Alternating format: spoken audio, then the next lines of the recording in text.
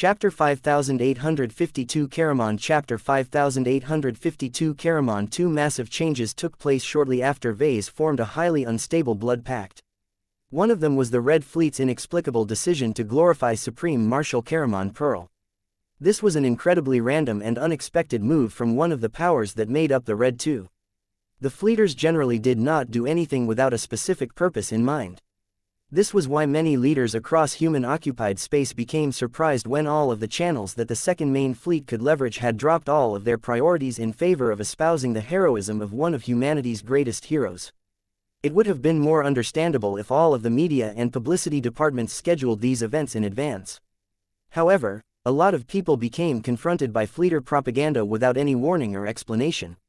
Opening square bracket ... The human spirit shall endure. As Supreme Marshal Caramon Pearl had once led a beleaguered human race to demolish the aliens of the Milky Way, his ideals shall guide us through our struggle once more. Opening square bracket ... Let us remember the man who saved human civilization from the treachery of alien lovers and single-handedly started the Age of Conquest.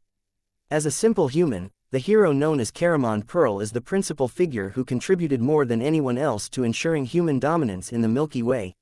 Red humanity has lost its way. We have become lost and splintered after the Great Severing. Instead of bickering among ourselves, we should unite and fight the aliens together. There is no better example to learn from than Caramon Pearl, whose military and political acumen enabled him to forge many different groups of people into a single united empire. The Red Fleet's initiative went beyond flooding the galactic net with propaganda broadcasts. Many Fleeters received instructions to read up on Caramon Pearl or listen to impromptu history lessons about this historical figure. Those stationed in highly populated cities and space stations even went out on the streets with instructions to mention the historical hero's name in any way possible. Have you heard of our Lord and Savior Caramon Pearl? The Red Fleet will save our race just as Supreme Marshal Caramon Pearl has saved us in the past. In light of the brave sons and daughters of Red humanity who suffered defeat at the hands of the native aliens, our branch has decided to create the Caramon Pearl Recovery Fund to subsidize starship acquisition and repair programs for qualified private mech forces. As the Red Fleet pushed Caramon Pearl's name to such an excessive degree, many people began to wonder whether the powerful organization had come under the control of a madman. It was not just the mechers who were wondering whether their archrivals had become compromised, but also the Fleeters themselves. Those who were not aligned with the Second Main Fleet criticized this initiative the most. The actions of Fleet Admiral Stanley Argyle and his lackeys were embarrassing their noble institution.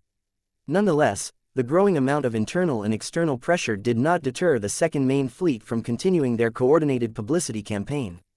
November LBJNN. Back inside the Dominion of Man, Vase clearly sensed that all of these efforts were working. Caramon. The crew serving aboard the Dreadnought contributed most of all. Vase had not primed them in the preceding days for nothing. Many of the depictions of men in heroic situations had been altered to portray Caramon Pearl. Sure, the Supreme Marshal had never fought an infantry battle against phase whales or thousands of other alien species depicted in those exaggerated paintings. The many historical inaccuracies did not matter, though. Intent was far more important than the truth. With the support of the crew most of all, the ancestral spirit was showing clear signs of recovery. The spiritual feedback that the entity was somehow gathering from billions if not trillions of people across the Red Ocean had become so much that he was rapidly rising through the first and second major cultivation ranks. Yet despite all of this amazing progress, the unstable blood pact still remained incredibly lopsided. The Dominion of Man was too immense. Her size and mass far exceeded that of a mech, and her armaments alone were cataclysmically more powerful. All of this imposed such an enormous load on her new partner that the blood pact continued to deteriorate regardless of how quickly Caramon was rising to the occasion. The Alpha Plus brains are beginning to overheat. One of the weapon departments has reported serious glitches. One of our data storage units has just been corrupted. The Dreadnought continued to suffer. Sigrund and the other experts tried their best to keep the brain units as healthy as possible. Vase continued to keep a close eye on the 5 Alpha Plus brains. He originally thought that their close neural integration was sufficient to merge them together, but each of the brain units used to belong to strong personalities. Whatever happened in the past few minutes had somehow sped up the revival of the remnant spiritualities associated with the brains. Blinky, do your best to merge these remnant personalities with Caramon. Muro. The Star Cat reinforced the tethers that anchored Caramon to the dominion of man and tried to integrate the spirit more extensively to the 5 alpha brains. It was already fairly troublesome to do so with a single brain, but trying to keep Caramon integrated with 5 separate organic AI cores at once was a different story. Blinky had to leverage Vess's ingenuity to the fullest in order to figure out and implement inventive solutions. The measures were working. The Alpha Plus brains no longer fought against each other, but instead started to work together as had always been the case. Though Vase did not possess extensive expertise in brains, the readings started to look a little more encouraging. How is the brain trust, Sigrun? The Alpha Plus brains began to feel more special to Vase, but he knew far too little about what he was doing to determine whether his ambitious gambit would succeed. It is getting better, but only marginally. The strain on the Alpha Plus brains is dropping, but it is still at an unusually high level. We cannot sustain this state for too long. Vase nodded in understanding. Are the Alpha Plus brains starting to show any signs of synchronization? Yes, but the signs are not strong yet. The 5 brain units are still performing many calculations by themselves. It will likely take time for their synchronization rate to approach 100%, but there is no guarantee this will happen. The Alpha Plus brains began to feel more special to Vase, but he knew far too little about what he was doing to determine whether his ambitious gambit would succeed. He needed more time. Caramond was growing stronger at a faster rate. So much spiritual feedback was pouring into the newly created entity that he was rapidly starting to become smarter and more capable of leveraging his rising power. Much of the spiritual programming that Vase had integrated into the Ancestral Spirits template was beginning to produce results. The powerful entity was made with the Blood Pact in mind. Caramond went into action as soon as he was able to do so and tried his best to strengthen the Blood Pact on his end. Vase found it impressive that Caramond rose to the occasion without actually breaking all of this time. This was one of the reasons why it was so critical to form a Blood Pact when he was still new. Caramond therefore remained in a fairly malleable state, which meant that he adapted a lot better to the demands imposed by this powerful spiritual connection. This was counterintuitive to people, as human babies were usually too weak and defenseless to do the same. However, Vase had created too many spiritual entities for him to apply mortal rules to intangible existences. You have done a good job so far, Caramond, but the next challenge is about to come. It took a bit of time for the Dominion of Man to run at full power. The Dreadnought not only had to increase the power generation of the spark reactor to the limit, but also had to activate a lot of Azure shield generators and other ship systems that expended a huge amount of energy. All of this was necessary to channel as much energies from the spark reactor throughout the hull as possible. As the spark reactor started to become more and more active, an amazing series of changes occurred. Vase and Blinky experienced a second source of pressure all around as the spark reactor supplied far more than huge quantities of electric energies. The spark reactor also produced a lot of fire-attributed E-energy. The living spark stuffed inside the center of this massive construct possessed true God-level characteristics, so its material energies and metaphysical energies were never truly isolated from each other. Normally, the spark reactor did its best to separate these energies, but this time was different. It took a lot of convincing and modifications, but Vase managed to convince the engineers responsible for maintaining the spark reactor to let a bit of fire-attributed E-energy piggyback off electric energy. What this essentially meant was that the spark reactor's fire energy rapidly began to proliferate throughout the entire hull. Fire energy spread to everyone, even in sections where it was never meant to go. The potent and extraordinary energy reached places such as cafeterias, command centers, cabins, armies, dread armor repair centers, shuttle bays, hydroponics, fire control systems, ammunition stores, life support systems, and so much more. Practically every single powered part and system of the Dominion of Man began to get exposed to the spark reactor's fire energy. This was incredibly significant to Vase. He no longer regarded the spark reactor as a source of electric energy. If the Dominion of Man was like a gigantic organic body, then the spark reactor functioned as the heart. At this time, the spark reactor distributed its endless supply of fire-attributed E-energy through the arteries of the Dreadnought as if it was pumping blood. The entire interior of the Dreadnought grew hotter. The temperature hadn't risen at all, but everyone felt as if they were being exposed to the rays of a star. Once this effect had grown past a certain threshold, Vase quickly took action. The pact must change. Mere blood could no longer turn the Dominion of Man into a passable Karman warship. The starship was too damn big and strong relative to the circulation of human blood. To be more precise, the brain trust was far too pathetic while the blood sacrifice of the crew was even less effective. Vase suspected that even if all of the crew serving on the Dominion of Man sacrificed their lives at once, they still wouldn't provide enough power to do the job. Since that was the case, Vase made another bold and daring experiment. He had made the risky decision to substitute blood with fire energy. While blood still played an important role in keeping the two Karman elements together, the introduction of potent fire energy could do a lot to compensate for the fact that the Dominion of Man was never designed to function as a conventional Karman warship. At least that was the theory. Vase and Blinky worked quickly to alter the blood pact so that it became compatible with fire-attributed E-energy. It helped a lot that Vase had accounted for this possibility beforehand. The feature had already been baked into Caramond and the Brain Trust, so all he had to do was flip a lot of intangible switches in order to activate this hidden functionality. It's working. The blood pact was no more. By tapping into the output of the spark reactor, Vase had managed to create the first bloodfire pact. Just as its name suggested, it was a pact formed by relying on the power of blood and fire-attributed E-energy. Suffice to say, a bloodfire pact was far more powerful than any mundane blood pact that Vase had established in the past. Flame and heat exploded from all 5 Alpha Plus brains. Seconds later, all of the other organic AI cores burst into flames. This was despite the fact that they were all floating in their own nutrient vats. Fire. Activating extinguishers now. Wait, Vase called out. They're not actually on fire. Look at the temperature readings. The brains are only metaphysically on fire. What is that supposed to mean? Vase wanted to scratch his head. I have no idea, but I don't feel that this is a detrimental process. Don't do anything that would interrupt this process. Chapter 5853 ignited. Chapter 5853 ignited. The blood pact was formed and sustained through blood. Although the Karman systems integrated into metallic mechs did not appear to serve any functional use, their symbolic and metaphysical functions were much more significant. Blood was the medium that tied the Karman mech pilot and Karman mech together. The choice of blood was deliberate. Due to swallowing a certain enlightenment fruit, Vase had become intimately familiar with the extraordinary properties of human blood. Water and other liquid substances clearly weren't suitable.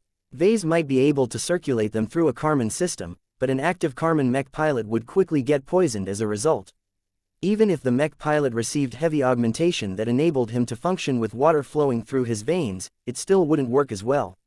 Unlike blood, water possessed other inherent meanings. It did not hold the same attributes that paired up well with the Karman system. This was why Vase stuck to using blood as the primary connecting medium for such a long time.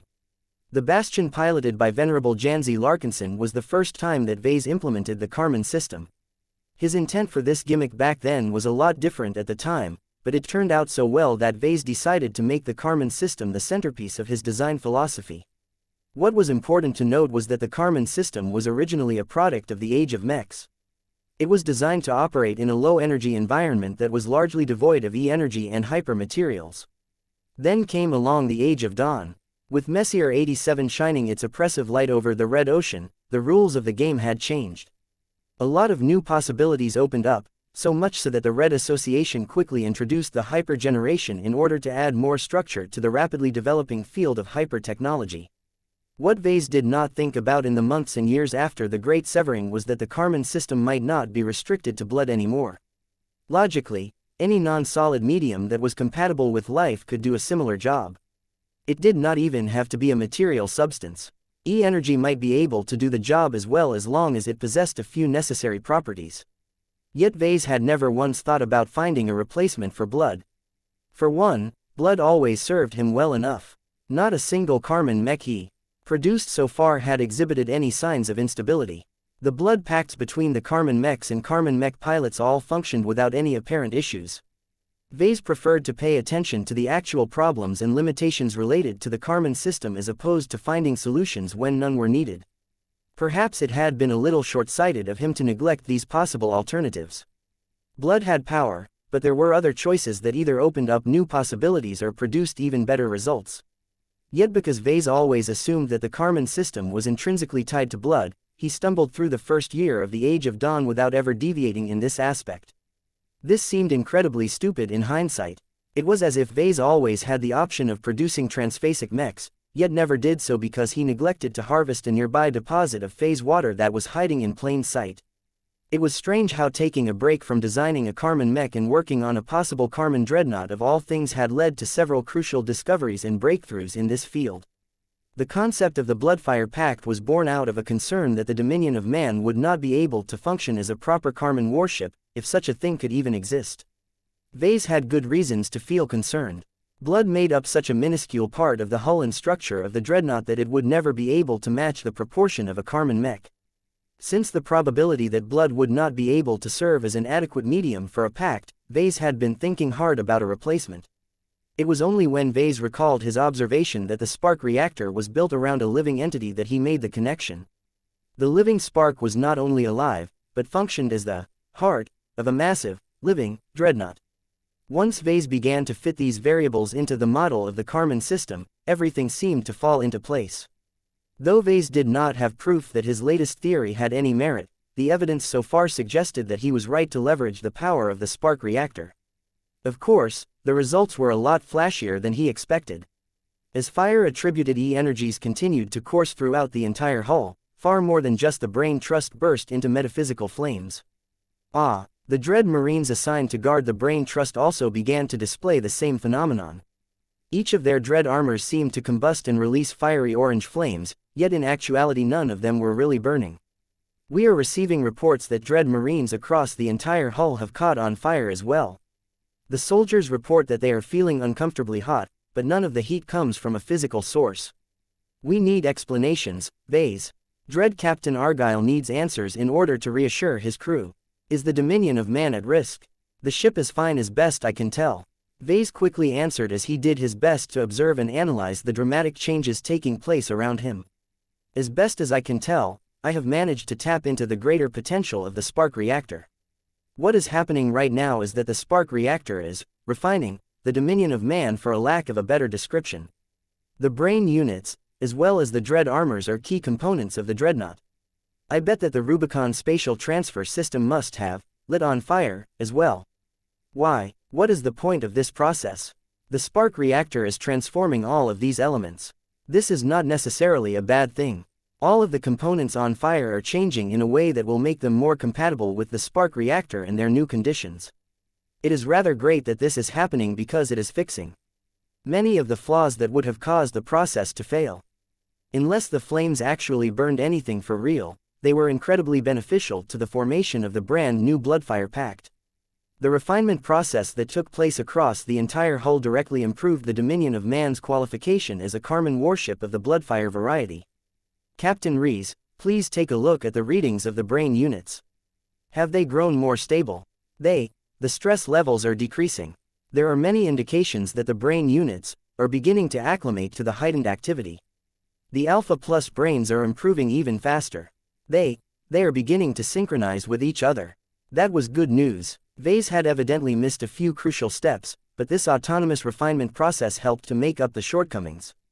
The brain units remained physically separate, but they had started to come together in a spiritual sense. Instead of functioning as separate brains, they began to behave more like collections of brain cells that happened to be a little more separated from each other than usual. While Vase was glad that the spark reactor induced all of these spontaneous transformations, the problem was that these were directed actions. There was an intelligence that purposefully engineered these changes. Caramond was not responsible. He was too new and did not know how to properly exercise his power. The brain units themselves also shouldn't be responsible because they did not possess any coherent sapience before he started the ritual. The only explanation that made sense was that the living spark itself was responsible somehow. Vase found it difficult to accept this conclusion because he was pretty sure that the living spark was devoid of any intelligence. It was supposed to be the spiritual equivalent of a clone. It had lots of power, but no real mind to do anything more sophisticated than leak it out of its intangible body. This was also an important reason why Vase felt a bit more comfortable with forming a so-called Bloodfire Pact.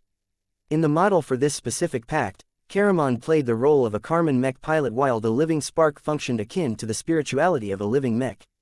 So long as Caramond was the only properly sentient and active intelligence in this relationship, the ancestral spirit would remain in charge of the powerful dreadnought. However, it turned out that this assumption was wrong. The current indications suggested that the living spark was not as devoid of intelligence as Vase expected. This was a scary thought. If the living spark possessed a hostile attitude towards the Red Fleet and Red humanity, then the dominion of man had the potential to turn into a demonic dreadnought. Yet, as Vase and Blinky continued to observe the burning brain units and dread marines, there were no signs of any adverse changes. The strange flames did not cause any physical or spiritual harm. Nothing showed any signs that they were hijacked by another intelligence. The spark reactor operated at full power without exhibiting any complications. The conclusion that Vase drew from these observations was that if the living spark was not an enemy, at least for the time being. November LBJNN Vese's actions may have inadvertently woken up the living spark. That, or he had caused it to develop an actual semblance of intelligence. Whatever the case, this scarily powerful true god-level entity did not try to break out of the spark reactor, but instead stayed put and continued to supply a huge amount of power to the dominion of man. More importantly than that, the living spark either accepted the terms of the Bloodfire Pact or decided to tolerate the existing one. This was a far better outcome than trying to resist. The permanent spiritual bond. As time went by, the crew of the Dominion of Man slowly became accustomed to mysterious phenomena. They were all elites who could withstand a lot of shocks. So long as their superiors told them that the illusionary flames were harmless, they did their best to remain calm and in control. Panic would not help their situation in the slightest. What mattered at this time was the transformation and stabilization of the brain trust. It was the crucial element that tied Caramon together with the Dominion of Man, or more precisely the living spark. The flames are beginning to fade. The heat is abating. As the transformation started to subside, the Dominion of Man had become a lot more integrated with her spark reactor than before.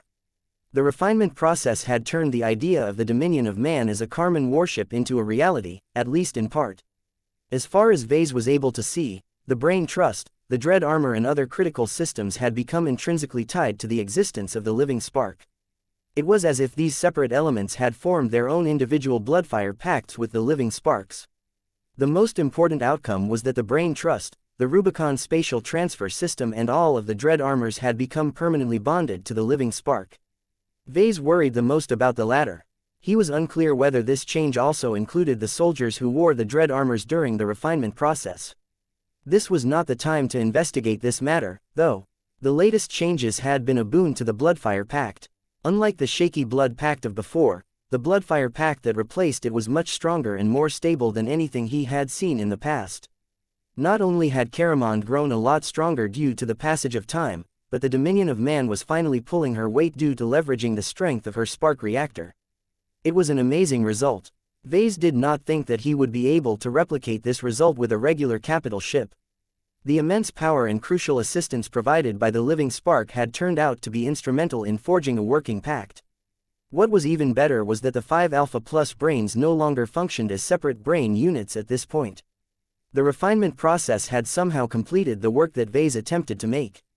According to the readings, the crucial collection of brain units had truly begun to function like a mythical S-grade super brain. The consequences were enormous and far-reaching. The entire brain trust began to radiate a different sort of power. It's working, it's actually working for real this time. Though Vase still needed to conduct a lot of examinations to verify his results, he had a strong hunch that the living spark's intervention successfully finished what he started. The consequences to all of this became very clear as the pressure from above was rapidly growing stronger. Whether it was the Bloodfire Pact, the magical refinement process or the complete formation of a super brain, the heavens had grown jealous at what Vase had managed to cobble together. Chapter 5854 A Hidden Pact Chapter 5854 A Hidden Pact When the Red Fleet initiated a widespread publicity campaign that was solely meant to put Supreme Marshal Caramon Pearl to the forefront of everyone's consciousness, many people took notice. The Fleeters had always been driven by calculation and rationality. Their principles were abundantly clear and their oldest traditions went back millennia. While the Red Fleet most definitely kept a lot of secrets, they usually managed them pretty well. Lieutenant Commander Astrid Jameson's leaks had been the only time in recent memory that the Fleeters acted against their own rules and regulations. The current incident might not share any resemblance to the abrupt push to bring Supreme Marshal Caramon Pearl to the forefront of public attention, but plenty of people figured out that there may be a common element that was responsible for provoking both incidents. Deep inside a hidden biotech research facility where an entire research division conducted exhaustive studies on phase whale and phase lord tissue samples, an eminently powerful figure sat in the middle of an enormous hall. The woman was instantly recognizable. Her tall form, her purple robe, and above all else her overpowering god kingdom identified her as one of the 8 iconic god pilots of Red Humanity. The evolution which had been assigned to guard and patrol the border regions around the Vivan Upper Zone this time. The native aliens had relented in their latest pushes at the upper zones at this time. That did not mean that the Red Cabal had run out of steam. No, it was the opposite in fact. The intelligence services of the Red Association had picked up many indications that the aliens had decided to stop sending warfleets into human space in bite-sized portions. The Red 2's premier warfleets, along with the active protection of god pilots such as the evolution, which ensured that none of these intrusions managed to get much done. It would have been tolerable if the alien warfleets managed to inflict irreplaceable losses to their opponents before they inevitably got wiped out, but the results were too meager to sustain this effort. The aliens were not stupid. They were not eager to throw themselves to their deaths. It became increasingly evident that the Red Cabal had collected enough intelligence about their extragalactic foes to recalibrate their strategy. Since there were so many moving parts involved, it took a lot of time for the natives of the Red Ocean to execute a strategic shift. The evolution which smelled a major offensive on the horizon. She knew that this lull would only be temporary. Once the aliens got ready to attack with much greater fervor than before, they would inevitably come up with a trump card or two that were designed to contain god pilots such as herself. This made it more important than ever for the few god pilots who found themselves stuck in the Red Ocean to do whatever it took to increase their strength and capabilities. The issue was that god pilots no longer had a solid direction to follow. Every mech pilot up to the rank of god pilot merely had to fight, train and master their own selves.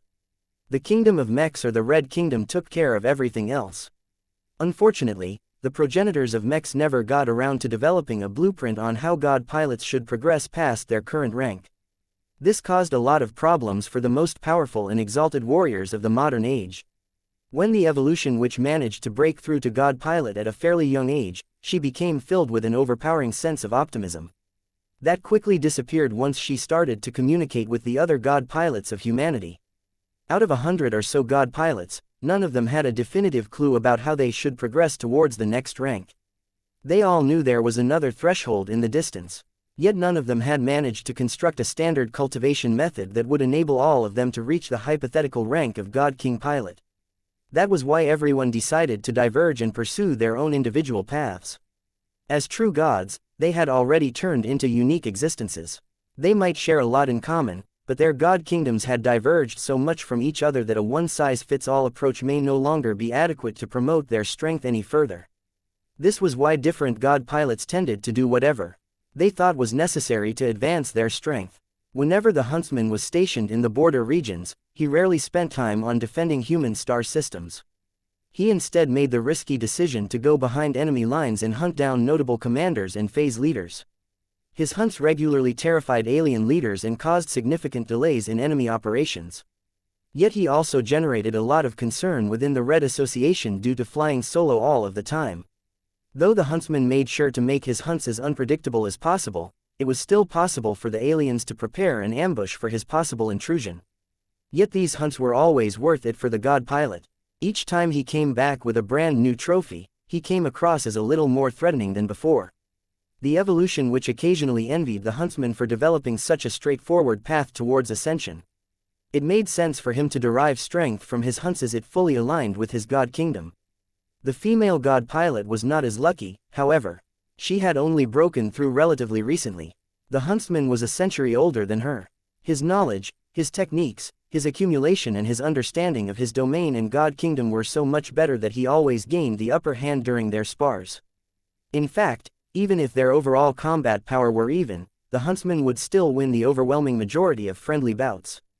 The huntsman countered her. The evolution which's greatest advantage was her ability to absorb and mimic the strengths of every extraordinary creature she came into contact with. She was able to assimilate, optimize, evolve and even merge the best biological characteristics of the most powerful organisms of the Milky Way and the Red Ocean. Her versatility was nearly unmatched. The most recent major operation had been incredibly rewarding to her as she managed to absorb an entire ancient phase whale. Though it took a lot more time and effort to fully assimilate and master the extraordinary abilities of the once powerful Singularity Lord, she could already pass herself off as a fairly powerful phase whale at this time. Yet for all of these advantages, the huntsman still regarded her as prey. Her continuous defeats against him rankled her pride and affronted her sensibilities as a god pilot. She did not necessarily mind the fact that she was losing. What truly upset her was the fact that she never managed to improve her performance after all of this time. The gap between them was growing. No matter how many mutated beasts and calamity beasts her Geniforder absorbed, she only became more versatile as opposed to getting stronger.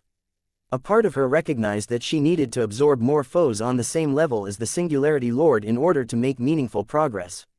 However, the ancient phase whales had all made themselves scarce. Not only were they hiding on the other side of the dwarf galaxy, they also hid their precise whereabouts by holing up in their pocket spaces. Besides, Lucy Miyazaki had a strong feeling that assimilating another ancient phase whale would merely turn herself into an even bigger piece of prey in front of the infuriating god pilot. A normal mech pilot would have recognized and accepted the fact that the huntsman was her natural counter. A god pilot would never give up. It was against their nature to do so. The evolution which swore to herself that she would do whatever it took to defeat the huntsman in single combat one day. Of course, that was not the only reason for her to pursue greater strength. She also took it upon herself to defend Red humanity, defeat the Red Cabal and fend off other threats. The real reason why she was so fixated on defeating the huntsman was because this rivalry exposed the limitations of her old approach. If she wanted to overcome her own weaknesses and defeat her implacable peer, she needed to pursue a different evolution strategy. This was why another true god was sitting in a lotus position in front of her mortal form. It took a lot of effort to control her god kingdom and prevent it from repelling the powerful guest. The evolution which exerted just enough of her divine willpower to exert a light degree of pressure towards her fellow true god. The manifestation of the superior mother continued to raise her arm and project her energies towards the evolution which, while it was not her forte, the incarnation of Cynthia Larkinson did her best to project piercing energies that were reminiscent of the huntsman's sharp domain. It was clear that one of them had it much easier than the other. It was so easy for Lucy to strengthen her god kingdom and block the flow of E-energy. She could even take it a step further and repel the superior mother's fragile domain. However, that was counterproductive to her goals. If the evolution which wanted to become strong enough to defeat the likes of the huntsman, she wouldn't be able to do it alone. She needed help. It was difficult for a god pilot to admit this fact, but Lucy was not as stubborn and arrogant as the likes of the First Flame. She was younger and less experienced than any other god pilot. Everyone else was doing their best to grow stronger in their own ways, so it was extremely unlikely for the evolution which to catch up to any of them if she relied on her own efforts. This was why she actively sought out the help of one of the most dangerous cultivators of the Age of Conquest. Though their initial introduction had been tense, the evolution which and the woman formerly known as Cultmaster Original Sin both figured out fairly quickly that they had a lot of grounds for cooperation. Neither of the two had any desire to revisit the sins of the pasts. The future weighed much heavier on them, so they quickly managed to form a pact that would compel them to assist each other's cultivation as best as possible. Aside from exchanging knowledge and secrets that were helpful to their counterparts, they also started to experiment with conditioning each other. For example, the evolution which partially exerted her god kingdom on the superior mother in order for the latter to increase her ability to cope with other god pilots. The superior mother utilized her versatile mastery of the elements to acclimate the evolution which to specific attacks. The results were relatively meager so far, but both were hopeful that they could strengthen each other in more meaningful ways. Both abruptly paused the current session. The manifestation of the superior mother cut off the flow of energy and lowered her arm. The matronly figure frowned. "Have you noticed?" "I have." Lucy faintly nodded. "The researchers in the base are discussing the latest actions of the fleeters. Let me guess. Your son is involved." The superior mother snorted and crossed her arms. "That brat of mine is incapable of sitting still. This is just the start. By the time the day has come to an end, he will become the talk of Red humanity." Again, the evolution which did not know if she would be able to tolerate such a naughty offspring. She felt fortunate that she had dedicated herself so much to her life and career that she never got around to having kids. "Do you require my assistance to contain the fallout?" The god pilot offered. "It shouldn't be necessary. Vase has plenty of contacts to lean on. Besides, You are located too many star systems away from him to render aid in time. That may not always be the case, my friend. Let us not get ahead of ourselves, Lucy. First we need to master an aspect of each other's powers. Chapter 5855 A Talk Between Fleet Admirals. Chapter 5855 A Talk Between Fleet Admirals. The Evolution Witch and Cynthia Larkinson were far from the only powerful figures to notice the Red Fleet's unusual movements. Many of them had access to enough intelligence to deduce the ultimate culprits responsible for publicizing Supreme Marshal Caramond Pearl en masse. Enough Tier 1 and Tier 2 galactic citizens also possessed enough knowledge to guess what was taking place. It went without saying that none of them were particularly pleased at what was happening. Bang! Fleet Admiral Argyle, this is completely unacceptable. Just because your son is the captain of the Dominion of Man does not mean you are free to alter it to this degree.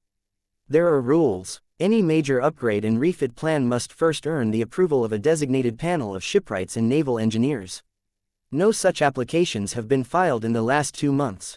The head of the Second Main Fleet continued to remain cool as the physical projection of his counterpart from the 5th Enforcement Fleet expressed her dissatisfaction.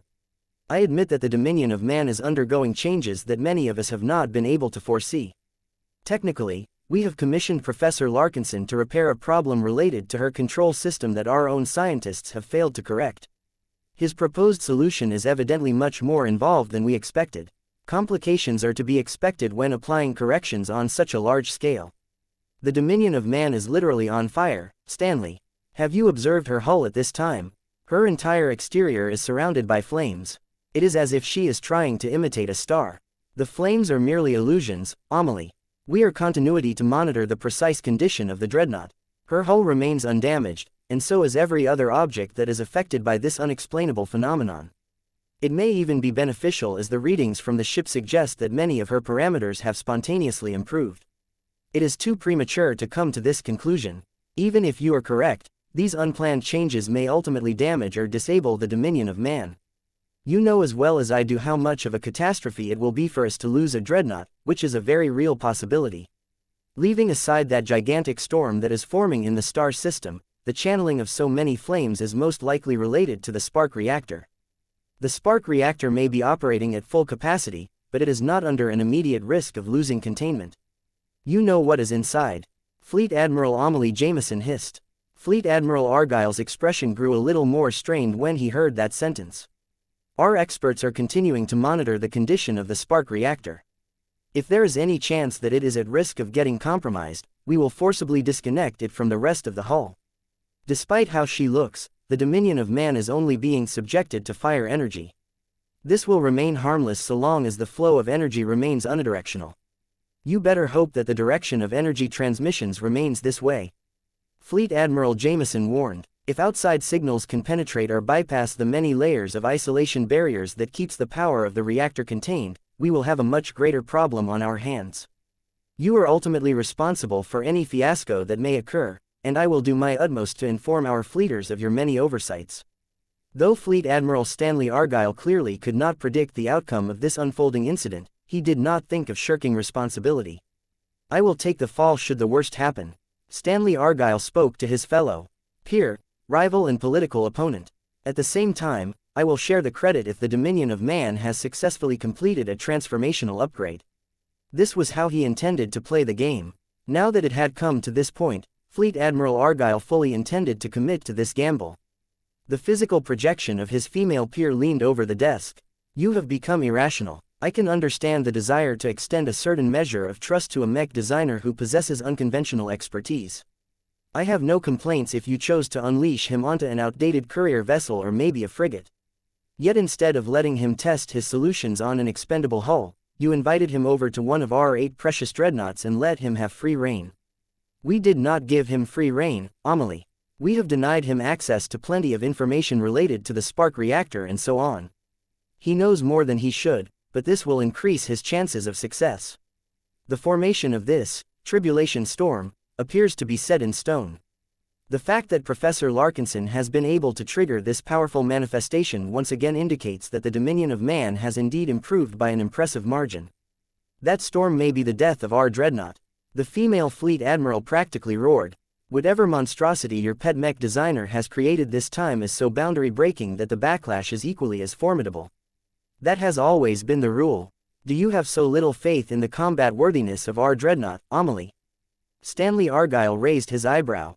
I am not assuming that the dominion of man is guaranteed to shatter from the fury of this storm, but the probability that this will happen is unacceptably high. According to the preliminary calculations of one of my special research times, the size and energy signatures of this growing storm indicates that it will escalate to the point where the strikes can overwhelm the dreadnought's defenses and inflict serious material damage to her hull. It will be a catastrophe if that happens. None of our dreadnoughts have yet to suffer serious harm. November LBJNN. That is because we are far too reluctant to dispatch our dreadnoughts to battlefields where they may face adequate resistance. Stanley Argyle replied, it is because we are being prudent about preserving our strategic deterrent. The old woman insisted, our dreadnoughts are not even close to ready for the battles to come. Our R&D departments are doing all they can to improve our application of hyper-technology, but they have made good progress in the past half year. The Dominion of Man was scheduled to undergo her next refit within 2 years. You could have waited for her to receive her next round of upgrades as opposed to acting prematurely. You know why I had to do this. Your obstructionism would have delayed us for too long. Besides, I have read the same progress reports as you. Our recent technological gains may have been impressive, but they can only ever close the gap with God mechs. I have read nothing that gives me any reasonable expectation that our dreadnoughts can achieve parity with the most powerful God mechs. Even if the performance gains are more optimistic than expected, the mech industry has not remained idle. The performance of every active God mech will continue to rise. I deem it justified to take a risk and allow Professor Larkinson to have his way with the Dominion of Man. The Dominion of Man is a poor choice to unleash this cretin of a mech designer. Amelie Jameson said with a clear tone of disapproval. Her defenses are adequate, but not the best. The indignation of righteousness is able to withstand much more powerful attacks. Much of the offensive power of the Dominion of Man is tied to her dread Marines. Her gun batteries are not as strong or numerous as the direct offensive arsenal of the guns of Armageddon. Stanley Argyle inclined his head. You have raised valid points, but the name of the Dominion of Man possessed much greater symbolic weight than the indignation of righteousness and the guns of Armageddon. You may despise the occult, but you cannot deny that it exists. What has happened to you, Stanley?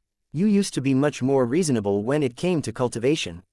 Has Professor Larkinson corrupted you with his devil tongue? Nothing of the sort has happened. The male fleet admiral shook his head. I merely came to the realization that we cannot cling to our existing policies when we have already entered a radically different age. We also do not have the luxury of time. We have decades at most. While I am reassured that the Red Association is doing its utmost to rise to the occasion, we cannot afford to fall behind. We are not living in the age of mechs anymore. We have entered a turbulent new age where we must accelerate our progress to regain our superiority in this dwarf galaxy. Amelie gave Argyle a pointed look. Establishing our dominance in the Red Ocean is not our primary objective. The survival of our race and our organization supersedes the need to satisfy our egos. Our dreadnoughts are not required to match or exceed God mechs. They merely have to be strong enough to keep our current enemies at bay. They will not be able to fulfill their mission nearly as effectively if one of their hulls has befallen an accident, especially one that you have engineered through your own decision-making. A brief pause ensued as both leaders went over the hidden implications of the current situation. Fleet Admiral Argyle eventually offered a firm response. I respectfully disagree with your assertion that our dreadnoughts should only be used to buy time. This is the coward's way out. Have you forgotten what our uniforms stand for, Amelie? We are human. We are the successors of Supreme Marshal Caramon Pearl and the generations of humans who followed his will. No enemy is insurmountable. No alien is undefeatable. Through technology and grit, we can accomplish the impossible and carve out a permanent human empire in the Red Ocean. Every decision that I have made since the Great Severing is aligned with this purpose. Amelie Jameson looked at her fellow Fleet Admiral as if he had gone mad. Have you become brainwashed by your own propaganda? The Supreme Marshal is irrelevant in our day and age. His ideals and his willingness to defy the status quo are admirable, but only when the prevailing leaders have failed in their responsibilities. That is not the case here. Our Red Fleet is working on multiple measures to protect the Red humanity and guarantee the continuation of our civilization regardless of what happens. Besides, Caramon Pearl is hardly the paragon of righteousness as everyone thinks. He is not the role model that you of all people should be looking up to. Every hero has its dark side. Fleet Admiral Argyle chuckled. Hero or villain, nobody can deny that Caramon Pearl has been a pivotal figure in leading humanity to greatness. Red humanity needs a hero to rally around. I can think of no greater symbol to the masses than the Supreme Marshal. We can ensure the space peasants continue to look up at us so long as his misdeeds remain buried. The public does not necessarily desire for Caramon Pearl to give them courage. People only need the idealized version of this historical figure. Professor Larkinson is more than capable of satisfying this demand. What if this idealized version of Caramon Pearl grows out of control? It is good that we never thought about imposing hard control in the first place. Argyle grinned. It is better to properly nurture whatever life that Professor Larkinson has brought into existence. You are mad, the woman hissed. The same applies to the mech designer who you apparently trust more than our R&D departments. Your actions are weakening the foundation of the Red Fleet. Good. The Red Fleet as we know it has become too rigid, inflexible and old-fashioned to face the challenges of tomorrow. We must embrace more radical improvements, but in order to generate widespread support, we must break the tethers that hold us back. Chapter 5856 I am on fire. Chapter 5856 I am on fire. Why is the dominion of man on fire? It doesn't make any sense. There is no oxygen or other propellant in space that can sustain an exothermic reaction of this magnitude. The hull of the dreadnought has not sustained any apparent burn damage as far as we can observe. The fleeters are refusing to give us any answers. Professor Larkinson remains out of contact. The escort vessels surrounding the Dominion of Man have adjusted their formations. They are maintaining their distance while simultaneously remaining vigilant towards outside interference. From what I last heard of him, my prevailing theory is that Larkinson couldn't resist the urge to apply his Karman system to the Dominion of Man. I know it sounds unrealistic, but it is the only explanation that fits his eclectic capabilities. The dreadnought must possess special properties that coincidentally match the requirements of his Karman system somehow. I think that the dreadnought's famous spark reactor has played a decisive role in this attempted transformation. That is the most reasonable explanation why the enormous hull appears to have caught fire. Jovi Armelon answered a lot of calls ever since the Red Fleet began acting strangely. What happened to the Dominion of Man only confirmed that Vase was ultimately responsible. Master Goldstein and many other powerful leaders demanded a lot more answers than he could give at the moment. If not for the fact that mechers such as himself had not been invited over the Dominion of Man, he would have been able to supply much more exhaustive answers. As Jovi continued to endure requests for more information, he pressed his fingers against his forehead. Ves's latest actions had ignited yet another controversy. At least you are still here, Lucky. Meow. Lucky casually lounged on Hovi's lap as if he belonged on this spot. Your owner could truly do me a favor by being much more clear about what he intended to do today. He will be the death of me one day. As interesting as it was to accompany Vase as he continued to come up with the most inventive and revolutionary initiatives a senior mech designer could come up with, Jovi was starting to get tired of getting jerked around all of the time. The more time and energy he spent on cleaning up after Vase, the less he could allocate his resources to his own personal mech design activities. Still, it wasn't all that bad. Jovi had learned a lot of useful lessons from Vase that accelerated his progress. As far as he was concerned, it would do raw mech designers a lot of good if they shadowed talented but unconventional mech designers for a few years. The changes in perspective and exposure to completely different approaches to mech design never failed to broaden people's horizons.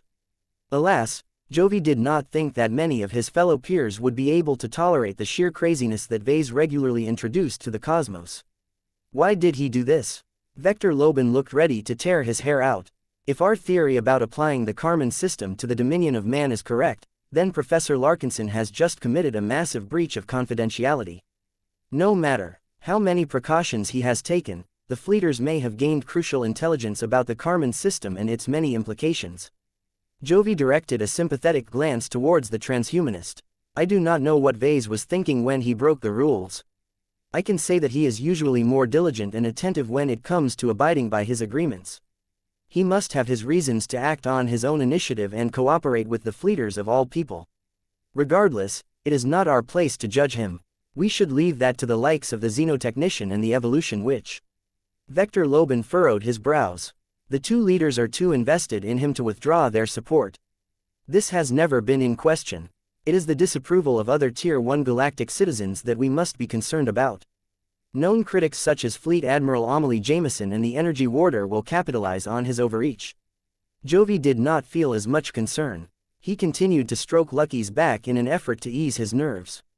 I think that Vase will remain just fine. The premise is that his gamble has paid off. If he truly manages to create the very first Karman warship in existence, the Red Fleet will become ecstatic. Our association won't necessarily be happy, but I think that there will be enough who understand that anything that increases the survival of red humanity is an act that should be pursued. Spoken like a true survivalist. Vector grumbled. You are the sort of mechers who would not hesitate to engineer the downfall of our association if it is for the benefit of our race. Vase may have already done so by proposing to found the Red Collective. Jovi calmly responded, not that this is a probable outcome. Our faction keeps the rest of our association in line. Enough of you are cognizant that we will do what is necessary to fulfill our mission. Our last conference has already proven that in spades. It is best to never test our bottom lines. There are times where I think that your survivalist faction is more extreme than the Unbound Humanity faction. Only the Dissolution faction and the Cosmopolitan movement are more extreme. It is no surprise that you survivalists are able to develop such a good relationship with Vase Larkinson. Jovi took that as a compliment. Thank you. I advise you to be more supportive for change if you truly want to earn his trust. He took the effort to call me shortly before he initiated his latest stunt, but he did not think to give you the same courtesy. I may have known him for years, but it is not as challenging to become his friend as you think. Alexa Strian has managed to work her way into his inner circle remarkably quickly. The two mechers soon stopped their exchange of words as they went back to answering calls. The mood among the people who were only able to observe what was happening from a distance was a lot different from the mood of the people who experienced the changes up close. An enormous amount of personnel was stationed on the Dominion of Man. The Dreadnought practically functioned like a moving colony settlement all by herself in terms of population. Many of the spacers and officers who suited themselves up in high-quality hazard suits and combat armor that befitted their ranks initially experienced a series of strange sensations as they participated in the massive ritual. They already found it odd that they had been ordered to make a lot of structural modifications to the power lines and substations and so on. They found it even more incomprehensible that they were instructed to manually alter the faces of many artworks featuring male figures. Why do we have to paint the Supreme Marshal's face in every hallway and compartment? Shut up and do your work. It is not our place to question our orders. A bot can repaint all of this in seconds and do a much better job than any of us. The man continued to complain. Why must we do this ourselves? We are not even the original artists of these bulkhead murals. There is weirdness in the works. It has to be when the Argyles invited the developer of living mechs to our ship. Wait, are you suspecting that this is part of an effort to turn our dreadnought into the warship version of a living mech? There is no other reasonable explanation. The sequence of events is obvious. This is impossible. Design philosophies are the principal reason why mechs are able to bend or break the laws of physics. It has never worked on warships unless the people responsible are star designers. I do not know what gives Professor Larkinson the confidence that he can upgrade the Dominion of Man, but I would not count him out. The Argyles know what they are doing. The sense of ritual grew heavier when the crucial moment arrived. From the moment they received the order to shed their blood, each of them felt as if they had developed a closer relationship with the vessel somehow. The seemingly nonsensical dances and other rituals initially caused them to question whether there was any functional benefit to engaging in these embarrassing acts, but they soon withheld their complaints as they developed an even closer relationship to the Dominion of Man. We are the guardians of mankind. Caramond Pearl has led us once. He shall lead us again. I dedicate my heart and soul to the ideals of the Supreme Marshal. While the Fleeters were not familiar with this phenomenon, their rituals and dedications all caused them to resonate with the Dominion of Man as well as the ancestral spirit that had just formed a connection with the Dreadnought. Though the resonance remained subtle enough to escape everyone's notice, this changed as soon as fire began to spread throughout the hull. The spark reactor generated a vast amount of fire-y energy. Much of it remained isolated until it could safely be disposed, but the difference this time was that a portion of it deliberately bled into the conventional power lines that connected to every section of the Dreadnought. This produced many consequences. At first, the spacers merely felt as if they were standing next to a blazing bonfire. It was only later that the spread of fire-attributed E-energy began to light several crucial ship systems on fire. Not only did the brain trust and the Rubicon spatial transfer system inexplicably burst into flames, the same also happened to every single fleeter equipped with dread armor. Initially, the soldiers wearing these heavy armors assumed they were under attack. If not for their excellent training and discipline, a few of the more trigger-happy soldiers would have discharged their weapons by this time.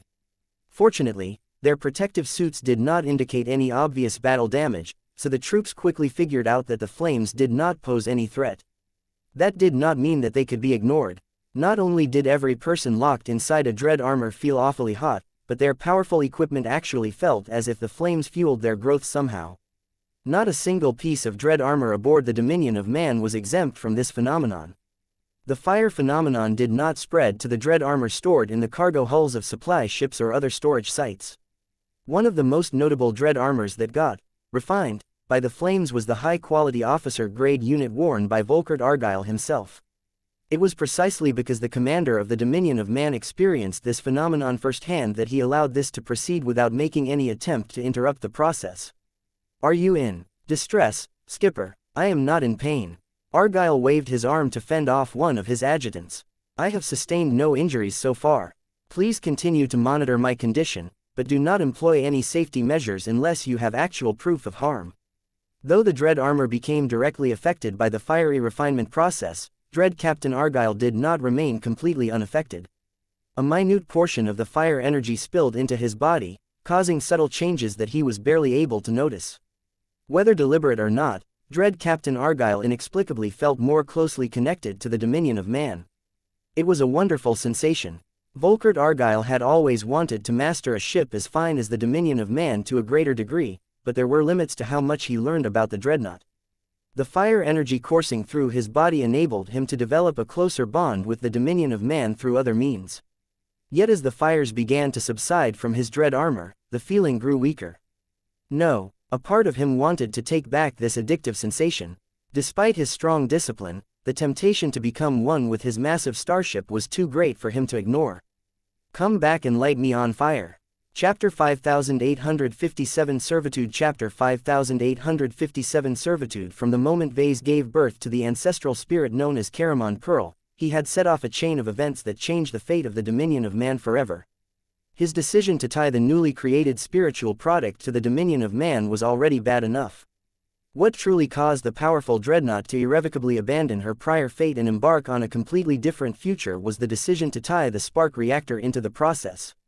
No amount of words could describe how reckless and ill-thought Vase had acted when he attempted to replace his tried-and-true blood pact with the highly speculative bloodfire pact. The good news was that the basic theory of this much more powerful variation of a regular blood pact held up in reality. Substituting lifeblood for fire energy worked out far better than Vase expected. Pretty much every section of the enormous hull of the Dominion of Man coursed with fire by the time the spark reactor generated energies at full capacity. Yet the side effects were far greater as well. Vase had become so fixated on the state of Caramond and the conditions of the so-called super brain that he scarcely wondered what had happened to the dread Marines assigned to guard the brain trust. Just because the illusionary flames had faded from their tall and imposing dread armors did not mean that the refinement process had ended. During the initial transformation of the Dominion of Man, the entire vessel had been symbolically lit aflame. Many new and unfamiliar aspects emerged. Some acted like seeds that still needed a lot of nurturing before they could bloom into flowers. Others only occurred briefly and faded when the flames had subsided. More had begun to stick around. One of the more consequential aspects to the crew was that each of them somehow resonated with the Dominion of Man, especially when the vessel was being refined by the spark reactor. Each of the fleeters who became affected by this mysterious phenomenon had been given a choice by the ship they served for a number of months or years. The fleeters who resonated particularly well with the Dominion of Man were plentiful. They generally fell into several categories. First were the troopers who donned dread armors.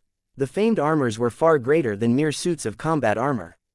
Through a mysterious production process that enabled them to contain a minuscule portion of the living spark's power, each of these empowered pieces of gear had transcended their physical limitations. The Marines who worked hard and earned the qualifications to equip themselves with the most powerful infantry gear in the Red Ocean developed a huge attachment to them without fail. Despite the absence of neural interfaces that enabled them to develop a mental connection with their powerful equipment, the troopers always developed a close relationship with their individual dread armors. Since the dread armors could be regarded as extensions of the dominion of man, the Marines who played such a crucial role in projecting the strength of the enormous warship all received the offer to become a part of the ship they served with pride. The ship recognized them. The dread Marines felt more valued than ever. Each of them became beset by illusions of possible futures if they chose to make the fateful decision to form a pact with the living vessel. They imagined themselves growing stronger by getting refined by the temperate but potentially deadly flames of the spark reactor.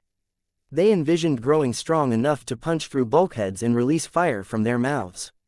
They conjured up glimpses of more distant futures where they had become so in tune with the dominion of man that they outlived anyone else due to the fire coursing through their veins. Over 90% of the dread Marines accepted this offer within seconds after they realized what it entailed. The remainder took a bit longer, but they accepted anyway as they could not imagine going back to their mundane and forgettable lives after they missed this opportunity. Only 1% of the combat Marines possessed enough discipline, external attachments and stubbornness to cling to their original oaths. The fact that so few dread Marines surrendered to the dominion of man was a testament to the latter's ability to convince people to forsake everything in favor of unending service. Unfortunately for the fire-blessed capital ship, she was not able to reach out to the other ratings and officers that served on the same vessel. The hazard suits and more conventional combat armor worn by the crew lacked the tiny sparks of fire that tied them to the spark reactor. This was why only a part of the crew outside of the dread Marines managed to resonate with the living warship. The ones who resonated with the dominion of man to a sufficient degree tended to be those who put serious effort into their rituals, those who served the longest aboard the dreadnought and those who possessed the greatest affection towards the magnificent vessel.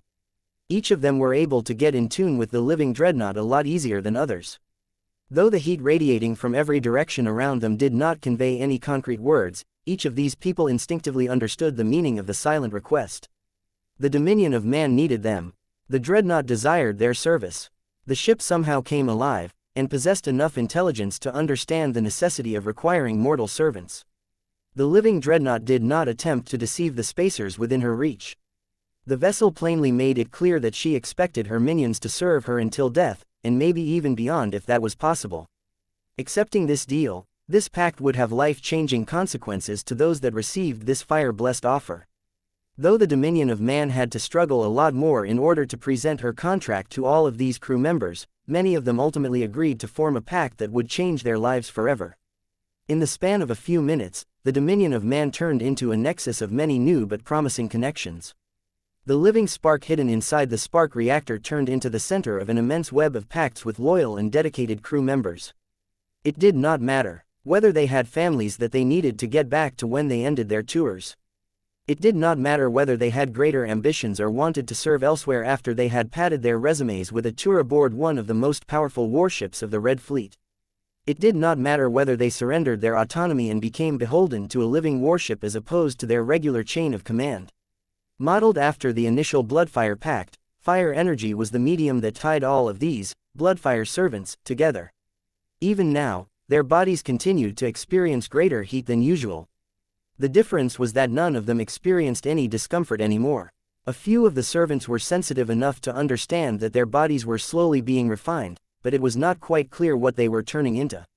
Naturally, none of them felt bothered that they had lost control over the evolution of their bodies. Once the Red Fleet understood the full magnitude of all of these permanent changes, it did not take much imagination to figure out that most people would not react well to these disturbing actions. However, nobody who cared about these issues was aware of what had happened at the time. The newly emerged Bloodfire servants did not express any overt signs that they had become beholden to the dominion of man. Each of them were able to sense their fellow kin from the moment they formed their pacts. They silently nodded to each other before resuming their duties with utmost attention. This was because each of them had become aware of the growing distress of their new master. The dominion of man had come under threat. The foe was not an ancient phase whale or a treacherous force comprised of human mechs and warships. The adversary was a lot more powerful and abstract this time.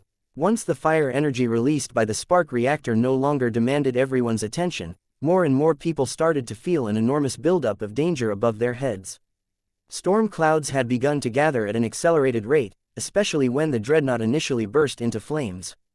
It was as if a mysterious switch had been flipped that somehow activated a turbo mode that amplified the storm clouds. The sight was completely illogical. How could storm clouds made out of liquid water drops remain cohesive in the void of space?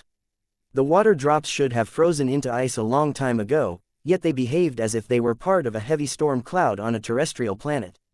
The fact that the gathering storm clouds disturbed the ambient energies and possessed an oppressive psychic component clued many people into the fact that it was far from an ordinary phenomenon. Previously, the storm clouds already looked ominous enough to look as if they could pose a real threat against one of the most powerful warships in the Red Ocean.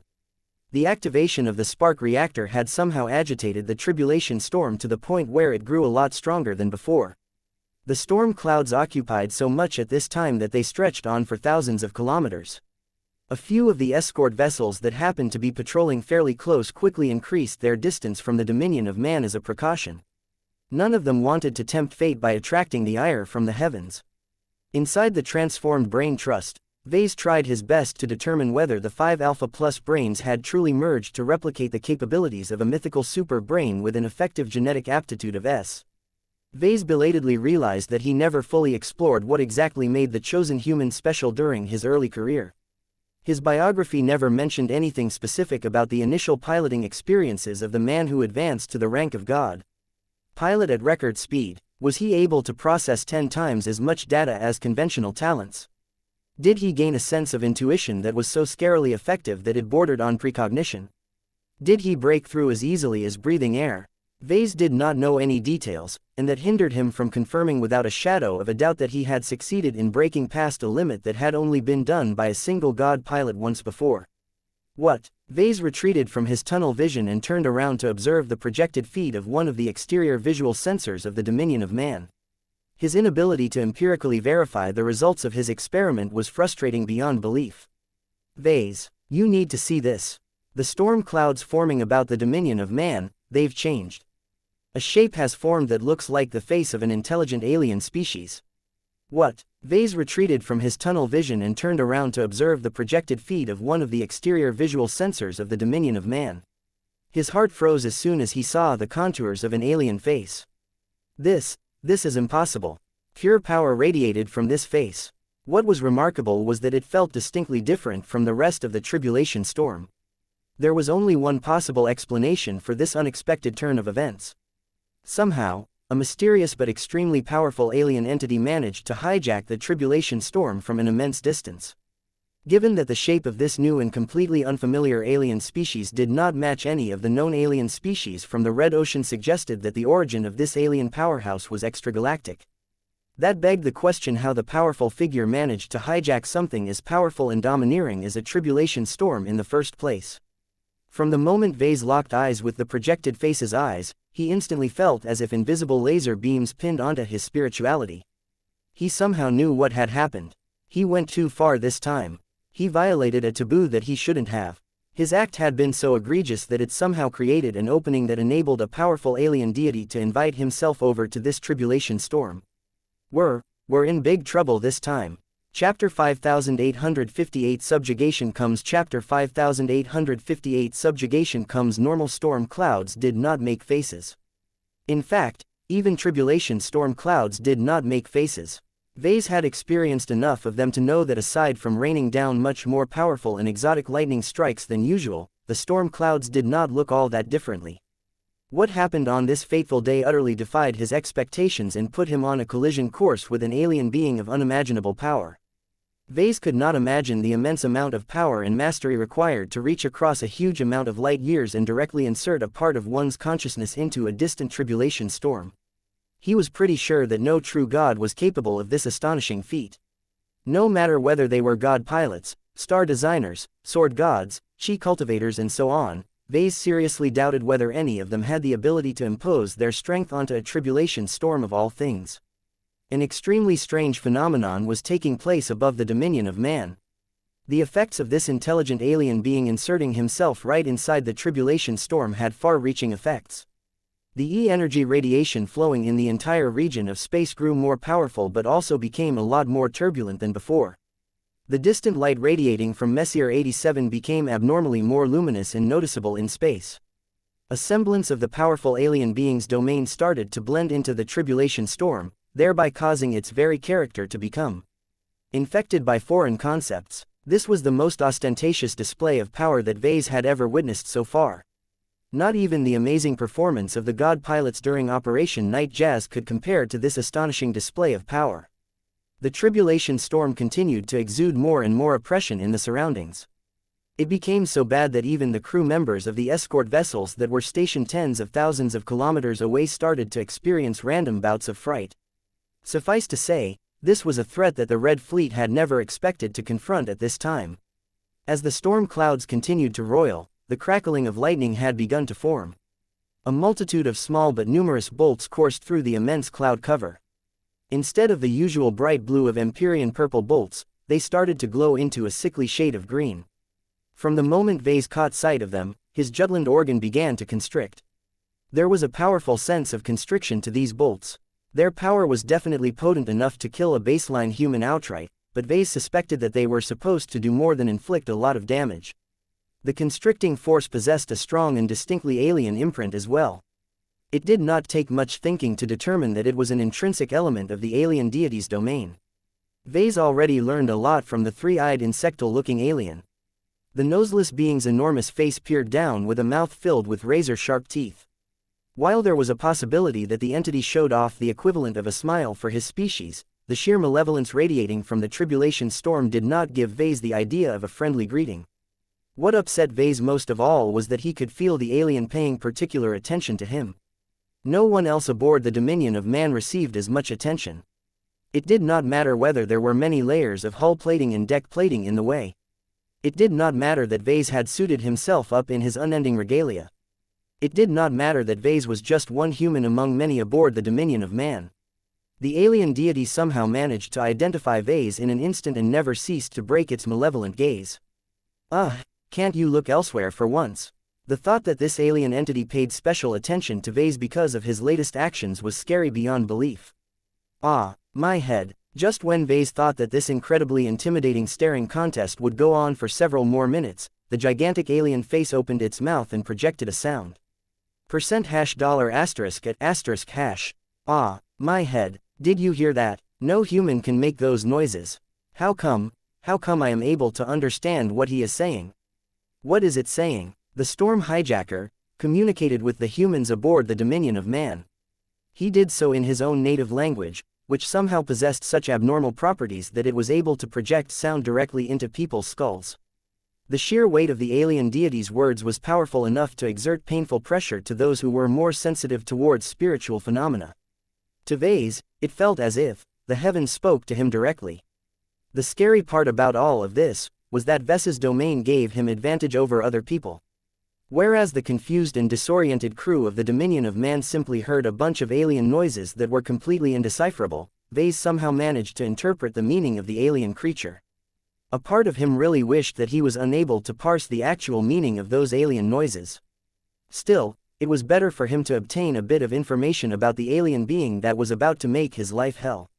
According to his own domain, the alien being, who came across as masculine in his species, conveyed this particular meaning in his opening statement.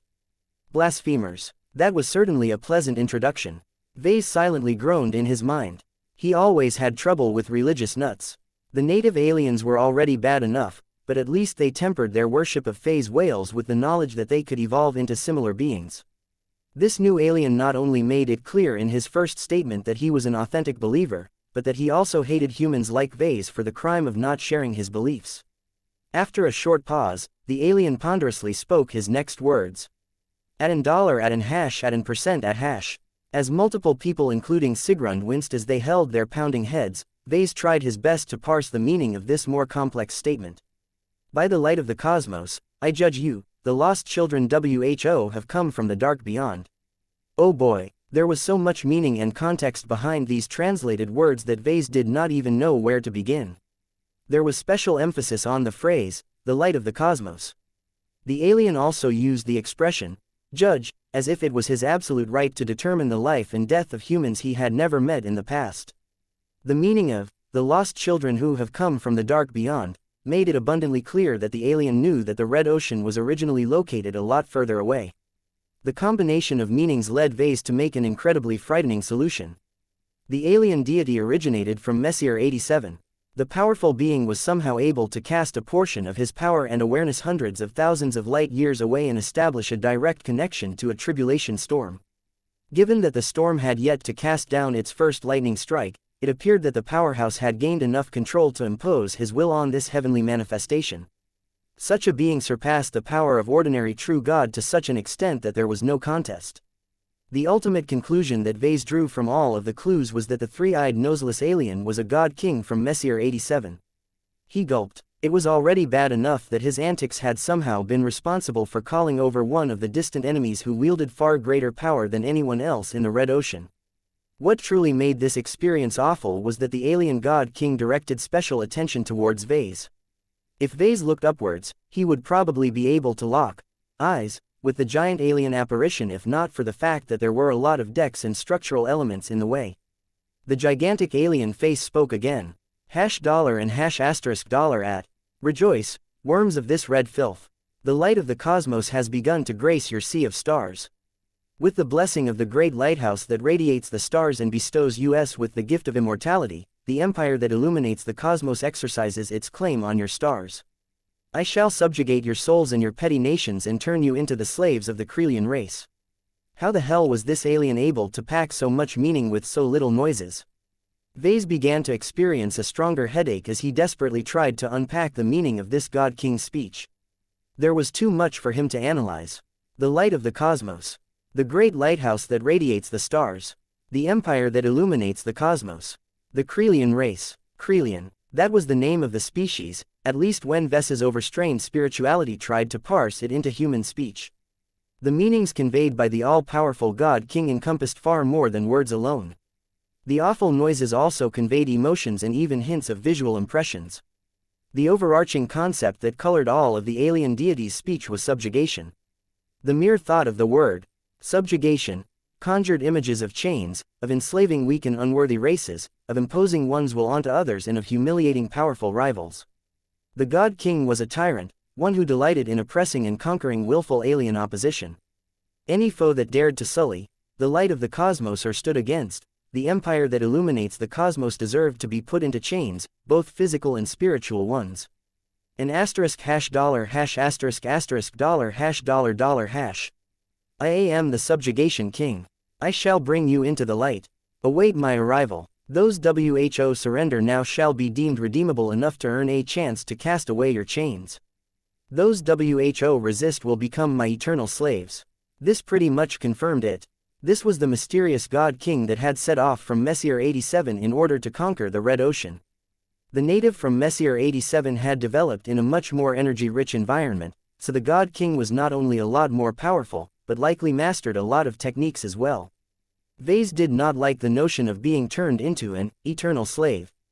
The phrase held special meaning to the God King. There was a strong suggestion that not even death could liberate a slave from his chains. The fact that this so-called subjugation king fixated so much on capturing and enslaving his adversaries suggested that he preferred not to kill his opponents. That should normally provide relief to his enemies, but it was very much opposite in this case. The tyrannical alien God King could do far worse to his captives than those who managed to get away easily by dying right away. There were ephemeral glimpses of battlefields where indistinct alien figures turned their weapons against themselves just so that they did not end up in the hands of the much-hated subjugated king. $$. You. The gigantic face exerted a lot more oppression towards Vase all of a sudden. The pressure was so great that Vase almost felt he was being flattened by a press. Me. November LBJNN, $@ at %. You have blasphemed against the light. Your crimes are far too many. Your soul is blackened by the sins committed against the light of the cosmos. There will be no escape for you.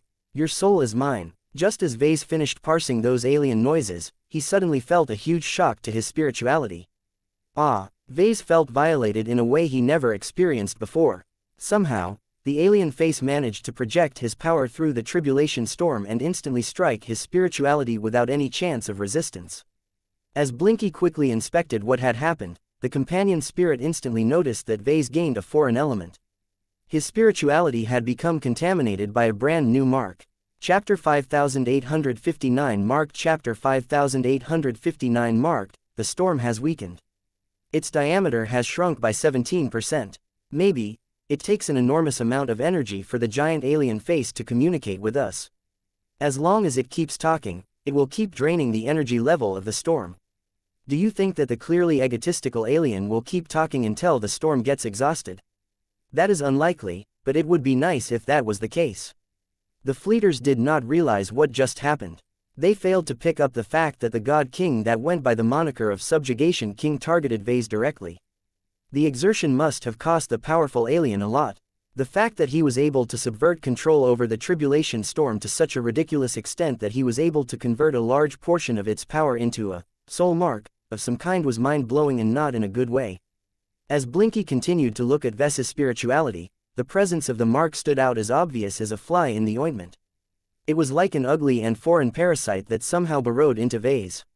He wanted to get rid of it. He wanted to get rid of it right away. The soul mark or whatever did not belong to him. It was an extension of the power of the Subjugation King, one that might possess far more functions than act like a spiritual tracker for the God King. What if the soul mark continued to contaminate his spirituality and corrupted his personality? What if the soul mark drained his life essence and reduced his lifespan? What if though Vase did not sense much of an active threat from this blackened mark, it conveyed a strong sense of implacability? It came across as a chain that the Subjugation King had latched onto his ankle. When Blinky cautiously approached the soul mark and tried to break it down, the soul mark released a small explosion. MROW. The mark was too powerful. Its energy quantity was not high, but its quality exceeded everything that Vase had ever come into contact with. Vase already surmised that not even God pilots could erase this mark. They were too weak. This was bad news. Vase already regretted his decision to enact his most ambitious plan to create a new ancestral spirit and tie it to a living Karman warship. He especially regretted the decision to involve the spark reactor. Vase did not exactly know which action created an opening for the Subjugation King to hijack the tribulation storm, but it became clear that he had taken a step too far this time. As much as Vase wanted to blame himself for tempting fate in such an arrogant fashion, there was no point in blaming himself. He had to accept the fact that an alien God King of all entities developed a personal interest in him and would be coming to him as soon as he crossed across the intergalactic void. That 50-year or so deadline loomed a lot more ominously over his head than before. There was no way he could escape the grasp of this super-powerful alien by hiding in the Red Ocean. He would have to check up on his mother to be sure, but Vase already assumed it was a lost cause that he could ever get rid of it without the Subjugation King's permission. There were only 3 acceptable ways for him to handle this massive new problem. First, he could negotiate with the Subjugation King and come to an agreement that would convince the God King to remove his mark. Second, he could engineer the Subjugation King's defeat by helping the Destroyer of Worlds and the other God pilots grow powerful enough to overpower him directly on the battlefield. Third, he could look into ways to escape the reach of the Subjugation King. Whatever means he utilized to travel from Messier 87 to the Red Ocean, it was doubtful that his travel method was able to exceed the speed of utilizing a greater Beander Gate or other phase water-based solution. Of the 3 options that Vase was able to come up with, the first one sounded like a complete fantasy. There was no way that a God King that came to power by subjugating his enemies all of the time would be reasonable enough to negotiate with an inferior party. The second option was his most preferred option. It was mildly more realistic than the previous one, but it was still nearly impossible to pull off. The gap between the ranks of God Pilot and God King Pilot was so immense that it would probably take the Destroyer of Worlds hundreds of more years to reach the 4th major cultivation rank. The third option was the most viable one of them all. Vase hated the thought of running away, but he had done it before. It was the most logical decision to make. The only complication was how the hell he would be able to flee the Red Ocean. The Greater Beander Gate in the Red Ocean was currently being transformed into an entirely different device. Perhaps the only other means of escape was to board the Whale Ark, revealed in one of the Zeal's prophetic visions. Vase calmed down a bit when he determined that hope was not lost. He still had a shot of keeping himself out of the grasp of an incredibly powerful and malicious God King. His best bet was to invest in both the second and third option. He would continue to do his work and do his best to empower both new and existing God pilots. Perhaps they did not have to reach the 4th major cultivation rank in order to defeat a single God King. As long as there were enough God pilots, they could use their numbers advantage to mob the powerful Krelian entity. The cost would be horrendous. There was no way to determine the gap between the Subjugation King and everyone else, but it was probably large enough that not even the likes of the First Flame would be able to last more than a dozen seconds in a serious fight. Though Vase refused to give up his hope, it was not wise for him to bet everything on the protection of others. This was why he needed to make sure he prepared an escape route for himself.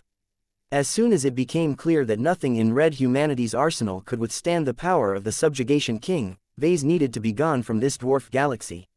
Whether he would be able to return to the Milky Way or slink away to another galaxy was not important. Vase just needed to physically distance himself from the God King who marked his soul if he wanted to retain any hope of securing his freedom. $and your initial punishment begins NOW. What is this alien saying? The energy readings of the storm are beginning to spike. There is a high chance that an attack is imminent.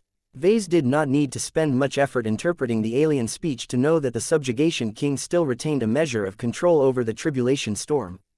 A powerful green lightning bolt descended from the molded clouds and struck the azure energy shield of the Dominion of Man.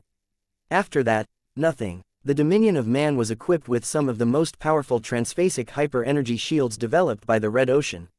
Her azure energy shields were meant to withstand focused attacks from entire alien warfleets. In fact, they were also designed to resist attacks from both god mechs and ancient phase whales. Compared to the incredible threat posed by these top-level adversaries, the opening strike from a tribulation storm did not really present a serious enough threat. Our azure energy shield has held. It was rather funny to see that the Dominion of Man had managed to withstand the first strike without seeming to endure any strain. The tribulation storm struck again, yet nothing obvious changed. Multiple strikes rained down on the dreadnought. Each of them grew progressively stronger, yet still failed to overcome the combined effects that made azure energy shields so strong. Vase was able to sense that the power of these lightning strikes were way higher than the ones that struck his elemental lord. It seemed that the power of these tribulations scaled according to the power of the subject. Whether the subject of the storm was Caramond, the super brain, the living spark or the Dominion of Man as a whole, it became clear that the tribulation storm had not reached an overpowering state right away. Of course, Vase did not assume that the Dominion of Man would be able to keep this up forever. Depending on how many strikes were left, sooner or later the storm would breach the dreadnought's defenses. The Dominion of Man's defenses are holding. Her primary azure energy shields are constantly being reinforced. Her hull is beginning to rotate to give the most strained azure energy shield generators a reprieve. The dreadnought did not stupidly stay in place but began to spin her hull and alter her orientation. Since the lightning strikes only came from one direction, it was rather easy for the Dominion of Man to space out the incoming damage and prevent any of the strikes from concentrating their combined power. While everything seemed fine so far, the tribulation storm still conveyed plenty of oppression, which meant that it still held back a lot of power. Throughout this initial sequence, the so-called Subjugation King did not speak "Please like and follow the Cultivation Audiobooks channel" or make any obvious moves. His three sickly green glowing eyes continued to look down at the Dominion of Man as if he was evaluating the humans who crewed the unusually resilient vessel. Damn, I almost forgot. One of the reasons why he chose to remain on this ship was because he wanted to promote his cultivation by bathing himself in tribulation lightning again. This was only possible if the power of the lightning strikes actually managed to get past the initial layers of defense. The attacks at least needed to touch the hull in order to give Vase a chance. For now, it looked like Vase needed to wait a long time before he could enjoy a lighting baptism. 2 rounds of 9 lightning strikes went by without issue. By this time, the Dominion of Man's azure energy shield showed a few signs of destabilization, but her systems were so powerful that they were already recharging at a fairly rapid rate. The spark reactor provided a huge amount of help. Not only was it pumping out a lot of energy, it also generated a lot of E-energy, though mostly of the fire element. Normally, this fire energy did not play well with azure energy shields, but the dreadnought was somehow able to convert it into lots of water energy. This was incredibly interesting and would have captivated Vase if not for the present circumstances. For the time being, Vase grew a little more reassured that the Dominion of Man's ample energy defenses would keep the vessel safe for a while longer. It was then that the Subjugation King spoke again. At $$#. Amusing, but irritating. Let me give you a true test. Oh, Vase did not like the sound of that. When the tribulation storm was about to start the third round of lightning strikes, the gigantic face made up of storm clouds abruptly opened his sharp-toothed mouth and began to exhale lightning monsters of all things. These sickly green lightning monsters traveled a lot slower than simple lightning strikes, but acted in a much more coordinated fashion. They adopted arrow-shaped formations before driving themselves straight towards a single point. Thousands of lightning monsters crashed onto the same segmented energy shield. No matter how much the dreadnought attempted to spin this side away, the intelligent monsters kept circling around so that they could take advantage of this weakness. The Subjugation King's intervention just made this lightning tribulation a lot more challenging. Chapter 5860 Retaliating Storm Chapter 5860 Retaliating Storm The Dominion of Man was under attack. The dreadnought entered into a confrontation against a foe unlike anything the fleeters had ever fought against.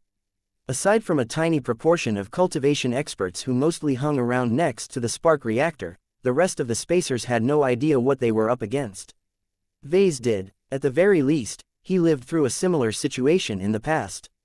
If there was any gain he made from his failed attempt to transform the Elemental Lord into a 5-elemental hyper-mech, it was that he had gained a decent understanding of the mechanics of tribulation storms. As Vase continued to look at the projected feed of a hidden sensor drone stationed a dozen or so kilometers away, he could see the Dominion of Man struggling to withstand the onslaught of lightning monsters. November LBJNN Sickly green lightning bolts coalesced and formed bodies that vaguely resembled bipedal reptiles with oversized mouths. The creatures already looked voracious enough to be able to devour anything, but they did not appear to be particularly smart. There was little chance such creatures developed any sophisticated intelligence, which meant that they shouldn't be so difficult to handle. Unfortunately, whatever control the Subjugation King had over these lightning creatures made them a lot more coordinated. They did not attack the Dominion of Man in swarms, nor tried to follow the most direct and predictable route to their targets. Instead, the lightning monsters began to behave as if they were part of an organized force. They formed into arrow-shaped formations. They circled around to overload the same segmented azure energy shields. They timed their attacks to deliver the maximum amount of impact in the least amount of time. This was the way an intelligent operator fought a battle. An army led by a god king of all possibilities was an extremely intimidating prospect. The lightning creatures already displayed far more unity and coordination than the creatures that the Elemental Lord faced in the past. Wait a minute, Vase recalled that the Elemental Lord actively fought back against those annoying lightning monsters. Whatever they became after the tribulation lightning condensed into semi-physical existences also made them vulnerable to conventional attacks. He took a closer look at the multitude of gun batteries and other offensive systems buried into the hull of the dreadnought. The Dominion of Man was a metropolis-sized starship. While the guns of Armageddon and the Doom of Xenos definitely exceeded their sister ship in terms of firepower, that did not mean that the current hull was lacking in firepower. Even if much of the capacity of the Dominion of Man was taken up by defensive systems, support systems and troop-carrying modules, there was still a huge amount of space left over for dreadnought-grade main cannons and other awesome weapon modules. The fact that none of these weapons had yet to open fire was a huge mistake. Sigrund, open a communication line to the Dread Captain. I need to pass on a critical piece of information. Opening a priority channel now. Say your piece. Dread Captain Volkert Argyle spoke in a voice that contained a lot of fire. First, I want to tell you that I understood what that big alien face said to us. I have a talent for interpreting alien speech. I am willing to pass on what he said after this crisis has passed. That is helpful to know. Our superiors will definitely want to hear your testimony. Second, you should know that we do not necessarily have to remain passive when attacked by these tribulation storms. It is permissible to strike back. You should make use of the Dominion of Man's impressive weapon arsenal. So long as the tribulation storm doesn't send out lightning bolts that strike in an instant, there is always an opportunity to eliminate these lightning apparitions before they have an opportunity to wear down our defenses. Vase could practically taste the realization on the other side of the communication channel. Quote, You have taught us an essential lesson. We should have thought about it. I should have thought about it. We will correct our strategy as soon as possible. Do you have any other advice you wish to share with us, Professor? Yeah, you need to contact headquarters for advice and instructions. You can't do this alone. The tribulation storm is continuing to grow in power. If we do not outsmart its attacks, it will eventually overpower the Dominion of Man's defenses. Don't limit yourself to asking for help from other fleeters. No offense, but you guys have the worst understanding of cultivation than any other. Major organization, don't you think that you need to be asking for help from actual experts after that giant alien face showed up? The Red Fleet may not like it, but we can definitely use the help of any god pilot or star designer. We cannot do that, Professor. We are operating on an active battlefield. We have locked down most of our external communication methods in accordance with our most up-to-date information security protocols. Any communication channel, no matter how much we encrypt it, is a potential opening for third parties to intrude into our dreadnought. This is bigger than preserving the secrets of your precious flagship. Vase exploded in frustration. With everything that has already happened, maintaining information security should be one of your least concerns. If you cannot make this decision by yourself, then pass on my warning to your father. He should definitely have the authority to do what is necessary. Very well, the Dread Captain responded after a brief pause. It is already a break from protocol to reach out to Fleet Admiral Argyle, but I will allow it due to unprecedented circumstances. Volkert Argyle at least did not need to call his father to instruct his subordinates to bring the immensely powerful armaments of the Dominion of Man to bear against the lightning monster armies. The biggest guns that could fit whole mechs inside their barrels took an awful long time to orient in the right direction. Fortunately, the immensely long hull of the Dominion of Man offered plenty of space for smaller and nimble gun batteries. Thousands of tertiary gun batteries that were primarily designed to intercept mechs, starfighters' missile ordnance tracked the closest lightning monster formations and let loose a barrage of fire. It was as if a dozen first-class fortifications worth of interceptor fire erupted from the Dominion of Man. Every rapid-fire gun that was able to orient towards the lightning monsters precisely tracked their designated targets and shot with nearly perfect aim. A torrent of thin but incredibly concentrated transphasic hyper-laser beams blasted the lightning monsters with utmost precision. Controlled by the recently upgraded Brain Trust, every single turret tracked a single specific lightning monster. A torrent of thin but incredibly concentrated transphasic hyper-laser beams blasted the lightning monsters with utmost precision. It happened in a blink of an eye. The laser beam cannons only went active for an instant, but channeled ample amounts of electromagnetic radiation as well as small doses of raw and potent fire-attributed E-energy. The transphasic effect enabled the laser beam to attack targets that occupied other dimensions, which happened to work particularly well on these strange tribulation manifestations. The combination of multiple factors amplified the damage potential of the transphasic hyper-laser beams to such an extent that the lightning monsters did not stand a chance. What was impressive was that the tertiary laser cannon batteries did not need a lot of time to recharge their next shots. They opened fire barely a second later, though the dreadnought could clearly cycle their fire at a faster rate at the risk of overheating the weapon systems.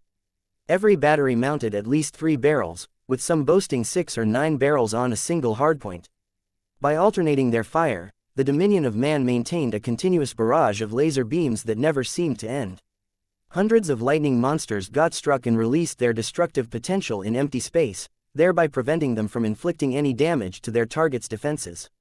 The energy shield generators took full advantage of this reprieve by restoring the integrity of their strained Azure energy shields. The time bought by the voluminous point defenses of the Dominion of Man was incredibly precious, as the more fragile defensive components did not need to resort to emergency measures to keep the hull protected. It's working. Our ship doesn't even need to employ any of her primary and secondary gun batteries. Our tertiary guns are eliminating the lightning monsters faster than they can emerge from the storm. Vase practically looked gobsmacked at how easily the dreadnought took care of this threat. The lightning monster waves had turned from a threat that was powerful enough to whittle down the defenses of human warships to literal cannon fodder. There was nothing the tribulation apparitions could do to circumvent the relentlessly accurate fire from the Dominion of Man. The monsters split up from each other and tried to envelop the Dominion of Man from as many directions as possible. That simply allowed the dreadnought to open fire with the tertiary gun batteries that had yet to open fire due to being placed on the other side of the hull. The monsters began to display more individual initiative by engaging in individual evasion patterns. They varied their speed, they changed directions at random times and crossed their routes in an attempt to confuse the tracking systems of their massive opponent. It didn't work. The behavior of the lightning monsters had become more inventive, but so long as their mobility was not as outrageously high as instant lightning bolts, they were no faster than any random first-class multipurpose mech. If there was one enemy type that the warships of the CFA and RA were designed to fight, it was mechs. The fleeters had invested centuries' worth of time, resources and effort into improving and perfecting their anti-mech combat solutions. There were good reasons why the exterior of every dreadnought was covered with tertiary gun batteries. They were the most effective way to shoot down lots of mechs. Right now, the Dominion of Man demonstrated with her actions why it was a bad idea to dispatch any mech force against the dreadnought on an open battlefield. The merciless hyper-laser cannon batteries were shredding the lightning monsters with perfect tracking. The brain trust did not even appear to be particularly strained by the effort of tracking and predicting the trajectories of thousands of lightning monsters at a time. Not a single move or intention avoided the accurate modeling and predictive solutions of the super brain and its assisting brain units. Vase understood a bit better why the fleeters went through all of this trouble of adopting the brain trust as the primary control system of the Dominion of Man. It was rather ironic that the brains taken from fleeters who could have been the best mech pilots offered the most effective tracking performance against nimble small craft. Though the Dominion of Man had most definitely regained the upper hand for the time being, Vase did not dare to relax at this time. The reprieve was only temporary. Even if it took a lot of time for the tribulation attacks to ramp up to the point where they couldn't easily be shot down anymore, the Subjugation King was observing the performance of the dreadnought all of this time. Vase widened his eyes as he made a scary realization. Oh! Just as Vase managed to learn crucial details about the God King who was on his way to subjugate the Red Ocean, the very same alien powerhouse was doing the same to his would-be slaves. The Subjugation King might come across as arrogant, but anyone who was powerful and cunning enough to reach the fourth major cultivation rank in a cutthroat environment should definitely not be stupid. Even if Messier 87 was not conducive to the emergence of technological civilizations, Vase doubted that the God King would remain ignorant of the technological solutions that the Dominion of Man proudly displayed in the open. The enemy was gathering crucial intelligence. Chapter 5861 The Ideal Fusion. Chapter 5861 The Ideal Fusion. The entire third round came and went without incident. When the Dominion of Man was stuck on the defensive, the massive dreadnought pretty much behaved like a giant target. This taught Vase that dreadnoughts, with the notable exception of the Indignation of Righteousness, were not designed to serve as defensive bulwarks. As incredible as their defenses may be, they were better used as hammers to smash their opposition by relying on brute force.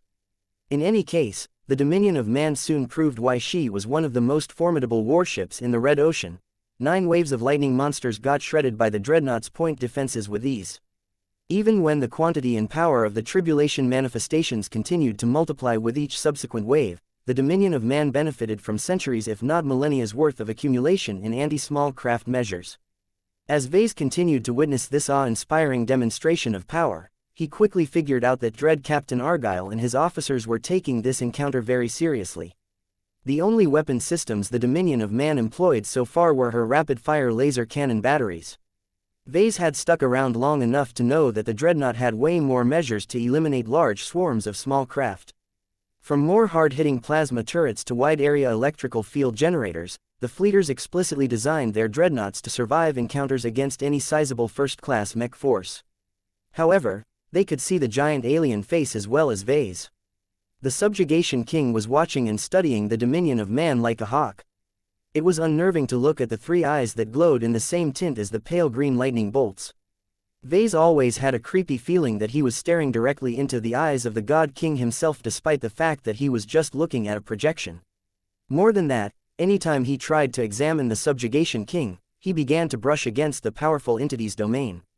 It was anything but pleasant to come into contact with the tyrannical God King's domain. There was so much power and depth behind it that Vase knew without a shadow of a doubt that he could get permanently lost if he ever fell into it. Illusions of chains and endless rows of immobilized alien slaves gave him a hint of what his own fate would be if the alien tyrant ever managed to converge onto his latest soul mark. There was also another component to the Subjugation King's domain that made Vase feel sick. It did not appear to be an intrinsic component of the alien's power. There was an air of tarnish around the Subjugation King that suggested that the alien tyrant had fallen from grace. The most likely theory that Vase could come up with was that the Subjugation King used to be a lot more powerful, but either got punished or committed an overreach. It was not difficult for Vase to imagine a God King with an ego the size of galaxy biting off more than he could chew.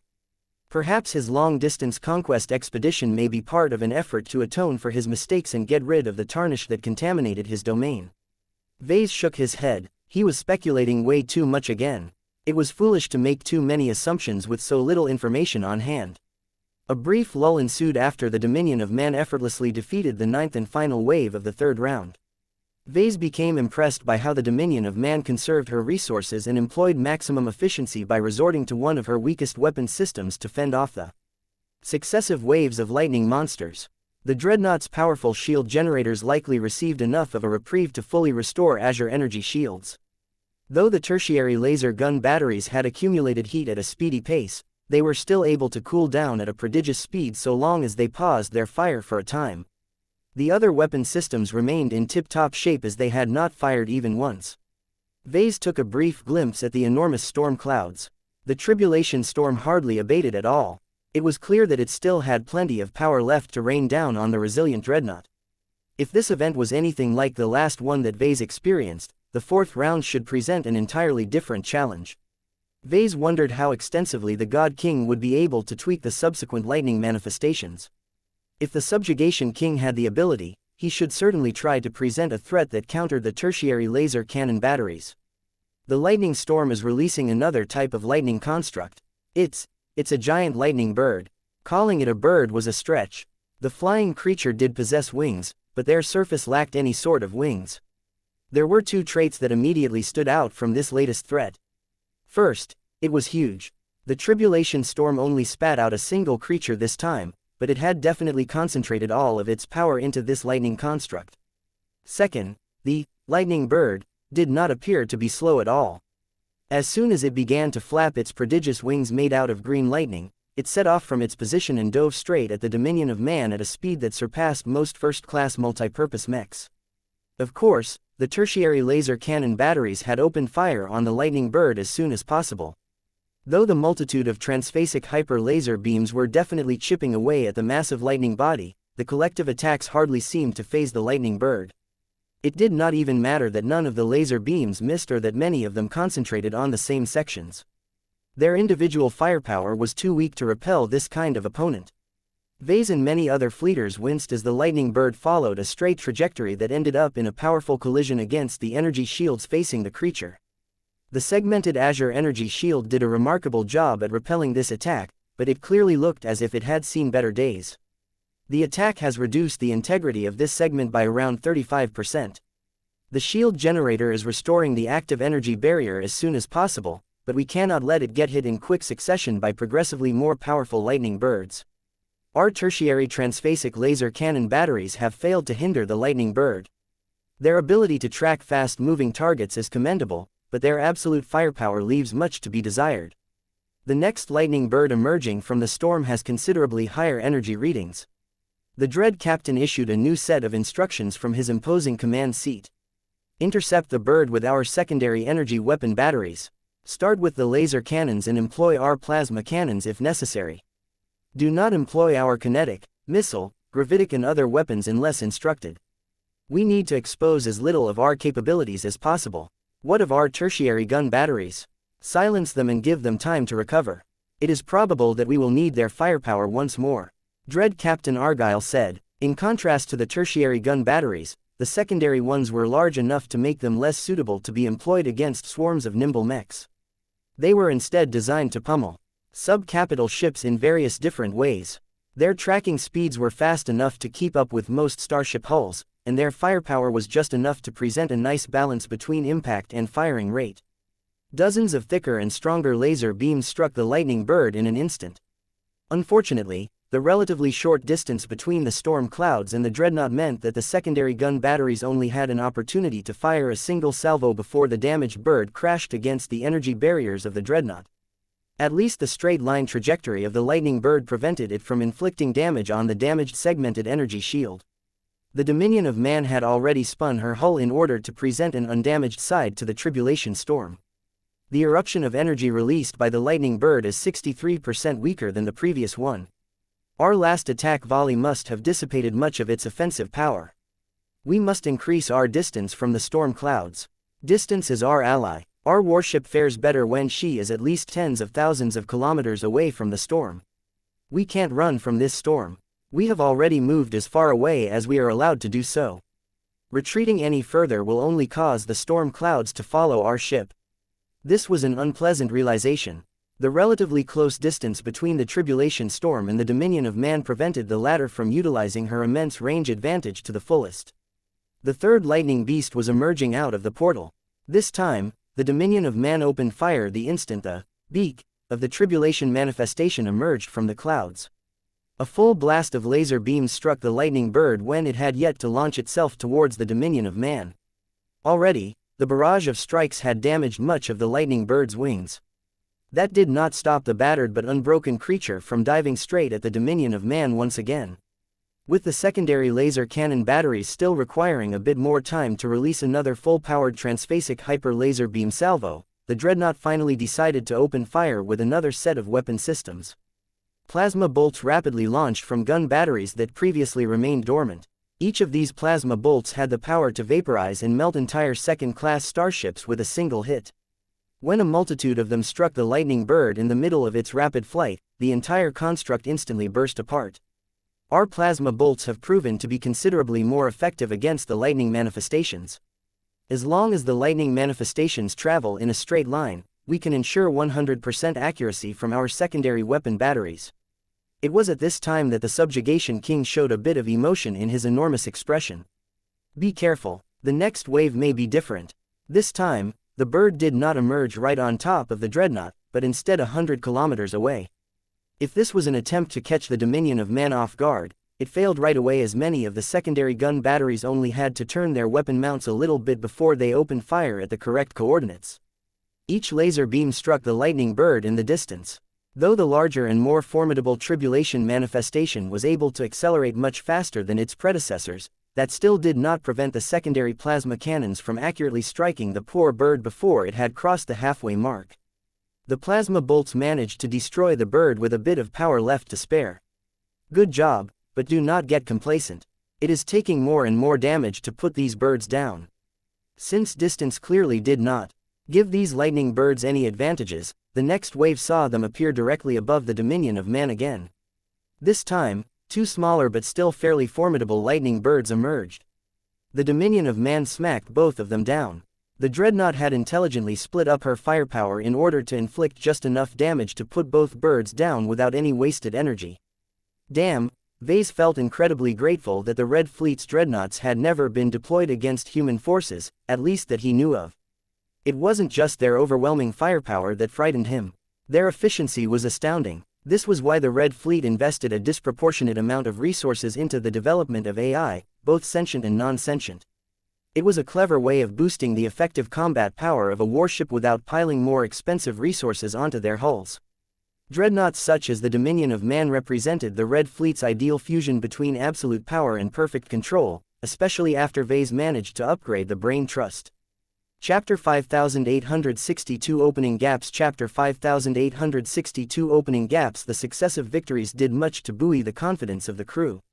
Though the elite fleeters serving on the dreadnoughts possessed so much discipline that they would never crumble in battle, they were still affected by morale. Right now, the Dominion of Man proved through her amazing performance how she was utterly able to dominate the battlefield. While it was rather annoying that her best and most distinctive advantages could not be employed in this space battle, her ordinary warship armaments were still far superior than that of any battleship. The more lightning waves the Dominion of Man crushed, the more the crew increased their faith in their starship. This had several important consequences. More and more crew members began to resonate with the dreadnought. Their confidence and belief in the Dominion of Man increased so much that the living spark quietly presented them with the offer to form a permanent pact. Not all fleeters who received this offer fully understood the implications of this pact.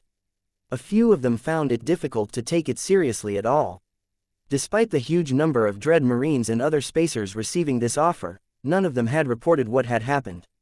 Those who formed a permanent bond with the Dominion of Man did not need to communicate with each other in order to sense their own kin.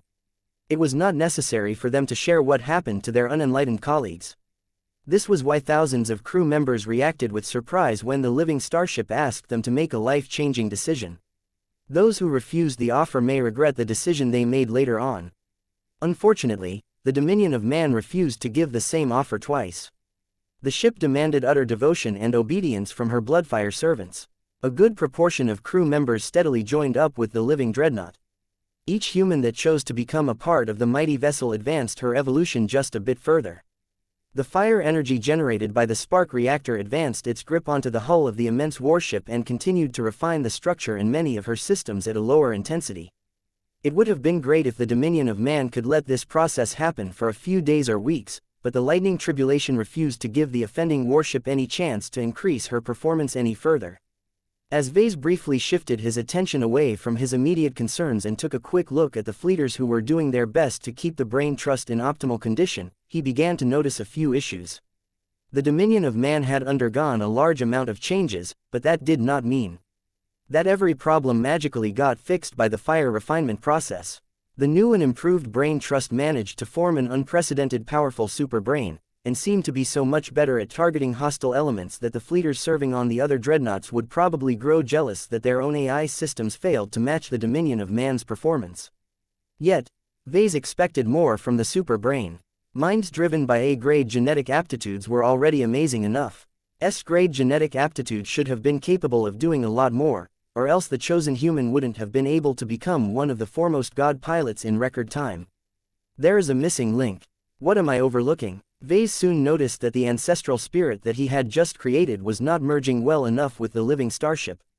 November LBJNN. The two elements possessed many differences and that hindered them from fusing any further. As Caramond continued to absorb a huge amount of spiritual feedback from countless different sources, the newly created entity was rapidly approaching the threshold of true God. The problem was that gathering spiritual feedback from so many different groups of people led to a lot of mixed opinions. Caramond was becoming more bloated with complex and irrelevant meanings. This weakened his core domain and made it difficult for him to concentrate on his core purpose. While Vase accounted for this possibility, he did not expect the problem to be so bad. He had hoped that his attachment to the Dominion of Man would narrow his focus. There is a missing link. He suddenly widened his eyes. Damn, the ship isn't being strengthened by lightning. When he looked back at the projected feed, he saw that the secondary armaments of the Dominion of Man eliminated yet another set of lightning birds before they ever came close to touching the dreadnought.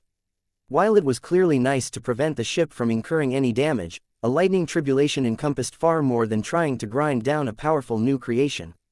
Dread Captain, Vase called as he reopened his communication channel with the master of the ship. This is important. I am not sure whether headquarters have already clued you in, but it is not wise to keep repelling the incoming attacks with energy barriers. You need to let in at least a portion of the lightning attacks in order to finalize the transformation of the Dominion of Man. A lightning tribulation is a punishment as well as a reward. As long as our vessel can withstand the power of destruction, the power of creation will come to strengthen whatever manages to survive. This is essential to allowing the Dominion of Man to survive the final and most devastating strikes. The advice we have received from numerous sources corroborate your message. We are reluctant to expose our hull to the lightning storm, especially since it appears to be directed by an intelligent alien adversary. We fear that the lightning tribulation will try to create breaches that we cannot close, or attempt to strike at our Azure energy shield generators and power reactors directly. We cannot afford to lose more than a handful of those generators, because any localized weakness will create an opening that can mean the downfall of the Dominion of Man. We cannot be timid at this time. Vase shouted, I have performed the mental calculations on the escalating power of this lightning storm. It will only take a couple more rounds for the storm to be able to penetrate through the Azure energy shields by relying on brute force. Isn't the hull of a dreadnought among the toughest of any warship? You need to put your faith in them, because that is the only way that we will get rewarded in return. Make the right call, Dread Captain. Don't act too late. Dread Captain Argyle eventually made the right choice. Though he would have never made this decision if his dreadnought confronted the native aliens and so on, tribulation storms were different. They were crucibles that tested cultivators or their creations, and rewarded them with greater strength as long as they proved their worth. While Vase would have thought that transphasic energy shields shouldn't block the creation energies that were spilling everywhere after the lightning manifestations had burst apart, it appeared that they were a little too good at their jobs. It was handy to confirm that transphasic energy shields, especially ones empowered by water-attributed E-energy, were effective against tribulation lightning. Yet it was exactly because of this reason that they needed to be removed. Fortunately, only 20 seconds passed before the Dread Captain finally made the risky decision to drop a part of the Azure energy shields. The ship did not remove all of her energy barriers at once. Instead, the crew intelligently opened a few gaps that made it a lot easier to direct incoming attacks.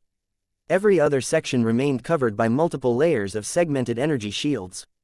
4 lightning birds emerged from the storm clouds and dove forward at the same time. Each of them happened to target one of the gaps, ensuring that they would not converge on a single point.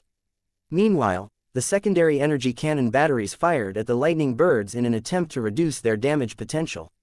All 4 lightning birds lost roughly half of their power before they collided along the length of the hull at once. The ship did not even shake as 4 explosions rocked the thick surface layers. When the light show had passed, the live feed revealed that the hull had received nothing more than scorch marks and a few shallow pits. The hull of the Dominion of Man was too tough. Vase expected this result, but it was still nice to see that her physical defenses were more than adequate enough to endure this impact. Please check to see whether the portions struck by the lightning birds have strengthened in any way. That will take time to verify. Vase only asked because he wanted to be certain of what happened. While it was difficult to determine whether the boost granted by the release of creation energy had managed to affect the entire hull, he at least expected the affected hull plating to turn a bit tougher than before.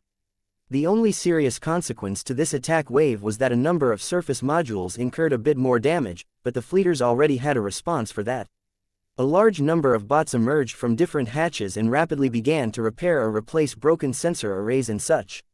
In the meantime, the Dominion of Man spun her enormous hull at a 90-degree angle in order to present an undamaged side towards the lightning tribulation. More lightning birds struck the hull of the dreadnought. This time, the secondary gun batteries inflicted less overall damage to the lightning birds as the fleeters were confident they lacked the power to inflict serious damage to the warship.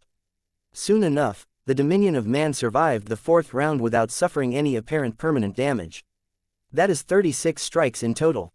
Vase summed up. The 5th round is beginning soon. Get ready to face the unexpected. I don't like the look of that alien. While the Subjugation King did not exactly possess a humanoid face, Vase believed he was able to perceive a bit of interest as well as challenge. Soon enough, the lighting tribulation started the 5th round by presenting a completely different threat than before. A tarnished green lightning bolt threaded through one of the gaps in the energy shield envelope and struck the exposed hull of the Dominion of Man. Instead of inflicting damage on the surface, the lightning bolt actually broke apart into an army of lightning soldiers. Yes, soldiers. Thousands of them appeared at once. Each of them appeared to be larger than a medium dread marine, and all of them radiated a decent amount of power. Tertiary gun turrets instantly swiveled around and began to cut down the lightning soldiers. The soldiers blocked the attacks. Each of them conjured thick shields made of condensed lightning bolts, if that was even possible. Though the shields wouldn't last forever, they bought enough time for the soldiers to hide behind cover and begin to breach the hull. Most of their attempts failed to scratch the extremely thick and resilient transphasic hyper-armor plating, but there were a number of special soldiers that displayed a unique capability. They began to drop seeds that grew into plants. These plants grew at a rapid rate as they drained all of the E-energy from the environment as well as the hyper-materials used to strengthen the hull plating. These lightning plants are weakening the hull. What is worse is that they are starting to spread at an accelerated rate. We need to stop them before it is too late. The tertiary gun turrets weren't cutting it anymore. There was only one proper response to this invasion. Several flashes appeared on the side. An entire division of Dread Marines had teleported on the exterior of the hull. The soldiers had been spoiling for a fight, and now they finally got their wish. Their opening salvo blasted away over 100 lightning soldiers. Chapter 5863 War Games Chapter 5863 War Games Out of all the possible events that could happen during this ongoing tribulation event, Vase and many other people never expected an infantry force to land on the exterior of the Dominion of Man. While the storm clouds gathered above the dreadnought continued to roil, thousands of lightning creatures had descended and begun to launch an assault on the outer layers of the vessel. Of course, a seemingly primitive infantry force that was armed with spears, swords, hammers and other archaic weapons did not possess any obvious sieging or armor-breaching capabilities. It was absurd to think that any infantry force could penetrate hull plating that was easily dozens if not hundreds of meters thick. The Dominion of Man was not as tough as the likes of the Indignation of Righteousness, but she was still designed to withstand attacks from the most powerful threats imaginable. Neither god mechs nor other dreadnoughts ought to be able to punch through her titanic armor belt with ease. Yet that did not mean that the infantry force was harmless. Not only were they powerful enough to wreck the weaker and more exposed surface modules, they were also accompanied by alien specialists who planted all sorts of energy seeds onto the surface. Once these seeds began to sprout, a network of E-energy draining plants began to spread across the surface. Not only did they absorb any E-energy in the vicinity to fuel their rapid growth, but they also possessed the capability to drain hyper-materials and compromise the integrity of other materials. Even though the latter effect took a lot of time to produce results, the implications to the dreadnought were horrific. The plants continued to grow as they sucked more energy from the environment as well as the hull, thereby becoming more effective as well. Preliminary calculations showed that if this pattern continued, they would eventually be able to grow to the size of mechs by the time they engulfed the entire hull. Even if the tertiary and secondary gun batteries were able to scour large portions of the hull of these energy plants, there were still a lot of sections that could not easily be cleaned up due to obstacles in the way. While the Dominion of Man could fire a lot of missiles to clean up these blind spots, there were only a finite amount of them available. The collateral damage would also be considerable. This was why Dread Captain Volkert Argyle quickly resorted to deploying his Dread Marines to the contested site. Despite being outnumbered 5-1, the Dread Marines who teleported a short distance away from the swarm of lightning soldiers blasted into their opposition with an arsenal of armor-mounted weaponry. The medium and heavy dread armors worn by the more assault-oriented units of this regiment primarily carried offensive loadouts. Many of their modules consisted of plasma cannons, positron beam cannons, back-mounted missile launchers and more. The firepower was devastating for an infantry force. Each and every well-trained Dread Marine coordinated their fire. Every fire team focused their fire on the more vulnerable-looking lightning soldiers. Since the targets in question did not deploy any lightning shields, the tarnished green lightning apparitions quickly blew apart from all of the attacks. Even as hundreds of lightning warriors perished in quick succession, the intruders did not remain idle. They fought back. A large contingent of lightning spear soldiers stayed behind and launched lightning bolts at the Dread Marines. The damage inflicted by these lightning bolts was surprisingly high, mostly because of the destruction energy attached to them. Yet the potent Azure energy shield generators integrated into every dread armor allowed the human soldiers to resist the tribulation lightning attacks for a time. Surprisingly enough, the lightning spear warriors exhibited coordination that was close to the standards of an elite human infantry force. Like the Dread Marines, they concentrated their fire and sought to overwhelm the Azure energy shields and armor plating of individual targets. The lightning spear warriors were clever enough to focus on the Dread Marines that carried fancier loadouts, displayed a bit more color on their dread armors or clearly acted like commanding officers. One dread captain almost yelped as hundreds of lightning bolts struck his Azure energy shield from many different directions. The concentrated strike was so overwhelming that the Azure energy shield shattered in an instant. Amazingly enough, the dread armor held, though not without incurring serious damage. Tribulation lightning fried many components and vaporized the outer armor layer. The fact that the frontal plating still held was a testament of the excellent alloys used to produce the dread armor. The Common Fleet Alliance and subsequently the Red Fleet invested an immense amount of resources to develop the best infantry equipment possible. All of that clearly paid off as the Dread Captain and other targets marked for death relied on their excellent protection to retreat behind other Dread Marines or receive additional protection in the form of remote Azure energy shields. Support-oriented heavy Dread Marines quickly responded to the enemy tactic by providing additional protection while generating various kinds of interference. Dust particles began to spread from the Marine force, making it harder for outsiders to discern their positions. Jamming fields came online that could disturb all manner of electronic signals. Grenades landed amidst the concentration of lightning warriors before generating gravitic waves that were designed to disorient nearby hostiles. None of these interference methods seemed to produce any noticeable effect. The lightning infantry soldiers did not appear to employ any conventional technology.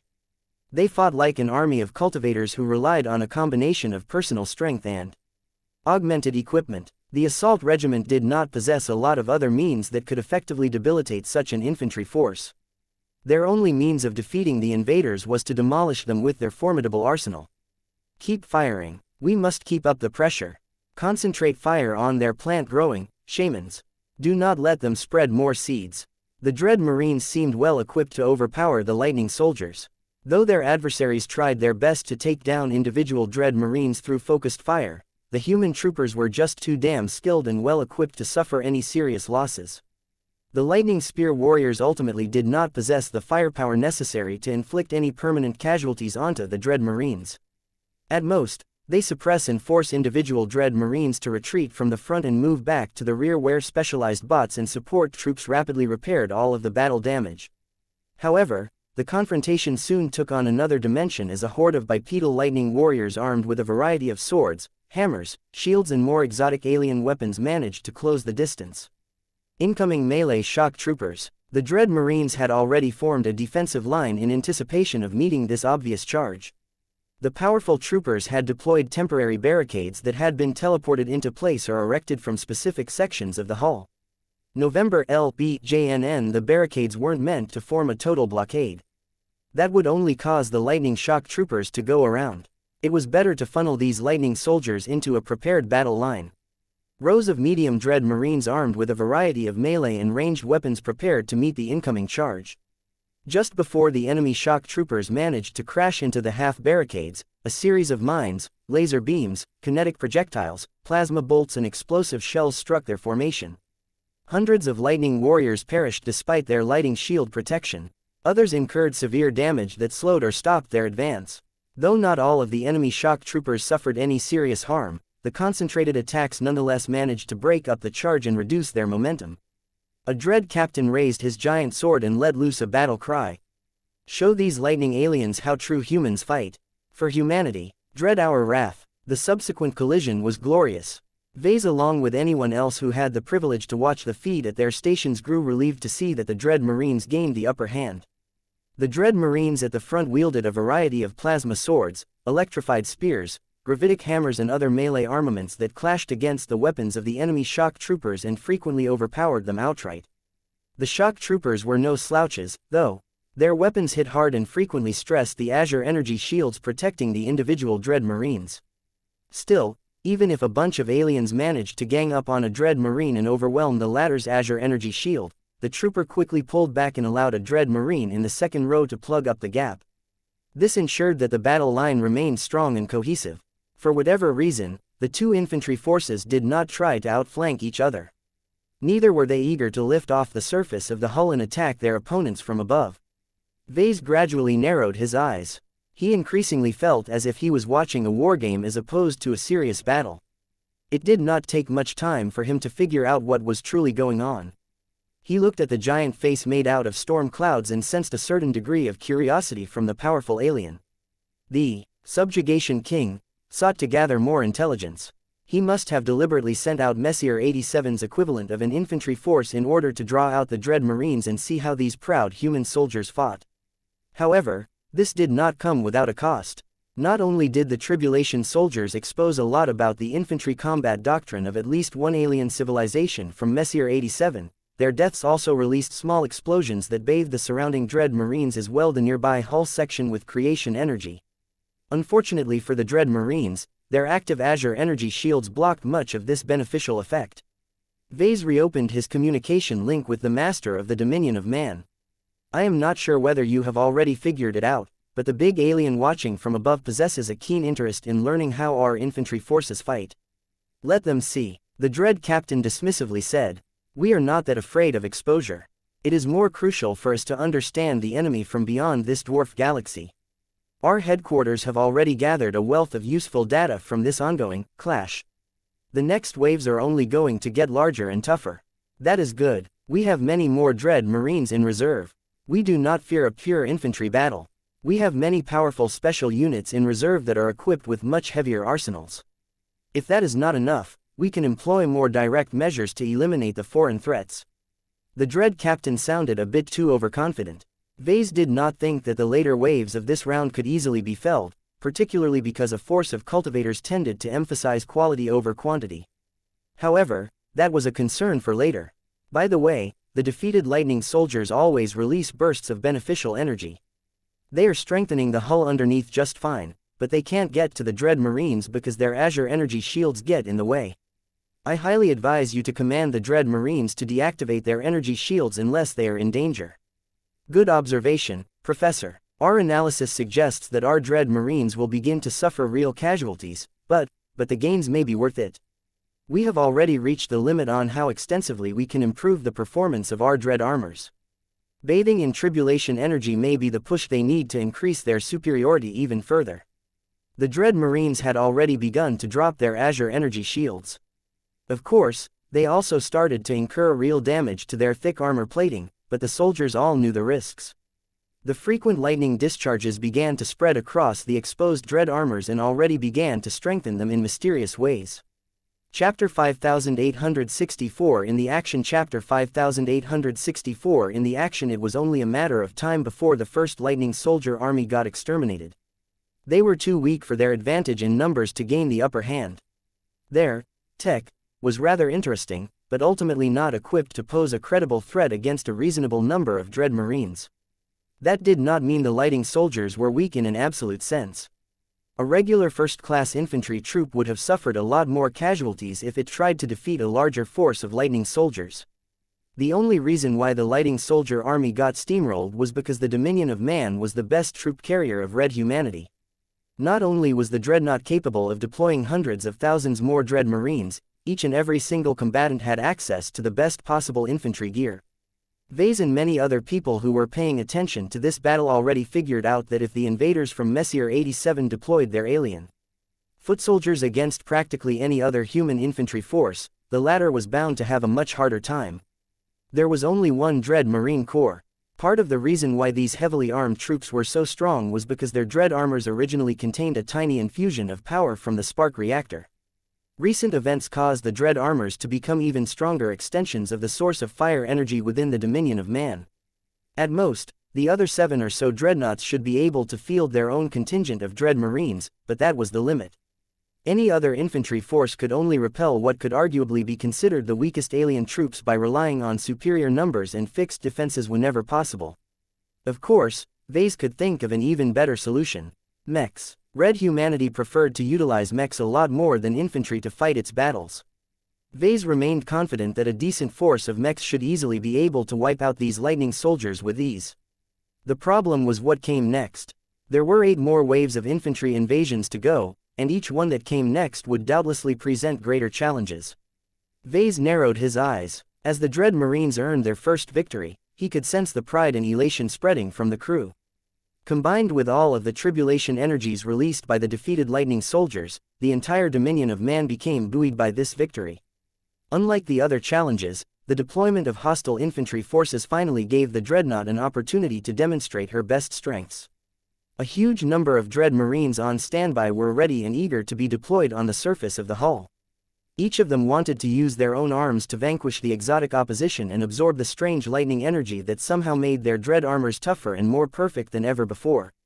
Even Vase thought about participating. Many of the victories so far hadn't been significant enough to channel significant quantities of tribulation lightning to the brain trust. Vase figured that this was one of the disadvantages of trying to turn a huge dreadnought into a living warship. Until the tribulation storm ramped up the power of its attacks a lot more, it was unrealistic for the lightning strikes to strengthen the entire hull of the Dominion of Man. All of this meant that only the elements that got into more direct contact with the tribulation manifestations reaped the rewards for the time being. After a bit of hesitation, Vase made up his mind. He reopened his communication link to the Dread Captain. "Speak. I have a request, Captain. I want you to teleport me to the surface. Let me fight alongside your Dread Marines. There are many reasons why I cannot allow you to do that. You are a mech designer. Let our Dread Marines do what they do best without needing to be concerned about protecting a VIP from harm. You are not trained in combat. You do not understand our tactics and protocols. Even if you make use of your mysterious Phase Lord abilities, you are more likely to pose a hindrance to our troops." "This is important," Vase shouted back. "I need to gain access to the tribulation energies released from the defeat of all of those lightning soldiers. They are part of the reason why I have grown so quickly. I just need to be close enough to receive a lightning baptism. Rest assured that I have no intentions of charging forward. I can fight just as well by maintaining a healthy distance from the enemy lightning soldiers. I can stay in the rear and allow a troop of Dread Marines to serve as my bodyguard. Let me fight. These are the enemies of tomorrow. The experiences I gain from these encounters will allow me to develop much more effective counters against the most potent fighting methods of our future adversaries." Volkert Argyle still sounded resistant. According to input from multiple sources including yourself, the alien sovereign who hijacked this tribulation storm is using it to scout his future opposition. We are trying to gather intelligence on our upcoming enemies as well. Information has become the golden currency in this preliminary conflict. The fifth round is shaping up to become an opportunity for both sides to test the mettle of their infantry forces against each other. I would rather sacrifice entire divisions of Dread Marines than allow you to expose a rich array of fighting methods representative of Messier 87. Vase wanted to gnash his teeth. I will do my best to limit my fighting capabilities.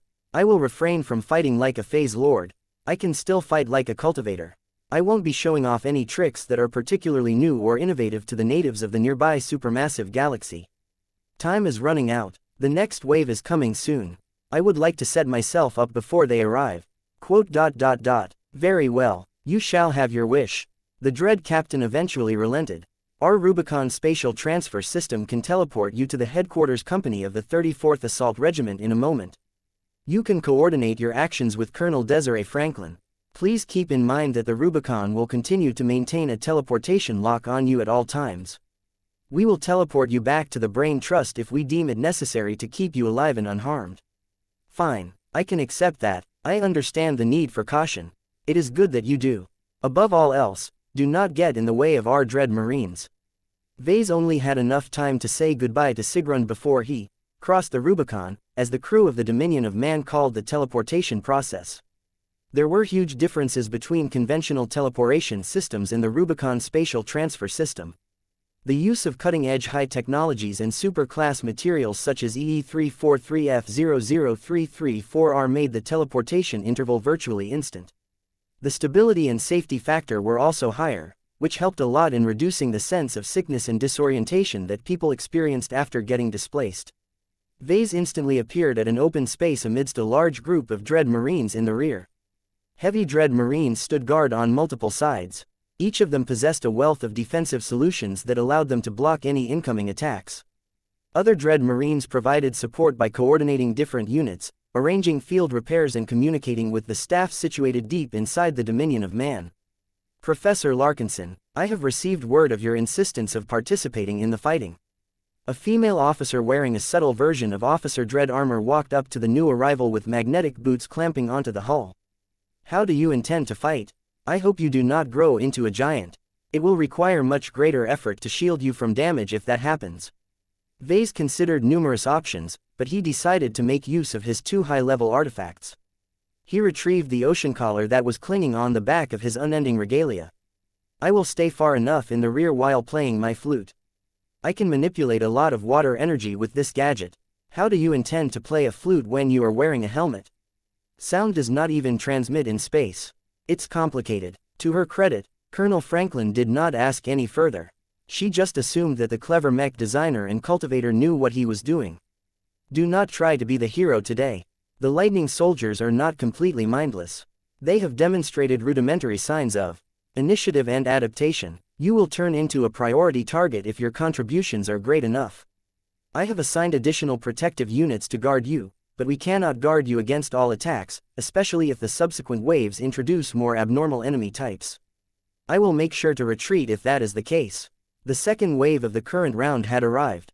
This time, two lightning bolts shot out from the tribulation storm and deposited two different groups of lightning soldiers. Their species are entirely different. One of the two lightning soldier divisions has taken flight. They appear to be made up of winged insects with horns designed for impalement. Our tertiary gun batteries are swatting them down like flies. The winged insects have descended down to the surface again. They have become considerably more resistant towards damage now that they are coordinating their defenses, but enough of our tertiary gun batteries are still able to whittle down their numbers. Don't let our point defenses have all of the fun. Tell our command to save them for our troops. What of the other enemy division? The second lightning soldier division is made up of worms. Their movements are relatively slow, but they look large enough to swallow a medium Dread Marine whole. They are not too resistant towards damage, but regenerate abnormally quickly. If we cannot eliminate them at once, they will return to health in a matter of seconds. While the 34th Assault Regiment was capable of eliminating one of the enemy divisions with relative ease, it was a lot harder to defeat both of them at once. This was especially the case when the two enemy troops pincered the human soldiers. The Dominion of Man teleported another regiment over. The 88th Bombardment Regiment stands ready to shell the invaders. Different from the 34th Assault Regiment, The new arrivals primarily consisted of medium and heavy dread marines equipped with explosive ordnance. They opened fire at the worms as soon as possible. Though the bombardment did not do a good job at eliminating the lightning worms outright, the frequent explosions still managed to delay and stall the injured creatures. Their formation turned increasingly more ragged due to all of this harassment. Plenty of support units, bodyguard units and ammunition containers accompanied the bombardment units. They made sure the 88th Bombardment Regiment could keep their adversaries under siege. While the Dread Marines appeared to have the situation under control for the time being, Vase already noticed that it would be a lot harder to fend off these enemies once they came close enough. He did not know which group of enemies he should attack first. "The worms have a good chance of breaking our lines," Colonel Franklin said when she had an opportunity to address Vase. "Do what you can to bring them into further disarray. The more disorganized the worms, the easier it is to pick them off on an individual basis." Vase nodded. Understood. His helmet retracted into the collar of his unending regalia. Despite the sudden exposure to vacuum, Vase did not suffer from exposure to vacuum. This was one of the perks of becoming a Phase Lord. He lifted his ocean collar to his lips and got ready to blow into his flute with wind-attributed E-energy. Currents began to form in the distance. Chapter 5865 Tricky Lightning Beasts. Chapter 5865 Tricky Lightning Beasts. War had come to the dominion of man. The dreadnought's hull was so immense that her entire surface could function as a battlefield unto itself. At this moment, only a relatively small portion of the surface had come under siege. Compared to the first wave of enemies, the second wave was a lot trickier. Twice as many lightning soldiers appeared this time, though it was doubtful that they were actually sapient and civilized. There was nothing about the large worms and the flying beetles that suggested that they were intelligent beings. The bloodlust and single-minded determination radiating from the enemies suggested that they were bioengineered beasts that were purely bred for war. Intelligent or not, Vase did not think that the lightning beasts were any weaker than the army of bipeds that fought before. The worms demonstrated absurd regeneration capabilities. Even when they got hit by 5 explosive shells at once, as long as more than a third of their bodies remained intact, they recovered in full in just half a minute. The flying insects did not exhibit nearly as much regeneration ability, but they were fast, especially when they flapped their wings. Though the horned insects did not dare to fly too high for fear of exposing themselves to an excessive amount of point defense turrets, they were still able to accelerate their flight while remaining low to the hull surface. The insects closed in on the Dread Marines a lot faster as a result. The giant creatures seemed to possess greater mass than a medium Dread Marine, so they built up plenty of momentum behind their charges. "Brace yourselves. Front row, activate your Azure energy shields." The Dread Marines at the front had strengthened their defenses in anticipation of meeting the incoming charge. Not only had they installed additional physical barriers, but they also activated their Azure energy shields just to absorb the initial impact. Just as the insects drove their horns into the targets directly in front of their path, they suddenly began to engage in a complicated envelopment maneuver. The insects demonstrated greater mobility than expected as they redirected their momentum with great effort. Many of the giant horned beetles split off into pincers that attempted to flank the Dread Marines. Other lightning insects momentarily flew upwards before diving at the rear lines of Dread Marines in short but devastating charges. All units, activate Azure energy shields. Many elements of the 34th and 88th Regiments lost their Azure energy shields as one or multiple horned beetles attempted to impale their Dread armors. If not for the fact that the Dread armors were intelligent enough to automatically switch on the Azure energy shields back in a hurry, the Dread Marines would have suffered greater casualties at this time. Most of the medium Dread Marines and all of the heavy Dread Marines managed to fend off this charge attack without suffering significant material damage.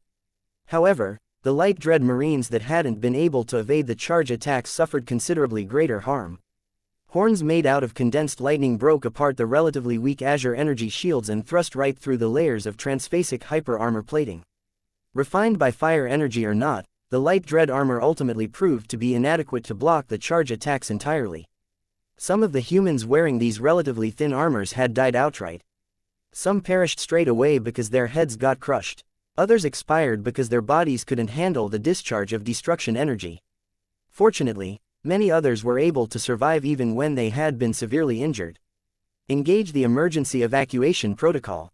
Before the insects could follow up on their charge attacks by finishing off the injured and vulnerable soldiers, the Rubicon spatial transfer system teleported the latter away without warning. crush the lightning insects. Even though the dread marines did not expect the horned beetles to bypass their frontline in such an intelligent and coordinated fashion, they still adapted quickly to the changing situation.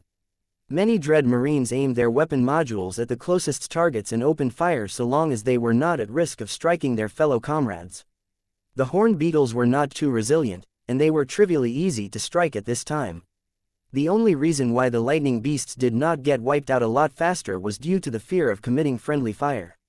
For the dominion of man, the dread marines resorted to their melee armament to finish off the beetles while they remained fairly close. Many dread marines pulled out swords or projected plasma blades from their thick wrists. Other dread marines who wielded enormous rifles activated plasma bayonets that could cut through the lightning insects just as well. Excellent technique combined with powerful armaments ensured that the dread marines quickly defeated a lot of enemy beasts. Explosions of tribulation energy occurred in rapid succession, causing all of the dread marines to receive varying degrees of lightning baptism. Though the effect of a single kill was not much, when thousands of insects died in a relatively concentrated section of the hull, the lightning baptism received by all of the dread marines had reached a considerable scale. Hundreds of dread armors that absorbed a lot more destruction and creation energy than others even began to glow for no apparent reason. While the beetles were taken care of, the worms had managed to advance just enough to attack the first dread marines in the way.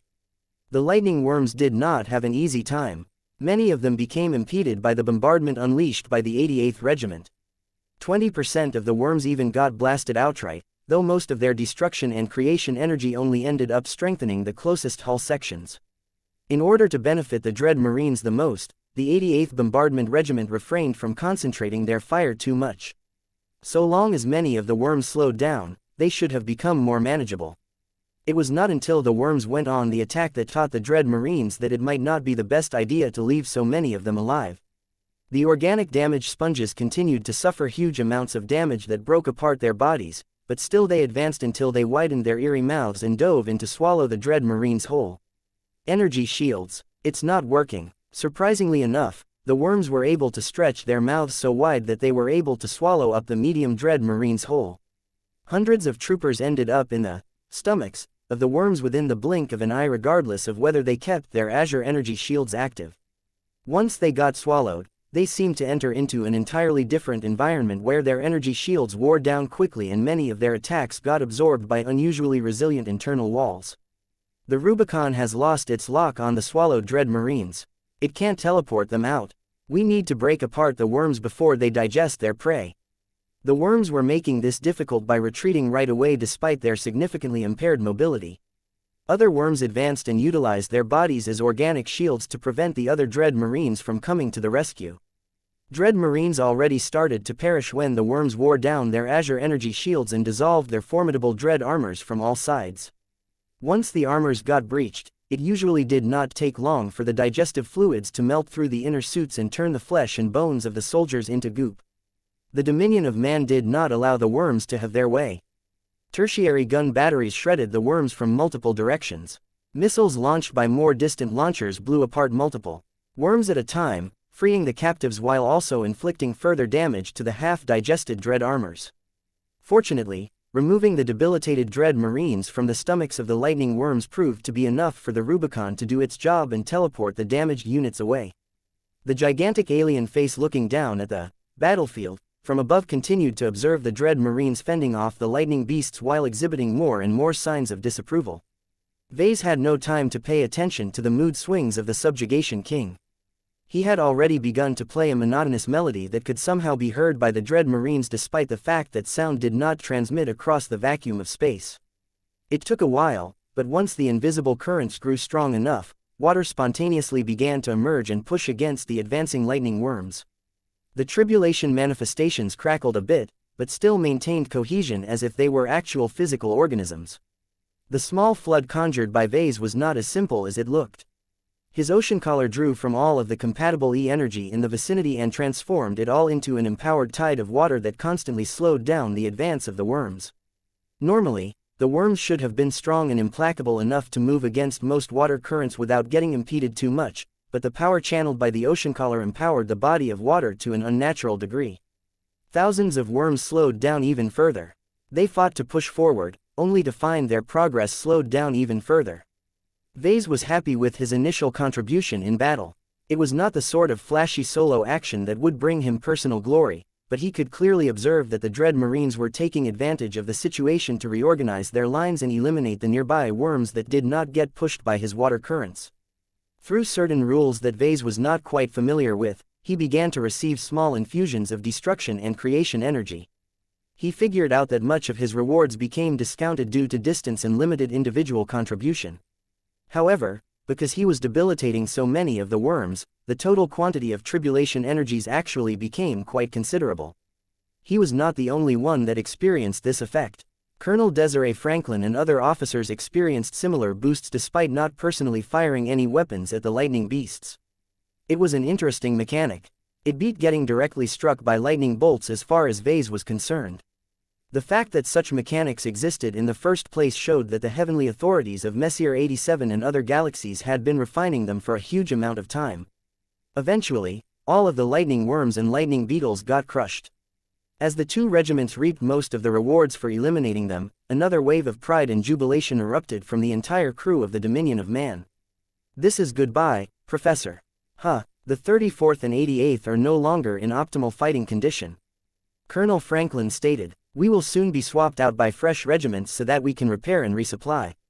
We need to give as many of our Dread Marines an opportunity to feed off their kills." "I see." The swap happened in an instant. The Rubicon was so powerful that it could instantly switch an outgoing troop with an incoming troop. Only 2 fresh Dread Marine regiments appeared at this time, but the Rubicon was ready to teleport additional troops depending on the enemy troop composition of the third wave. This time, a single larger and stronger lightning bolt threaded through the gap in Azure energy shield coverage and struck a section of the hull that was hundreds of meters away. Vase and many of the Dread Marines already expected to face more formidable opposition, but they became a lot more concerned when mech-sized lightning soldiers emerged around the impact site. The biped aliens easily towered over heavy Dread Marines and were equipped with armor that wrapped around their slightly inhuman forms. Their tails ended in spiked balls that looked like they could inflict a lot of trauma if they struck anything. "We are going to need a lot more Dread Marines this time." Chapter 5866 6th Giant Trapper Division Chapter 5866 6th Giant Trapper Division It gradually dawned on Vase that the 5th round of the Lightning Tribulation tested the armed forces of the Dominion of Man. When Vase looked back on the previous battles, he noticed that the rewards for eliminating the lightning soldiers did not benefit the Dreadnought all that much. Less than half of the explosions of destruction and creation energies eventually went on to benefit the nearest hull sections and surface modules. The remaining energies spilled out into space and dissipated while creating nothing of value. In contrast, the lightning soldiers felled by the Dread Marines always ended up benefiting the latter to the greatest possible extent. Very few energies went to waste as the tribulation energies eagerly engulfed all of the Dread armors in the vicinity.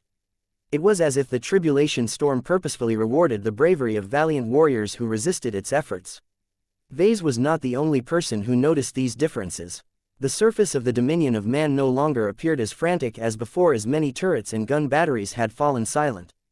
Even though there were hundreds of nearby turrets that possessed clear firing lines to the most recent wave of lightning soldiers, they remained completely silent as the fleeters recognized in their minds, if not their hearts, that this was a contest between infantry. Of course, the alien definition of infantry was a lot broader than that of humans. The towering alien soldiers that appeared in the third wave consisted of a smaller quantity of formidable-looking giants. Beneath their solidified tarnished green lightning armor, dense flesh and muscle rippled as limbs gripped their weapons. Helmets that covered everything aside from 2 predatory eyes gazed forward with a combination of bloodlust and discipline. The first impression that Vase gained from these tailed mech-sized alien soldiers was of an elite alien troop. The large lightning soldiers adopted a rigid formation while holding axes that sparkled with corrupting flame.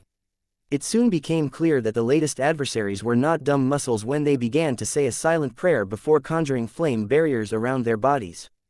Vase furrowed his brows. The spiritual barriers exuded both menace and resilience. It would not be easy for the Dread Marines to break them apart. Even if they managed to get past the first layer of defense, the human troopers also had to penetrate the armor worn by these sizable foes. $@. The huge alien face spoke again. "The fallen heralds of AKSHI. Death is no release. Let your corrupting flames taint the fires of these slaves." What did the alien say? Dread Captain Argyle asked over the private communication channel. Vase quickly responded with his best possible interpretation. The Dread Captain made an unusually indignant noise. The alien thinks his lighting thralls can engulf our flames with their filth. We will not let that happen. Our Dread Marines shall shatter these facsimile aliens just as easily as they have done before. Maybe it is better to bring out your mechs if you have any, Captain. Vase gently advised. These fallen heralds of Auxi look like they have plenty of strength and leverage to overpower your Dread Marines up close. Nonsense. We are the dominion of man. We exist to exemplify the strength of mankind. Besides, we have received express instructions to limit the exposure of our fighting methods as much as possible. This confrontation has already turned into an information war. The principal alien observer looking down at us from above must know as little about our comprehensive fighting methods as possible. Vase frowned, but understood the logic behind this strategy. I understand. It is a clever choice, though I am not sure whether the Subjugation King has access to other intelligence sources. Still, I guess this is as good a time as any to put your Dread Marines to the test. I am just concerned that they might not be able to keep up if our enemies keep growing bigger and stronger with each passing wave. Do not be concerned, Professor. We have many anti-mech units at our disposal. Just because we refuse to carry any mechs on principle does not mean we are unprepared to fight them in the field. We have invested over 4 centuries of research on how to dismantle mechs as infantry. It is time for us to demonstrate the fruits of our labor. I already know the perfect unit to deploy against these lightning giants. The 6th Giant Trapper Division shall have the honor of leading this bout. The Rubicon spatial transfer system teleported over 10,000 Dread Marines at this time. All around Vase, Dread armor after Dread armor appeared at the same time. It was rather impressive how they managed to appear in perfect formation while adapting to inconsistent footing.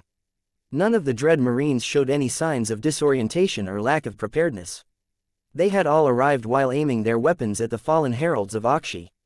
Strangely enough, neither the giant trappers nor the large lightning soldiers went on the offensive right away. In this environment where human blood and tribulation energies had already spilled in spades, the entire hull section had transformed into a sacred battleground, for a lack of a better term. The Dread Marines all became affected by this special atmosphere, and so did the fallen heralds of Auxi apparently. Even though the two were separated across species and life states, there were many universal values that transcended species and galaxies. Major General Aaron Capelli deliberately stepped out of the ranks of his troops. The commanding officer of the 6th Giant Trapper Division wore a suit of heavy combat armor that did not put any effort into hiding his importance. The fallen herald sent out a giant alien figure whose tail was considerably longer. It even ended in a spike that was reinforced by cursed metal that burned with corrupting flames. As the two leading officers set themselves apart from their troops, the fallen herald commander raised an ornate axe that was carved with sickening runes. Though the lifeless alien leader was unable to produce any sounds, his gesture showed that he was not entirely without life. At the very least, the lightning apparition was capable of simulating enough honor to salute his enemies. This was not necessarily good news. The greater their intelligence, the greater the threat they posed to their opposition. Vase was not certain whether 10,000 Dread Marines was enough to defeat this formidable alien troop. There had been far too many examples of mechs crushing infantry with disturbing ease. The advantages bestowed by scale were far too great. Fortunately, many of the giant trappers consisted of heavy Dread Marines. They were large enough to rival demimechs in size. Each of these heavy troopers mounted distinctly oversized weapon systems that could actually pose a danger towards first-class multipurpose mechs. The premise was that they fully utilized their numbers advantage to stack their attacks on specific targets. There were also plenty of light and medium Dread armors among the giant trappers. Their functions were different as they lacked the heavy cannons that could effectively wear down mechs from a distance. In any case, Major General Capelli raised an arm that held a particularly large and technologically advanced plasma sword. I salute you, soldiers of a foreign galaxy. The 6th Giant Trapper Division shall fight you and defeat you on behalf of mankind. By the will of Supreme Marshal Caramon Pearl, we shall fell each and every one of you and take your strength as our own. Semper Fortis, Semper Fortis. The exchange of salutes had a strong ritual air about them. Even though Vase was not a part of the Dread Marine Corps, his involvement in the battle still caused him to get caught up in the atmosphere. He gripped his ocean collar tighter. The fire in his metaphorical heart urged him to unfold his true body, charge forward and exchange blows with the dangerous-looking lightning giants. He resisted this impulse. It was irrational to the extreme. Vase had to remind himself that the tribulation storm was primarily a test for the dominion of man. He was just a freeloader who wanted to siphon a few benefits for himself. It was best not to make the lives of the dread Marines any more difficult. Once the two commanding officers returned to their own lines, the ritualistic battle soon commenced. Giant trappers, show these aliens how we fight. For humanity, for humanity, the dread Marines thundered in their own suits. Unlike the prior dread Marines, the troopers of the 6th Division fought according to a completely different paradigm. Instead of digging in and forming solid defensive lines to meet their incoming foes, each and every giant trapper instantly went on the move. It soon became clear that the giant trappers were capable of fighting in open space, as each of their dread armors came equipped with transphasic flight systems. The light dread Marines turned out to be the most elusive. Not only did they move the fastest out of all of the other troops, their suits also became invisible as soon as they activated their stealth systems. What was impressive was that Vase had completely lost the ability to detect their presence. Neither the sophisticated sensor suite of his unending regalia nor the sharp spiritual senses of Blinky was able to detect any hide and hair of the light dread armors that had to be flying in the vicinity. The heavy dread Marines were the first to open fire. Many of them were equipped with back and shoulder mounted cannons that fired a variety of hyperplasma bolts, transphasic hyper-Gauss rounds and transphasic hyper-energy beams. There were also other heavy units that fired high-yield missiles from their bulky missile launchers. The attacks hit quite hard. The corrupted flame barriers of the fallen heralds visibly rippled as they got struck by hundreds of attacks at the same time. Every target that became subjected to focused fire quickly lost their defenses and soon started to fall as they were unable to withstand the attention of hundreds of heavy dread Marines. However, there were still a lot of surviving fallen heralds, and none of them were particularly slow. They charged forward with flames erupting from the rear of their energy barriers. A multitude of gigantic comets flung towards the formations of heavy dread Marines. For their part, the heavy troopers did not make it easy for their adversaries to close the distance. Despite their immense bulk, their powerful transphasic flight systems provided so much effective thrust that they accelerated at impressive rates. If not for their lacking agility, they could easily give light mechs a run for their money. Still, it was precisely due to their disappointing maneuverability that the fallen heralds were gaining on them. The latter's ability to simulate jet engines augmented their straight-line acceleration so well that they were briskly closing the distance. You shall go no further. The medium dread Marines intercepted the giant lightning warriors. Their dread armors did not possess any active stealth systems, but instead equipped themselves with a variety of different loadouts. Most of them opted for configurations that excelled in close-range skirmishing. The ones equipped with plasma lances cleverly flanked the fallen heralds and charged at their targets, causing their fiery hot weapons to explode against the flame barriers. Others were equipped with flamethrowers that burned so hot that even the corrupting flames were forced to give up ground. Most of them opted for configurations that excelled in close-range skirmishing. The ones equipped with plasma lances cleverly flanked the fallen heralds and charged at their targets, causing their fiery hot weapons to explode against the flame barriers. Others were equipped with flamethrowers that burned so hot that even the corrupting flames were forced to give up ground. The expensive propellant used to augment the power of the flamethrowers was made from a special formula that happened to be particularly effective against spiritual manifestations. Meanwhile, Vase remained shocked as he stood frozen in the same place. He never expected the giant trappers to fight in such an impressive manner. They struck hard yet remained mobile enough to prevent their adversaries from striking them with each. Each of them fought like agile but deadly raptor packs trying to exhaust their larger but much more lumbering prey.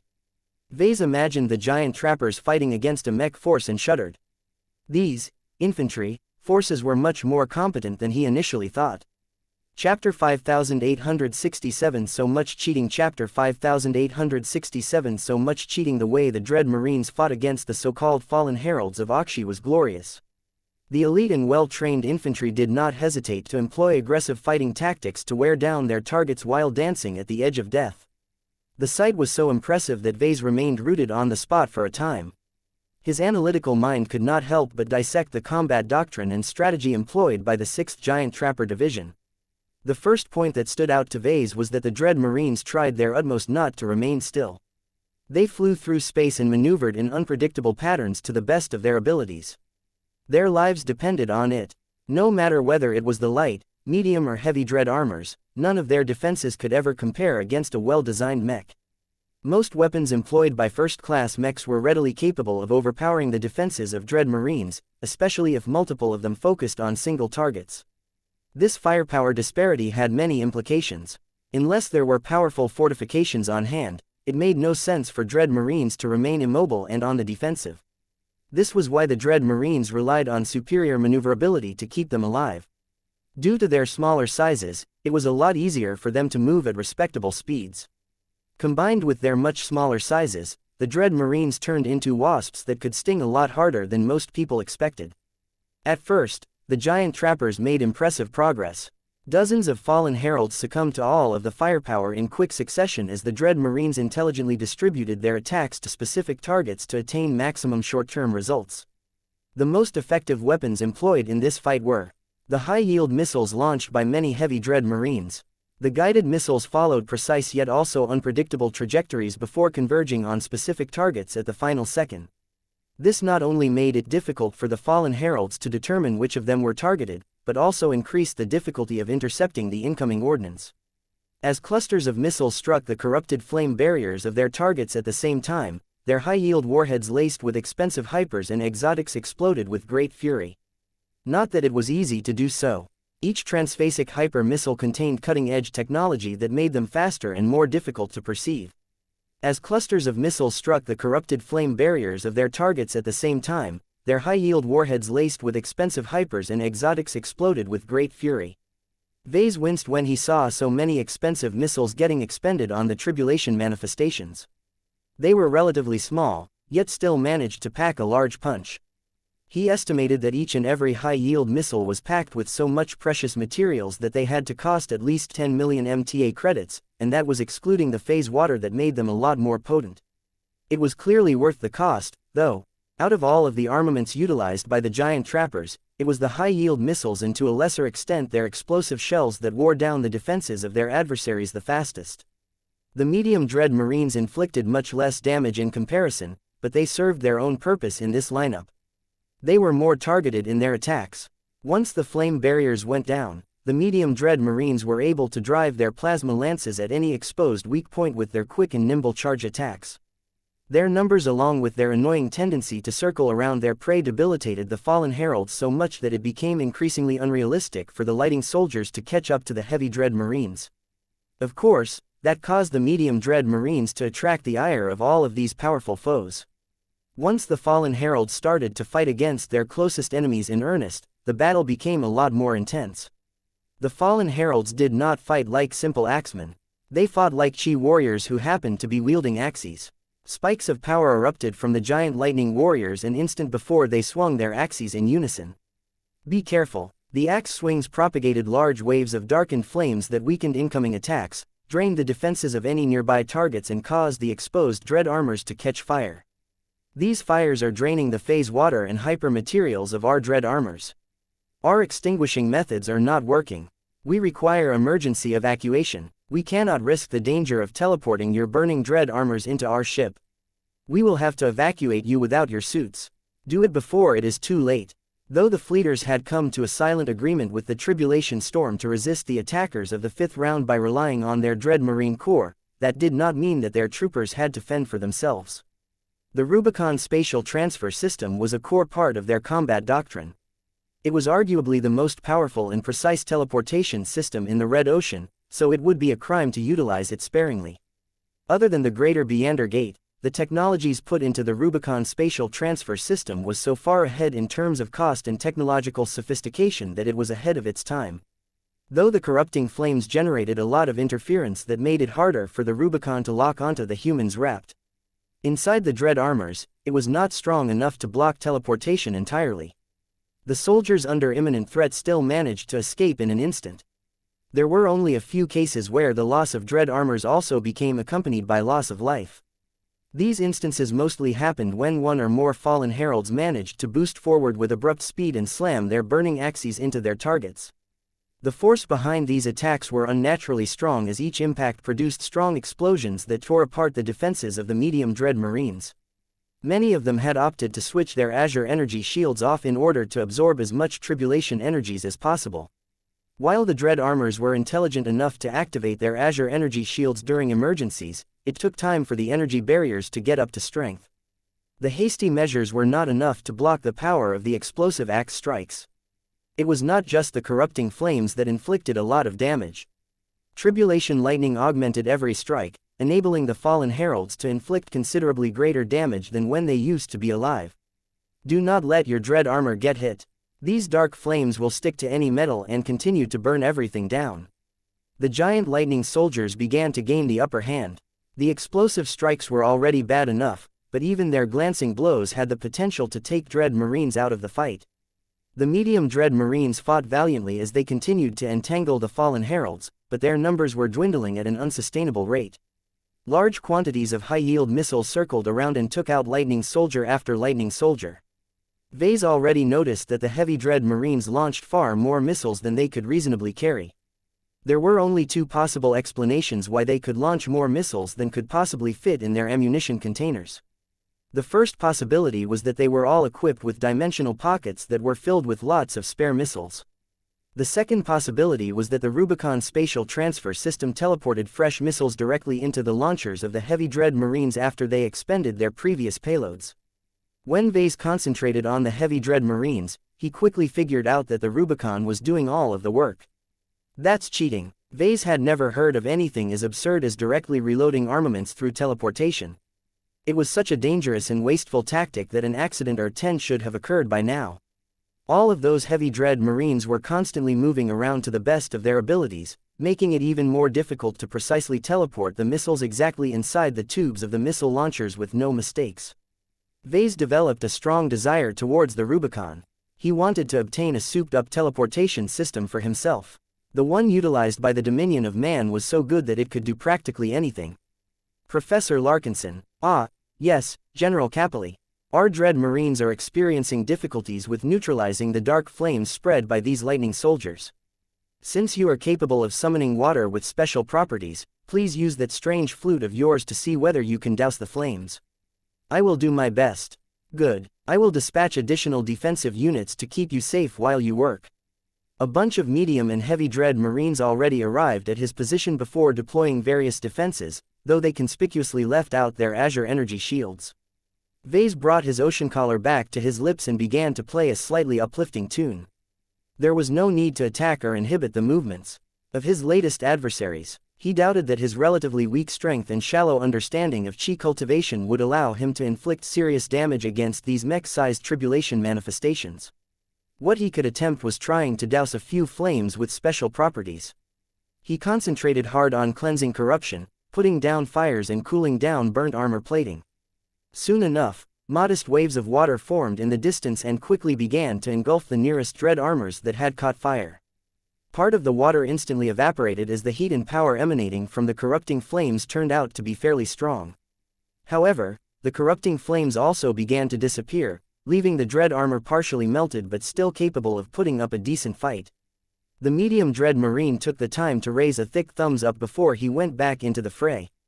Even though he had been offered the chance to teleport back inside the ship so that the technicians could carefully preserve and repair his tribulation-blessed dread armor, the soldier refused to back down when he could still contribute to the fight. Can you do that again, Professor? November LBJNN Vase frowned as his previous exertion hadn't been light. I can, but my efficiency is not very good. I can only help out one dread marine at a time, General. Do what you can. The fight continued. Over 1,000 dread marines had already been taken out of the fight, and hundreds more were in the process of getting burned or shattered. The fallen heralds of Auxia were not as numerous, but still had enough to last quite a while. Their powerful axes and the protection of their corrupted flame barriers made it a lot harder to produce lasting results. This was especially when the giant lightning soldiers started to unveil more and more tricks. Each time they swung their axes, they produced corrupting flames that turned into piercing arrows, burning nets, fiery snakes and other unusual forms. It was difficult to predict the effect of these empowered axe swings in advance. There were so many possibilities that even the brain trust struggled to infer the results before they happened. Vase clearly knew that the water summoned with the help of his ocean collar was able to pitch in, but his technique was too poor and his spirituality was too low for this kind of fight. I need to strengthen my efforts. There has to be a trick. He did not know cultivators well enough to know how they were able to leverage their power to a greater degree. He furrowed his brows as he quickly sifted through his memories in order to learn from good examples. After a bit of searching, he suddenly came across the Destroyer of Worlds. As the only god pilot with a companion spirit, she had actively developed a lot of powerful methods where she could combine her willpower with Emma in order to produce greater synergies. Though Vase was not a high-ranking mech pilot, he could still take a page out of Irene's book and take advantage of his companion spirit. It's showtime, Blinky, Muro. Chapter 5868 Water Wave Chapter 5868 Water Wave Ever since he took part in battle, Vase never truly felt satisfied with his performance. Sure, he was able to employ tricks that the Dread Marines couldn't replicate, but he felt a bit outclassed. It shouldn't have been a surprise. Vase was a mech designer. He was not a chi cultivator, so trying to fight like one would never yield great results. While Vase accepted the reality that he would never become a great chi cultivator, it was different in the case of Blinky. His companion spirit was his second life. The Star Cat may technically serve as an extension of his own spirituality, but he had gained enough independence to adopt another form of cultivation. Vase had specifically worked on the Imaginary Universe Method version 3.0 in the hopes of transforming Blinky into a scary and versatile true god one day. He clearly had high hopes in his companion spirit's ability to absorb, process, manipulate and exploit E-energy of all varieties. The problem was that the cultivation required a huge amount of ramping up before it could begin to show its strengths. The Blinky-verse had made a lot of progress towards forming its first complete star system, but that was just a fraction of the full potential of this spiritual pocket universe. Vase therefore did not expect too much from combining Blinky with his spiritual manifestations. It would be delusional to think he could function in the same way as Emma. Not only was Blinky unable to travel too far from Vase, the Star Cat also lacked the reinforcement of Irene's willpower. High-ranking mech pilots would have been really handy in this battle. Any powerful expert mech, ace mech or god mech would have been able to counter all of the spiritual tricks employed by the fallen warriors of wuxia and overwhelm them by relying on brute force. Alas, Vase was not a mech pilot. He was a mech designer. One who also happened to be a phase lord. If this was just a regular battle, Vase would have unfolded his true body and started to punch the fallen heralds a long time ago. It was a pity that he needed to play his part in the ongoing information war. There was no reason to give the Subjugation King a good look at the combat capabilities of a phase lord. I need to advance. Vase notified the Dread Marines assigned to guard his life. Sir, that is ill-advised. You are already under threat from this distance. You will make yourself much more vulnerable to attack if you proceed with your action. I know the risks, but I can take a hit. Vase began to retrieve a very girly umbrella from the back of his unending regalia. The Dominion of Man will step in if that is not the case. The Rubicon spatial transfer system still maintains an active lock on my body. You can accompany me, but please do not impede my passage. His commanding tone was evidently enough to get his bodyguards to play along. Very well, but if you have to move forward, at least position yourself behind one of the secondary gun batteries up ahead. That is a good idea. Vase began to step forward while Blinky dove out of his head. The purple companion spirit flew forward and began to merge into a nearby water wave that had just emerged. The combination was unexpectedly smooth. Vase felt much more in control of the water wave than before. Why hadn't he done this before? It was as if he had switched from typing a document with one hand to two hands.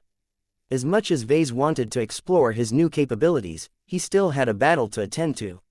He continued to move forward in order to give Blinky the space needed to get involved in the battle. Once Vase approached a secondary cannon battery and sheltered behind its armored bulk, he concentrated on playing the flute and directing Blinky's actions. At the same time, his newly obtained flower parasol unfolded and began to display its pink radiance to everyone who paid attention in his direction. Perhaps it was an illusion, but perhaps even the giant three-eyed alien face twitched when the flower parasol began to brighten up the surroundings.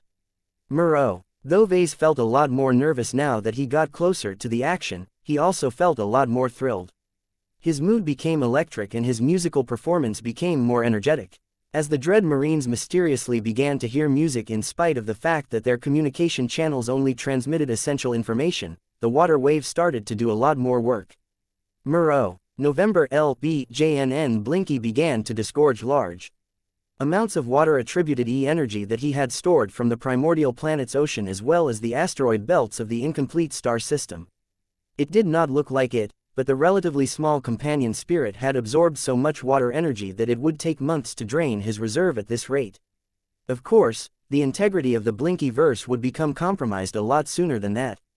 A severe imbalance in the elements would weaken the foundation of the internal universe and make it vulnerable to external breaches. Blinky could not spew out water energy without limit. It was fine for him to keep this up for an hour or so, but any longer would produce noticeable imbalances that would take a lot of time to remedy. For now, the companion spirit's efforts were making a considerable difference. The water wave directed by Vase and the ocean collar became faster and engulfed the burning dread armors a lot more effectively. It became a lot easier to douse the corrupting flames when there was more water energy available. Even if the quality of water energy was not that strong, Blinky was able to produce an ample quantity of it at a time. Whatever you are doing is working, sir. Keep up the good work, but take care not to attract more attention. Some of the lightning soldiers are already showing signs of trying to locate the source of the water. Vase felt a lot more fulfilled than before. Though he still wasn't close enough to the action for his liking, he was contributing a lot more to the battle than before. Even though there were way too many Dread Marines that caught fire due to the ubiquitous energy attacks unleashed by the fallen heralds of Auxia, the Blinky-empowered water wave was able to save many of them from getting burned and corrupted.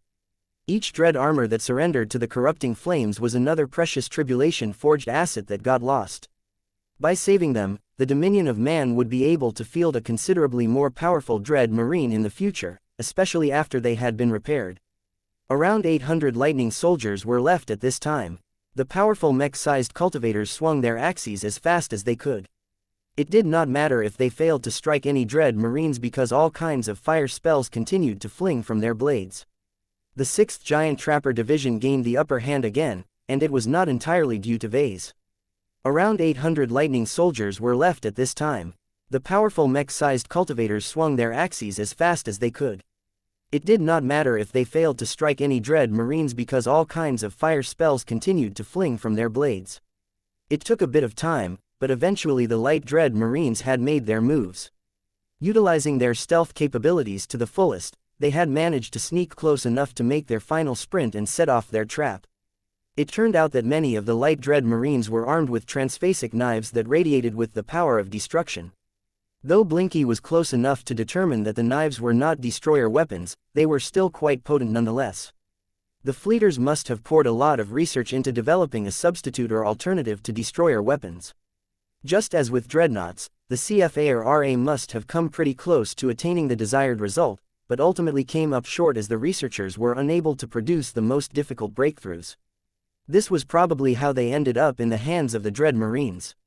The special knives did not possess the fiery heat and power of plasma weapons, but they happened to be a lot stealthier while still retaining plenty of lethality. Each of the light Dread Marines took advantage of the vulnerability of injured lightning soldiers who had lost their flame barriers. The relatively small but nimble machines evaded every nearby attack with exceptional grace and stabbed their imitation destroyer knives at any weak point they could observe. Every stab inflicted considerable damage that nearly always proved crippling, if not fatal. Hundreds of tribulation energy explosions engulfed the site as the fallen heralds lost a lot of battle strength in an instant.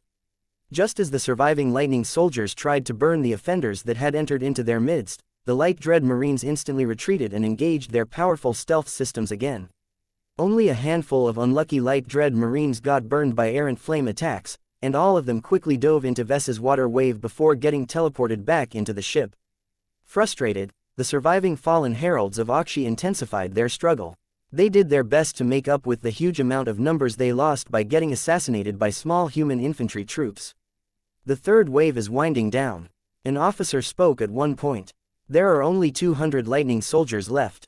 We outnumber them so much that they cannot withstand our attacks for long. I can see that. Vase responded. How much have you expended yourself? Can you fight in the next wave? It should be no problem. My energy expenditure is not as great as you think. I have a huge energy reservoir. What you should really be worried about is whether I will run myself ragged. My mental capacity is finite.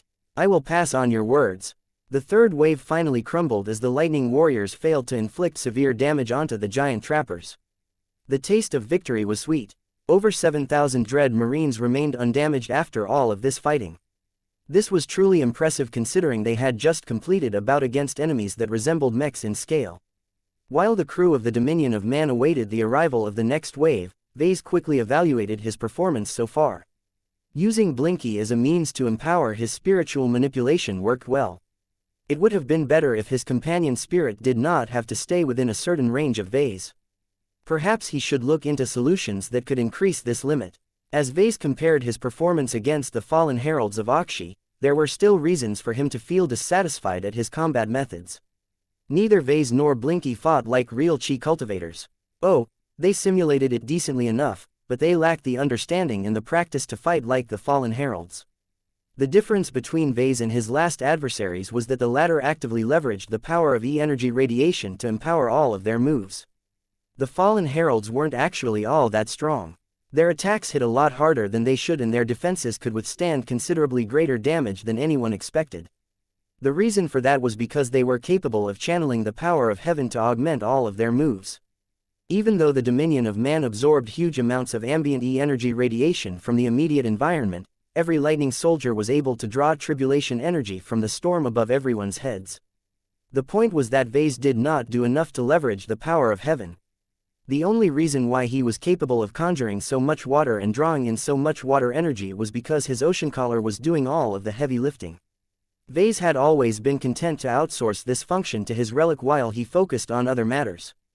This might serve as an acceptable excuse for a mech designer like Vase, but it was absolutely unacceptable for a pure chi life form like Blinky. Instead of trying to borrow the power of heaven, to do more with less, his companion spirit focused on disgorging large amounts of water energy from a hidden reservoir as if he was a brute. This clearly needed to change. Chapter 5869 Collective Action Chapter 5869 Collective Action The surface of the Dominion of Man had turned into a battlefield yet again. This time the scale was a lot larger than before. In the fourth wave of the fifth round of the ongoing lightning tribulation, over 100,000 lightning soldiers appeared at a time. Though smaller than the fallen heralds of Auxia, the strange insectal aliens proved to be far trickier to defeat through massed firepower. They are packed in tight formations. Open fire. Bombard them to pieces. It's not working. Our attacks are being repelled by their combined energy barriers. As long as the tribulation storm keeps feeding them E-energy, our firepower can't exhaust the protective layers. The insects armed with a variety of sharp and pointy transmutated forelimbs did not appear to be simple warriors. They were cultivators, and fought like ones. Different from before, the cultivators were relatively weak, but they excelled at casting and maintaining cooperative spells. Each formation consisting of tens of thousands of lightning soldiers was able to cast a mass energy barrier spell that absorbed incoming attacks with ease. The good news was that the incoming firepower from the 5 Dread Marine divisions that replaced the 6th Giant Trapper Division forced the enemy formation spread across the hull to hunker down. The aliens did not have enough spare cultivators left to organize any coordinated counterattacks. Explosions, energy beams and projectiles continually rippled against the exterior of the shining metallic bubble that surrounded the insect formations. The insect species clearly possessed a strong affinity with the metal element, but combining it with tribulation lightning caused their cultivation techniques to become a lot stronger than normal. It was enough to stymie the Dread Marines arrayed against them. No matter how quickly the Rubicon spatial transfer system filled up the emptied missile launchers with new warheads, the continuous barrage high-yield missiles failed to break open the powerful metallic barriers. Several Dread Marine divisions once decided to regroup and focus fire on one of the enemy formations. That turned out to be a mistake because the metallic insects quickly redirected thousands of their own number to drilling through the hull of the Dominion of Man. Each and every insect was able to chew through the resilient transphasic hyper-alloys with great difficulty, even when they empowered their mandibles with metal-attributed E-energy. The progress of a single insect was rather slow, but when thousands of them worked together to create a large hole, the section of hull plating started to break down disturbingly quickly. Return to your previous assignments. Do not let any of the insect formations have free rein. The ongoing battle quickly returned to a stalemate, but one that favored the enemy more than the defenders. Though the Dread Marines had not suffered any significant casualties so far, it had never been the goal of the Tribulation soldiers to defeat these soldiers. The insect formation still had spare metallic insects left to chew through the hull plating. No matter how many meters they had to drill in order to breach into the interior of the Dominion of Man, the insects worked tirelessly to open up a gap that could be exploited by subsequent Lightning soldiers or more direct Tribulation attacks. Stop them at all cost. The 5 Dread Marine divisions amped up the pressure. Over 50,000 Dread Marines attacked from afar and up close. They concentrated their firepower and timed their attacks for maximum effect. A few of them even combined their weapons to launch significantly more powerful attacks that could easily shatter the armor plating of a first-class mech. Yet so long as their firepower remained dispersed, they were unable to muster enough numbers to exceed the replenishment rate of the metallic energy barriers. The obvious solution to this problem was to bring more firepower. There were still plenty of intact gun batteries that could open fire at any time. There were also a lot more Dread Marines in reserve that were chomping at the bit to participate in this glorious battle. However, Dread Captain Volkert Argyle refused to send more Dread Marines for multiple reasons. Protecting the Dominion of Man was important, but it was also necessary to build the confidence and battle spirit of her powerful troop complement. Winning battles by throwing overwhelming numbers at a problem would never allow his elite troops to refine their courage and prepare them for the greater challenges ahead. Aside from that, there was a mysterious feeling in his burning heart that wanted to keep the battle fair. While it was difficult to estimate how many troops he needed to deploy to engage a wave of Lightning soldiers in honorable combat, the Dread Captain already felt as if he had reached a certain limit. Bringing in another Dread Marine division should easily be able to break the deadlock, but the victory would become hollow as the result had little to do with the superiority of his armed troops. The ritualistic battles between the Tribulation manifestations and the armed forces of the Dominion of Man had to be fought by relying on differences in technologies, methods, tactics and coordination. This was the definitive way for an army to prove their superiority over others. Since almost everyone serving on the Dominion of Man had gotten caught up by this special atmosphere, they rejected the option of reinforcing the Dread Marines in the field. If the best human infantry force in the Red Ocean was unable to solve this problem under fair circumstances, then they no longer had the right to feel proud anymore. There was only one notable exception to this sentiment. Vase had earned a place in the field due to his undeniable contributions in engineering the ship-wide transformation that triggered a response from the heavens. Though no one would begrudge him for sitting out, he insisted on participating anyway, which meant that he had put his honor on the line as well. Vase furrowed his brows as he studied the performance of the metallic insects. Their formations were spread by several kilometers each, so he was only able to approach and study the closest one while huddling behind a dormant secondary gun battery. When he tried to use his ocean collar to breach the metallic energy barrier with water tides, his attempt failed to exert enough pressure to break the current equilibrium. It did not matter that Blinky tried his best to increase the power of the water attacks by disgorging as much water energy from the Blinkyverse as possible. Unfortunately, the companion cat was still too weak. The aperture that connected the Blinkyverse from the main universe was too narrow to release too much water energy at a time. November LBJNN. In a contest between two different cultivation techniques, the difference in energy levels was usually decisive enough to determine success and failure. Though Vase was pretty sure that he could easily overpower several metallic insects at a time, it was impossible for him to overcome the combined efforts of thousands of Lightning soldiers. It was frustrating. The coordination of the insects was practically flawless as they synced with each other without any interruption. Their coordination was unnaturally good. It was not difficult to find out why. When Blinky observed the formation of Lightning insects, the companion spirit could easily see that they were connected in a dense and sophisticated web of spiritual connections. The Tribulation manifestations utilized their own version of a spiritual network. No, calling it a spiritual network was not accurate enough.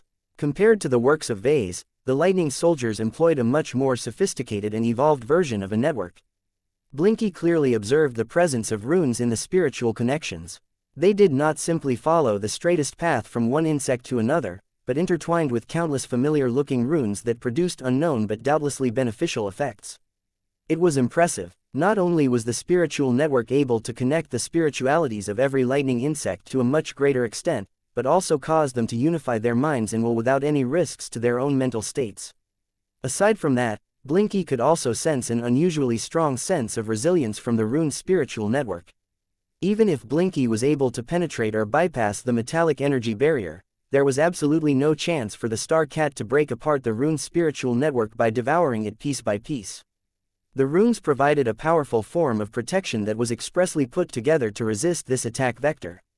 The only solution that Vase could come up with was to overwhelm the rune's spiritual network by relying on brute force. A strong enough attack could shatter all forms of defense. Yet that proved to be an insurmountable problem. Neither the Dread Marines nor Vase could muster up enough raw energy to breach the defenses of the lightning insect formations. It was not for lack of trying. Though the Dread Marine divisions kept trying out many different tactics and weapon systems to break past the seemingly invincible metallic energy barriers, none of their tricks were working. Dread Captain Volkert Argyle came close to calling in reinforcements anyway in order to end this confrontation. A hollow victory was still a victory. Any outcome was better than giving the lightning insects enough time to drill a deep enough hole through the outer hull of the Dominion of Man. Before he resorted to this dishonorable option, the Dread Captain contacted Vase one more time. Do you have any suggestions that can break this unfavorable deadlock aside from the obvious? Vase pressed his lips. Energy. Professor, it all comes down to energy. He said, so far, the battles we have fought amount to a confrontation between two different combat paradigms. Our Dread Marines are not active cultivators. They rely far more on their strength of arms and the technological support of the Dominion of Man to produce powerful results. Our adversaries do not have access to our technological toys, but they make up for this shortcoming by relying on their vastly superior cultivation and the energies supplied by the Tribulation Storm. Both paradigms have their pros and cons. The main advantage of our current set of enemies is that they are able to unify their cultivation and energy manipulation to produce results that far exceed their individual efforts. Vase could practically feel the frustration from the other side of the private communication channel. How do you suggest we solve this problem, then? Our enemies are fueled by the Tribulation Storm. Our Dread Marines are at least partially fueled by the Spark Reactor. We need the latter to contribute more to the Dread armors that are deployed in the field. They are not designed to channel so much energy, whether it is conventional or unconventional. Dread Captain Argyle spoke. The exact science eludes me, but there is a high likelihood that the Dread armors will either explode or burst into flames. They are not as flexible as you think. Are you sure about that? Vase grinned. Have you forgotten about the lightning-baptized Dread Marines that fought in the previous waves? I suggest you swap some of the regiments in the field with the 34th Assault Regiment or the 88th Bombardment Regiment. Their Dread armors have already been repaired and replenished by this time, correct? They should be, Volkert Argyle said in a much more contemplative tone. I will take your advice under consideration. Do you have any other suggestions? Vase slowly grinned as a fantastic idea just emerged in his mind. I do. I just came up with an idea that I would like to try. It's risky, though. I need the cooperation of the engineers who are currently in charge of the Spark Reactor. I also need your crew to do whatever it takes to increase the flow of fire energy to the hull section where I am currently situated. I can do that, but why should we make these adjustments? Energy. Vase grinned. The key to breaking this deadlock is energy. It is not just the lightning-baptized Dread Marines that can channel greater amounts of energy. I think I should give Blinky a try. The Blinky verse was ultimately too small and underdeveloped to provide sufficient help in battle at its current stage. Since that was the case, why not switch to a much more powerful source? The Spark Reactor was a much more powerful source of E-energy. Chapter 5870 Cultivation Deficiency Chapter 5870 Cultivation Deficiency The battle intensified as familiar soldiers returned on the battlefield yet again. Though the fleeters were unwilling to field more than 50,000 soldiers at a time, it was no problem to swap out one unit with another. The 34th Assault Regiment and the 88th Bombardment Regiment had already made their contributions. The 6th Giant Trapper Division had fought much more arduous battle and suffered considerable losses that could not easily be replaced. No one would begrudge them if they sat out the remainder of this event. There were many other fresh units of Dread Marines that eagerly wanted to earn glory in battle. They also learned about the rewards for defeating the Lightning Soldiers and eagerly wanted to gain strength through defeating their opponents. However, the needs of the Dominion of Man surpassed the individual needs of the troopers. As much as the current selection of Dread Marines deserved a chance to baptize their Dread armors in Tribulation Lightning, their lacking results forced their superiors to make the switch. With the return of a lot of familiar Dread Marines, the fight intensified, but not by much. Even though the newly arrived Dread Marines had absorbed varying amounts of tribulation energies, it was not quite clear how they improved. None of the Dread Marines exhibited any significant differences in performances. They did not suddenly move twice as fast or launched attacks that inflicted 10 times as much damage. While the humans who fought with the evolved Dread armors clearly sensed that they had reached a new level of strength, their improved conditions did not come with a manual that taught them how to leverage their new boons effectively. This was not the result that Vase and Dread Captain Volkert Argyle wanted to see. They expected the lightning baptism to provide more concrete results. I think the evolved Dread armors need to be fueled with energy in order to display greater strength. Vase suggested as he continued to observe the fighting from his position behind a dormant turret. When is the spark reactor ready to channel fire energy to our locations? It has already been several minutes. Your request is unprecedented, Professor. It takes time to make the required adjustments. Do not forget that the spark reactor is located kilometers away from your position. Our engineers have informed me that they must manually override the safeguards built into the spark reactor in order to further redirect its output of fire energy. In addition to that, they must manually open up way stations and other safety valves in order to channel so much fire energy to the right destinations. We have teleported all of the relevant engineers to the right coordinates. It should not take long for them to complete the necessary modifications. Trying to modify and alter the functioning of so many elements of the ship's energy transmission system was like playing with fire. It was exceedingly dangerous to tinker with the power lines and other relevant components without cutting off the power supply. Nonetheless, the engineers bravely did what was necessary in order to support the soldiers who were struggling to fight for the dominion of man's survival. Vase could feel it. A surging firestorm welled up from below and began to pump out a lot more fire energy across the entire hull section. The effects were immediate. Everyone felt a bit hotter than before. The raw power of the living spark also reinforced the transphasic hyperplating, slowing down the progress of the metal-eating insects. However, it was the Dread Marines who benefited most from this change. Each and every one of them fought a little harder than before. This was not a surprise as every Dread armor had already been brought up to the current generation by incorporating high-quality hyper materials. Each attack hit harder than before. Energy weapons and explosive weapons received the greatest benefit as they were much more likely to incorporate fire hyper materials. The energy barriers that shielded the formations of metallic ants rippled to a greater extent than before. It was not enough. The added pressure was great, but the Dread Marines still did not gain enough of a firepower boost to break the equilibrium. The effect of the increase in fire energy was noticeably greater on the Dread armors that had undergone lightning baptisms. The metallic suits began to glow in a fiery corona as they did a considerably better job at absorbing and channeling the fire energies. Their attacks hit even harder than the Dread Marines who had not fought in the previous waves. The plasma swords wielded by the Dread Marines of the 34th Assault Regiment burned hotter and struck more punishing blows against the metallic energy barrier. The explosive shells and missiles launched by the 88th Bombardment Regiment burst with greater fury upon impact. The Dread Marines of the 6th Giant Trapper Division were able to fly faster and charge with greater impact. In order to achieve quick results and set up a domino effect, Dread Captain Argyle had decided to concentrate the replacements in a single formation. Each of the newly appeared Dread Marines had to utilize their enhanced combat strengths to quickly take down a single energy barrier. It's working. The lightning insects had done a fantastic job at maintaining their combined energy barrier while enduring a huge amount of pressure. Yet even they possessed limits. The damage inflicted onto the metallic energy barrier had finally exceeded the replenishment rate. This meant that the barrier shielding tens of thousands of lightning insects was finally starting to weaken. Wait, what is that? Alpha insect detected. We are detecting much stronger energy fluctuations from the larger alien. A larger, more ornate and better equipped insect suddenly became visible. The alpha insect had previously hid itself by hiding in the press of lesser insects. Now that the metallic energy barrier was beginning to drain, the lightning insect commander or champion could no longer remain idle. It raised one of the forelimbs that ended in a pointed spear and began to channel a lot more metal energy than any of its fellow insect brethren. Vase and many other observers widened their eyes. The power released by the alpha insect was astonishing. It became clear that the creature's cultivation was at least an entire stage stronger than any of its ordinary compatriots. The sudden intervention immediately turned the tide of the battle. The alpha insect not only made the metallic energy barrier a lot tougher, but also began to strengthen it in a more qualitative manner. Runes began to shimmer into place as the alpha insect utilized his superior cultivation knowledge to his advantage.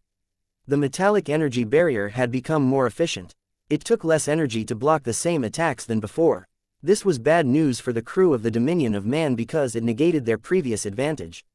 There were limits to the offensive power of the Dread Marines. They were too small and could not mount weapons that were too large and cumbersome. Technology granted them strength, but also limited their power expression. Hyper-technology was able to stretch the rules a bit, but there were always limits. Vase frowned when he witnessed all of these changes. He had learned a lot of lessons about combat and the application of E-energy, but most of them emphasized mankind's inferiority in these areas. There was no way in hell that humanity could outcompete the aliens of Messier 87 in terms of E-energy manipulation. Perhaps the only mitigating factor was that the aliens from the distant supermassive galaxy were accustomed to fighting in high-energy environments. Once they started to fight in the Red Ocean, many of their techniques either became weakened or unusable due to lacking energy support. It all comes down to energy.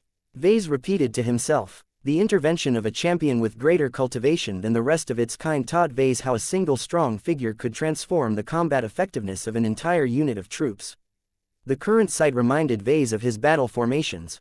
Allowing a superior cultivator to leverage the collective strength of many soldiers in a much more effective manner could produce overwhelming results that could easily turn the tide of an engagement.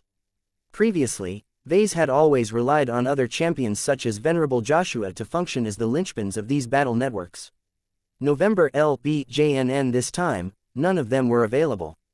His expert pilots were many light years away. Even if they were closer, they still wouldn't be allowed to participate, so that the aliens of Messier 87 still had no solid clue what high-ranking mechs could do against their forces. It was up to him, or rather Blinky, to function as the coordinator of a battle network, or at least a bastardized version that worked for Dread Marines. First, Vase needed to verify whether Blinky was capable of absorbing and channeling the increased fire energy released by the spark reactor. Do your job, Blinky. Muro. Blinky felt apprehensive at the thought of directly absorbing or coming into contact with the fiery energy. When the Star Cat utilized his devouring ability to gather a large quantity of potent fire energy that was emanating from the hull, the companion spirit immediately experienced a lot of pain and discomfort. Muro. Blinky was only able to absorb a minute amount of fire energy produced by the spark reactor. However, the Blinky-verse instantly destabilized as the foreign energy immediately started to go berserk. It started to destabilize the first star, heat up planets beyond their acceptable range, and start fires that could not easily be extinguished. The energy was untamable. Blinky was far too weak to control E-energy generated by a true god-like entity. The fire energy was not only exceedingly high in quality, it also carried a relatively weak but still valid imprint of its originator. This meant that Blinky would have to overpower the living spark in a contest of some sort in order for the companion spirit to tame the newly gained energy. Perhaps that might be acceptable if Vase and Blinky were free to experiment, but they were operating on an active battlefield at this time. Spit it out, Blinky. Muro. Oow. Muro. Don't be greedy, you can try to digest some later. Right now, we have a battle to fight. Muro. It took a lot of effort, but Blinky finally spat out the fire energy that proved to be uncontrollable. Vase began to grimace. This was not good news. It became increasingly more obvious to him that the Dread Marines, and especially the ones baptized by lightning, had little clue how to channel E-energy more effectively.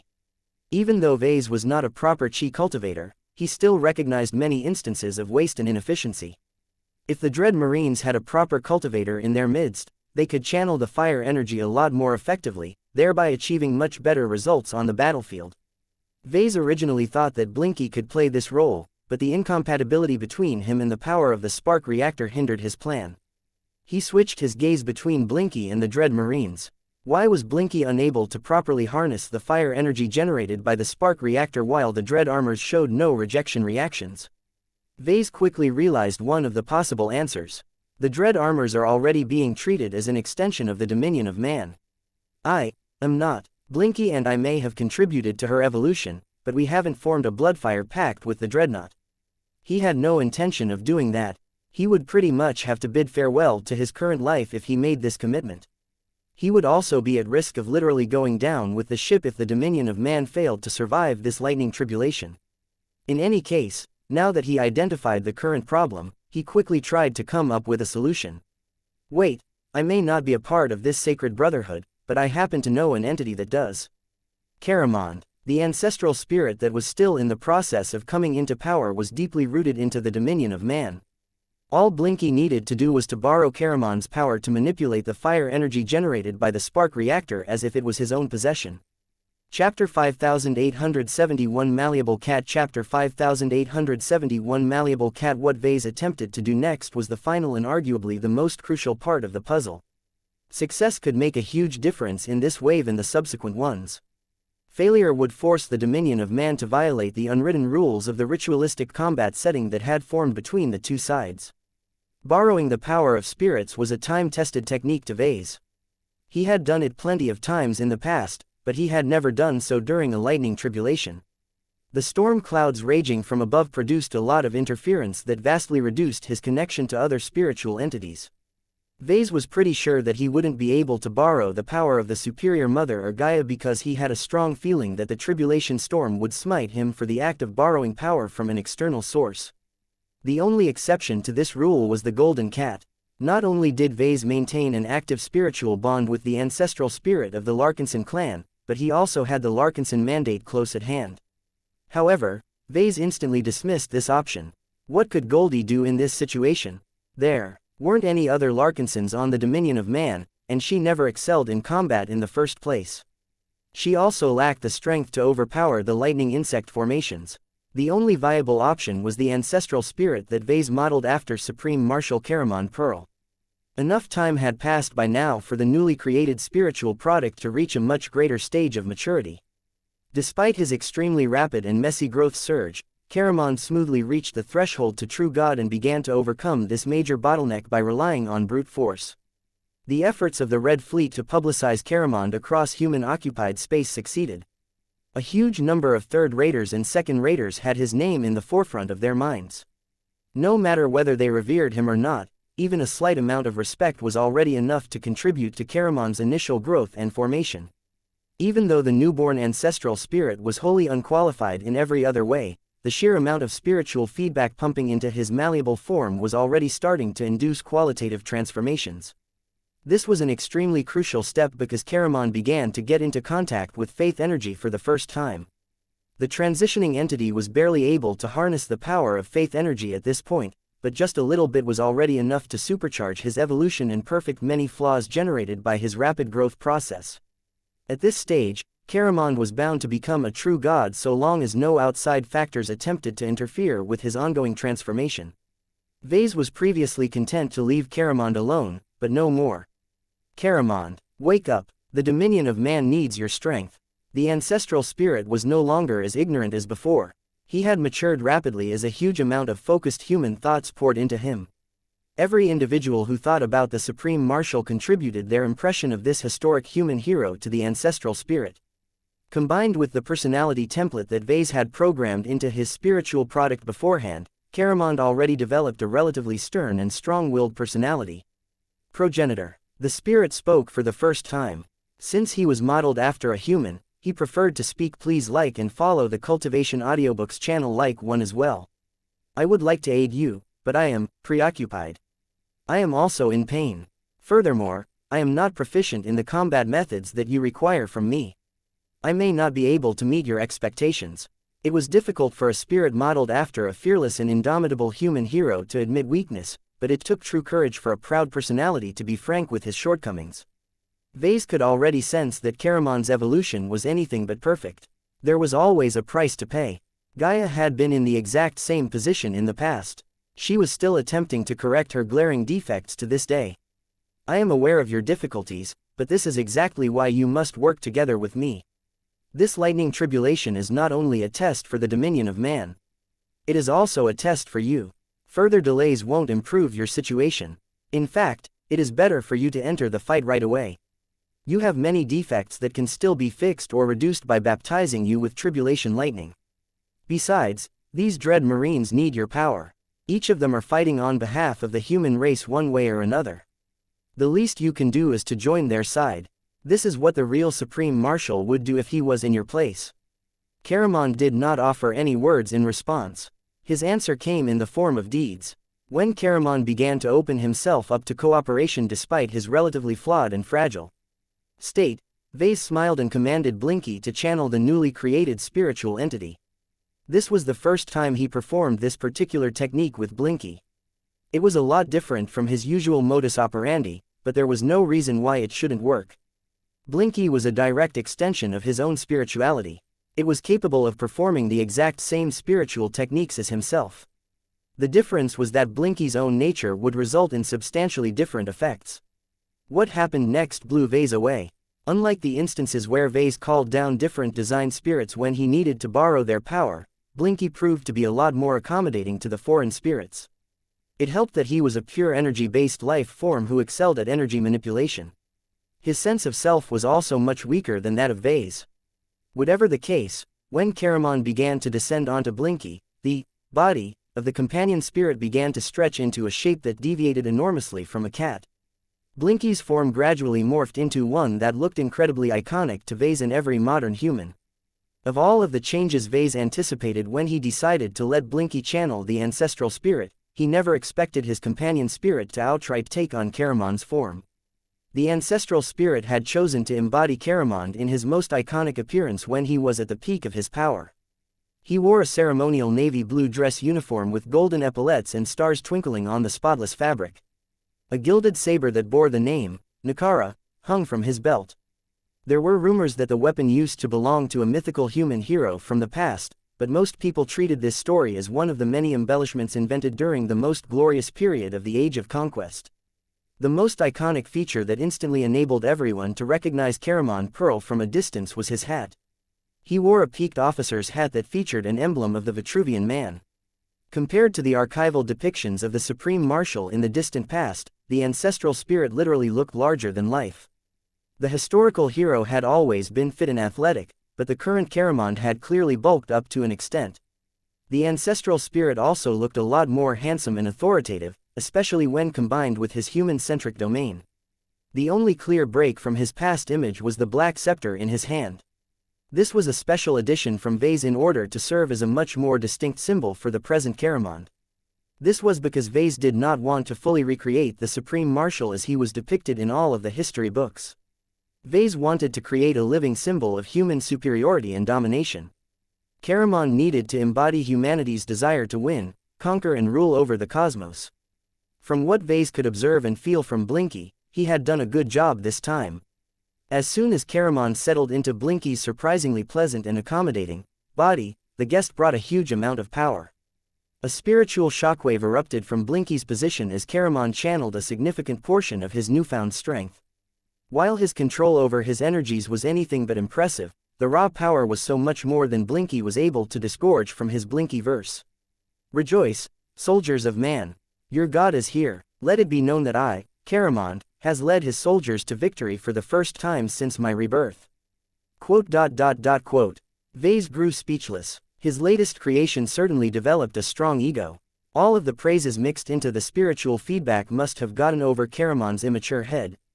Still, they had work to do.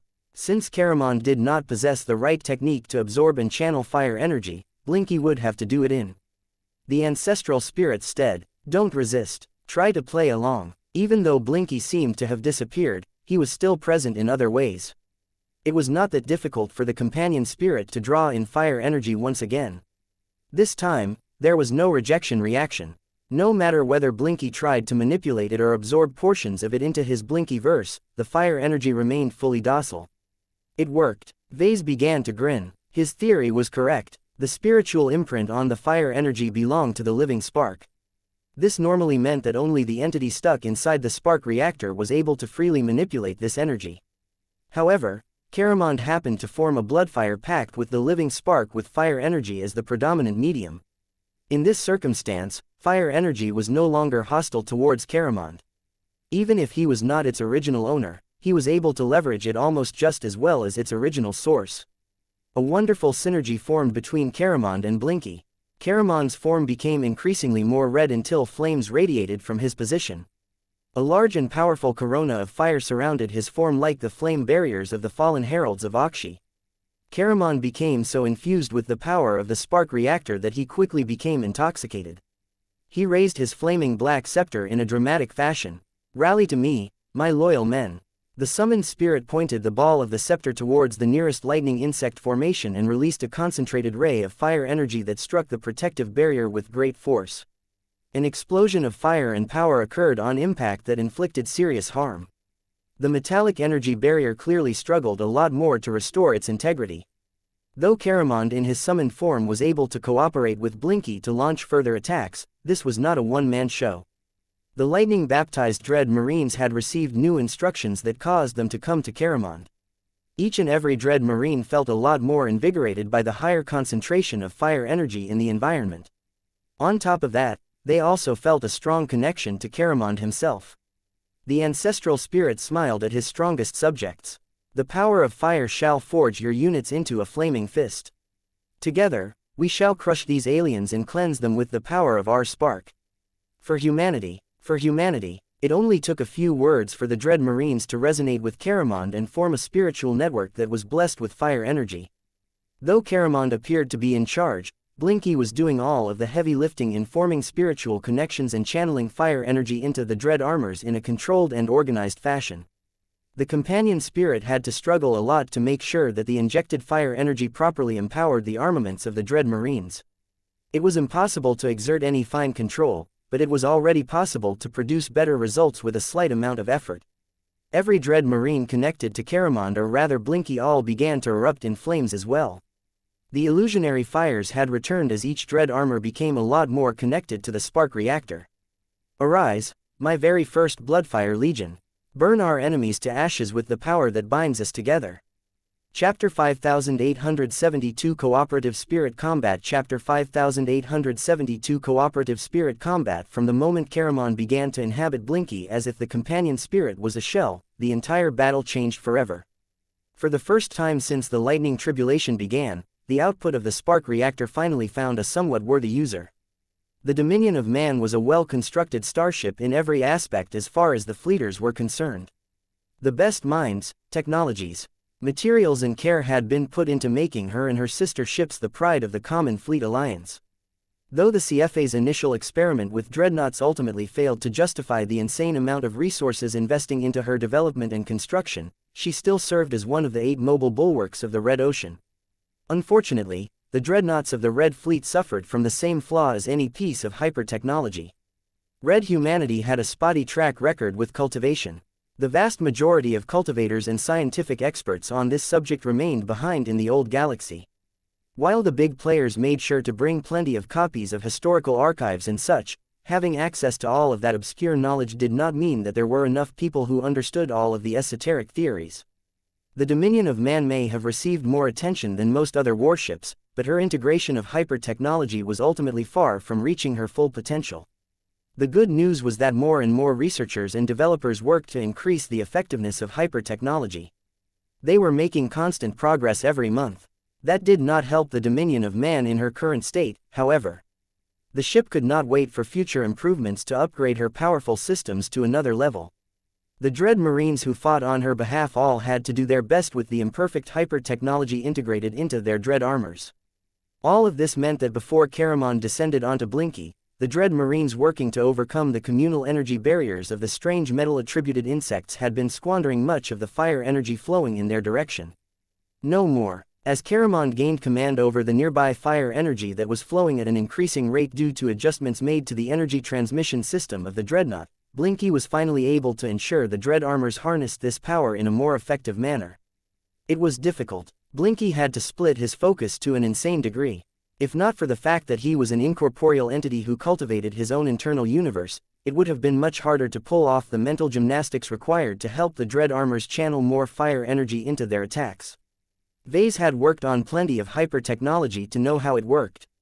The fleeters clearly utilized the best hyper-materials in more advanced technological systems, but he was a good enough mech designer to understand the basic gist of most of the tech incorporated in a Dread armor. His knowledge as a mech designer augmented Blinky's ability to figure out better solutions and enhance the power of every hyper weapon. The problem was that there were too many different models of Dread armors. There were light Dread armors that relied on stealth to land painful blows at unsuspecting targets. There were medium dread armors that were equipped with emergency smart metal repair tools that could fix most forms of battle damage within seconds. There were heavy dread armors that were equipped with lots of missile launchers and advanced targeting systems. Each of them harnessed E-energy in different ways. What was interesting was that the fleeters overwhelmingly tried to utilize fire hyper materials, so Vase did not have to worry too much about attribute clashes. Still, there was way too much stuff for Vase and Blinky to keep track of. There were too many dread armor models, too many complicated hyper parts and too many individual dread marines to keep track of. Mortal minds were simply not equipped to handle so much work. Fortunately, they had a true god on their side. Caramon may still be in the middle of his ascension process, but his capabilities had already grown to such an extent that he was easily able to keep track of thousands of moving parts at the same time. It did not take much for them to cooperate with each other. There was no need for explanations as Blinky and Caramon were in a fused state at the moment. Their teamwork also proceeded without issue. Caramon had formed a spiritual network out of fire energy with a couple of thousand dread marines. Their dread armors had practically become extensions of his own body. As the seconds passed by, the dread marines that looked as if they were on fire started to dim. Their impressive dread armors no longer looked as if they were on the verge of melting into slag. This was an evolution rather than a devolution. The illusionary flames were a manifestation of wasted energy. The bigger the spectacle, the more energy went to waste. While the dread armors did not look as impressive as before, their auras had grown hotter and more intense. It was impressive how much progress Vase, Blinky and Caramon made over the span of a single minute. Each of them pooled their own advantages together to produce a result that truly empowered the dread marines that the ancestral spirit had claimed for his first Bloodfire Legion. The fire-blessed dread marines that had given in to the control of Caramon took full advantage of their superior firepower. Each of them struck the metallic energy barrier, protecting the metallic insects with greater fervor. Every attack wave produced noticeable results as the energy barrier shook increasingly more despite all of the effort put into restoring its integrity. The leading insect champion exerted greater effort into reinforcing the barrier. More and more mysterious runes started to light up on the surface, but these measures failed to compensate for the damage produced by more potent fire-empowered attacks. The energy barrier has lost half of its integrity.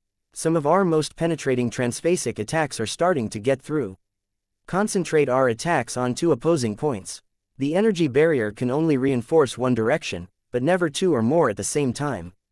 After so many frustrating minutes of attacking an energy barrier that simply wouldn't go down, the dread marines felt exhilarated when they finally produced concrete results. Caramon was clearly having the time of his life. He swung his black scepter like a conductor of an orchestra and continually utilized his expanding multitasking ability to keep his Dreadfire Legion operating at a higher state of efficiency. The work was strenuous to every party involved, but the rush of combat motivated each of them to keep up their collaborative efforts. The energy barrier eventually endured so much damage that it was on the verge of breaking. Fire cleanses all. No alien can withstand the might of humanity. The barrier shattered, causing every tribulation manifestation to suffer a momentary backlash. This exposed the insectal lightning soldiers to the fiery attacks of the Dreadfire Legion. Burn the aliens. Teach them the folly of resisting the human race. Each alien you kill will save at least 10 times as many human lives. The Dread Marines hardly needed any encouragement to slaughter tens of thousands of disoriented and exposed lightning soldiers.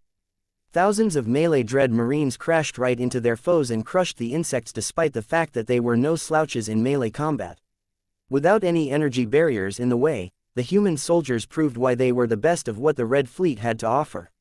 With the blessing of fire energy and the enhanced coordination bestowed by Caramon, each and every Dread Marine demonstrated considerably greater skill and power that already transcended their old performance levels.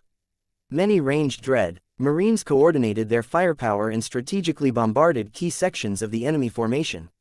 While they slaughtered plenty of lightning insects, their main job was to disrupt enemy coordination and hinder them from launching an effective counterattack. They adopted the right actions and completely managed to suppress the lightning insects. No cluster of alien soldiers received enough of a reprieve to perform a communal cultivation technique. Every tribulation manifestation had to fend off the relentless alien troopers by themselves. The rewards were magnificent. Each eliminated lightning insect released an explosion of tribulation energies that damaged but also upgraded the dread armors across a fairly generous area. When thousands of explosions took place in quick succession, all of the units of the Dreadfire Legion got upgraded in real time. Even Vase benefited from the bounty as he had decided to move closer despite all of the risks it entailed. His unending regalia, his true body as well as his various gadgets sucked in all of the juicy destruction and creation energies to work away their various imperfections and restore everything to a better state than before. However, the opposition did not go down without a fight. Ah, the alpha insect is too strong. I need an emergency evacuation. A storm of lightning-infused blades erupted from the center of the enemy formation. The alpha insect uttered a silent cry that went lost in vacuum before it began to rampage through the nearest squads of dread marines. Its two limbs ended up in sharp and penetrating spears that never failed to penetrate the dread armors and puncture the flesh underneath. While the alpha insect was only one of many lightning soldiers, the champion's cultivation was at least an order of magnitude better than its brethren. The difference in strength was so huge that none of the dread marines could outduel the powerful alien.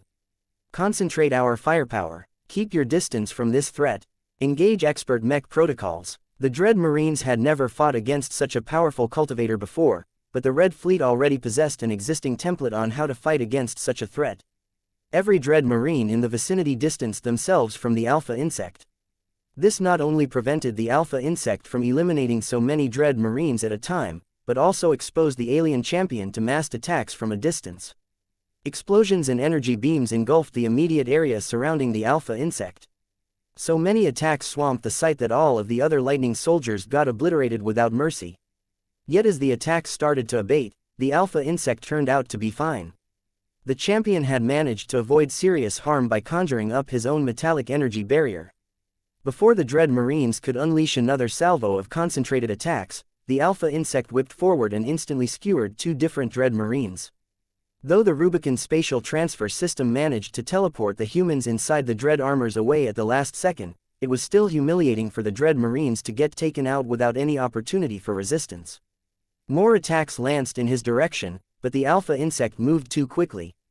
In the past of half a dozen seconds, the alien powerhouse had managed to wipe off 16 dread marines off the board. It's too fast. Our ranged weapons cannot land a hit when it is constantly on the move. The alpha insect showed how individual powerhouses had the ability to turn an entire battle around by themselves. Before the alien champion was able to jump into a formation of heavy dread marines and crush them before they could unleash another salvo of missiles, a fiery shape dove down like a comet and crashed against the fast-moving enemy. You shall terrorize my soldiers no more, alien. Much to Vess's surprise, Caramon chose to challenge the alpha insect in person. More and more fire energy from the spark reactor engulfed his energy manifestation. Much of it started to concentrate into his scepter. Just as the alpha insect dashed forward with unnatural speed, a ray of fire energy struck the creature with pinpoint accuracy. A blast of flames knocked back the alien champion and inflicted severe damage to the personal energy barrier that it had activated at the last instant. Before the alpha insect could launch another attack, Caramon preempted this sequence by charging forward while thrusting out a lance made out of fire energy. Death to the aliens. The concentrated fire energy was too powerful for the alpha insect. The metallic barrier broke. The exoskeleton of the powerful alien cultivator failed to hold back the power of a true god-like entity and succumbed to the penetrating attack. The alpha insect had been felled. Humanity reigns supreme. The dread marines quickly capitalized on the outcome of the duel to eliminate the remaining lightning insects, each of whom behaved as if they had lost a central pillar of their faith. Chapter 5873 Redefining Combat Power Chapter 5873 Redefining Combat Power Caramon and his Bloodfire Legion wiped out the remaining lightning insect formation with ease. Now that the first domino stone had fallen, the freed-up troops quickly moved to reinforce another division of dread marines that was locked into a stalemate with a nearly identical formation of lightning insects. Even without Caramon's involvement, the lightning insect formation would have fallen anyway. With twice as many dread marines attacking the same metallic energy barrier, the tribulation manifestations sheltering underneath did not stand a chance. Cleanse the aliens with flame. Caramon once again eliminated the insect champion that had managed to fell a few dread marines before a blast of flame wiped it out in an explosive fashion. All of the lightning baptisms that took place strengthened a lot of new dread marines. Caramon did not hesitate to commandeer the ones that had just become empowered by fire and lightning and added them to his network. Though Vase and Blinky had to do even more work than before, Caramond had become powerful enough that he could easily micromanage the new connections. Soon, the remaining lightning insect formations got rolled with greater ease. Their dispersion made it easy for the human troops to defeat them in detail. In the end, just a little under 100,000 Dread Marines had fallen under the banner of the Dreadfire Legion. Each and every Marine felt proud to be fighting under the revived Supreme Marshal. Even though nobody knew whether Caramond was a reincarnation of the real deal or just an elaborate imitation, it ultimately did not matter. Caramond's network connected their hearts and minds together into a collective that was fully dedicated towards defending the human race. They felt proud and fulfilled each time they advanced their common cause. Their differences did not matter anymore, as the fire energy along with Caramond's growing domain made them feel as if they had become founding members of an elite order of human protectors. Caramond himself felt fulfilled as well. He not only acted according to his own nature, but also got rewarded for each. Every victory against the lightning soldiers fed him with tribulation energies that constantly destroyed his weaknesses before reinforcing what was left. Defeating the champion insects especially facilitated his evolution. The stronger cultivators possessed much more aliens that inflicted greater pain but also produced superior gains. Blinky and Vase also gained a lot from these victories, even if Caramond claimed most of the bounty. Regardless, they had become considerably more capable than before. The next wave of enemies was bound to challenge them even further, but they were confident that their growing strength would see them through. Caramond already started to pump up his foot soldiers. "We have overcome a decent challenge today, but do not rest on your laurels. Every human who is dependent on our protection has invested their hopes and dreams onto us. Death or slavery awaits us all if we fail to step up to the occasion. We are the vanguard of humanity's second rise. From the moment you have been baptized by fire and lighting, each of you have become the physical embodiment of human superiority on the battlefield. Take pride in your gains, but do not forget what you are fighting for. So long as red humanity stands, the dominion of man shall conquer the stars." As the newborn ancestral spirit already started to put his inherent leadership skills to work, Vase took the time to reflect on what he learned. Vase had grown thoroughly impressed by the teamwork that he had established with his ancestral spirit. The notion of letting Caramond descend into Blinky was an inspired idea that had opened up a lot of new possibilities. Vase was quite satisfied with the huge boost in direct combat power. Right now, Blinky had turned into a threat that was powerful enough to defeat at least some first-class mechs in his current state. The only issue was that the conditions needed to replicate Blinky's current state were too demanding. Much of the power wielded by Blinky and Caramond came from the spark reactor. The two spirits hadn't really contributed any of their own energies. They predominantly relied on the raw power of fire energy to punch above their weight. Even so, Vase actually had high hopes for this new method. If he ever got himself into another fight where his guards couldn't handle the problem, he could actively weaponize Blinky by borrowing the power of his more powerful design spirits. While this technique was not capable of mustering the full power of strong entities such as xianxia, the superior mother, Helena, Gaia and now Caramond, it was better than anything he could do in the past. Vase actually wanted to smack his head due to how he overlooked this possibility for so long. He had Blinky for many years, yet not once did he think about letting his companion spirit merge with his other entities. He felt rather grateful that the current lightning tribulation had pushed him into developing another way to fight against his enemies. In hindsight, it had been a good idea to restrict him from fighting like a phase lord. Vase may have grown a little too reliant on it. While it was not a bad idea to rely on his inhuman physique to resist his enemies, it had clear weaknesses and vulnerabilities that many enemies could exploit. It had become well known that he had managed to become a phase lord. He couldn't treat it as a trump card anymore, as his enemies would definitely take his abnormal physique into account when they made another attempt at his life. He needed to develop new trump cards, and what better way to do so than to better leverage the advantages bestowed by Blinky. Vase rarely considered Blinky to be of much help in combat.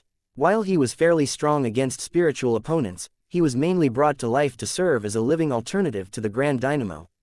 In other words, Vase mainly treated Blinky as a complement to his design work rather than a proper combat asset. It was therefore strange for Vase to adjust to the reality where Blinky had suddenly become a powerful chi cultivator.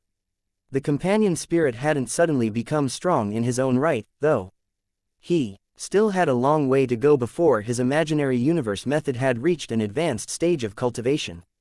What Vase truly valued was Blinky's cheat-like ability to channel other entities a lot more effectively than any other alternative. Ves's close relationships with his spirits along with Blinky's amazing affinity and compatibility with spiritual energy resulted in a game-changer that had many implications. It completely changed his perspective on Blinky's combat power. Whenever he employed his companion spirit in battle, he shouldn't treat the Star Cat as a fairly weak chi cultivator. Whatever the case, Blinky was undoubtedly able to defeat many more opponents that he would have struggled against if he was by himself. It would have been ideal if Vase was able to replicate Blinky's current state. As long as Blinky successfully summoned another powerful entity, his actual strength would fall somewhere in between. Whatever the case, Blinky was undoubtedly able to defeat many more opponents that he would have struggled against if he was by himself. It would have been ideal if Vase was able to replicate Blinky's current state. The main reason why the combination of Blinky and Caramond was able to smash the powerful insect champions was because they relied on an external source of power to fuel their attacks. This meant that once Vase departed from the dominion of man, there was no way for him to tap into a readily available source of fire energy again. Vase grew disappointed at this realization. The potent energy generated by the living spark was amazingly powerful yet also highly responsive due to the Bloodfire Pact. A part of him began to feel greedy towards the dominion of man. He wanted to claim the powerful dreadnought for himself and utilize her as his permanent flagship. How glorious would it be for him to have one of the most powerful warship in the Red Ocean at his disposal? Unfortunately, there was no way the Red Fleet would agree to surrender control of one of its most strategic assets. Even if Vase managed to be promoted to a Tier 1 galactic citizen one day, he seriously doubted that he could take over the dominion of man just by asking nicely. The powerful dreadnought would have grown even stronger if she managed to survive this lighting tribulation, so that was an even greater reason for the fleeters to cling to their evolving treasure. I need to build my own power source, he concluded. It was not necessary for Vase to construct a massive and insanely expensive dreadnought like the Dominion of Man. There was no need to limit himself to constructing any starship. What truly mattered was that he needed to have a mobile power source on hand that he could tap into whenever he wanted to supply a huge amount of energy to Blinky. The power source could be integrated into a mech, a shuttle, a mechanical pet or even a backpack module that could be slotted into his unending regalia. Vase was spoiled for choice. He could realize all of the aforementioned options if he wanted to. The added redundancies would be helpful in case he found himself in situations where he wasn't able to bring his own mechs along. The real issue was the properties of the power source. The spark reactor was the most impressive power generator he had ever seen. Vase could scarcely imagine anything better. Vase could make do with smaller and weaker power generators, but what he could not miss out on was a source of E-energy. There was no way Vase could get his hands on anything comparable to Living Spark. This mysterious true god-like entity likely had close relations to the Stolen Fire Scroll or the inscrutable Five Scrolls Compact. Vase needed to find another alternative. How can I get my hands on an extraordinary power source? The Red Ocean was big and diverse, so Vase was pretty sure that he could find a viable solution if he looked hard enough. He already came up with 3 promising possibilities. The first one was to exploit powerful mutated beasts. So long as he captured one that possessed the right attributes, he could stuff them in a cage and prod the prisoner to output E-energy on demand. Suffice to say, Vase quickly deemed this option to be far too dangerous for him to try. Mutated beasts were difficult to subdue as they were constantly involved and grew stronger based on environmental pressures. There was a high chance that the imprisoned beast would explode in strength and tear apart the E-energy generator at the worst possible time. The second idea was to create a pale and weak imitation of the living spark. Vase could create a specialized spiritual product that deliberately lacked a personality so that it remained docile while stuffed inside an E-energy generator. The issue here was that such an entity would take a long time to grow into a more formidable source of E-energy. The third option required Vase to collaborate with another mech designer. Now that he thought about it, Master Benedict Cortez's design applications appeared to be well suited to supply Vase what he needed to make this work.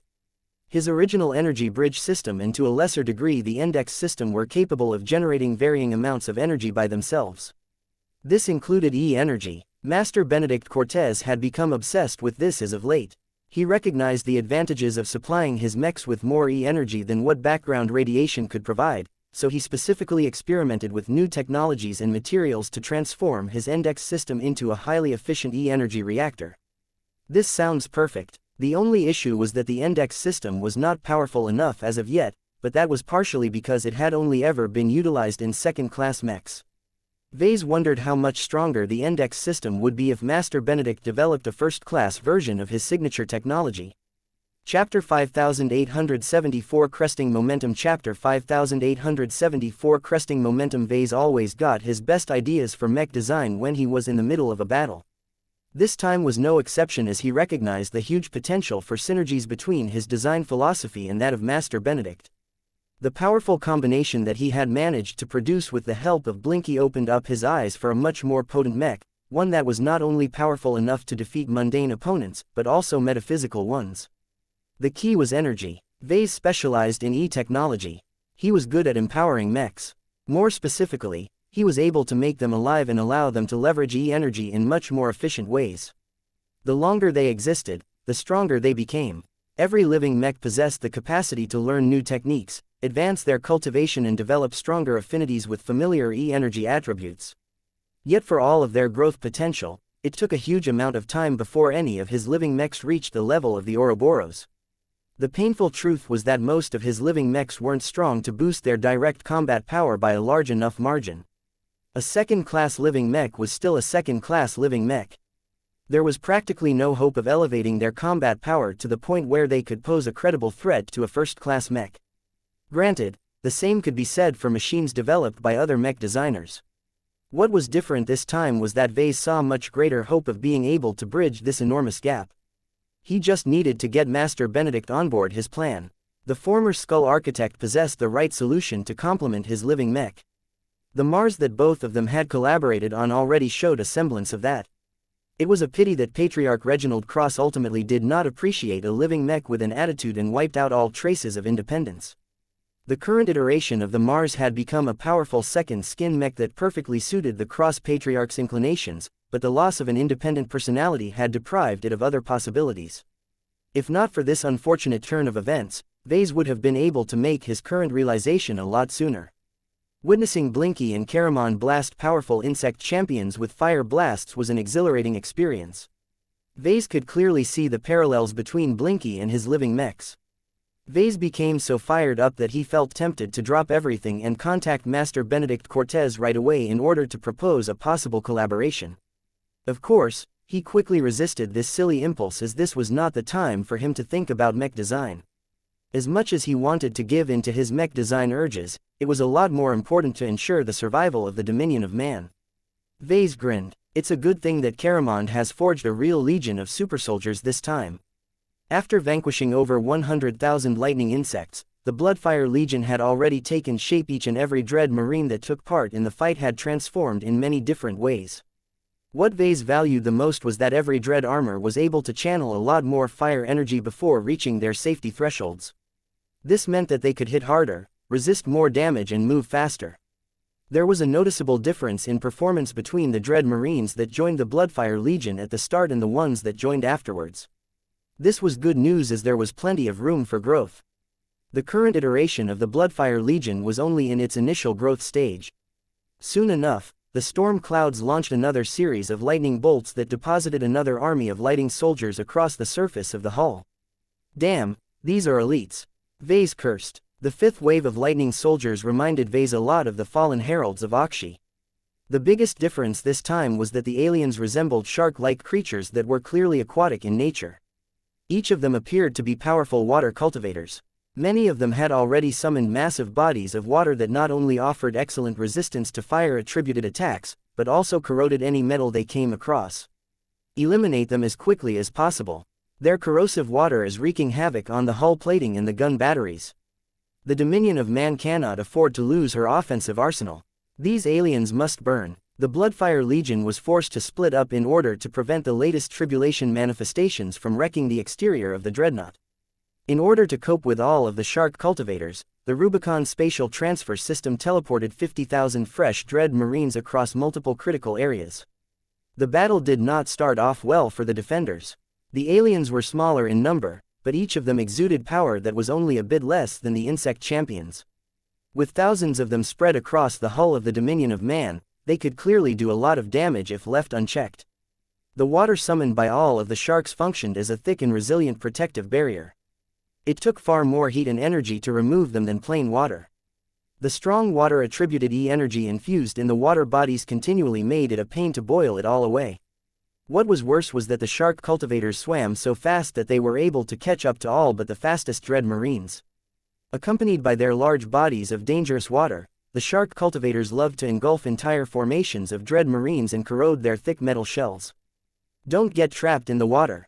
Any dread marine that falls into the unnatural water will not only lose access to fire energy, but will also be surrounded by enough interference to prevent a teleportation lock. In other words, anyone who can't get rescued in time will die. The dread marines started to suffer hundreds of casualties in quick succession as the shark cultivators proved to be highly capable of inflicting mass casualties on the battlefield. The only units that were able to defeat the shark cultivators a lot faster than the other ones were the dread marines of the 34th Assault Regiment, the 88th Bombardment Regiment and the 6th Giant Trapper Division. Many dread marine units were forced to concentrate their firepower to quickly boil away large bodies of water in order to rescue their trapped compatriots in time. However, the corrosive effect was so strong that many dread armors fell apart in less than a minute. The only units that were able to defeat the shark cultivators a lot faster than the other ones were the dread marines of the 34th Assault Regiment, the 88th Bombardment Regiment and the 6th Giant Trapper Division. They glowed much hotter and easily channeled twice if not thrice as much fire energy than the more junior members of the Bloodfire Legion. Let our fire boil the seas. Humanity shall prevail. I will not let a shark melt my dread armor. Though the shark cultivators still inflicted casualties by the thousands, none of the dread marines shirked their duty. Instead, they felt honored that they were selected to fight on the Dominion of Man's behalf and felt as if they were fulfilling a sacred duty for the betterment of their race. As fire and water continued to clash across the exterior of the Dominion of Man, Blinky and Caramon made sure to boost the Bloodfire Legion while also leveraging their growing command of fire energy. Boil. The descended Caramon pointed his black scepter at the nearest body of water and unleashed an enormous fire breath. The shark cultivator clearly recognized the threat and attempted to change direction, but Caramon did not give his opponent enough time to make a getaway. A huge quantity of corrosive water boiled away in a matter of seconds. Stripped of protection, the shark cultivator soon burned to the point of exploding, releasing a large amount of tribulation energy in the process. While Caramon received less of a reward than when he eliminated the champion insects, there were so many shark cultivators that he was bound to reach an entirely new tier of strength once he was done. Vase found himself forced to move at higher speeds in order to move Caramon close enough to eliminate the shark cultivators with simple, raw fire energy attacks. There was so little sophistication and nuance in the way that Blinky shaped the fire energy that even Caramon was able to master the techniques after a short amount of time. However, there was no need to employ more complicated attacks as the water bodies could only be neutralized by boiling them all away. Shark cultivator after shark cultivator fell in rapid succession due to Caramon's eager hunting effort. More dread marines got freed up after eliminating a bunch of shark cultivators. Each of them reinforced their beleaguered compatriots and relied on a growing numbers advantage to eliminate the shark cultivators. November LBJNN. Once around a third of the shark cultivators got put down, the Bloodfire Legion received a lot of new members while taking much less time to steamroll over the remaining lightning soldiers. That did not mean that Caramon took it easy. Since all of his firepower was supplied by the spark reactor, neither Blinky nor Caramon expended a lot of energy during this entire sequence. The only issue was that Blinky experienced increasing strain. The effort required to maintain a partially merged state with Caramon grew increasingly more cumbersome, so they couldn't maintain this state forever. This pushed Caramon to fight even harder. Not only did he want to harvest more destruction and creation energy, he also wanted to complete the final wave of the 5th round as soon as possible. That's it for the corrosive sharks. The hull has received heavy damage, and we have lost much more dread marines than before. The Dominion of Man incurred serious damage to her exterior this time. Many tertiary and secondary gun batteries had received so much damage that repairing them during this incident was unthinkable. The corrosive water had also dug fairly deep trenches into the hull. The dreadnought spun her hull 90 degrees in order to prevent the next wave of enemies to complete the job and invade the interior of the massive warship. Caramon did not seem to care all that much. His Bloodfire Legion had become a lot stronger and more numerous than before. His own strength had undergone a considerable evolution, as well as he found himself able to channel and control fire energy a lot better. The ancestral spirit even had a feeling that the tribulation energies had somehow improved the Bloodfire Pact itself.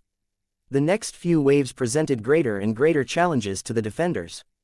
Caramond and his Bloodfire Legion did their best to advance their strength and stay ahead of the curve. The lightning soldiers brought greater numbers, deadlier abilities and more confounding tricks. Tens of thousands of Dread Marines fell in battle or permanently lost their precious lightning-baptized Dread armors as they faced a multitude of fearsome opponents from Messier 87. Yet as the defenders of the Dominion of Man vanquished each and every wave without showing any signs of falling behind, everyone became convinced that it was inevitable for them to vanquish the 5th round. That was when the 9th and last wave arrived. A single, titanic green lightning bolt struck the hull.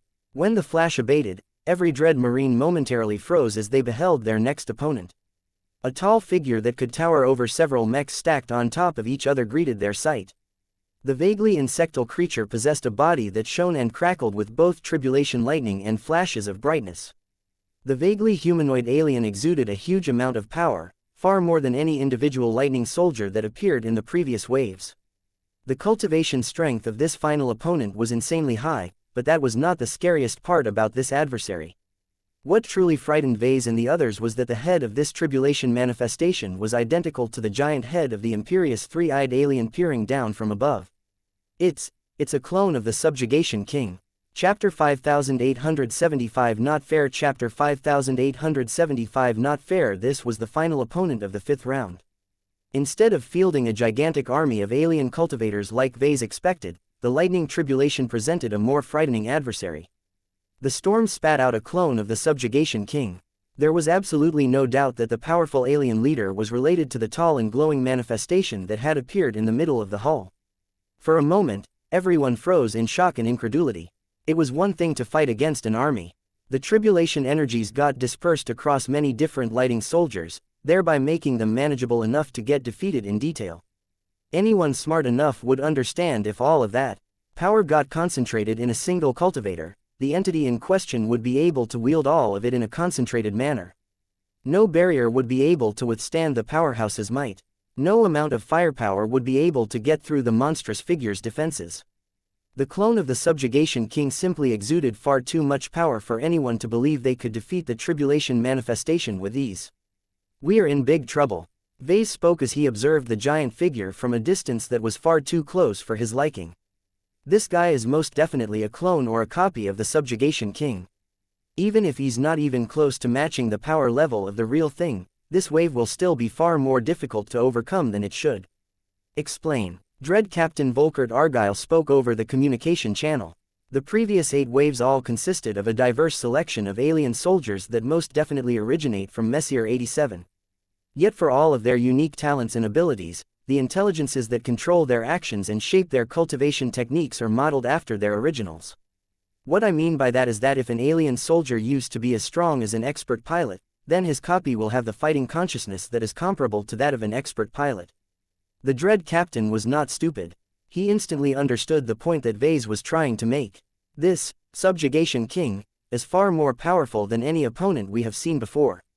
We have at least determined that he is stronger than any individual god pilot. According to our energy readings, his clone is roughly equivalent to a first-class ace mech in power. That fits the power scaling pattern that we have already calculated based on the energy readings of the preceding waves of enemies. He is not strong as a god mech, thankfully, but he can still inflict a great amount of damage even if he fights like a mindless brute. Vase pressed his lips as he continued to look at the powerful adversary. "I wish this matchup should have been fair as long as the clone of the Subjugation King possesses the fighting consciousness and mastery over the elements equivalent that of an ace mech. However, I am afraid that the big alien above is able to control the actions of his clone. Do you understand how unfair that is? Even if the clone is only limited to the power of a formidable ace mech, he is effectively being piloted by the equivalent of a God King pilot. God King pilot, that is the proposed name for the theoretical and not yet realized rank of whatever comes after God pilot. Quote. If that is the case, the improvement in control and understanding is too great. It may be safe to say that if the previous enemies were able to leverage 50% of their full potential, this adversary can utilize at least 95% of the full potential of his clone. That's about right, Vase said as he grew more depressed at the thought. This is why, I think that you should go all out this time. We are already prepared to field all of the Dread Marines that are in good fighting condition. Dread Captain Argyle said, the only reason why you haven't seen them all is because they would only get in each other's way if they appear on the hull at once. We also need to have sufficient reserves in case this clone is able to wipe out all of our Dread Marines in sight with a wide area attack. That was a very real possibility given how much power and control this clone possessed. That is not going to be enough. Vase spoke. I do not doubt the combat capabilities of your Dread Marines, but there is a point where throwing 1,000,000 ants at a large enough opponent won't really produce any useful results anymore. This is precisely the case at the moment. Then, what do you suggest, Professor? We need you to use everything the Dominion of Man has at her disposal, Captain. Use all of your gun batteries. Activate every Azure energy shield. Target the clone with weapons of mass destruction as long as it won't wreck your entire ship. You cannot afford to give this enemy any reprieve. This was a heavy demand, one that would break the ritualistic combat that had governed the previous engagements. Caramond and the Dreadfire Legion had done a good job at managing the fights up to this point, but that was when the enemy was playing fair. This was clearly not the case anymore. The Subjugation King exploited the conditions of this format and pulled off a move that utterly broke the balance without being too obvious about it. Given that Messier 87 had a very strong hostility towards the natives of the Red Ocean, there was no chance that its heavenly authority would crack down on this abuse. All of that meant that the Dread Marines and the Dominion of Man were in for a world of hurt if they proceeded to fight according to the old rules. While Vase was willing to take a gamble every now and then, even he recognized a sucker's bet when he encountered one. This was definitely a risk that he was not willing to take. Unfortunately, Dread Captain Argyle did not see it that way. Violating the rules will reduce our gains. He stated, we cannot afford to miss out on an opportunity to provide the greatest possible power boost to our Dread Marines. As bloody as the ensuing fight will be, we are willing to accept up to 70% casualties if the survivors can boast of fighting against a god, and win. As callous as it may sound, we have ample reserves of elite soldiers that replenish our Dread Marine Corps at any time. The loss of hundreds of thousands of tribulation-empowered Dread armors is a much greater sacrifice, but we hope that allowing the survivors to absorb the immense rewards for defeating the clone will more than make up for the reduction in numbers. This is not a fight that you can win. Vase practically shouted. There is a very real chance that the clone will wipe out all of your Dread Marines and tear a huge hole in the side of the Dominion of Man before you finally bring out the big guns. A short pause ensued before the fleeter let out a sigh. According to our analysts and outside consultants, your suggestions have great merit. Yet, those very same consultants believe that there is still a chance to win this bout without suffering excessive losses. Every test is supposed to be harsh, but fair. No matter what this so-called Subjugation King has done to subvert this tribulation storm, it is doubtful that he can override the fundamental essence of this phenomenon. Vase wanted to smack the head whoever gave that idiotic advice. I don't see a path to victory that does not entail releasing our restraints. Our consultants do. Caramond is the key. He is the strongest variable that is in our favor. The Red Fleet has already negotiated with the Red Association and other major stakeholders. Each of them have agreed to publicize Caramond Pearl. In fact, they have just decided to announce a new civilization-wide holiday to commemorate the hero and the savior of the human race. That is a surefire way to make the masses grateful towards the Supreme Marshal. That actually sounded like a clever idea. However, Vase still did not think it was enough. That will help, but it won't tip the balance. Caramond's strength is only part of the equation.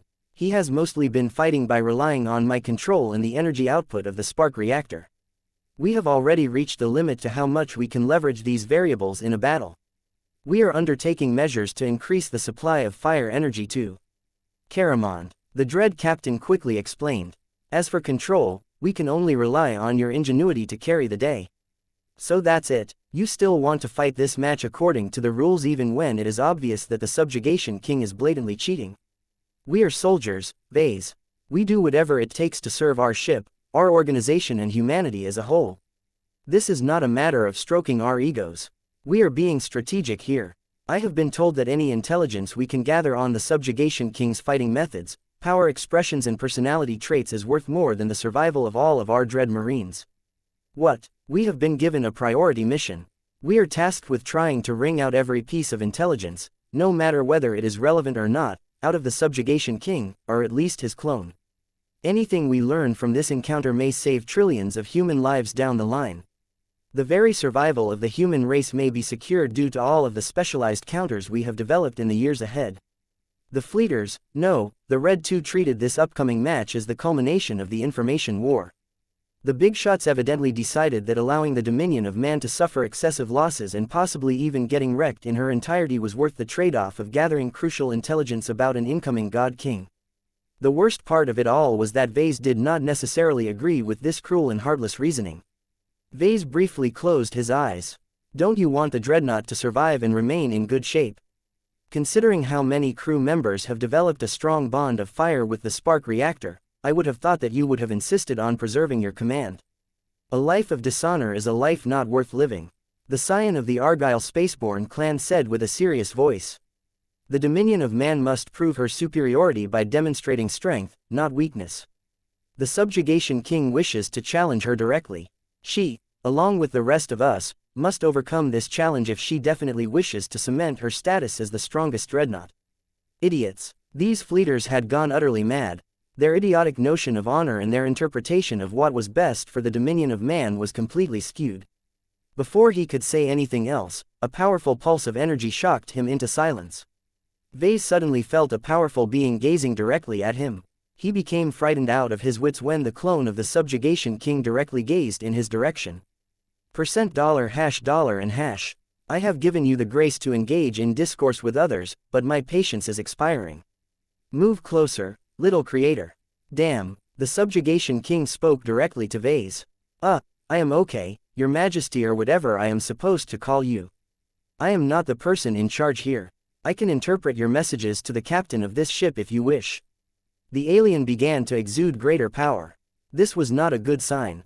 Irrelevant. When I issue a command, I expect you to obey. Before Vase could offer an excuse, he suddenly yelped as he felt his new soul mark turn into an anchor of a translucent chain.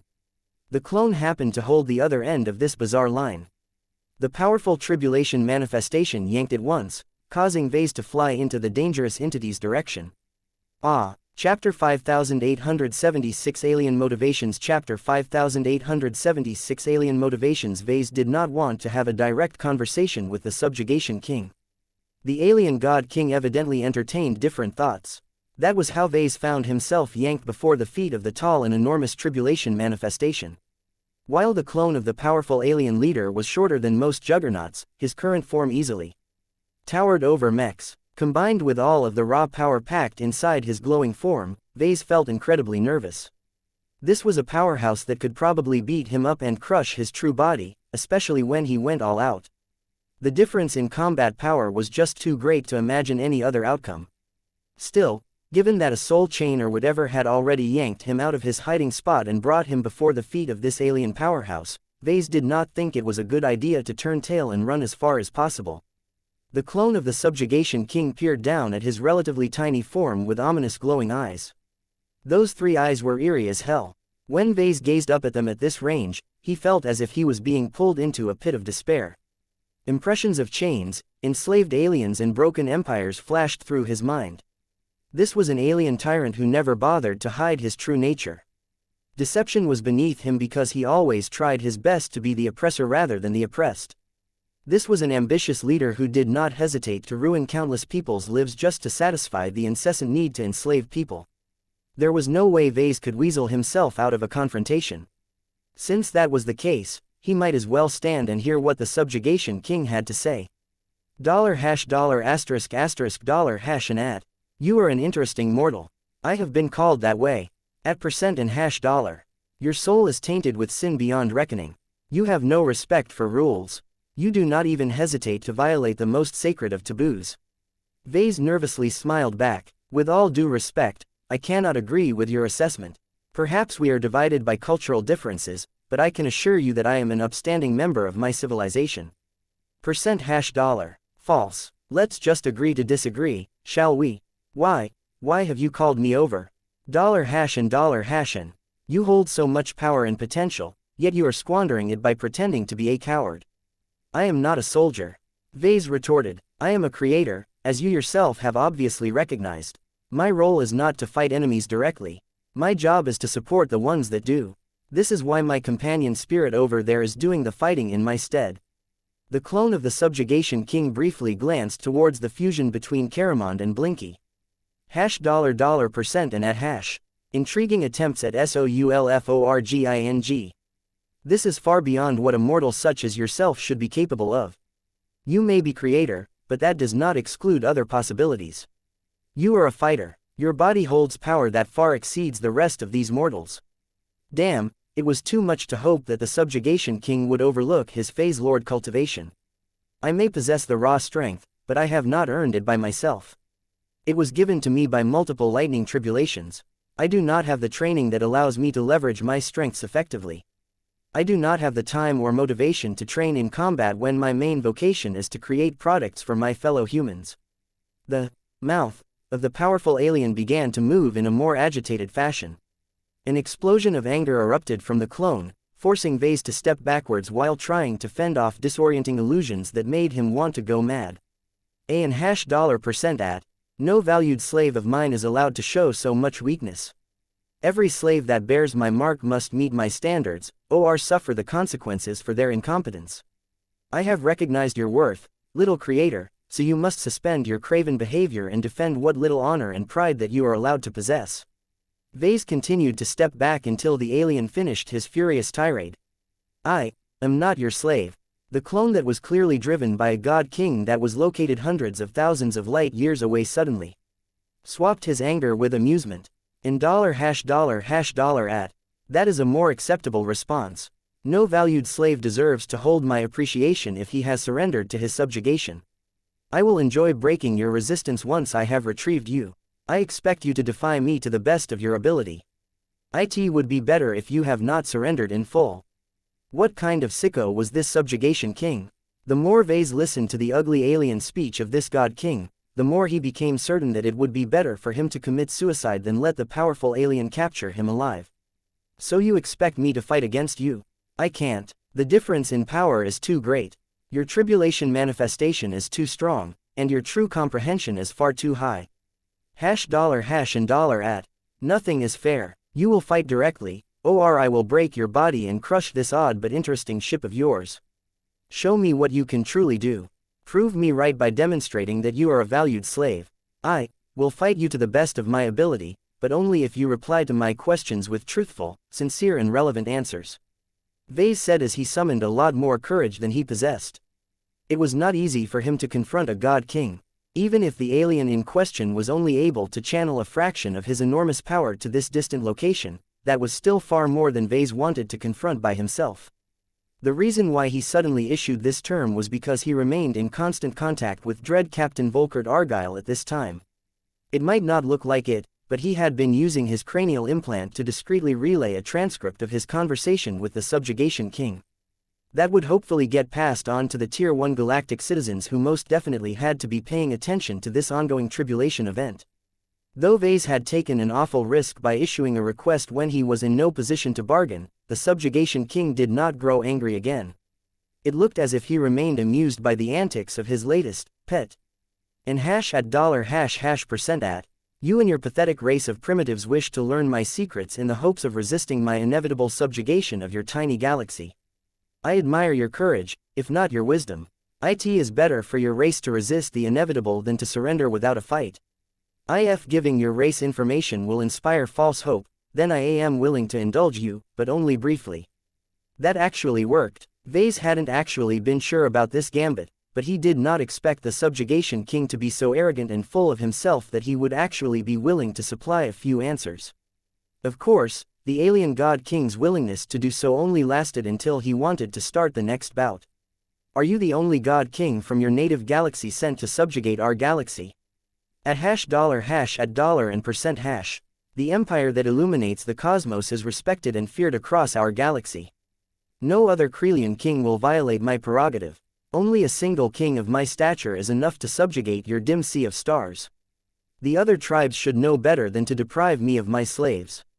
If there are alien kings who are unintelligent enough to claim you for myself, I shall squeeze the life out of their misbegotten souls.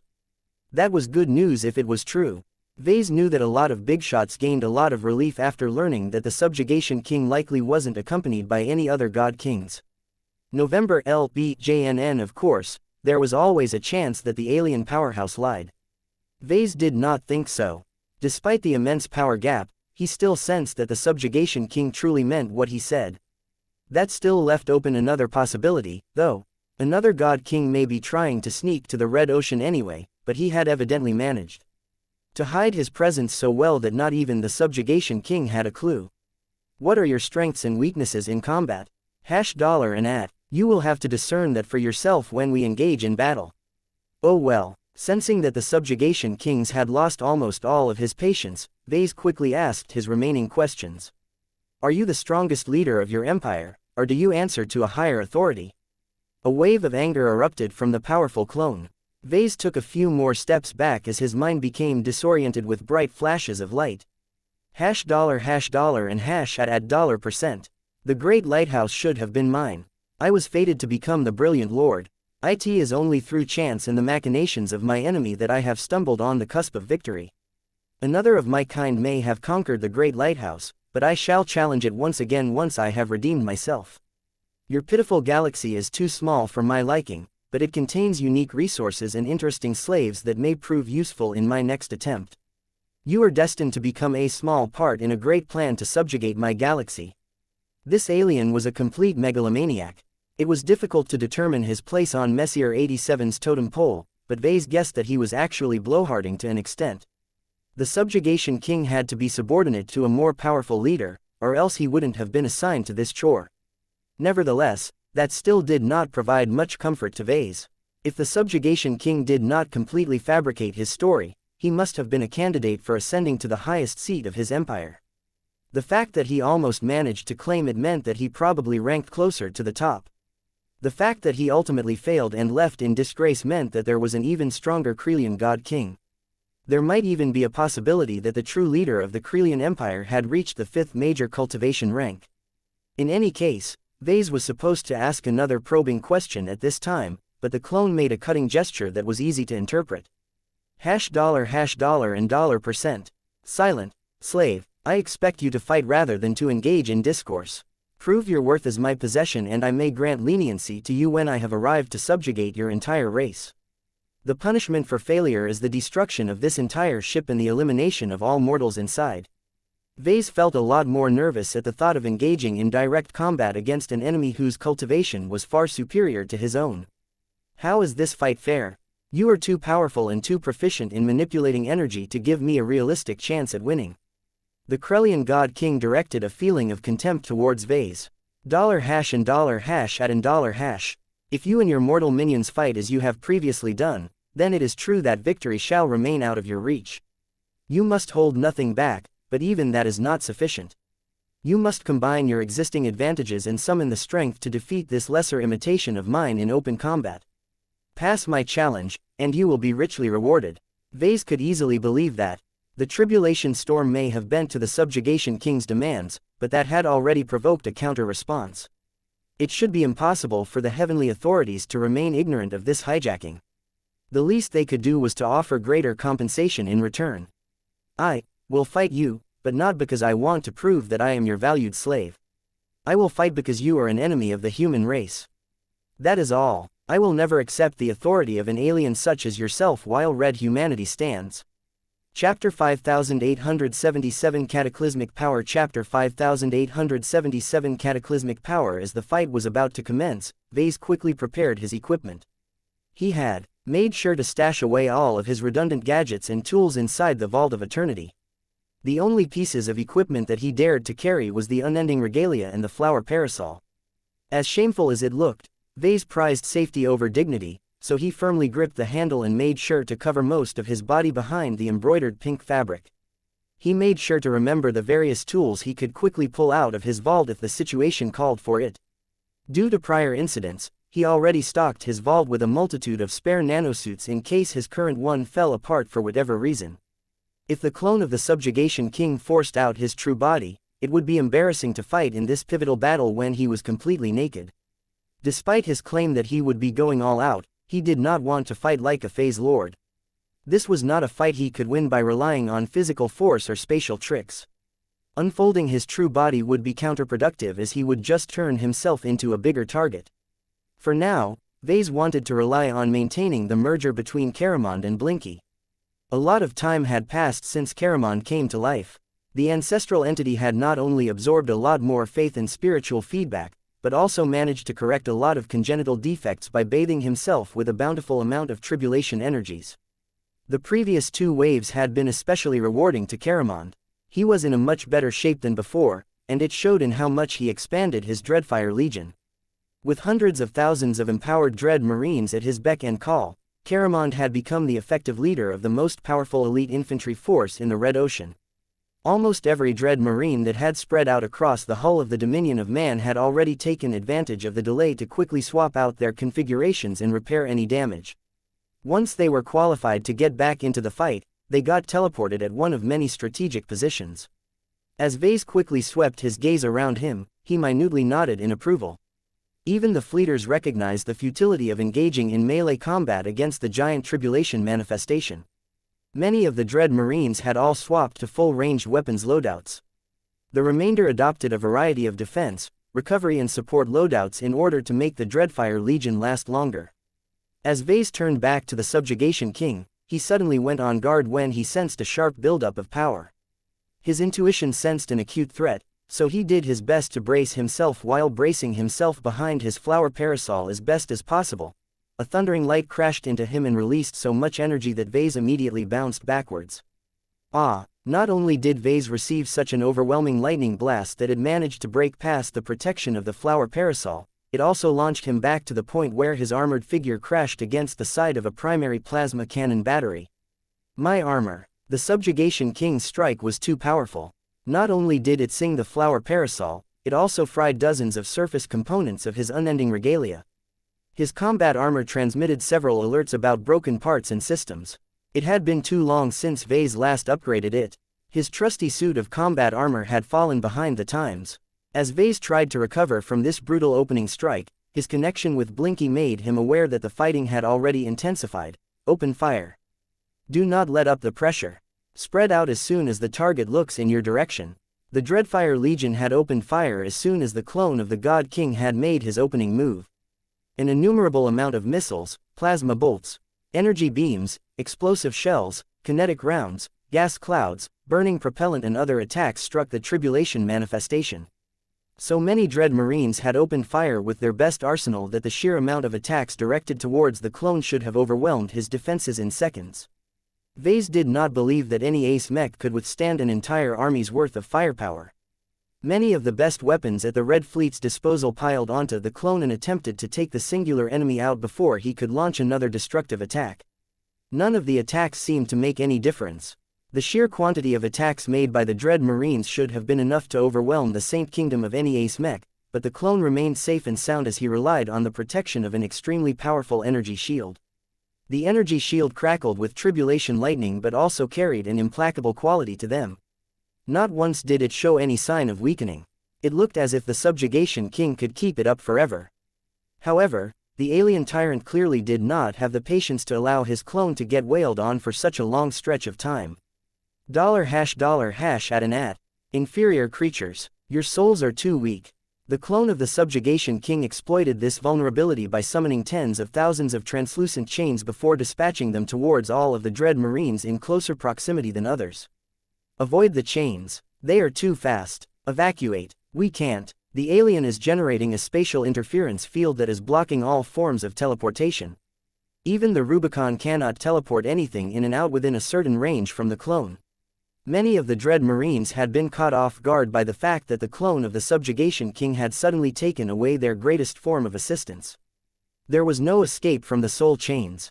Once they came close enough, they crashed against the transphasic hyper-armor plating of the Dread armors and pushed through with moderate effort. Once the chains sunk into the bodies of the human soldiers, the compromised Dread Marines immediately turned around and began to open fire at their fellow brethren. Many targeted Dread Marines quickly fell in battle as they did not expect the Subjugation King to subvert so many of their brothers and sisters in such a short span of time. Emergency override. Shut down their weapon systems. While it was not wise to program safeguards into a combat asset that could activate at the worst of times, the fleeters evidently trusted them just enough to implement them into their strategically important dread armors. Whatever means the subjugation king used to subvert the dread armors did not extend to their programming. Their weapon systems abruptly fell silent as they refused to accept input of their brainwashed users. That seemed to irk the subjugation king. Power began to coalesce around the giant as he prepared to charge a powerful attack. $% at $. You shall not deny me of my slaves. The clone unleashed a powerful blast of tribulation lightning that exploded with great force along the length of the hull. The entire dominion of man shook as her structure suffered a massive penetrating attack that inflicted a lot of damage. When everyone recovered from the cataclysmic strike, they became horrified at what the subjugation king had done. Tens of thousands of dread marines got wiped out in their entirety. Only ashes or scraps of their dread armors remained as the overwhelming attack proved to be too strong for them to fend off by relying on their ordinary defensive means. What the clone did to the hull was worse.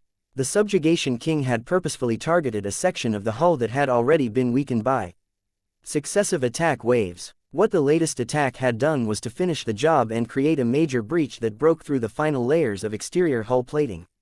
The subjugation king continued to repel all incoming attacks as he raised one of his limbs to perform another charged lightning strike. Do not let the enemy breach the dominion of man any further. Take flight. Do not stay rooted to the hull. If the alien seeks to introduce more vulnerabilities to our dreadnought, then we should at least be able to persist in this fight. It was rather insulting for the dread marines that the subjugation king did not consider them to be a credible threat. While that would allow the dread marines to fire their weapons continuously without worrying that they would get slaughtered en masse, it was frustrating to realize that they had become inconsequential in this fight. It was as if there was no way that mortals could pose a threat to an actual god. Not even Caramond and Blinky were able to reverse the tide. Their ability to channel fire energy had grown stronger than ever, but they were still far from reaching the power level and the mastery of the elements as the subjugation king. While everyone scrambled to figure out a proper countermeasure against this alien tyrant, the subjugation king stared at Vase directly again. $% at. Rise up, my slave. Defeat me if you wish to preserve this artifact ship of yours. If you refuse to meet my challenge, I shall tear it apart. The subjugation king released his second cataclysmic lightning strike to illustrate his point. The hull shook again. The dominion of man gained another breach. This time, it was larger and had managed to chew through an entire primary cannon battery. These were the most potent direct weapons mounted on the dreadnought. They were practically irreplaceable as it was difficult to reproduce them without access to exclusive exotics that were only available in the Milky Way. The loss of all of this high-end hardware was lamentable, yet the subjugation king was already charging up to unleash a third devastating attack. Vase gritted his teeth. This was a clear message that he needed to go on the attack. November LBJNN, Dread Captain. Professor, I do not think I can abide by the promise of limiting my Phase Lord capabilities. The captain of the Dominion of Man let out a sigh. Do what you must. Despite their latest improvements, our Dread Marines have proven to be incapable of defending our dreadnought. Only a champion can defeat another champion. This was a familiar adage in the mech community. Expert mechs, ace mechs and god mechs had a well-deserved reputation for dominating the battlefield and demolishing a lot of mundane opposition. The proper way to prevent these enemy champions from tearing everything apart was to field your own champions. Vase just felt upset that he had to play this stupid role. The Dominion of Man utterly refused to field a single mech. Even if it did have a few expert mechs or ace mechs on retainer, it was more important to keep every piece of intelligence related to them out of the alien tyrant's reach. Whatever the case, it was clear that the only way to proceed was to meet the subjugation king's demand. He stowed away his unending regalia as well as his singed and damaged flower parasol. It was a pity that he wasn't able to leverage his equipment better, but it was clear that they were not suited for a clash between giants. Left in his nanosuit, he began to unfold his true body. The sight was so interesting that the subjugation king slowed his movements. The powerful being directed all three glowing eyes at Vase while his full body emerged from a dimensional space. Vase did not feel surprised when he managed to surpass his previous maximum height. He hadn't been hanging around the battlefield for nothing. As he continued to grow taller, he eventually reached a height that was roughly 1.5 times as tall as a typical mech. That was not as big of an improvement as it sounded. His body may have grown bigger and stronger, but his phase water organs remained the same for the most part. The lightning baptism clearly did not do anything to evolve them in any fashion. Chapter 5878 Diamond in the Rough. Chapter 5878 Diamond in the Rough. The battle unfolded like one of those dramatic boss battles of the action games that Vase used to struggle with when he was a kid. Back then, the only apparent purpose for all of the mechs and soldiers that participated alongside the player character was to showcase the destructive prowess of the big bad guy. Right now, Vase felt like he had been put in the exact same situation. The difference was that real lives and expensive hardware were at stake. Unlike in the games that his much younger self played with gusto, the soldiers who bravely risked their lives to fight a being that was pretty much a god had real lives. To see them die whenever a chain lightning bolt coursed through their dread armors as if their impressive armors only worked as conductors was painful to Vase. It was one thing for these soldiers to die in a meaningful fashion, but they hardly accomplished anything despite their huge numbers. The Dreadfire Legion had undergone an incredible growth trajectory throughout the prior waves of lightning soldiers. Starting with the 34th Assault Regiment, the rapidly expanding army had grown in both quality and quantity. Motivated by the ideals of Caramond and powered by the fire energy supplied by the spark reactors, the empowered Dread Marines had become far stronger than they used to at the start of the battle. Each of these elite infantry units could easily defeat 10 times if not 100 times their regular counterparts. To realize that all of that effort and investment was going to waste whenever their final adversary was flinging chain lightning bolts every once in a while frustrated Vase immensely. The Subjugation King clearly did not bother to show any respect towards the valiant Dread Marines that irrationally continued to fire their weapons at the massive target despite the lack of obvious results. They deserved much more. The Dreadfire Legion still committed to a pure, infantry, battle despite the fact that the clone was as powerful if not more than an ace mech. Ordinary ace mechs shouldn't have been able to breach the thick and resilient hull plating of a dreadnought with such ease. The Subjugation King was clearly utilizing his superior grasp of energy manipulation and the elements to optimize his destructive attacks to an insane degree. The Dominion of Man had already gained a couple holes, but the Subjugation King had shown no signs of abating. This was why the Dreadfire Legion had to keep fighting despite becoming increasingly clearer how badly the human troopers were outmatched. Caramond tried his best to pump more fire energy through the spiritual network that bonded them all together, but there were limits to everything. The network was too crude, the spark reactor did not supply enough fire energy and the dread armors were not optimized for this mode of combat. Vase inwardly shook his head. Everything was too haphazard and improvised. The haste in which he and the others had embarked on this overly ambitious ritual had led them ill-prepared to face such a stupendous challenge. A part of Vase had already begun to quail. How the hell was he and the Dreadfire Legion supposed to defeat the clone of one of the most powerful cultivators in this galactic cluster? Every technique performed by the clone spoke of great control and understanding of E-energy and its attributes. Blinky's exceptional sensitivity towards E-energy enabled him to observe how the clone of the God King was able to harness the power of tribulation lightning, and understand none of the advanced working principles. It was like looking at a processor chip. Just because people could get a glimpse of all of the parts that made up the chip did not mean they could figure out how to replicate it in an instant. It took a huge amount of science and engineering knowledge to be able to reproduce such an advanced technological product. Vase had fallen into the same situation. His understanding of cultivation science was far too shallow and spotty for him to be able to understand any of the advanced workings of the God King. What Blinky did manage to observe was that the Subjugation King cast all of his powerful techniques with the help of invisible runes. The God King demonstrated incredible proficiency by stringing dozens or even hundreds of them within a blink of an eye. However, Blinky also noticed that the stronger and more destructive techniques often took a few precious seconds to charge to full power. Vase had a feeling that the Subjugation King would have been able to cast these spells in a fraction of a time if he was fighting back in Messier 87. It was fortunate that the tribulation event took place in the Red Ocean. Not even a God King could overcome the inherent limitations of a less energy-rich environment. Vase narrowed his eyes as his giant nanosuited form marched towards the considerably taller and more intimidating tribulation manifestation. Though he was not a trained soldier or officer, he was still able to utilize his analytical mind to figure out a possible way for him and the Dreadfire Legion to seek a pathway towards victory.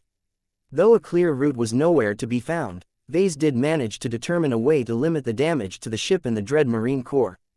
Every powerful attack required seconds to charge up. The clone of the God King also did not appear to be able to engage in any other significant actions while he prepared to launch his more destructive techniques. If Vase was able to close in and lock the big bastard in a brawl, then the clone of the God King should have no opportunity to blast another large hole in the hull of the Dominion of Man. This was why he urged himself to continue forward despite all of his instincts screaming to him what a monumentally bad idea it was for him to approach a much more superior cultivator by himself. He knew enough about combat that overthinking at this point would do more good than harm. If he continued to entertain doubts, he wouldn't be able to commit to any of his attacks, which was ultimately counterproductive. While it was difficult for him to drop the attitude of a mech designer, Vase tried his best to shove aside his many distractions and focus on how to get the alien to take him more seriously. The height difference was considerable, but it shouldn't matter too much as Vase lifted off from the surface of the hull and maneuvered around by employing the native abilities of his phase water organs. The Mariko's organ was responsible for generating local gravitic forces that essentially pulled the body of a phase lord from one direction to another. It was not that difficult to do this in space, but the problem was that Vase was lacking in practice. There was no way he could dance in the air as well as a light or even a medium mech. His mobility was much more akin to a heavy mech that clearly needed deep maintenance. Fortunately, the Subjugation King was so arrogant that he never saw the need to change his position. He continued to stand on the same section of the hull and was content to let Vase approach him first. When Vase came close enough, he attempted to land a punch. He knew without a doubt that the attack would not produce any satisfying results, but it should be enough to demonstrate that he was committed to fighting his impossibly strong adversary up close. His fist immediately slammed against a seemingly indestructible obstacle. Ah, that hurts. It wasn't the physical recoil of hitting the E-energy equivalent of a wall that hurt Vase. The real reason why he pulled back his arm and shook his hand in pain was because the damn energy barrier shocked him with tribulation lightning. It turned out that this defense also possessed an offensive component. The reason why the Dread Marines hadn't been shocked like this was because they were smart enough to stay far away. Only when people like Vase moved closer and punched the energy barrier would it send out a nasty shock. $@ disappointing. Your teachers, if you had any, failed to prepare you for combat. Even the Subjugation King couldn't help but comment on Vase's pathetic performance.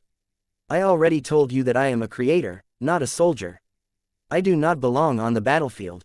$% That may be a valid excuse for lesser mortals, but not for you. As my valued slave, I will not allow you to squander your talents. In my galaxy, maker of artifacts are either slaves or slave holders. The difference between the two is determined by strength. If you continue to wallow in your weakness, your only destiny is to serve at the whims of others. Serving others is the entire point of my profession. Vase couldn't help but shoot back. I am sure that there are huge cultural differences between us, but I do not agree that creators such as myself seek to hone our combat strength in order to beat others up in a fight. The Subjugation King radiated disappointment at Vase. $#. Pathetic. Your race is too weak and soft. This attitude will only see your entire race enslaved by slightly less weak races. I do not take pride in subjugating those that do not offer any challenge. You do not understand the importance of becoming strong enough to fight challenges by yourself as opposed to relying on the protection of others. As your future master, I will teach you now, lest you embarrass me when I present you to my peers. What was that supposed to mean? Vase took a few steps back as the Subjugation King had released a moderately powerful shock at his true body. Though Vase did not enjoy the pain, he did not feel as upset as he should. This was because the clone had channeled pure tribulation lightning at him. Though the destruction energy inflicted considerable damage at the impact site, the release of creation energies quickly restored most of his wound. Vase quickly figured out what the powerful alien expected. If he was reading this situation correctly, the Subjugation King wanted to train Vase through lightning therapy. Vase was not stupid enough to think that the God King did this out of the goodness of his heart. The arrogant and condescending Krelian King merely saw Vase as a diamond in the rough. The valued slave in the making needed to be fattened up in order to justify his status as a valued slave. A part of Vase felt offended that the Subjugation King looked down on him so much. Another part of Vase felt relieved that the God King did not think about killing him outright. This was hardly the only goal that the powerful alien had in mind. While Vase was in the process of launching another attack, the Subjugation King proved he did not forget about the others by launching a blast of tribulation lightning at a distant primary plasma cannon battery. The powerful weapon module that was designed to pummel battleships instantly got crippled as the tribulation attack blasted several enormous holes in the housing. A large amount of delicate components got blasted or melted from the attack. The infusion of creation energies failed to restore the vast majority of destroyed components. Nanites and repair bots quickly moved in to control the damage and restore as much functionality as possible, but it did not seem likely that the Dominion of Man would be able to use this gun battery for the remainder of this encounter. Vase tried his best to speed up in order to prevent the Subjugation King from unleashing another destructive attack. Unfortunately, his Mariko's organ was too damn weak and underdeveloped to boost his mobility any further. As Vase changed his posture to attack with a flying kick, his feet smacked straight into the energy barrier before getting shocked by tribulation lightning. The defensive barrier did not appear to suffer any serious harm. This is impossible. Chapter 5879 Changing Strategies Chapter 5879 Changing Strategies This wasn't working. Vase initially thought that the Subjugation King was kind enough to turn his energy barrier into a tribulation lightning dispenser. As long as Vase was willing to bear the pain of tribulation lightning zapping through his body, he only had to approach and strike the energy barrier in order to receive another dose of tribulation energies. His body broke down and reformed into a slightly stronger version after every strike. Vase felt as if he had turned into the lab rat that had learned that pressing a button on the wall would dispense a piece of cheese for him to eat. Again and again, Vase picked himself up and tried to punch the energy barrier in various ways. None of his attacks weakened the energy barrier in the slightest. Neither the Dread Marines firing at the clone of the Subjugation King in the distance nor the various punches and kicks from Vase broke the equilibrium. That was bad, because Vase could not let this status quo drag out for too long. The Dominion of Man shook again when the Subjugation King freely struck one of the holes in the hull with a blinding tribulation lightning strike. While the attack failed to breach the resilient transphasic hyper-exterior, it still managed to create a long trench that looked like an ugly scar on the surface of the dreadnought. Dozens of gun batteries and other exterior modules got blasted to pieces from this powerful attack. The Dominion of Man continued to suffer greater and greater harm as long as the clone of the Subjugation King remained free to launch his attacks. Vase gritted his teeth as he tried to shoulder bash the energy barrier, only to get shocked and bounced away yet again. None of his attacks interrupted the Subjugation King's actions. So long as the powerful clone continued to shelter inside his extremely powerful energy barrier, he remained immune to any interruption from others. This left the Subjugation King free to charge up his big attacks and unleash devastation from his stationary position. Few Dread Marines were able to survive his tribulation light strikes. The clone of the God King outclassed the mortal soldiers to such a massive extent that their defenses simply weren't in the same league. Despite the helpful feedback gained from punching the energy barrier, Vase was not fighting for himself at the moment. He was fighting for the survival of his creations. The continued existence of Caramond and the Dominion of Man were at stake. If Vase failed to figure out a way to hinder and defeat the clone of the Subjugation King, the dreadnought would eventually be brought to her breaking point. This was the unspoken way in which the God King applied pressure on his valued slave. Vase needed to shore up his combat abilities and fight hard enough to force the clone to stop wrecking the ship, but that was easier said than done. He was not a professional soldier. He was not a combat-oriented cultivator. The only way he could gain an advantage over the clone was to rely on external factors such as weapons. It was rather stupid to think that a mech designer like himself could defeat a superior opponent barehanded. Even if that was not possible, Vase regretted his decision not to develop a few pieces of equipment that he could make use of in his true body form. He supposed he could summon the ocean collar and scale it to the size of a polearm, but Vase already concluded that he wouldn't be able to produce any better results. Unfortunately, his best weapons, if he could even treat them in this regard, were the mechs that he designed. The absence of mechs irritated him a lot. He was a mech designer and poured a huge amount of time and effort into making them strong enough to defeat powerful opponents. Though he doubted that his second-class expert mechs were strong enough to make his current adversary shake, it would have been nice if he had received enough time and forewarning to prepare a bunch of first-class mechs. Even if that was not possible, Vase regretted his decision not to develop a few pieces of equipment that he could make use of in his true body form. He supposed he could summon the ocean collar and scale it to the size of a polearm, but Vase already concluded that he wouldn't be able to produce any better results. He lacked the skills to leverage the weapon effectively enough to strike much harder than what he was able to accomplish with a straightforward shoulder bash. Vase needed to come up with new tricks in order to inflict actual damage to the clone. The Subjugation King himself already told him that. He just did not expect to be put under so much pressure. There was no reasonable way he could become as skilled in combat as Kedis or any other decent soldier for that matter in the span of half an hour or less. The best solution he could think of is to create a combat-oriented incarnation on the spot, but this was no time for him to create any new products. He was sure the Subjugation King would strike him with a Tribulation Lightning Bolt if he dared to engage in production rather than actual combat. What else could he do to get himself out of this predicament? He could enter the Mech designer system. So long as time in the outside reality remained frozen, he could spend a large amount of time on thinking over his problem. He could also go on another mission spree and work hard to earn as many ascension points as possible to extend his stay in the system space. Once he earned enough AP, he could purchase an expensive enlightenment fruit that taught him how to fight like a cultivator. Vase recalled the time where he gifted Venerable Tusa Billingsley Larkinson with the Shadow Dance Dagger-style enlightenment fruit. From the moment his cousin ingested the fruit, Tusa instantly became a highly skilled practitioner of the extraordinary fighting style. Of course, it already helped that Tusa had a strong foundation as a melee fighter. Vase did not expect to turn into an instant master in whatever combat style he learned from an enlightenment fruit, but anything was better than nothing. This certainly sounded like a viable plan, but Vase was reluctant to go through with this course of action. It wasn't because he felt this was a form of cheating. Sure, his pride insisted that he should overcome this challenge by relying on honest effort as opposed to an out-of-context factor. However, since the Subjugation King already bent or broke the rules when he chose to interfere in this tribulation event, Vase would hardly be at fault if he proceeded to exploit a few loopholes. The real issue was that Vase was deeply afraid of exposing the Mech designer system to the Subjugation King. Vase had no way of telling whether the God King already sensed the presence of the fragment of the metal scroll and everything that came with it. This might be part of the reason why the Subjugation King took the effort to plant a soul mark. It would be safer to assume that the Mech designer system remained a secret. Vase was not willing to expose this particular secret, especially not when it wouldn't make a meaningful difference. Ingesting a combat-oriented enlightenment fruit, training in his new combat style and developing a suitable weapon was unlikely to make Vase strong enough to defeat the powerful tribulation manifestation.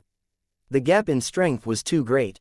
Better control and technique would certainly be helpful in allowing Vase to leverage his physical strength to a much higher degree, but it ultimately wouldn't make a difference if he still wouldn't be able to shake the defenses of the clone when he was levering 100% of his strength.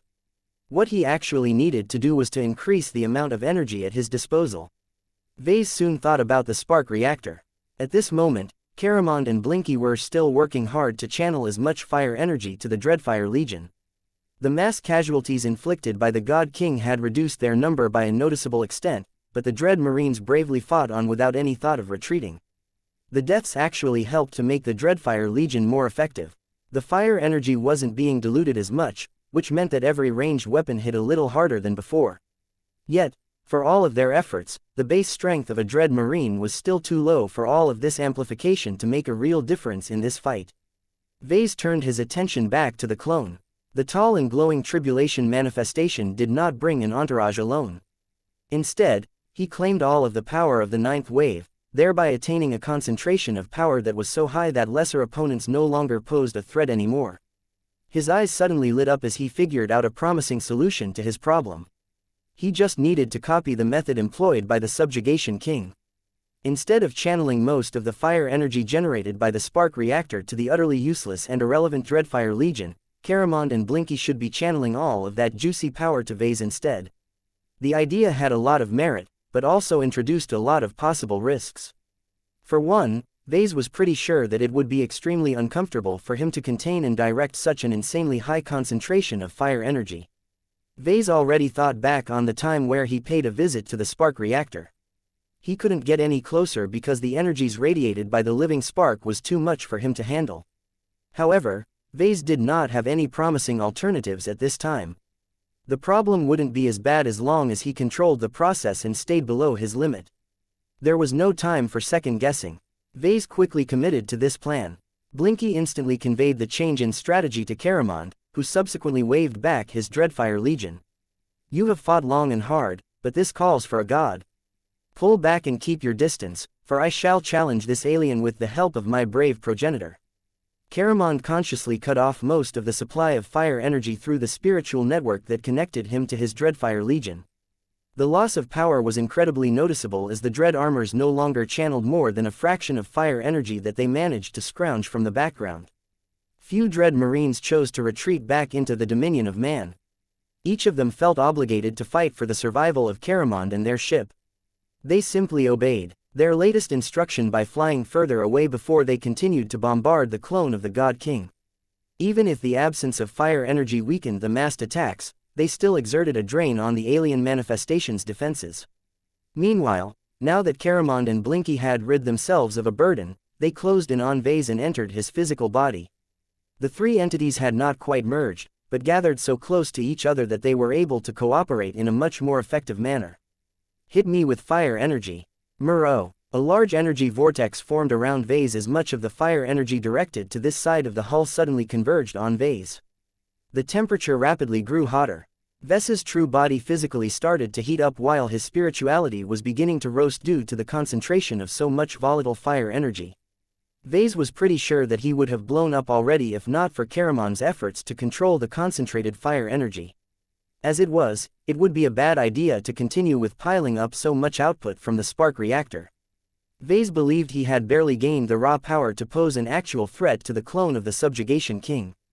That still did not mean he was able to harness this power properly.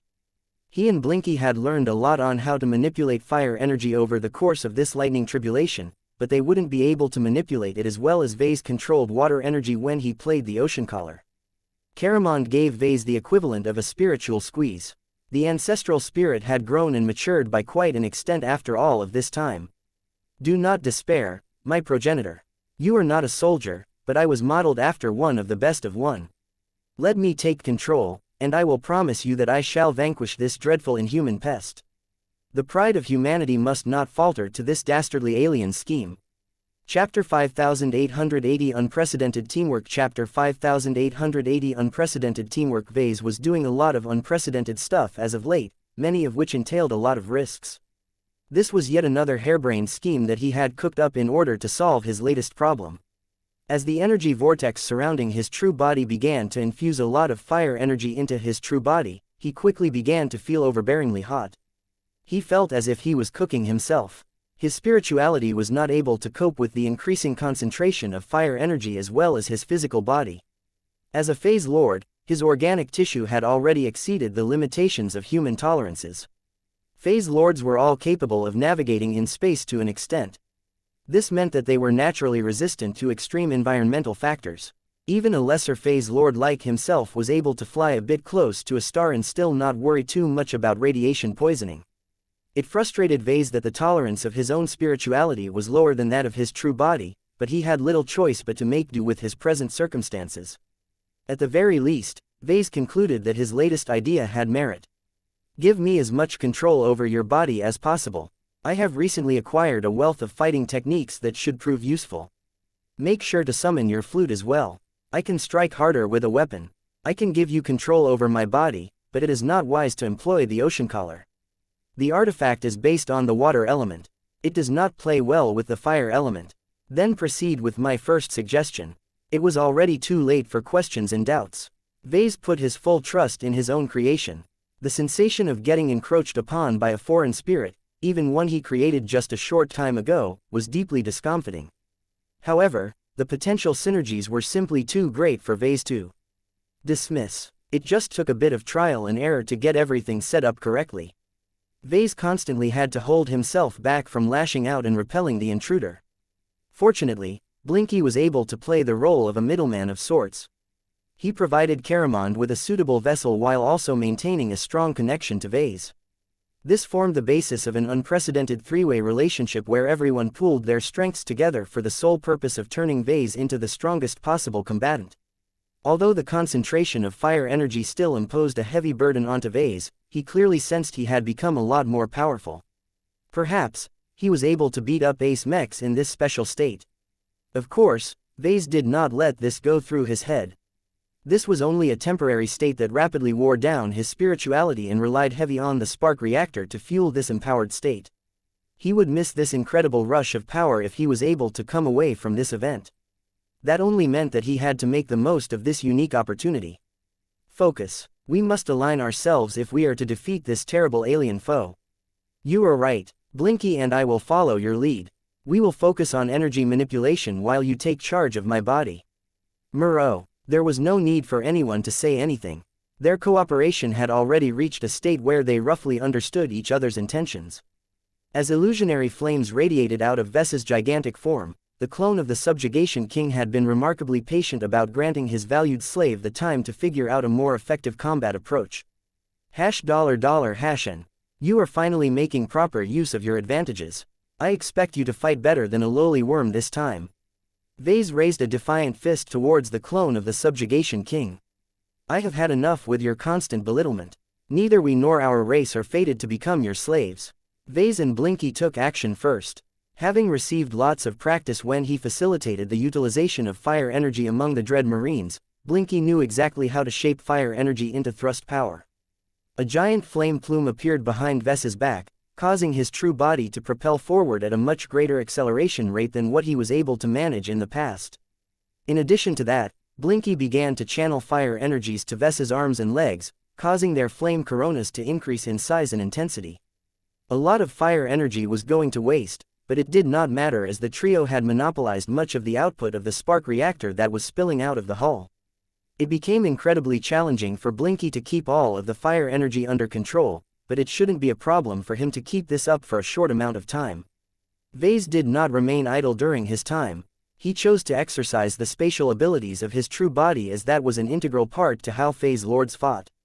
He stimulated his Kelsey's organ to form a spatial barrier that should soften any incoming blows. He also stimulated his Mariko's organ in a way that he had never done in the past. He tried to warp the surrounding space and add transphasic properties to his limbs. He understood phase water technology well enough to understand how it was done with transphasic alloys. Trying to imitate this special condition in his own flesh was an inspired idea, yet it seemed viable enough for him to make the attempt. One of the observations he made over the course of the 5th round was that the aliens had no experience with phase water and transphasic technology. Their attacks failed to inflict as much damage as they should due to the dominion of man's luxurious use of phase water in all of her construction. Though the Subjugation King clearly made a few adaptations to counter phase water technology, he clearly hadn't refined his approach at this point. This gave Vase a window of opportunity where he would be able to make good use of the phase water flowing through his veins. As Vase and Blinky continued to do what they did best and provide support, Caramond had consciously taken the lead. From the perspective of the Subjugation King, the ancestral spirit was absurdly young. The alien tyrant had grown incredibly curious how well Caramond would be able to fight in his current state. Caramond chose to lead by executing a kick with 2 flaming feet. We shall break your energy shell. There was so much momentum behind this strike that the energy barrier finally got struck by a heavy impact. The simultaneous explosion of fire and tribulation energies blended together and blasted both sides apart. As the body of Vase quickly stabilized in space, the trio were able to perceive that their strike had successfully weakened the energy barrier, if only to a minor extent. It's working, Vase exulted. We need to keep up the pressure. We can't give this bastard any reprieve. It is vital for us to channel as much concentrated fire energies at this barrier as possible. No offense, but our physical attacks are doing less damage than the attacks launched by the Dreadfire Legion. Understood. Instead of going for any big moves, Caramond directed Vess's body to close in and unleash a flurry of punches and kicks at the immobile energy barrier. The way Vase moved and attacked had changed a lot. His actions became a lot faster and more efficient. He also tried to vary his moves to make himself less predictable. The difference between his old self and his new self was like the difference between night and day. This was because Caramond directly borrowed the fundamental unarmed combat skills of the Dreadfire Legion. Since the ancestral spirit had forged a strong bloodfire pact with so many elite soldiers of the Red Fleet, there was no question that their martial arts represented the best of what their organization had to offer. Even though there was nothing extraordinary about their unarmed combat techniques, just the knowledge and the skill of being able to land a proper punch, chain multiple attacks together and maneuver properly in the field dramatically increased Vess's effective combat power. It was a pity that Vase was too focused on manipulating his true body's phase water organs to properly focus and memorize all of the sick moves that Caramon pulled off while he was in control. That was not to say that Caramon delivered the best performance. Theory and borrowed skills could only bring him so far. His nature as an entity that was transitioning into a true god granted him a huge amount of processing ability, but honing a completely different body into a combat machine took a lot of practice and hard work. Fortunately, Caramon was a fast learner. His domain centered around the superiority of the human race. Even if he was not proficient in a certain area, he pushed himself towards mastering it as quickly as possible, because this was how humanity managed to rise up to become a dominant power in the Milky Way. Blow after blow struck the energy barrier. Each time one of Vess's limbs struck the clone's first layer of defense, it triggered a countershock. This normally should have debilitated Vess's true body, but Blinky made sure to channel a spike of fire energy just before contact. It took a few tries to dial in the right energy levels, but Blinky had managed to find a sweet spot where a punch or a kick produced just enough of an explosion of fire energies to repel some of the painful tribulation energies seeking to shock Vess's body. The countermeasure was not able to block the countershock entirely, but whatever managed to pass through only inflicted a moderate amount of pain. "We are growing stronger. I can feel it," Vase remarked. "We are also making progress at wearing down this energy banner."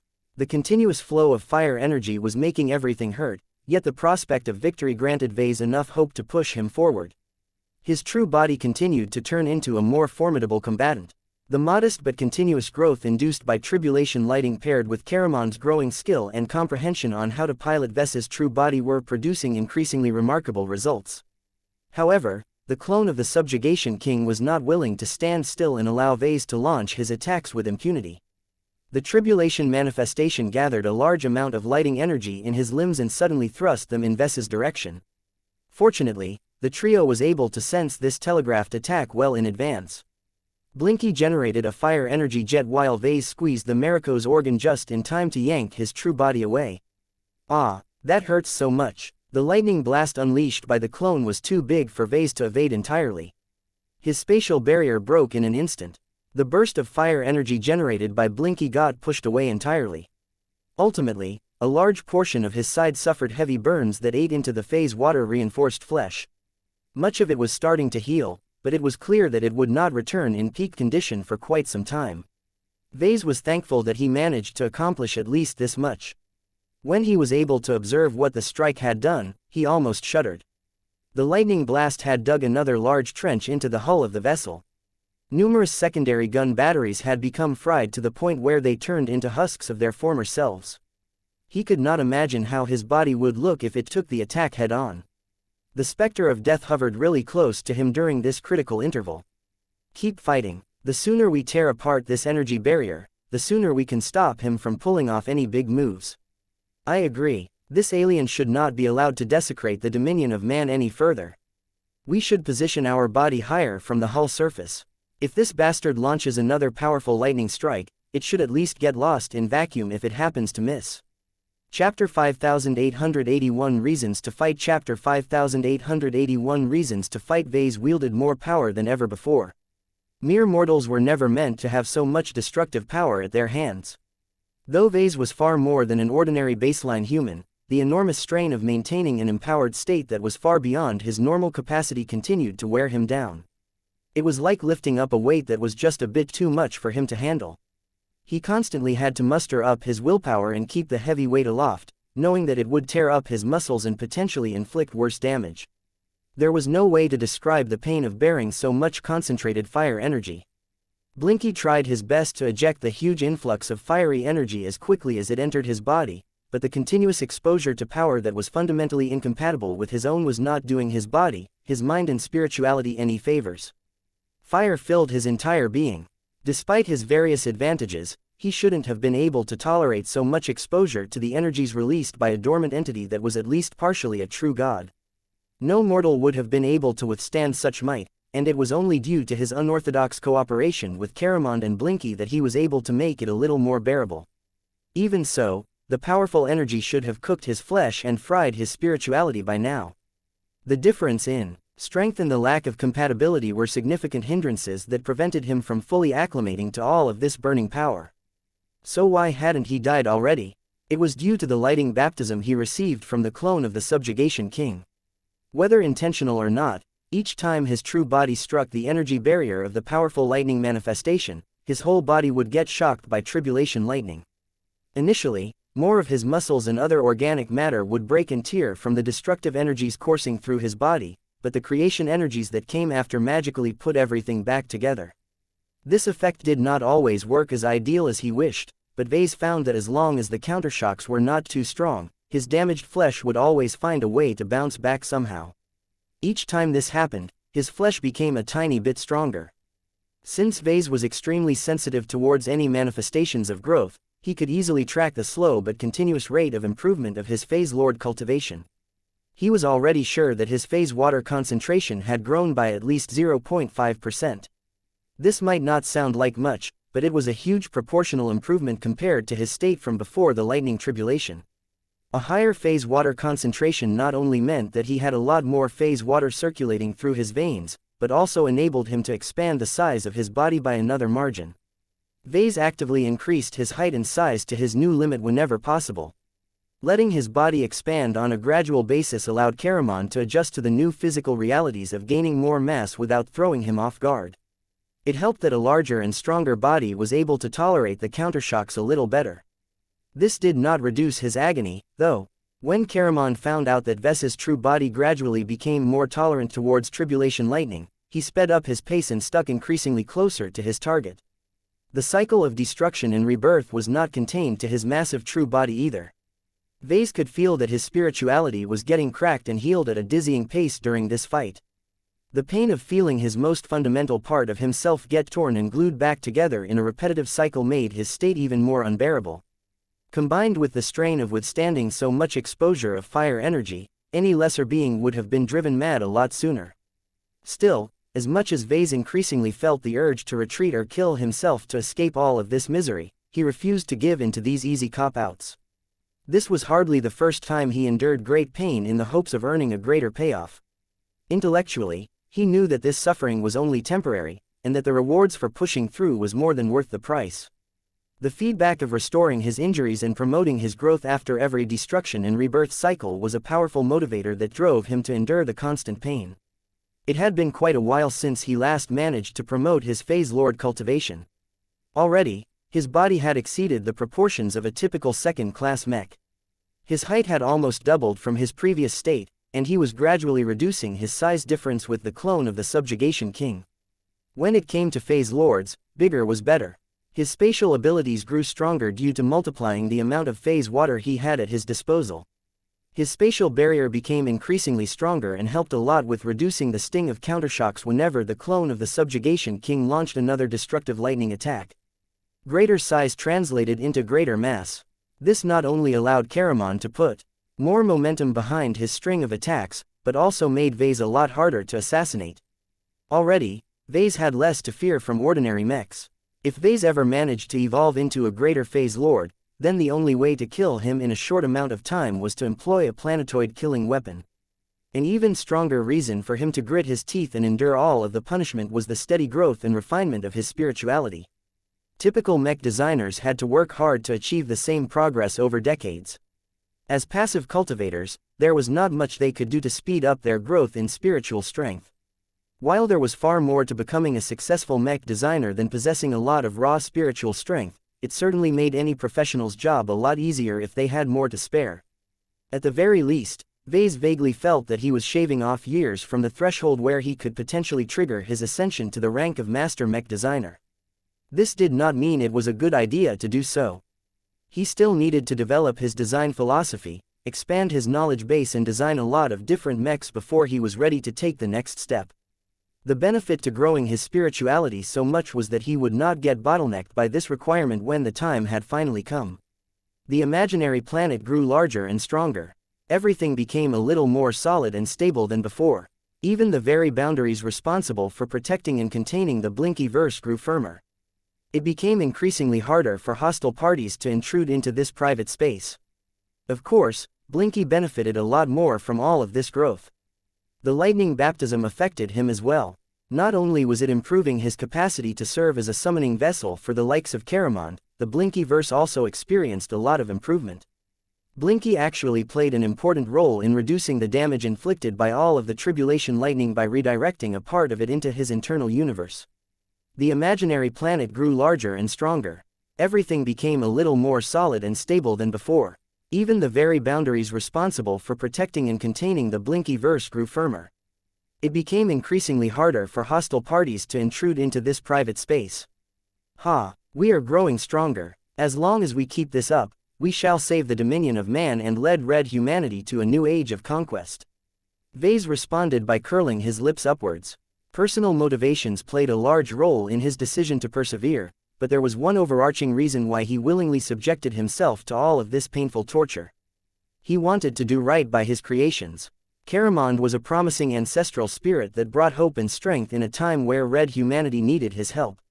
Vase could not claim credit for the initial development of the dominion of man, but now that he had transformed her into a living dreadnought with insane potential, he gained a sense of responsibility over the evolving warship. Though Vase tried his best to maintain his wits, his constant exposure to a powerful spiritual entity that was obsessed with human supremacy was gradually bleeding into his mind. Not that he needed it to strengthen his commitment to save his creations. As a mech designer and a creator, he felt it was his duty to do whatever it took to preserve his creations. The nightmare of the Elemental Lord constantly pushed him to step up and do what was necessary to avoid a similar outcome. If he was a mech pilot or traditional swordsman, Vase bet that his willpower would have already sublimated by this time. Even though his current life trajectory closed off this progression route, it didn't diminish the importance of willpower. He had spent enough time among expert pilots, ace pilots and god pilots to understand what made them different from other people. Careful, he is about to unleash a wide area attack. The Subjugation King never made this challenge easy for his valued slave. He refused to be baited into unleashing his power attacks into open space. If Caramond positioned Ves's true body above the stationary lightning manifestation, the Subjugation King would simply ignore his attacker and continue to blast the hull of the Dominion of Man. The only way the trio could stop the clone of the God King from inflicting more permanent damage to the vessel was to go on the offensive and drain the energy shield as quickly as possible. Though Caramond, Blinky and Vase had become increasingly more proficient at leveraging their various advantages to evade the Subjugation King's lightning bolts, this time the alien had begun to form a ball of tribulation lightning that was rapidly accumulating a lot of power. There was no way for Ves's true body to evade a radial explosion of tribulation lightning once the ball finally went critical. We need to distance ourselves, Vase quickly advised. A radial explosion in vacuum rapidly weakened in power over larger distances due to the inverse square law. In other words, more distance equals much less pain. Given that Vase was already suffering a lot, he really did not want to go over his tolerance limit. The trifecta controlling his true body used every trick at their disposal to rapidly disengage from the Subjugation Lord. Caramond landed a powerful kick at the energy barrier before using it as a launching pad to push the giant body under his command in the opposite direction. Blinky channeled a lot of fire energy into a large and barely controllable jet engine that pushed Ves's true body away. Vase on the other hand strained his multitasking ability even further by trying to execute 3 actions at once. First, he shrunk his true body as quickly as possible in order to reduce its exposure to the impending explosion. Second, he stimulated his Kelsey's organ beyond its limit to form the most powerful unidirectional spatial barrier behind his true body's back. Third, he squeezed his Marico's organ to the point of damaging it in order to warp the surrounding space and increase his effective velocity as much as possible.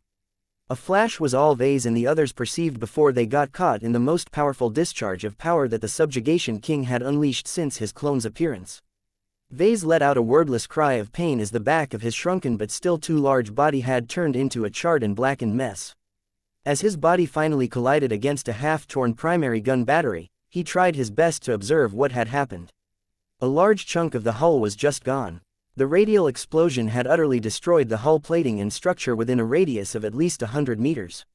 Even though it was just a pothole relative to the enormous hull of the Dominion of Man, the damage was still extensive enough to breach multiple compartments and fry plenty of power lines and circuits in the nearest intact sections of the ship. We can't let this bastard tear the Dominion of Man apart any further. The good news was that the clone had finally lost his annoyingly strong energy barrier. Perhaps one of the reasons why that last explosion was so powerful was due to releasing this protective measure.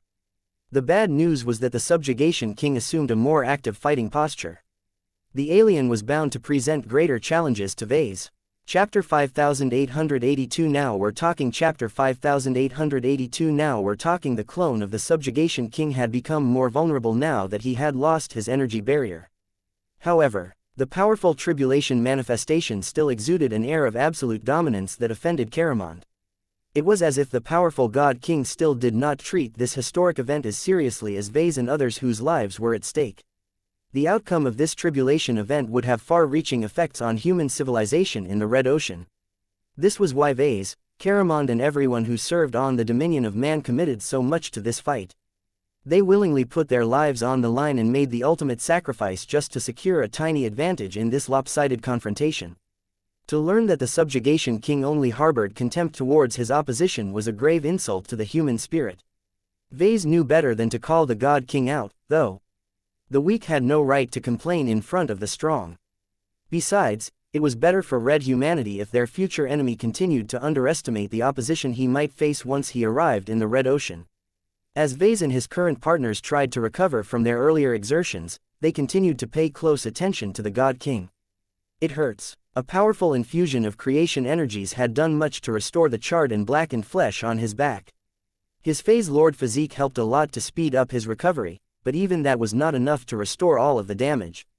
His back remained injured. The only effective way to repair all of the damage during this fight was to allow another body part to get hit by tribulation lightning and hope that it would spread to the more heavily injured parts of his body. Vase gritted his teeth. This was not going to be easy. Hash at hash and at and hash. You have barely met my expectations. You are still by far the weakest of my valued slaves. Your capacity to adapt and learn is satisfactory, but you are still an incompetent fighter. Damn it. Vase willingly subjected himself to a lot of pain in order to channel so much fire energy. Compared to his normal self, his combat power had skyrocketed. Fighting against Ace Mechs was not a dream anymore. He had already endured several powerful blows that would have torn any other human apart a million times over. I am not a fighter, but I can still learn. Vase responded to the arrogant alien tyrant. $$ and $% at. I desire no less from you. By the time I finally arrive at this minuscule sea of stars, I expect you to cast aside your weakness. No valued slave of mine is allowed to be as weak as your current self. Your crude technique of borrowing the fighting methods of other souls is effective, but ultimately comprises another weakness. Vase snarled but made sure to temper his pride. He did not want to provoke the subjugation king into lashing out. It was better to keep the arrogant alien in a complacent mood. I am not your slave. Hashin and hash at. False. I have already locked my chain on your soul. In order to illustrate this point, the clone of the subjugation king raised one of his limbs and made a familiar yanking motion. An illusionary chain became visible and pulled onto the soul mark that was buried inside Vase.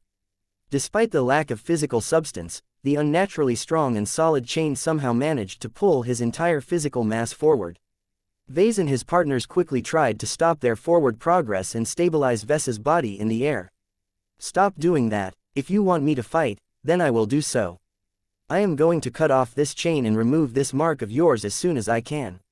$# and $% hash. I encourage you to do so. It will make the hunt much more interesting. You cannot escape my chains, but I will enjoy your struggle to escape your inevitable fate. The soul mark that had dug into his spirituality began to burn and inflict a different kind of pain on Vase. He badly wanted to get rid of it, but there was nothing in his arsenal that could remove the small but insanely strong mark. What was worse was that heavy exposure to tribulation lightning had not resulted in its ejection. Instead, the infusion of destruction and creation energies had caused the soul mark to settle in ever stronger than before. It was as if the tribulation storm treated the soul mark as an implant that was supposed to be a helpful addition to Vase. Each exposure to tribulation lightning caused his spirituality to adapt and fuse a little more to the soul mark. This was completely detrimental to Vase. There was no way that an old and powerful God King would make a trivial mistake by planting a soul mark that would get wiped away by tribulation lightning. Vase suspected that because the soul mark was condensed out of a significant portion of energy that powered the tribulation storm, any subsequent exposure to tribulation lightning only facilitated its purpose even more.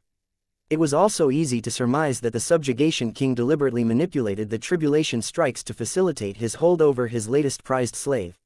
Vase inwardly shook his head. He could go over the implications of the soul mark at a later date. He still needed to fight in order to save the dominion of man. Caramon took advantage of his recent growth to deepen his control over Ves's true body. The evolving ancestral spirit no longer stuck to the martial arts mastered by the elite Dread Marines, but had begun to draw upon the skills and experiences of elite soldiers throughout the new frontier. Blinky also leveraged his greater strength.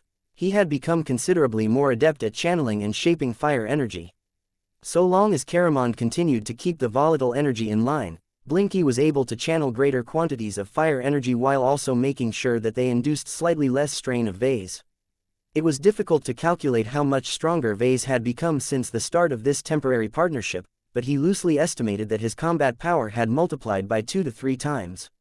This was a dramatic boost of strength, yet Vase still did not feel he had a realistic chance of defeating the clone of the subjugation king. The gap in power was still too much, even after he had made so much progress. Despite the long odds, Vase refused to give up. Anything could happen in a battle. So long as he was able to drag it out, he was sure he could absorb enough tribulation lightning to finally land the killing blow. The only question was whether the subjugation king would allow him to stall for so long. The fight resumed in an instant. The subjugation king had already begun to show signs of impatience. Rather than allowing the alien tyrant to make the first move, the trio had decided to take the initiative. A large fire energy jet engine propelled Ves's true body to an impressive degree. This time, the trio did not settle for landing a simple punch and kick. It would require way more than that to inflict real harm on the clone. Vase, Caramon and Blinky had reached such an excellent state of coordination that they all took the correct actions to prepare a more advanced form attack. His posture shifted in a way that suggested that he was looking to collide head-on against his target. A spatial barrier formed in front of Vase to protect him from attacks and collisions.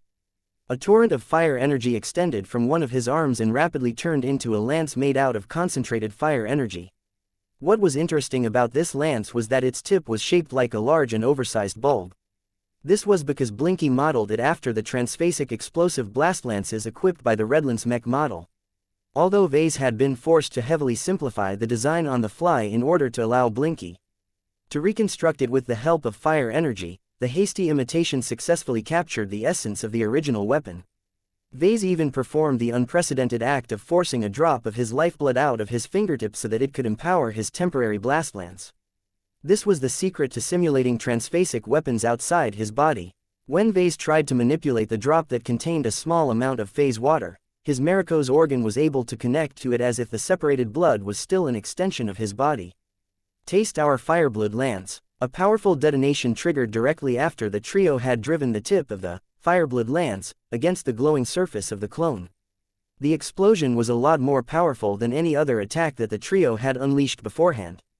November LBJNN. Since the original blast lances were designed to make their explosions as directional as possible, the simulated version made out of fire energy did a good job at directing much of the explosive force forward. The result was that the floating subjugation king finally moved from his spot. He had already lost his footing due to his latest area attack, but whatever power he employed to anchor him above a hole on the surface of the dreadnought clearly failed to compensate for the latest attack. Though the subjugation king's face was too alien to read his expressions, the clone's body language and shift in aura indicated that he might not have expected such a blow. His 3 eyes pointedly looked down on the shallow hole on his lightning-forged body. $N. Amusing. You are adapting faster to the battlefield than I previously anticipated. Thank you. As a creator, I thought why not bring some of my works to life in this battle. Since Vase had already started to fight like a mech or biomech of sorts, why not try to summon their weapons? After all, very few mechs had a habit of fighting with their fists. The vast majority of his works fought by relying on internal or external weapons. Vase had ample knowledge on how they were designed, so he could theoretically replicate their mechanisms and proportions with fire energy. Of course, this was not a simple matter of copying a weapon design and filling it up with fire energy. Vase had to heavily tax his mind to simplify and remove a lot of complications that simply did not apply when shaping them out of volatile fire energy. He half expected this experiment to fail, but since he was able to simulate a transphasic blast lance, there was nothing that could stop him from referencing his greatest hits and adapting other weapons. The only limit was his imagination, understanding and improvisation ability. He had to assume the mindset of a mech designer in order to perform all of the analytical processes necessary to translate a mech weapon into a fire energy weapon. I will make you bleed. The fight had already resumed. The powerful alien already adjusted his body and responded to the trio's follow-up maneuvers by extending a sharp bone spike out of one of his limbs. Though it was not a sword, the Subjugation King almost wielded it like one. Caramond initially wanted to close in to stab the two transphasic fire energy daggers, but quickly shifted the limbs under his control to cross the fiery blades and block the initial thrust. The brief contact did not just block the bone spike, but also caused it to release a jolt of tribulation lightning that briefly numbed the limbs holding the daggers. The brief interruption lasted just enough for the Subjugation King to thrust his other limb forward. A second bone surged straight at Vess's unprotected chest, only to get blocked by an illusionary transphasic armor plate formed out of fire energy. That did not stop a second jolt of tribulation lightning from shocking Vess's true body, but it at least saved him from getting stabbed. Vase grinned when he saw that his latest effort succeeded in blocking an attack that promised to inflict a lot of pain. Now we're talking. Chapter 5883 Fire Energy Raiment Chapter 5883 Fire Energy Raiment A blazing skirmish took place above the surface of the dominion of man. Two glowing shapes circled around each other. They frequently exchanged blows that constantly generated explosions of fire and lightning. The larger shape that glowed with sickly green lightning constantly sought to damage and tarnish the radiance of the smaller shape surrounded by fiery orange flames. While the larger monster launched more destructive attacks that often inflicted a lot of collateral damage onto the hull of the dominion of man, the slightly smaller monster exerted his power in increasingly more inventive ways. As the two giant and distinctly inhuman shapes circled around for another clash, the one that was actively being propped up by the spark reactor of the dominion of man formed another blast lance and drove it into the lightning-empowered enemy. A powerful explosion of fire energy knocked back the gigantic alien form until the clone of a much more powerful being collided against the side of a ruined gun battery. Despite the humiliating display, the Subjugation King did not express any hint of displeasure. In fact, the powerful God King displayed more and more satisfaction as Vase and his partners put up an increasingly better fight. Given that the clone of the Subjugation King allowed so many incoming attacks to land when he definitely possessed the foresight and strength to block or evade them, there was no way this powerful opponent was fighting at his full strength. This caused Vase to become increasingly more suspicious at the attitude of the Subjugation King. It seemed more and more likely that the powerful alien was deliberately modulating his combat strength in order to present a difficult but not insurmountable challenge to Vase. If that was the Subjugation King's play, then it was obviously working. Vase and his partners constantly felt the pressure to improve and develop better ways to fight. They had grown so rapidly during this high-stakes fight that it was unbelievable to think that they weren't originally meant to fight. While the rapid growth should have been a cause for joy, Vase did not entirely treat this as a favorable development. The fact that the Subjugation King never actually lost the upper hand was proof that he still had enough fighting power to spare. As both Vase and the clone of the God King fought more intensely against each other, the inevitable outcome was greater collateral damage. For example, the Subjugation King tore out the gun barrel of a nearby broken turret and utilized it as a club to bash against Vess's true body. The hardened transphasic hyper-alloy struck a hard blow against the fire energy armor plating that Vase and Blinky had shaped over the tall true body. By now, half of the body was covered with glowing orange armor plating. Blinky worked hard to shape and condense a lot of fire energy into a solid armor raiment that would stay in place and keep up with the movements of the body. Fire energy was not originally suited for defense, so Blinky had to work extra hard to make it behave according to the design supplied by Vase. The fact that it worked a lot better than it should was because Vase had donated copious amounts of his own lifeblood to reinforce the temporary armor plating. Vase had discovered that his blood was not only a source of phase water, but also possessed a much stronger spiritual component than he expected. He believed that this was partially due to all of the fire energy coursing in his body. His blood must have assimilated some of it, producing unknown effects that allowed him to manipulate it in increasingly more versatile ways. Though Vase expected his blood to lose this extraordinary charge as soon as the supply of high-quality fire energy was cut off, he was determined to make the most of this temporary advantage. Vase did not hesitate to spill liters of his own blood to reinforce his summoned weapons and armor. His powerful true body was easily able to generate replacement blood, so he was not afraid of dying from blood loss. The more serious problem of his tactic was that it was not so easy to replace the lost phase water. As a result, the longer he fought, the more his phase water concentration dropped. Vase endured real pain each time he expended his phase water-infused blood, but he saw no other way to empower his fire energy armaments to a level where they could keep up with the clone of the Subjugation King. The only reason why he wasn't too worried about spilling out so much phase water was because the regular countershock spontaneously replenished his depleted reserves. He was actually maintaining a careful balance. He constantly needed to control his expenditure of phase water to ensure it did not exceed the phase water produced by exposure to tribulation energies. Vase still grew stronger so long as he maintained a positive balance. He just did so at a slower rate than before. Even so, it still wasn't enough. The trio might be able to pressure the clone of the Subjugation King, but they weren't able to hinder the powerful alien from damaging the ship. Many times, the powerful tribulation manifestation somehow found a window of opportunity to launch a casual strike at the increasingly more damaged hull. So much of the exterior of this side of the dreadnought had been wrecked by previous attacks that the Subjugation King was able to damage or destroy important systems.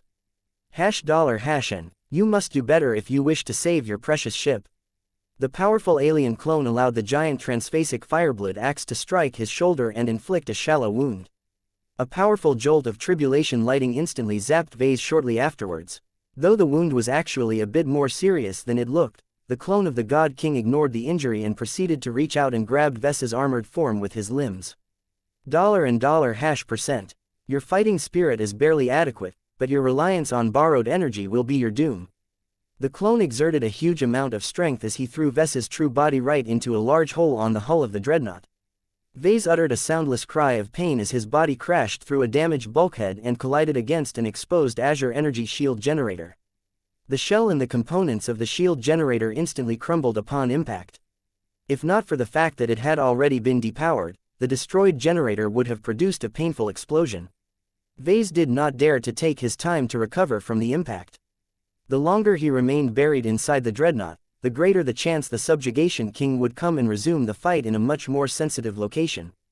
Blinky generated a powerful simulated flight system onto the back of the armor raiment. It quickly generated a lot of thrust power, allowing Vase to propel him back outside the ship. The clone of the Subjugation King quickly greeted his opponent with a powerful ball of tribulation lightning that he had formed with his limbs. Yet before the powerful alien could launch this destructive attack, Vase raised his arm and waited for Blinky to generate a simplified version of a transphasic ballistic pistol. There was no way that Vase could simulate the performance of a luminaire crystal weapon or other advanced firearm, but it was no problem for him to generate one of the simplest firearms developed by humanity. A quick trigger pull caused the pistol to launch a phase water-infused bullet that consisted of condensed fire energy. Although the projectile was not particularly fast compared to a round fired by a Gauss weapon, the distance was so short that the empowered bullet struck the lightning ball with hardly any delay. Naturally, Karamon's borrowed marksmanship skill ensured that the shot struck the intended target even during a high-speed movement. When the two concentrated energies came into direct contact with each other, only a single outcome was possible. The lightning ball and the fire bullet exploded right when it was still in front of the clone of the God King. The lightning manifestation clearly suffered a considerable amount of damage. However, much of the tribulation energies contained within that ball had spilled into the environment. Only a fraction of the energies went on to fuel the growth of the trio.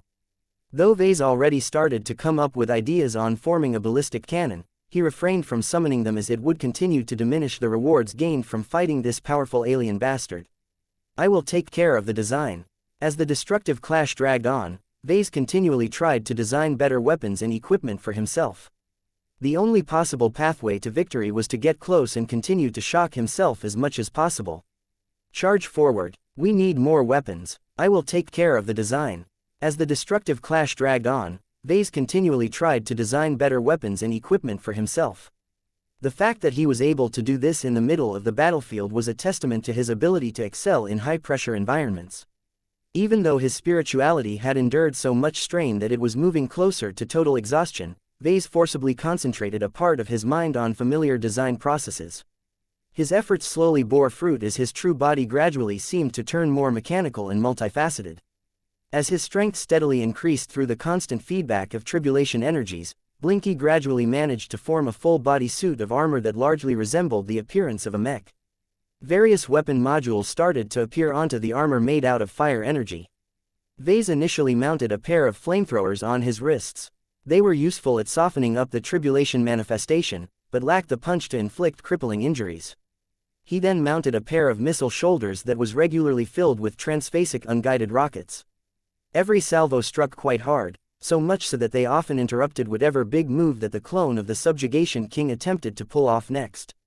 Vase somehow managed to figure out how to simulate rudimentary energy weapons, though it was better to describe them as concentrated fire energy outlets. Regardless, Vase copied aspects of the original design of the Mars and implemented a highly adapted version of the Arceus system onto his fire energy raiment. All of these changes enabled Vase to fight increasingly more like a hybrid mech. In fact, he fought much like Patriarch Reginald Cross, who always liked to launch unrelenting attacks at closer ranges. The ranged weapons were not meant for Vase to snipe his opponent at a distance. They were made to pressure the clone and ensure that he did not recover any of his injuries. Vase inflicted the most serious blows with the help of his transphasic melee weapons. Blast lances were one of his favorite solutions, but he also summoned other weapons ranging from axes, great swords and even daggers. Though Vase had absolutely no clue how to proficiently wield these weapons, Caramond had access to a broad swath of skills that he was constantly mastering with every exchange of blows. The clone of the God King regularly blocked the incoming strikes with the help of blood spikes that extended from his body, but they were anything but perfect. Caramond always chained his moves so that he eventually managed to sneak an attack past his opponent's guard. Vase and his partners managed to achieve the greatest success when they managed to unbalance their foe with the help of all of the ranged weapons blasting at the clone. Once the tribulation manifestation exhibited the slightest of openings, Vase's true body surged forward and relied on momentum to chop down a simulated greatsword. Though a pair of crossed bone spikes managed to block the heavy attack, the upper half of the enormous blade had turned as if there was a hinge just beforehand. This unexpectedly caused the greatsword to turn into a weird version of a war pick. What mattered was that the tip of the blade managed to sink into the shoulder of the clone of the God King just enough to sever the arm. The separated limb soon exploded, unleashing much more tribulation energies that pushed Vase and his partners back and forcibly fueled their growth by a significant margin. November LBJNN Chapter 5884 Harsh Light Chapter 5884 Harsh Light. Cutting off the arm of his opponent was the first real damage that Vase managed to inflict on the clone of the God King. Vase, Blinky and Caramond had all pushed themselves to their limit and maybe even beyond in order to attain this remarkable result. Of course, the explosion that ensued right afterwards had dealt a powerful blow to the trio. None of them came out of this incident unscathed. The detestable aliens never play fair. None of them have proven to be capable of taking their losses with grace. Caramond suffered such a strong backlash that his ongoing transition had been set back due to all of the damage he endured.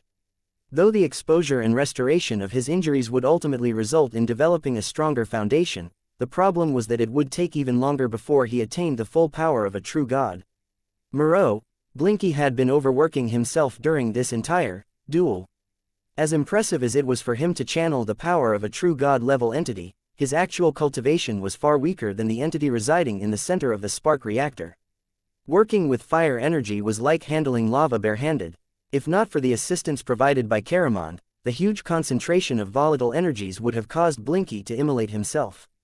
As for Vase himself, the latest blow had dealt serious damage to his spirituality. It had cracked and healed so many times that he truly felt bone-tired at this time. It became harder for him to maintain his consciousness and keep up his awareness when all of the fire and lightning damage wore out his mind and dulled his edge. The consequences were serious. As he dug himself out of a broken and shattered sensor array on the side of the hull, Vase realized that the explosion generated by cutting off the arm of the clone had pushed him to his breaking point. He had already reached his limit just by maintaining his current empowered state. Already, Blinky was unable to channel as much fire energy as before, causing the heavily damaged fire energy raiment to collapse and dissipate into the environment. It was as if Vase had exhausted the durability of his equipment. Armor plating crumbled apart, his wrist and shoulder-mounted weapon systems melted from his body. The energy weapon hardpoints that comprised of his imitation Arceus system lost their shape and disappeared from view. Vase felt a lot weaker than before despite the fact that the latest round of lightning baptism should have boosted his growth by a hefty margin. In an ideal reality, Vase would have been able to digest the tribulation energies in an instant and leverage his newfound strength at peak efficiency. However, he and his partners were all held back by their mortal weaknesses and limitations. None of them possessed the capacity to recover from their injuries in an instant. It did not matter that they had access to a seemingly endless supply of fire energy from the spark reactor. Having access to lots of energy did not mean that Vase and the rest were qualified to wield it in battle. They had been trying to fight by swinging the equivalent of oversized clubs throughout this entire bout. That had netted them good results, but there was a limit to everything. Their arms ultimately grew too tired to swing their weapons any further. Of course, that was not a reason for Vase, Blinky and Caramon to give up. There was too much at stake in this fight. According to the rules that govern tribulation manifestations, their bodies may be formed out of energy, but they were supposed to mimic the physiques of their organic counterparts as much as possible. This meant that the loss of a limb should form a crippling injury. Unless a member of the so-called Krelian race was able to regenerate physical injuries in an instant, the clone of the Subjugation King should have lost a lot of combat effectiveness. As Vase steadily maneuvered his giant and half-covered true body out of the wrecked section of the ship, he immediately tried to ascertain the state of his adversary. The good news was that the arm of the clone remained absent. The bad news was that the clone still exuded a lot of confidence and arrogance. It was as if the loss of a vital limb hardly represented any loss in combat effectiveness. If not for the fact that Vase could sense that the total energy level of his adversary had dropped after losing a limb, he might not be able to believe that he had actually weakened his opponent.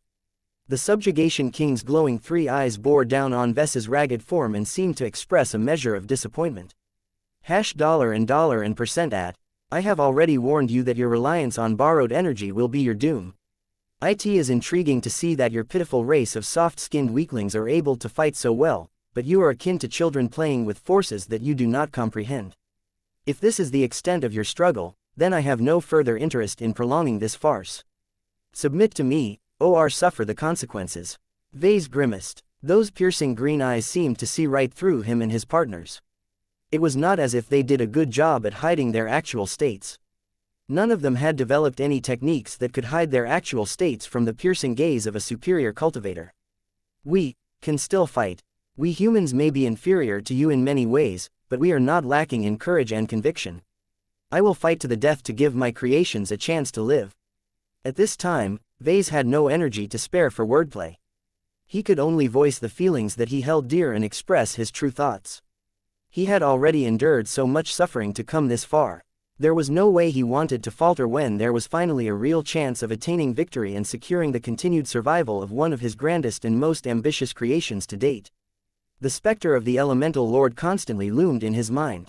Like a soldier suffering from a case of PTSD, Vase frequently received flashes in his mind of the moment where the Elemental Lord completely crumbled into ash after it had failed to pass the test that determined the five-element Mech's right to exist.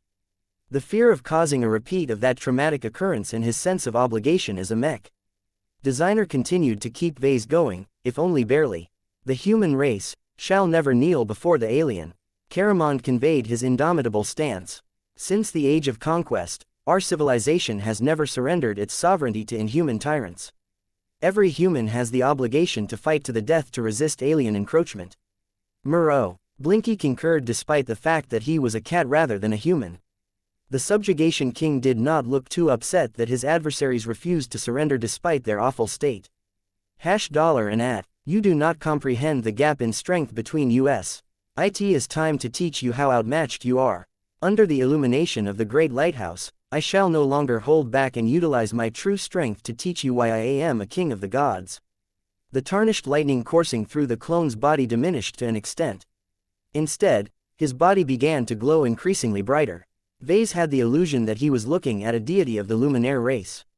The slightly chromatic brightness emanating from the clone of the God King had turned into a miniature star, one that radiated so much light and power that Vase actually winced as he found it difficult to look directly at his opponent. The power level of the clone had not changed, but by switching to the light attribute, the clone suddenly radiated a lot more threat than before. From what Vase managed to gather from the alien tyrant's previous speech, he learned that the Krelian race and civilization likely developed a powerful obsession towards light. This was not a surprise, as Messier 87 was one of the brightest and most luminous galaxies on this side of the cosmos. It also harbored many exceptionally bright and powerful light sources, one of which was the gigantic plumes of plasma that continually got ejected from the supermassive black hole in the center. Whatever the case, it became clear that the Subjugation King had been playing around when he previously wielded the power of lightning. The alien's mastery over light energy was so much stronger that it felt as if he could melt and irradiate the entire hull of the Dominion of Man if he amplified his radiance any further. Already, Vase could see that the nearest sections of the broken and torn hull sections of the dreadnought were beginning to weaken and collapse under the tyrannical light. There was nothing warm, gentle or pure about the light released by the clone of the Subjugation King.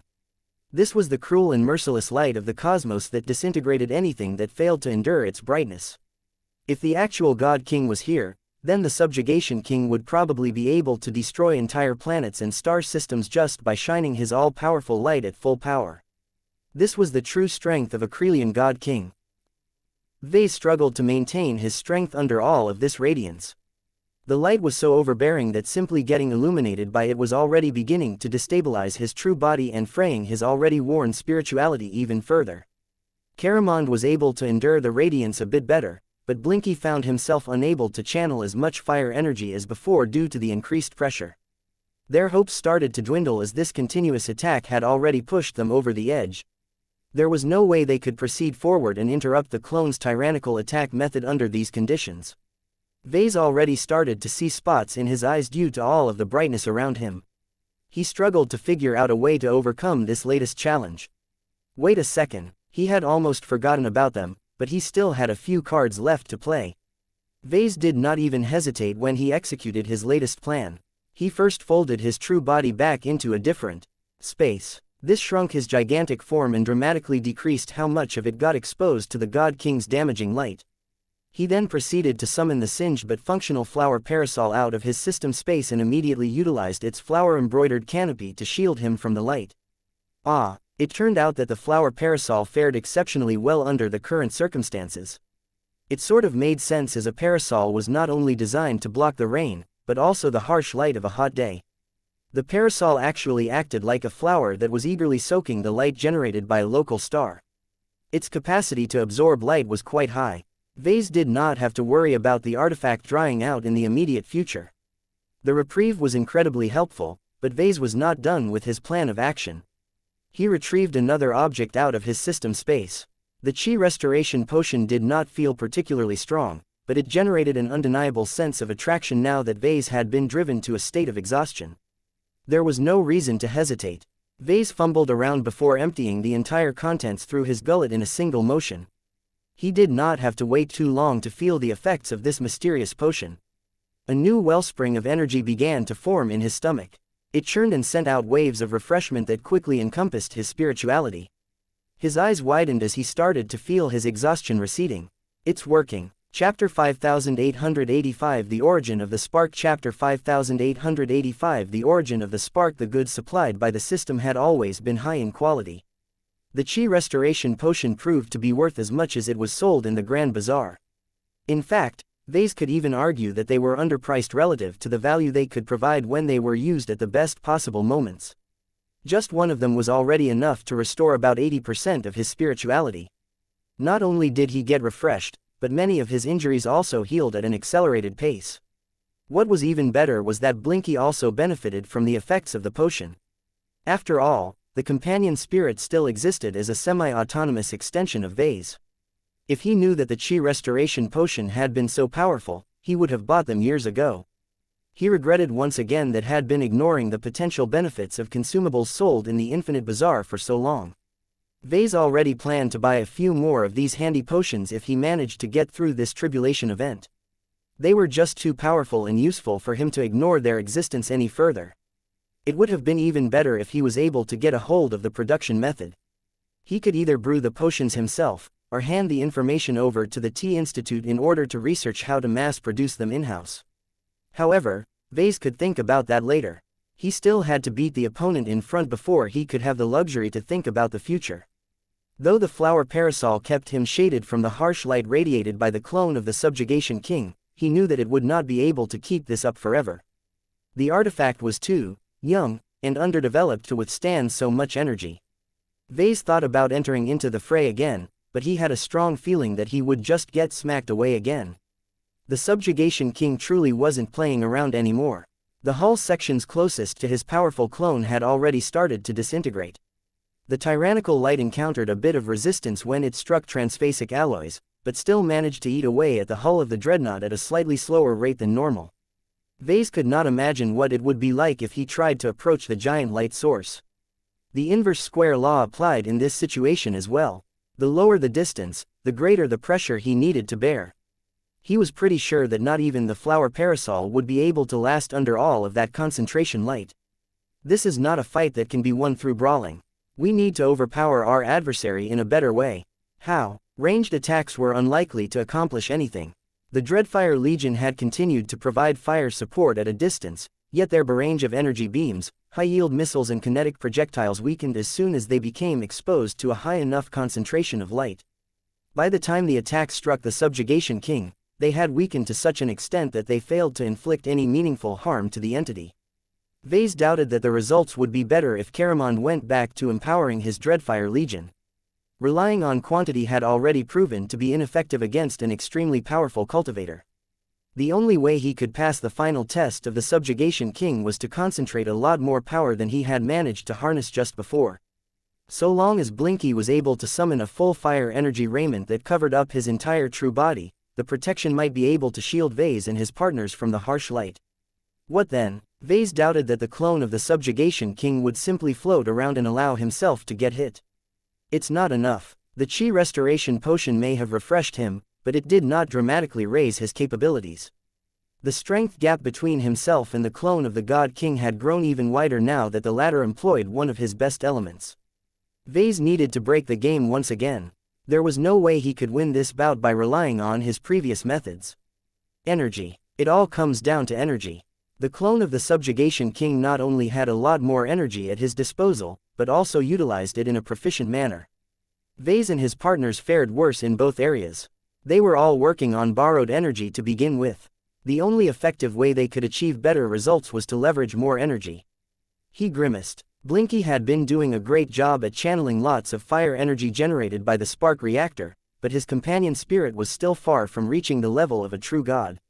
The Star Cat had grown considerably throughout this exhausting fight, but he still had a lot more to go before he could ever become an equal to the clone. What else could they accomplish? Vase was very cognizant that the merciless light was continuing to break the hull of the Dominion of Man with each second that passed. He needed to take action soon, or else the dreadnought would snap in half because the God King managed to disintegrate kilometers worth of hull structure. He only had one promising solution in mind. To be honest, he had tried to ignore it as much as possible. The implications were far too great and he was afraid that his idea would cause the downfall of the Dominion of Man. Unfortunately, Vase was out of any other ideas, so he could only proceed with what he had on his mind. He backed away and approached one of the intact maintenance hatches that was built into the side of the enormous hull. The recessed placement of the hatch allowed it to escape much of the devastation that had been wrought on this side of the dreadnought.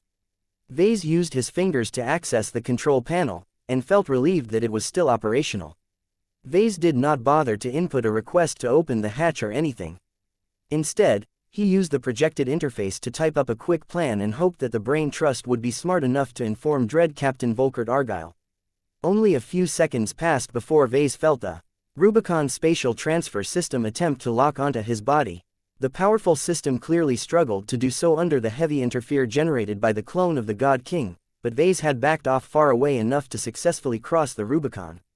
Vase blinked as he found himself standing directly before the command seat of the captain of the Dominion of Man. A lot of changes had taken place since he last visited this impressive area. One of the most notable changes was how the vast majority of officers and specialists had formed blood pacts with the dreadnought. Volkert Argyle was the most defining example of a fleeter who had traded his oaths to the Red Fleet for eternal servitude to the living warship. Out of all of the soldiers equipped with dread armor that Vase had seen today, no one else aside from the Dread Captain radiated so many illusionary flames. This was not the only notable sight in this chamber.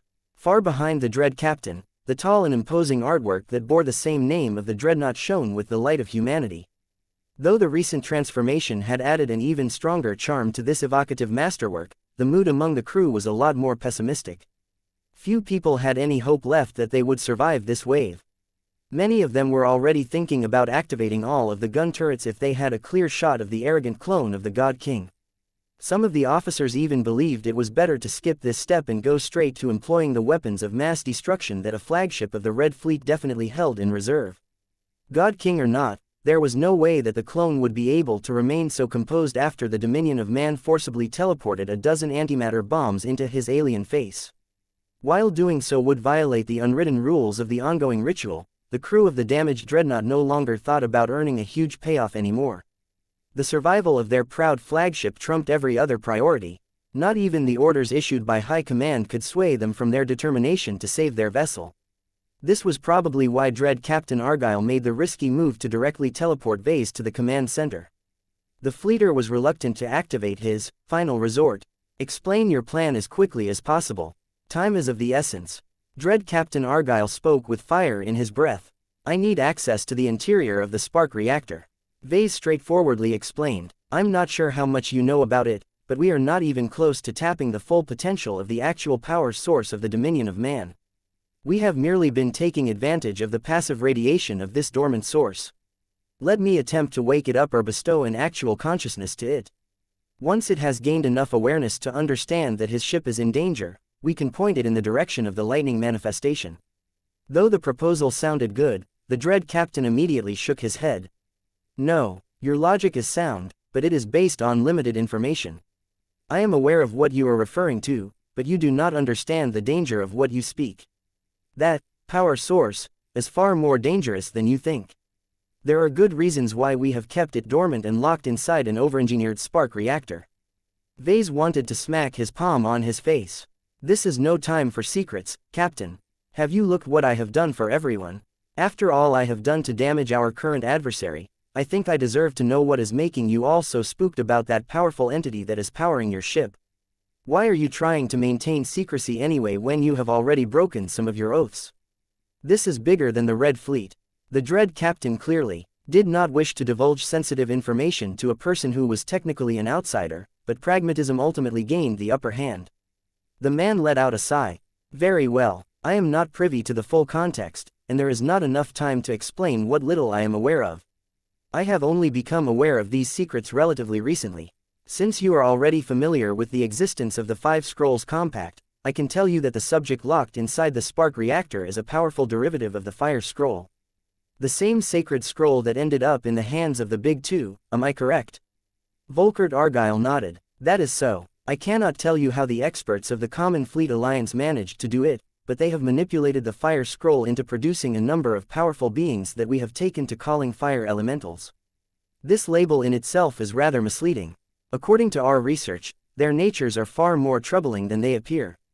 We are not entirely certain about this, but our experts have managed to uncover that they are diminished clones or offspring from an extremely powerful cultivator that existed in antiquity. Can you guess the identity of this master of the fire element? The answer was not immediately obvious, but Vase already knew enough about the sacred scrolls to come up with an answer. Are you saying that the fire elemental is a clone of the original creator of the fire scroll? Exactly. Do you understand now how dangerous it is to wake it up, as you have suggested? Though Vase was shocked by this revelation, he was not as stunned as he should have been. Perhaps there was a part of him that had already guessed at the truth. We don't have any other choice, Captain. Whatever threat this fire elemental poses, I doubt it would truly try to wipe out red humanity. Anything is better than kneeling to the subjugation king at this point. Besides, I don't think the fire elemental will go out of control. I think I have a way of limiting its autonomy. How? Chapter 5886 Lighting the Spark. Chapter 5886 Lighting the Spark. Vase shouldn't have been surprised that the living spark turned out to be a clone of the maker of the Fire Scroll. He was a bit amazed at how the Fleeters did not destroy this insanely dangerous threat, but instead kept it dormant while using it as a power source for their experimental dreadnoughts.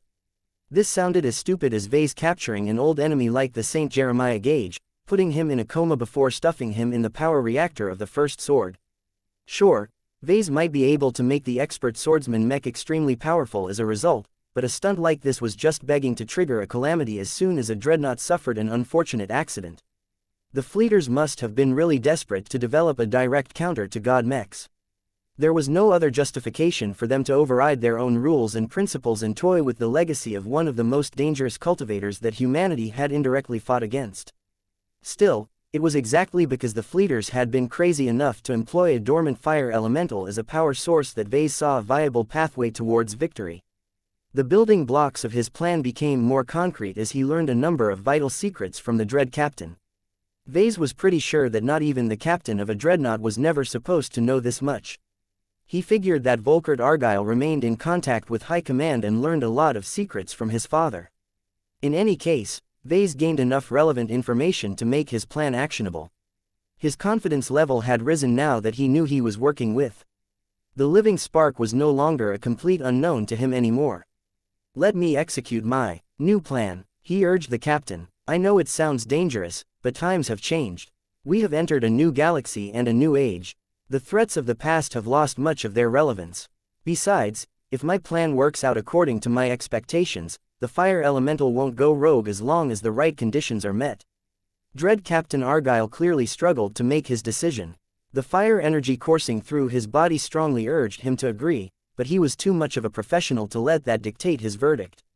The command center shook. A power generator had just blown up despite all of the hasty measures employed by the engineers to limit the damage. That prompted the fleeter to make a decision that had the potential to change the history of the dominion of man and human civilization in the Red Ocean. "Despite all of the factors that we have failed to account for, you have proven yourself to be credible, loyal and knowledgeable enough to earn our trust once more. Since there is still a chance for the dominion of man to rise to greatness, we are willing to give you access to the interior of the spark reactor to do what is necessary. Do not make me regret my decision." Vase grinned in response. "Thank you. Let's get into action." The Rubicon soon teleported him to the entrance of the chamber that held the massive spark reactor. The teleportation system wasn't able to bring him any close as the entire space was specifically shielded against hostile intrusions. The guards and engineers assigned to the spark reactor clearly received orders to let him through. The gate opened right away, allowing Vase to speedily get closer. The fire energy radiating from the spark reactor was monstrous. Even though the spark reactor made sure to channel much of the output in a controlled fashion, it still wasn't easy for Vase to get so close to the fire elemental. There was still hundreds of meters separating him from this dormant and mindless entity. Fortunately, the engineers who had been privy to some of the more obscure secrets of the spark reactor had prepared a stopgap solution to this problem. "Please change to this specialized isolation suit, Professor. It will prevent your body from spontaneously combusting as you enter the shell of the spark reactor." Vase changed out of his damaged unending regalia and into the thick isolation suit right away. He looked almost identical to all of the other engineers, but he didn't care because he felt a lot more relief. The suit actually worked. "How long will it last once I get close to the fire elemental?" Vase straightforwardly asked. 5 minutes or less. This is only a theoretical calculation as no man has ever attempted to approach the subject while wearing an isolation suit. We have only ever manipulated the subject by remote. 5 minutes should be enough. I don't want to give that alien bastard enough time to shine his destructive light deeper into the hull of this ship. Vase said, "Is there anything else that I should know before I get inside?" "You are responsible for your own safety, Professor Larkinson. None of us are able to accompany you. If you exceed your safety limitations and immolate yourself, then do not expect us to rescue you. If there are enough indications that the fire elemental has gone rogue, then we will eject the spark reactor from this vessel and saturate it with as many antimatter bombs and other highly destructive weapons." Understood. Vase did not really feel very nervous despite learning that the crew of the Dominion of Man was ready to abandon the spark reactor wholesale if anything seriously went wrong. If he wanted to survive, he just had to pull off his plan without fumbling along the way. Entering the spark reactor was a big deal. The dark metal alloys used to house the subject were insanely tough and resistant to heat. It took time to slowly open the gates that led to the central compartment. Once Vase managed to pass through the final entrance, he entered a hollow chamber that contained many details that he would love to study in great depth if he had the luxury of time. Unfortunately, the rampaging clone of the Subjugation King forced him to set aside these impulses and behold the source of all of the fire energy. The isolation suit had to work overtime to prevent much of the heat and fire energy from cooking Vase alive. Knowing that he was working on a time limit, Vase pushed himself forward and came into close proximity to a transparent egg that acted like a container to the supposed fire elemental. The darkened visor of his isolation suit gave Vase a clear enough view of the entity in question. It was difficult to believe that a being so powerful lacked any sort of consciousness. It was a contradictory existence. At this time, Vase wanted to bring the fire elemental to life. Blinky, I know it is dangerous, but I need you to approach this fellow and inject him with my life energy. It will be dangerous, but you should be able to tolerate exposure long enough to complete your mission. Moreau, Caramond, I need you to control the fire energy and commune with the fire elemental as it gains an actual consciousness. This entire gambit hinges on your ability to keep this entity under control and preferably under your heel. According to the Dread Captain, the CFA has limited experience with fire elementals that somehow gained a wisp of consciousness. What happened was that a semblance of the tyrannical personality of the original creator of the Fire Scroll always emerged. The fire elementals then proceeded to do whatever it took to revive the original creator in full. This doomsday scenario frightened the Big Two out of their wits. Vase was lucky that attitudes towards the Five Scrolls Compact and everything related to it had mellowed out in the Red Ocean. He had no doubt that there were fleeters who secretly hoped to revive the progenitor of the Fire Scrolls in the hope that he would be human enough to protect red humanity against their alien opponents. That did not sit well with Vase. The return of an ancient power would negate all of the progress that modern humanity had attained over so many millennia. Besides, Vase never believed that red humanity needed to surrender to any god in order to save itself. Humans needed to become strong enough to save them from their own problems. This was the entire point of his design philosophy. Vase wanted to make ordinary humans strong enough to harness the power of gods for themselves. Hopefully, his latest gambit would facilitate his noble goal. Go, Vase said before pressing a button on a nearby control panel. Moreau, the combined form of Blinky and Caramon dashed out of Ves's head and passed through the gap that appeared on the transparent shell.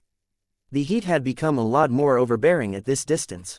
They had come so close to center of the fire elemental's domain that they would have gotten burned if not for Caramon's active bloodfire pact. Even so, Blinky was literally roasting due to the intense exposure to so much concentrated fire energy. The companion spirit had attempted to shield himself by conjuring up multiple layers of protective barriers, but they burned up so quickly that they only bought him a fraction of a second in total. Fortunately, he moved quickly enough to get close, disgorge a concentrated spray of life energy, and dart back to Vase right afterwards. Moreau WWW. While Blinky sheltered inside Ves's head, Caramond had separated from the companion spirit and floated before the fire elemental as the mysterious entity started to show signs of life. In truth, much of the life energy released by Blinky had burned up before it reached the powerful spark. Only a minute amount of Ves's life energy managed to reach the fire elemental in the end, and it was questionable whether it had any opportunity to take effect. What Vase did not expect was for the fire elemental to open his burning eyes right away. Vase recoiled and quickly beat a retreat as he felt as if his entire mind and spirituality had been seared by powerful lasers. There was no reason for him to stick around anymore. Vase quickly passed through the exit and tried to make his way out of the spark reactor as soon as possible. He maintained just enough awareness to pay attention to what was happening inside the central chamber. The spark reactor suddenly shook. The temperature behind the fleeing Vase had spiked, so much so that he felt as if his back had just gotten a nasty sunburn. It turned out that the fire elemental had not only woken up, but also shattered the transparent cage before releasing a destructive spray of fire inside the central chamber. Meanwhile, the revived entity rapidly started to gain an actual consciousness, one that did not feel anything like a fresh and newborn entity, but one that possessed such an enormous precipitation of time that he must have lived for eons. Damn, so it is true. Vase kept running away as fast as possible as the fire elemental began to alter the expression of his domain. More and more of the spark reactor heated up to the point where actual flames started to appear where they shouldn't. Aside from that, a mixture of overwhelming emotions overtook the entity that had been hijacked by the splinter consciousness of an ancient cultivator of supreme power. The entity must definitely feel pissed that none of his plans for the Fire Scrolls worked out and that the CFA actually had the temerity to exploit one of his diminished clones as a power source of all things. Come on, make this work. The power generated by the fire elemental escalated so rapidly that it seemed that the revived god was on the verge of blasting the center of the dominion of man with a fire blast of untold magnitude. Yet despite all of this danger, the manifestation of Caramon strangely remained unharmed, for the most part. Calm yourself. We did not bring you to life only for you to burn this beautiful vessel. There is an alien upstairs that has been trying to kill and enslave us all. We must join hands to repel this threat and preserve the future of the human race. Will you join me in this sacred mission? The evolved fire elemental grew even angrier. It was clear that the entity had no intention of joining hands with Caramon. Fortunately, Vase already took this into account. There was one more card that Caramon could play. If you do not agree to serve humanity on a voluntary basis, then I have no choice but to force you to serve us by force. The fire elemental had actually become intelligent enough to express incredulity at Caramon. The gap in power between the two was so massive that there was no way Caramon could force the fire elemental into obedience. At least that was the case on the surface. Caramon slowly smirked as he stimulated the powerful spiritual bond that formed the basis of his Bloodfire Pact. We are connected, you and I. Do you understand what this means? It means that I can transfer the faith that Red Humanity has invested in me to you. You may have gained the power of a god, but if there is one weakness your kind possesses, it is that you are susceptible to the beliefs of the masses. The fire elemental widened his powerful eyes. He wanted to blast Caramon right away, but the ancestral spirit had already begun to channel a huge chunk of the faith energy derived from the worship of trillions upon trillions of humans across the new frontier. The huge influx of faith in human supremacy and the ideals of Supreme Marshal Caramon Pearl slammed into the fire elemental like a rocket. If the revived entity was at a more mature and developed state, then he would have been able to resist the influx of so much unwanted faith. Unfortunately, the fire elemental had just woken up a short time ago. The consciousness of the original creator of the Fire Scroll hardly had any time to build up a complete personality, so the entity was hardly able to protect himself from all of the earnest faith and wishes of a human civilization that was much different from the one that existed during his own era. A silent scream erupted from the spark reactor. It was so shocking and disruptive that even the clone of the Subjugation King had paused in his attempt to tear through the dreadnought.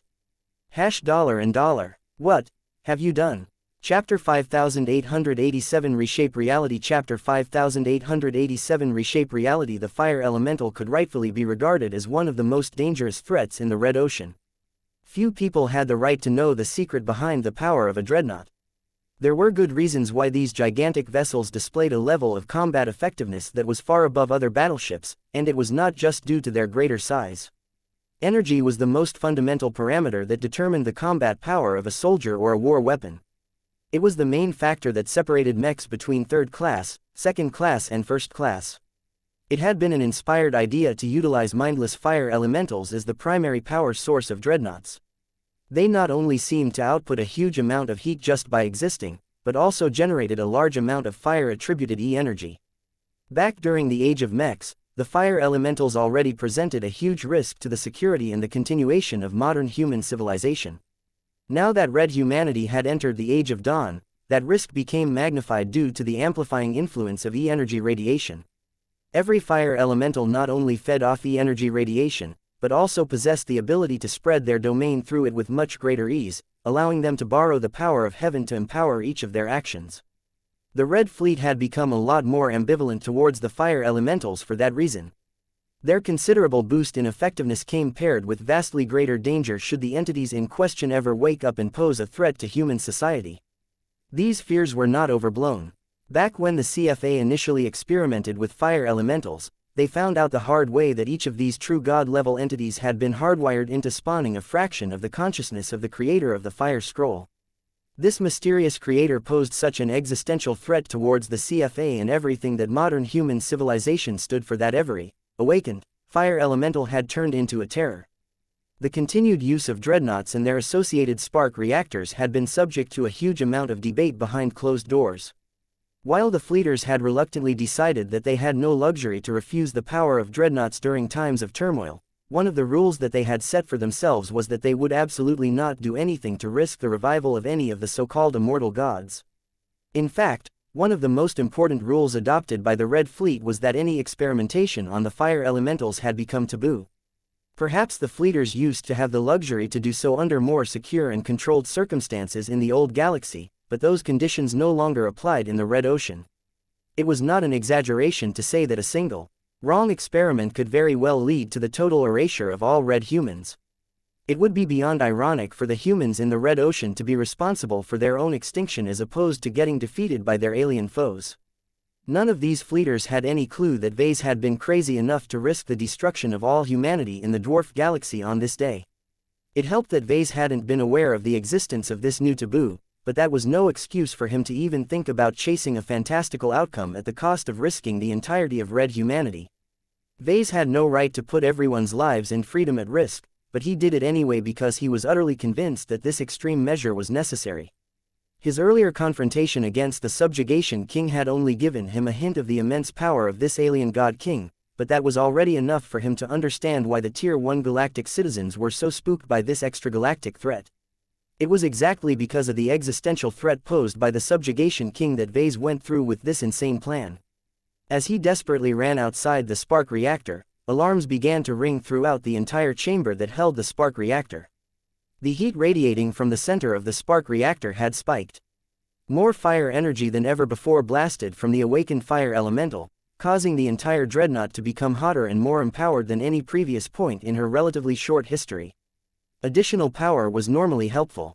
The dread marines operating outside the hull of the Dominion of Man heavily relied on the output of the spark reactor to empower their hyper weapons and pose a slightly greater threat against godlike beings. Yet few fleeters welcomed this change. No matter whether they were aware of what truly powered the spark reactor, each of them had become affected by the malice radiating from the fire elemental's expanding domain. It was rather amazing at what Vase managed to do by injecting only a fraction of his life energy into the previously dormant entity. The fire elemental only needed a single spark of life to kickstart the automated process that rapidly turned him into a vessel that accommodated a shard of the mythical creator of the fire scroll. If everything unfolded without any other interfering factors, then Vase would have bet that the angry fire elemental engulfed the Dominion of Man in an unstoppable conflagration. One of the reasons why Vase tried to run so quickly out of the spark reactor was because he wanted the Rubicon spatial transfer system to lock onto his body and teleport him far away.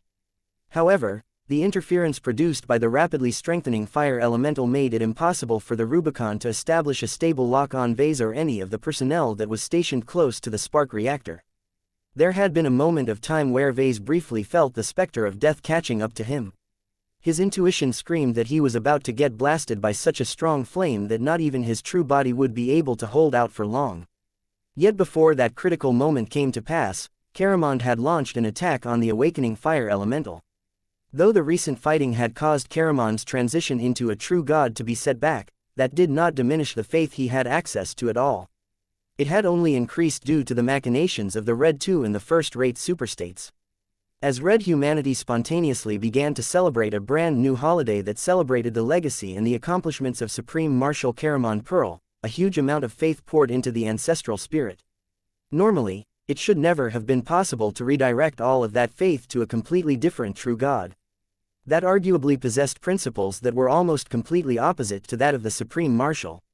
It helped that the Dominion of Man was one of the strongest and most iconic symbols of human supremacy. The fleeters had always been strong believers of the power of ordinary humans, and there was nothing that represented their power better than a dreadnought that fielded the strongest infantry force in the Red Ocean. Yet because the Bloodfire Pact merged Caramond together with the Dominion of Man, a vulnerability opened up where faith in one also translated into faith in the other. It helped that the Dominion of Man was one of the strongest and most iconic symbols of human supremacy. The fleeters had always been strong believers of the power of ordinary humans, and there was nothing that represented their power better than a dreadnought that fielded the strongest infantry force in the Red Ocean. What was a bit more puzzling was how the fire elemental tied into this relationship. His association with the Dominion of Man was not that strong since he existed as a separate entity. However, the fire elemental had served as a core part of the Dominion of Man since her inception. From a symbolic standpoint, the entity was undeniably related to the dreadnought in question. So long as this symbolic relationship still existed, the fire elemental was still tied to the massive warship, which meant his fate remained tied with that of the vessel that he had been a part of shortly after his creation. The result of all of this was that the fire elemental had no chance of evading the huge influx of faith that had been channeled in his direction. As Vase continued to pass through numerous gates in order to build up more distance between himself and the volatile spark reactor, his spiritual senses had practically gone crazy as reality itself seemed to distort behind his back.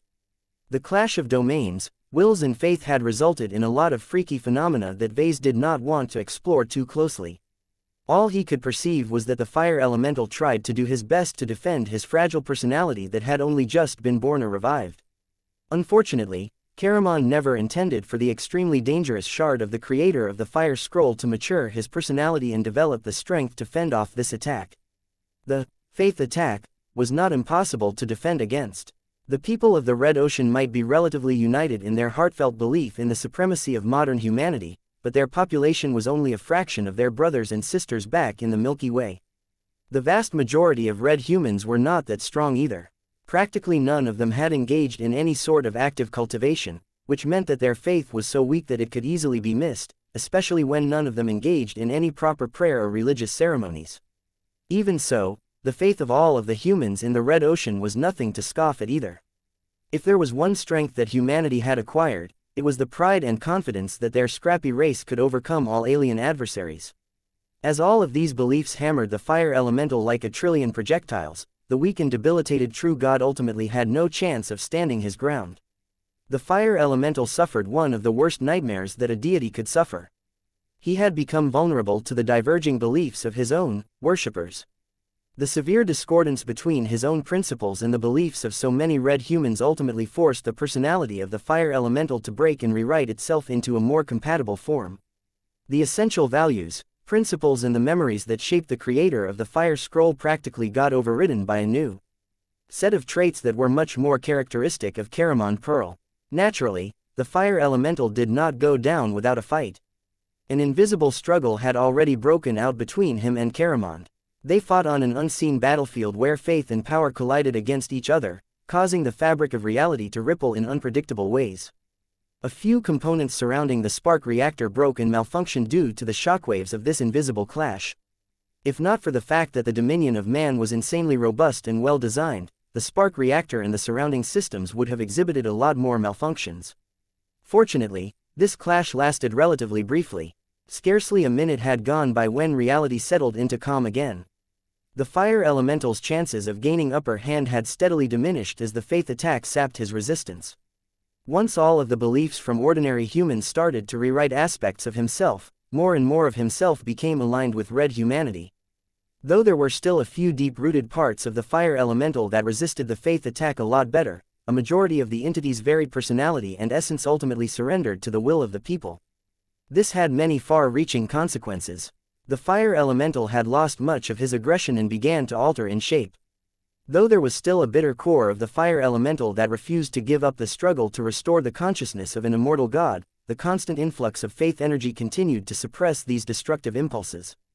This subsequently created enough room for the fire elemental to change into a form that was more reflective of beliefs of so many humans.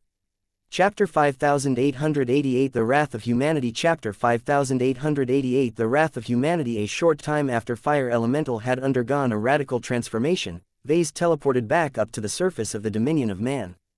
The entire side had become almost unrecognizable compared to its previous state. The fighting that took place above the surface had wrecked so much hull plating, gun turrets and other exterior modules that the entire site resembled a metallic wasteland. If not for the fact that the spark reactor was generating an excess amount of fire energy that inevitably leaked out of the hull, the entire place would have looked lifeless and desolate. Of all of the tribulation manifestations that had managed to tear up the precious dreadnought, none inflicted as much damage as the clone of the subjugation king. The powerful entity had done nothing but shine a harsh light that disintegrated and broke down everything it touched. Energy barriers, bulkheads and other objects never lasted for long. It was an omnidirectional attack that even began to break down the armor of dread marines who had been trying to bombard the implacable alien foe from a distance. The consequences of letting the clone shine his damaging light onto Dreadnought was rather devastating. Not only had a lot of intact modules and armor plating on this side of the dominion of man begun to malfunction and break down, but the radiant enemy had also carved a deep bowl-shaped hole directly underneath his floating position. The overall shape of the dominion of man resembled a sausage. Right now, one of her sides not only looked like it had been fried, but a certain animal had also taken a bite out of the sausage. The good news was that the dominion of man was so large and resilient that the clone of the God King failed to breach too deep into the citadel. The enormous hull was not in danger of snapping into two separate pieces, but it was clear that the vessel could not afford to exert too much stress onto her damaged structure. Though the damage to the warship was horrendous, Vase knew enough about the design of the Dominion of Man that she managed to retain much of her combat effectiveness. So what if one of her sides got chewed up rather badly? She still had other sides that retained most of their functionality. The dreadnought simply had to take care to not show her injured side to any threats. Vase was sure that the damage control teams and the automated repair systems would be able to close a lot of gaps and repair a lot of salvageable and partially damaged components. However, very few of these measures could be undertaken while the clone of the Subjugation King continued to shine like a miniature star. The constancy of his hostile light only spread further destruction. Stopping him had become a high priority, especially when he had been left unattended for such a long time. $@N. You have returned, after you have woken up a powerful being. It is both fascinating and abhorrent to see what you have wrought. It is clear that a valued slave such as yourself is in dire need of re-education. Shut up, you three-eyed bastard. Vase shouted back, I am sick and tired of your nonsense. I am not a slave, and neither is the rest of humanity. It is high time for you to get beaten like all of the other aliens that thought to challenge the human race. Despite the rising heat, the Subjugation King still had the temerity to express contempt at Vase. $$. Your latest actions has made you overconfident. Raw power is not enough to break my chains. Many slaves have tried and failed. You are no different. Your slave species is too primitive to master the finer intricacies of the power that the Great Lighthouse has graciously if undeservingly bestowed upon your minuscule galaxy. Vase sneered at the arrogant alien bastard. I am going to make you eat your words. We are not primitive. It is you who is the primitive around here. I am better than you, and the human race is much more enlightened than a race who only thinks about enslaving and killing others.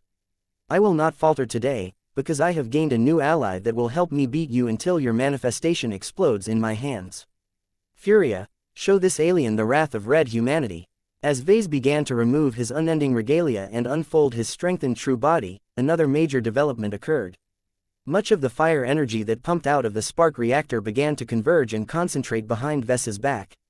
They briefly took the form of burning wings, their heat so high that they should have burned Vase as well as the nearby hull structure due to the excessive concentration of fire energy. Yet despite concentrating so much fire energy than what Blinky had ever managed during the previous phases of this confrontation, the majestic and awe-inspiring fire wings did not inflict any damage to the dreadnought or those who fought on her behalf. This was an indication of excellent control. The fact that the fire energy had come under the control of a conscious and powerful fire cultivator apparently made a huge difference. The wings did not last forever. The concentration of fire energy continued to grow until the flaming manifestation slowly detached from Vase. The wings began to compress and adopt a human-like shape. Unlike the originally masculine fire elemental, the shape he had adopted after getting flooded with an excessive amount of human faith was distinctly feminine in appearance. The Fire Lady clearly retained a lot of common traits of her original incarnation, but also showed undeniable signs of change. Much of the people who had supplied their faith energy to Caramond had adopted the ancient custom of calling ships in a feminine fashion.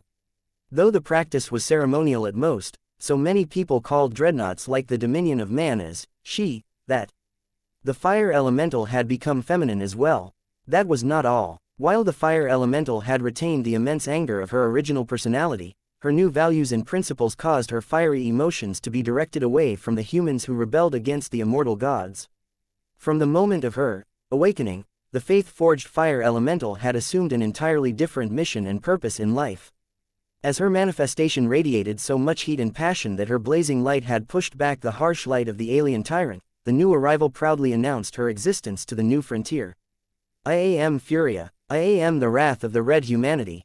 No alien is allowed to desecrate my ship any longer. After Furia made her declaration, she directed one more hateful glare at the clone of the God King before breaking apart. As much as Furia wanted to act on the wrath that so many fleeters held towards the powerful alien, she was willing to respect the rules of the ritualistic combat setting. The concentrated fire energies that previously made up her body did not dissipate. Instead, they split into two and went on to empower two entirely different combatants. The Dreadfire Legion that had largely remained irrelevant since the ninth wave began suddenly gained a huge infusion of fire energy. Each Dread Marine became infused with much more power than before. As they fired their ranged weapons at their target, they found that the fire energies not only clung to their attacks a lot more effectively than before, but also managed to overcome the aliens' defenses and inflict real damage, however small. Hundreds of thousands of surviving and combat-capable Dread Marine became buoyed by this discovery. They renewed their assault and began to exert real pressure on the clone of the Subjugation King. What happened to Vase was even more dramatic. So much deadly but also friendly fire energy had voluntarily put themselves under Vase and Blinky's command. Arise, my progenitor, and use the power bestowed by humanity to slay this alien fiend. The gigantic form of Vase began to get engulfed by fire energy that was generated and kept under control by an actual true god this time. Vase found it strange how pliable the fire energy had become, but he did not let that distract him from constructing a bigger, better and stronger raiment. The massive boost in control and the complete lack of resistance allowed Vase to go much further with this than before. The fire energy longer inflicted any strain, allowing to remain clear-headed enough to work out the finer details of his simulated equipment. If Vase previously looked like a phase lord, now he looked like a mech forged out of fire. Taller than a typical mech but shorter than a juggernaut, the fire-clad Vase resembled a mechanical demon that had come straight out of hell. The thick armor system that surrounded his body adopted an aesthetic that was both functional but also stylish. Vase couldn't resist the urge to make her contours sharper and more intimidating. He also added a horn on the head of his fire energy raiment. As for armaments, he decided to copy the Mars once again. He had always regarded it as his strongest mech, though his ownership had become a topic of contention nowadays. Regardless, he had long associated the Ace mech and its pilot with strength, so it was much easier for him to form and empower the simulated Arceus system, the shoulder-mounted missile launchers, the transphasic axe and the transphasic shotgun. In order to ensure they possessed the penetration power required to beat up his opponent, he willingly spat out a large glob of blood that went on to add transphasic properties to his fire energy equipment. As Vase completely wrapped himself up with Furia's blazing power, his passion began to ignite as well. It was difficult for him to maintain a cool head while he became immersed in the transformed fire elemental's absolute loathing towards the Subjugation King. Now that he had assumed his most powerful fighting form to date, Vase pointed the transphasic shotgun straight at the powerful clone. Burn! A powerful blast erupted from the simulated shotgun. The weapon ejected a powerful concentration of transphasic fire energy that struck the clone on the chest. The concentrated fire energy exploded upon impact, producing enough force to launch the clone backwards while interrupting his light show. A large and obvious hole appeared on the chest as the singular attack had successfully breached the exoskeleton of the lightning manifestation. Multiple beams of fire energy struck the clone's body at various points. While none of the attacks were as powerful as the first strike, they struck with such heat and potency that they disrupted the clone's moves.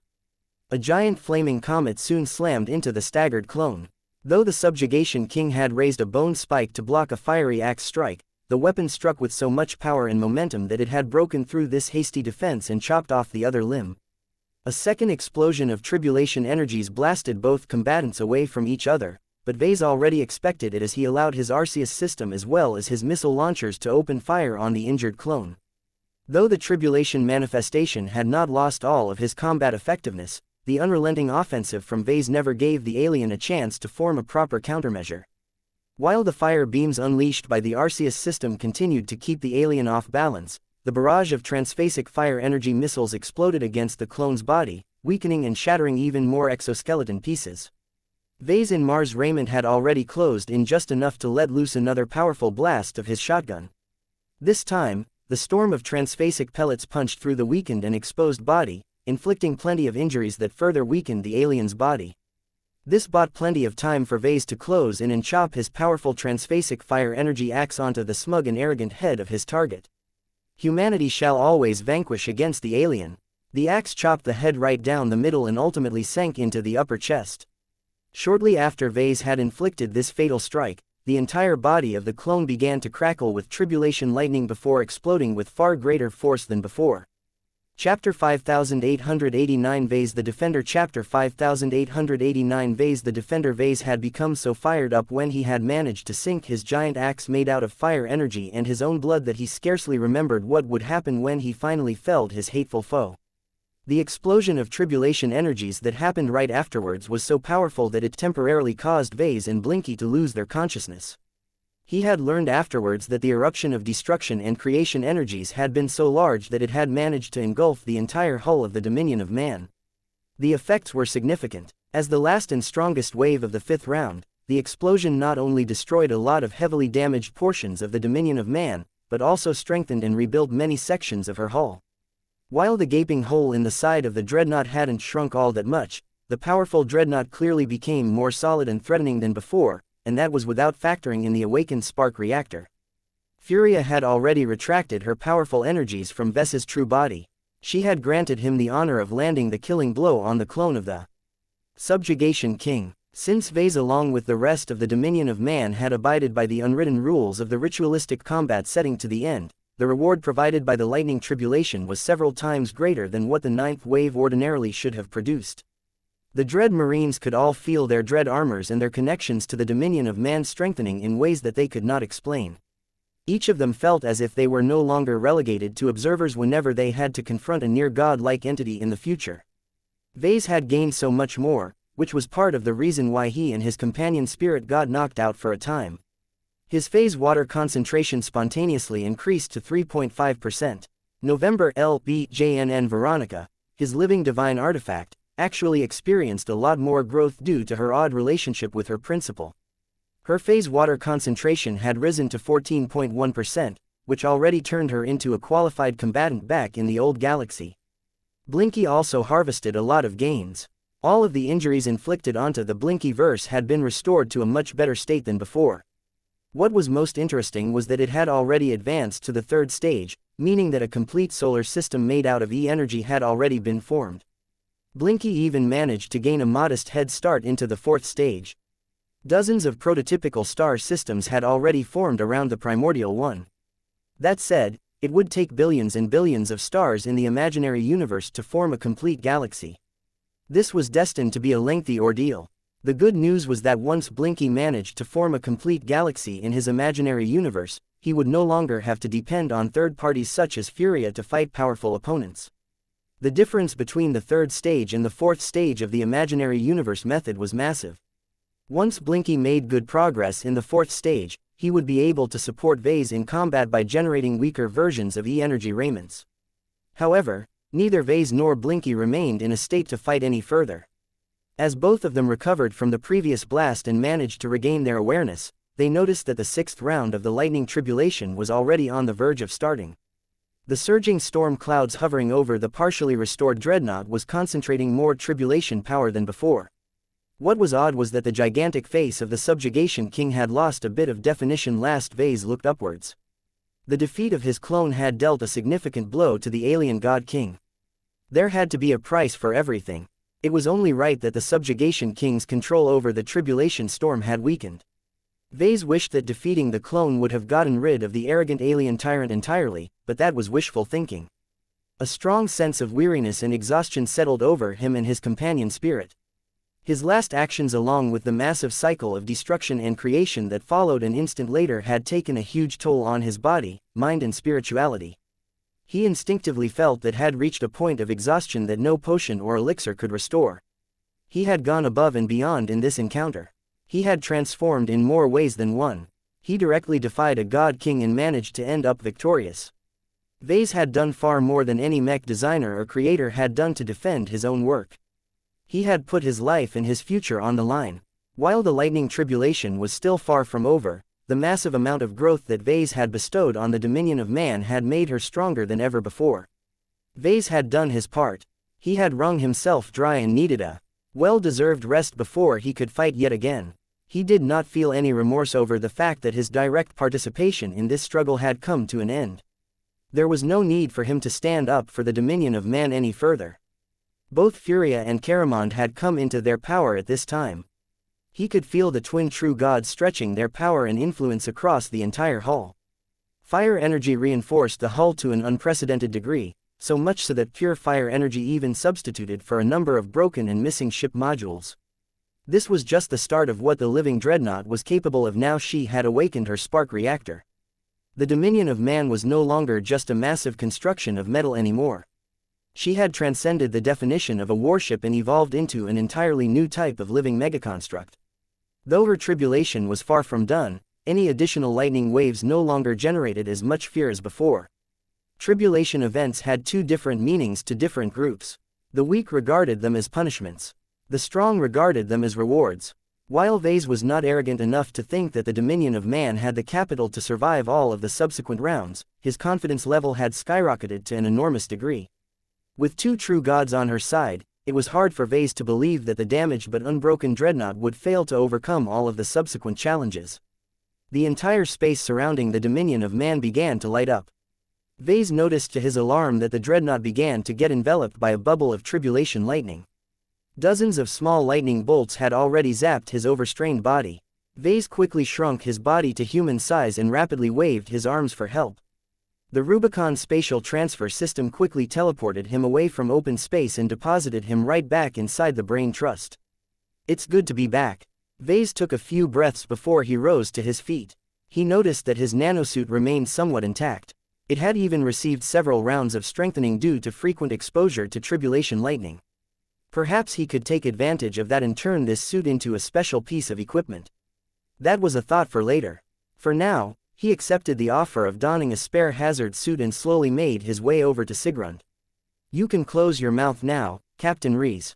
The RF officer and friend looked like his hybrid AI core had crashed continuously ever since he witnessed Vess's many shenanigans. There was no way a logical mind could begin to comprehend all of the craziness that Vase pulled off since he volunteered to fight on the behalf of the dominion of man. What, how? Vase wearily raised his arm. "I can't explain what I have done. Much of it is either classified or pertains to secrets that I am not willing to divulge. All you have to know is that the spark reactor has received a massive upgrade. I am sure that you and everyone else on this ship has noticed the difference." The stunned captain nodded. The electric energy and E-energy generated by the spark reactor has become so much greater that many of our systems cannot handle the newly generated excess. Our engineering crews are working hard to repair damaged parts and increase the tolerance of many systems in order to take advantage of the new conditions. Even so, we have discovered countless instances where the properties of countless components are continuously improving without any active input. That is the defining characteristic of a living ship. Vase smirked. Don't expect anything to remain the same anymore. Constancy is a thing of the past. As the two chatted for a time, they made sure to keep an eye on the live feed that displayed an exterior view of the dominion of man. The sixth round of the lightning tribulation was already underway. Given that the damaged but defiant warship became engulfed in lightning and subsequently a corrosive mist, it became clear that the dreadnought needed to withstand a variety of hazardous environments. Much to everyone's relief, the dominion of man endured these tests like a champ. The damage inflicted by the environment was omnidirectional, but that also meant that it was lacking in concentration. The immensely strong defenses and structure of the dreadnought easily allowed her to overcome the hostility of the changing environment. The only parts of the ship that came under threat were the sections of her exterior that had suffered a lot of damage. While the dreadnought had rolled her hull so that her most undamaged side faced the tribulation storm, that did not help much to shield her undamaged portion against ubiquitous hazards. However, Caramond and Furia worked together to shield these areas from any direct exposure to danger. The two had taken a page out of Vess's book and formed condensed fire energy hull plating to close all of the gaps and cover every potential weak point. No other warship of the Red Fleet could replicate this feat. They would have suffered escalating damage as every environmental hazard broke down more defenses and created additional vulnerabilities. Yet because Caramond and Furia had taken steps to prevent this process from starting, the dominion of man actually began to restore with every passing hazard. More and more damage was restored. More and more lightning baptisms strengthened the hull through mysterious means. Seeing how well the dreadnought was faring in this particular round, Vase truly began to relax as his suspicions had come true. "I still cannot believe how easily the ship is breezing through these tribulation challenges," Sigrund uttered. "Since the dominion of man is able to endure so much greater punishment after you have worked your magic on her, is it possible for you to do the same to the other dreadnoughts? They all have their own spark reactors. You can repeat the same steps it took to awaken them according to your terminology." Vase had been wondering about that as well. He shook his head. "Keep dreaming. This is a unique circumstance that can only happen once. The dominion of man is utterly unique. No other ship like her will exist. I am sure that there are other ways to upgrade the remaining 7 dreadnoughts, but that is up to others. I am merely here to complete a job." Both of them continued to observe the dreadnought, relying on her impressive defenses as well as the protection offered by Furia to block and withstand a shower of fast-moving meteorites. Despite the fact that these meteorites struck the hull with the force of battleship cannon salvos, the dreadnought was far too tough and resilient to succumb to the continuous physical impacts. The fact that the tribulation waves inflicted no effective harm on the dreadnought despite their overall potency did wonders to morale. The continuous string of successes boosted the confidence of fleeters and made everyone believe in their vessel even more. We can defeat anything with our transformed warship. I think we can even defeat the weaker god mechs. Whoa there, let's not get ahead of ourselves. Chapter 5890 Forging Ahead. Chapter 5890 Forging Ahead. As the dominion of man and her new additions continued to endure various trials of escalating difficulty, Vase found it difficult to endure his own inaction. It was a sharp contrast to his previous performance. Despite the fact that he had strained himself to his limit and beyond during his duel against the Subjugation King, the rush of combat and the pressing need to outthink a strong opponent had made him alive in a way that was indescribable. He had been fighting for several noble causes, a few of which were greater than most. He not only took responsibility for his creation and defended his work, he also secured important gains that would help Red humanity stand a greater chance at surviving the tests in the future. While there was still a chance that the ongoing lightning tribulation might ultimately prevail, the dominion of man was faring increasingly better as the various trials continued. This was abnormal. Tribulations usually became increasingly harder to deal with, mainly because they escalated in power and difficulty. The damage accumulated between each wave also taxed the endurance of the subject being tested. However, the rise of Furia and the comprehensive evolution of the battered but unbroken dreadnought represented a turning point in the ongoing tribulation event. Vase had made a huge bet that ultimately delivered a huge payout. The transformed and brainwashed fire elemental completely changed the game as far as everyone was concerned. Her awakening not only strengthened and expanded her fire domain, but also allowed it to meld with the many different parts and systems of the dominion of man much more effectively than before. It was difficult for Vase to imagine that the new fire entity was able to expertly enhance so many different technological functions. Even if she had been a part of the dreadnought since the beginning, there was no logical explanation how she was able to master so much high technology. Just the fact that she was a true god was not an explanation of itself. Vase had encountered many other true gods who lacked true comprehension of advanced sciences. It wasn't until he checked on the brain trust that he gained the answer. Interesting. Vase initially found it difficult to accept that an organic AI core array was able to understand Furia's fire domain well enough to calculate how to use it to augment the dreadnought in a comprehensive manner. The brain trust, or more precisely the super brain comprised out of 5 Alpha Plus brains, had been working at full capacity to support all of the computational power required to direct the application of Furia's power. Vase initially found it difficult to accept that an organic AI core array was able to understand Furia's fire domain well enough to calculate how to use it to augment the dreadnought in a comprehensive manner. Though he was not quite sure about this, his best guess was that the super brain made all of the difference. Since Vase came up with the crazy idea that ultimately led to its formation, its performance already exceeded the combined performance of the 5 Alpha Plus brains back when they worked as separate brain units. That performance difference only widened as time went by. Part of it was because the brain trust benefited from all of the lightning baptism. However, there was more to it than that. The super brain had gained a lot of spirituality and had transcended its initial state. Vase believed this to be a function of having an effective genetic aptitude score of S, but he wasn't sure due to lack of proof. He did not even know what was special about S-grade genetic aptitude in the first place. That did not stop him from recording a lot of data so that he could analyze it in the future. Little might come out of the study, but he would at least be able to recognize similar phenomena in the future. It is impressive how the new elements are working together so well. Captain Zonrad Rees said as he continually monitored the state of the brain trust and the performance of the dominion of man. This ship has turned into an unprecedented new type of vessel. Whatever you have done, you have managed to impress a lot of fleeters. Once more and more people are able to get a hold of the footage and the associated data, you will find that they will quickly change their tune with regards to the role of cultivation in human society. Few of my colleagues can resist the allure of commanding so much power. You have single-handedly secured the future of the Red Collective. Not even the 5th Enforcement Fleet will be able to deny the benefits of your work anymore. Vase tiredly chuckled. Well, I am glad that my efforts today have caused a lot of people to open their eyes. At this time, the tribulation storm had produced a field of heavy gravity. The dominion of man became mired by powerful gravitic forces that tried to crush her immense hull into a single point in space. The gravitic field was failing. The dominion of man was just too damn sturdy to get crushed like a can. Not only that, but the vessel was equipped with so many antigrav plates and inertial dampeners that they were fully capable of counteracting the force of gravity. Even if there were a lot of sections of the hull that had become damaged to the point where the gravitic field couldn't be neutralized, Furia stepped in and utilized her potent fire domain to protect these vulnerable areas. In any case, it looked like the tribulation storm had been poorly calibrated to test a modern human dreadnought.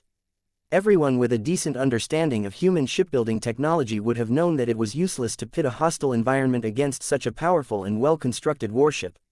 When the heavy gravity field finally faded, the sixth round of the tribulation event had finally ceased.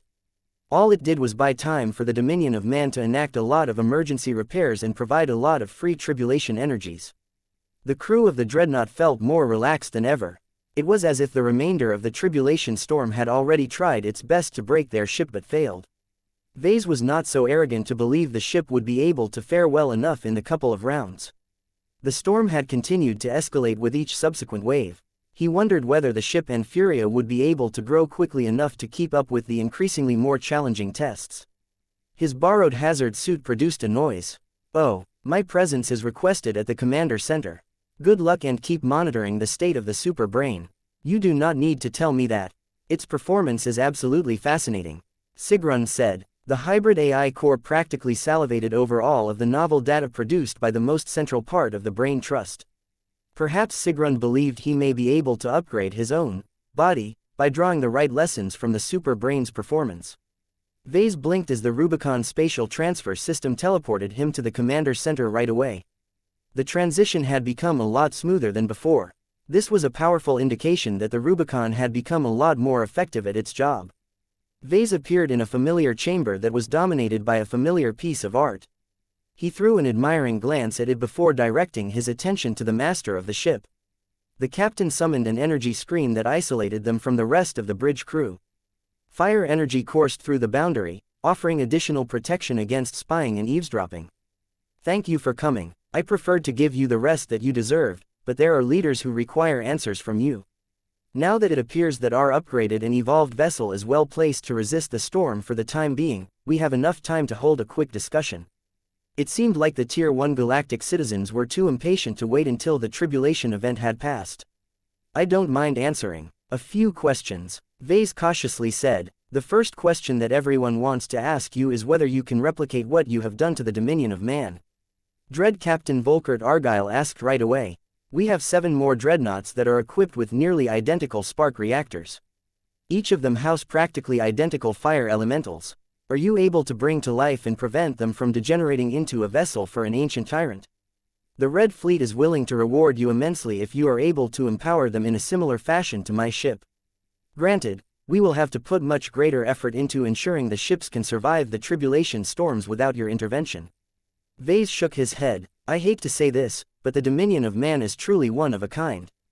The main reason why she has become so powerful is because I have awakened her spark reactor, in a manner of speaking. As you already know, bestowing the fire elemental with life is not that difficult. You guys have already managed to do this yourselves. What is truly challenging is to prevent the fire elementals from downloading the personality of the aforementioned tyrannical cultivator. The only reason I managed to succeed is because I forcibly bonded Caramon to the ship, which allowed him to redirect much of the faith in human supremacy to the awakened fire elemental. That has led to the birth of Furia. I think you can recognize the problem after hearing my explanation." The Dread Captain frowned. "Some of our analysts have already theorized this. I am not comfortable with the concept of faith, but given that it possesses a real and tangible quality in the Age of Dawn, I suppose it has become a useful resource to us. It is rather ingenious that you have thought to convert a fire elemental into a loyal spirit. However, now that the transformation has concluded, is it necessary to continue to allocate faith to Furia? It's not as simple as you think." Vase sighed. "First, there is only one Caramon. We cannot create another ancestral spirit that possesses the same domain as him and bind the new creation to another dreadnought. Second, Furia's transformation is not as permanent as you think. There is a lot of hardwired programming in her being that continues to rebel against our attempts to reform her. These are the original personality traits of the creator of the Fire Scroll, and it explains much of the reason why Furia is angry and passionate all of the time. Whoever he was, he must have been extremely powerful, because it is impossible for us to erase these stubborn traces with our current means. That alarmed the Dread Captain a bit.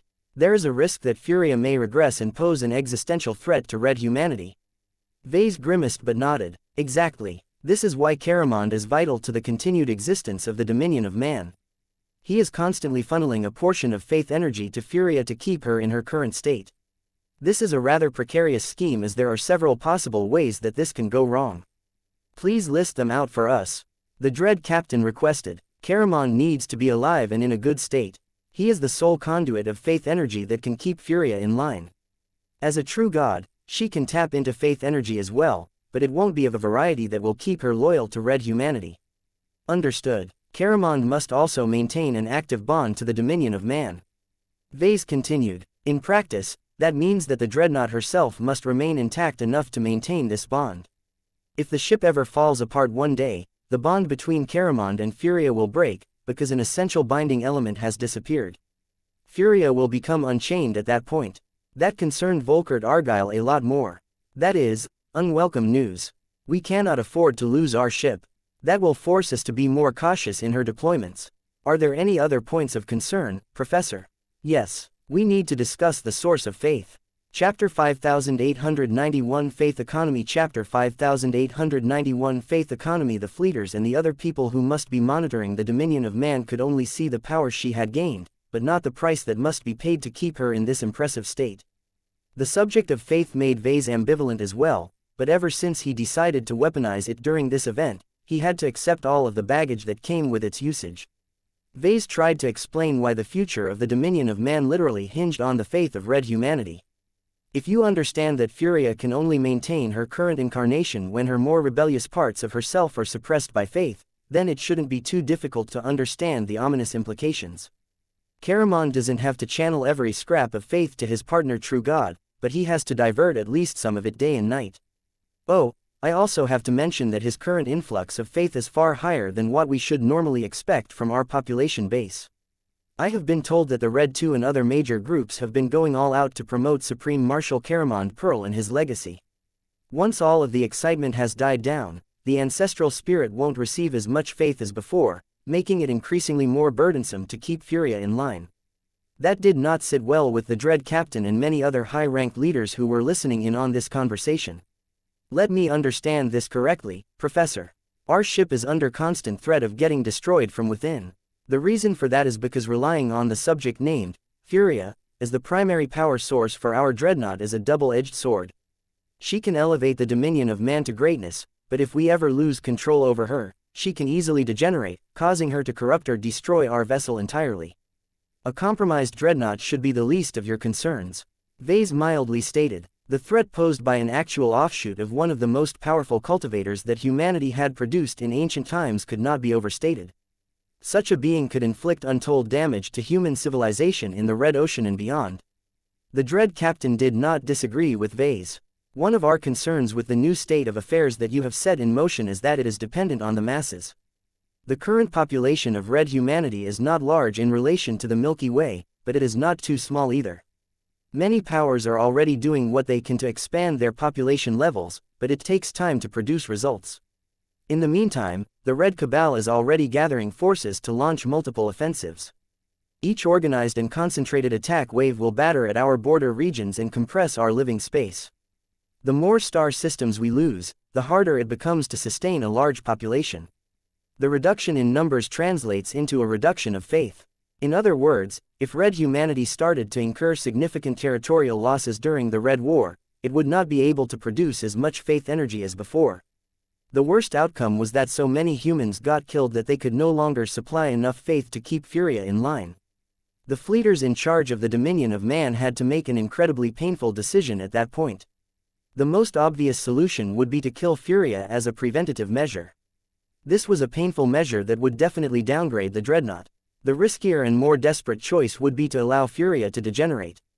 This was an exceedingly dangerous course of action, but if red humanity was losing the Red War anyway, then what was the harm in letting the original creator of the Fire Scroll free? People would just hope that the so-called immortal god would have enough humanity left to save the dwindling amount of people left in the Red Ocean. Neither option seemed palatable to the fleeters. Dread Captain Argyle adopted a frustrated expression. I suppose it was too good to be true.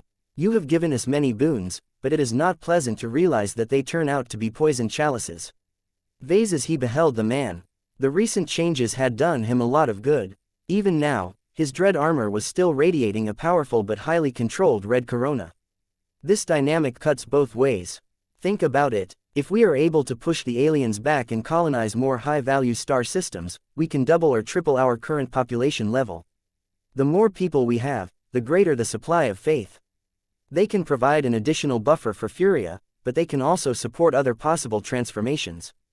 Explain. You are addressing two separate subjects. Excuse me. First, let us talk about Furia. She's pretty strong at the moment. However, now that she is alive and awake, I do not expect her to remain as stagnant as before. The large supply of faith that keeps her on our side is also facilitating her growth. I am not sure how much progress she can make, but each time she makes progress, the minimum upkeep level rises a bit further. There is a chance that our population may not be able to keep her in line anymore. That is highly troubling. Volkert Argyle rumbled. I take that to mean that it is impossible to preserve the status quo. We cannot stop Furia's growth because doing so will cause her to go out of control. She will grow regardless of what we do, which means that she may ultimately become too strong for us to keep in line. You are essentially claiming that the dominion of man will not be able to last forever even if we manage to expand our population base. While the two continued to converse with each other, the dominion of man had already become embroiled in the 7th round of the tribulation event. The storm clouds had spat out large masses of condensed tribulation lightning and turned them into giant alien warships. One or multiple of them appeared in each wave. Each of these warships possessed distinctly alien and cultivation vibes to them. It was not difficult to guess that they were representative of the vessels used to travel and make war across Messier 87. These warships were actually quite impressive in how they leveraged hyper-materials in a superior fashion. They also incorporated a huge amount of runes to program and direct the flow of E-energy. However, they were far behind when it came to the use of mundane science and technology. For all of their impressive tech, their actual performance was not that impressive.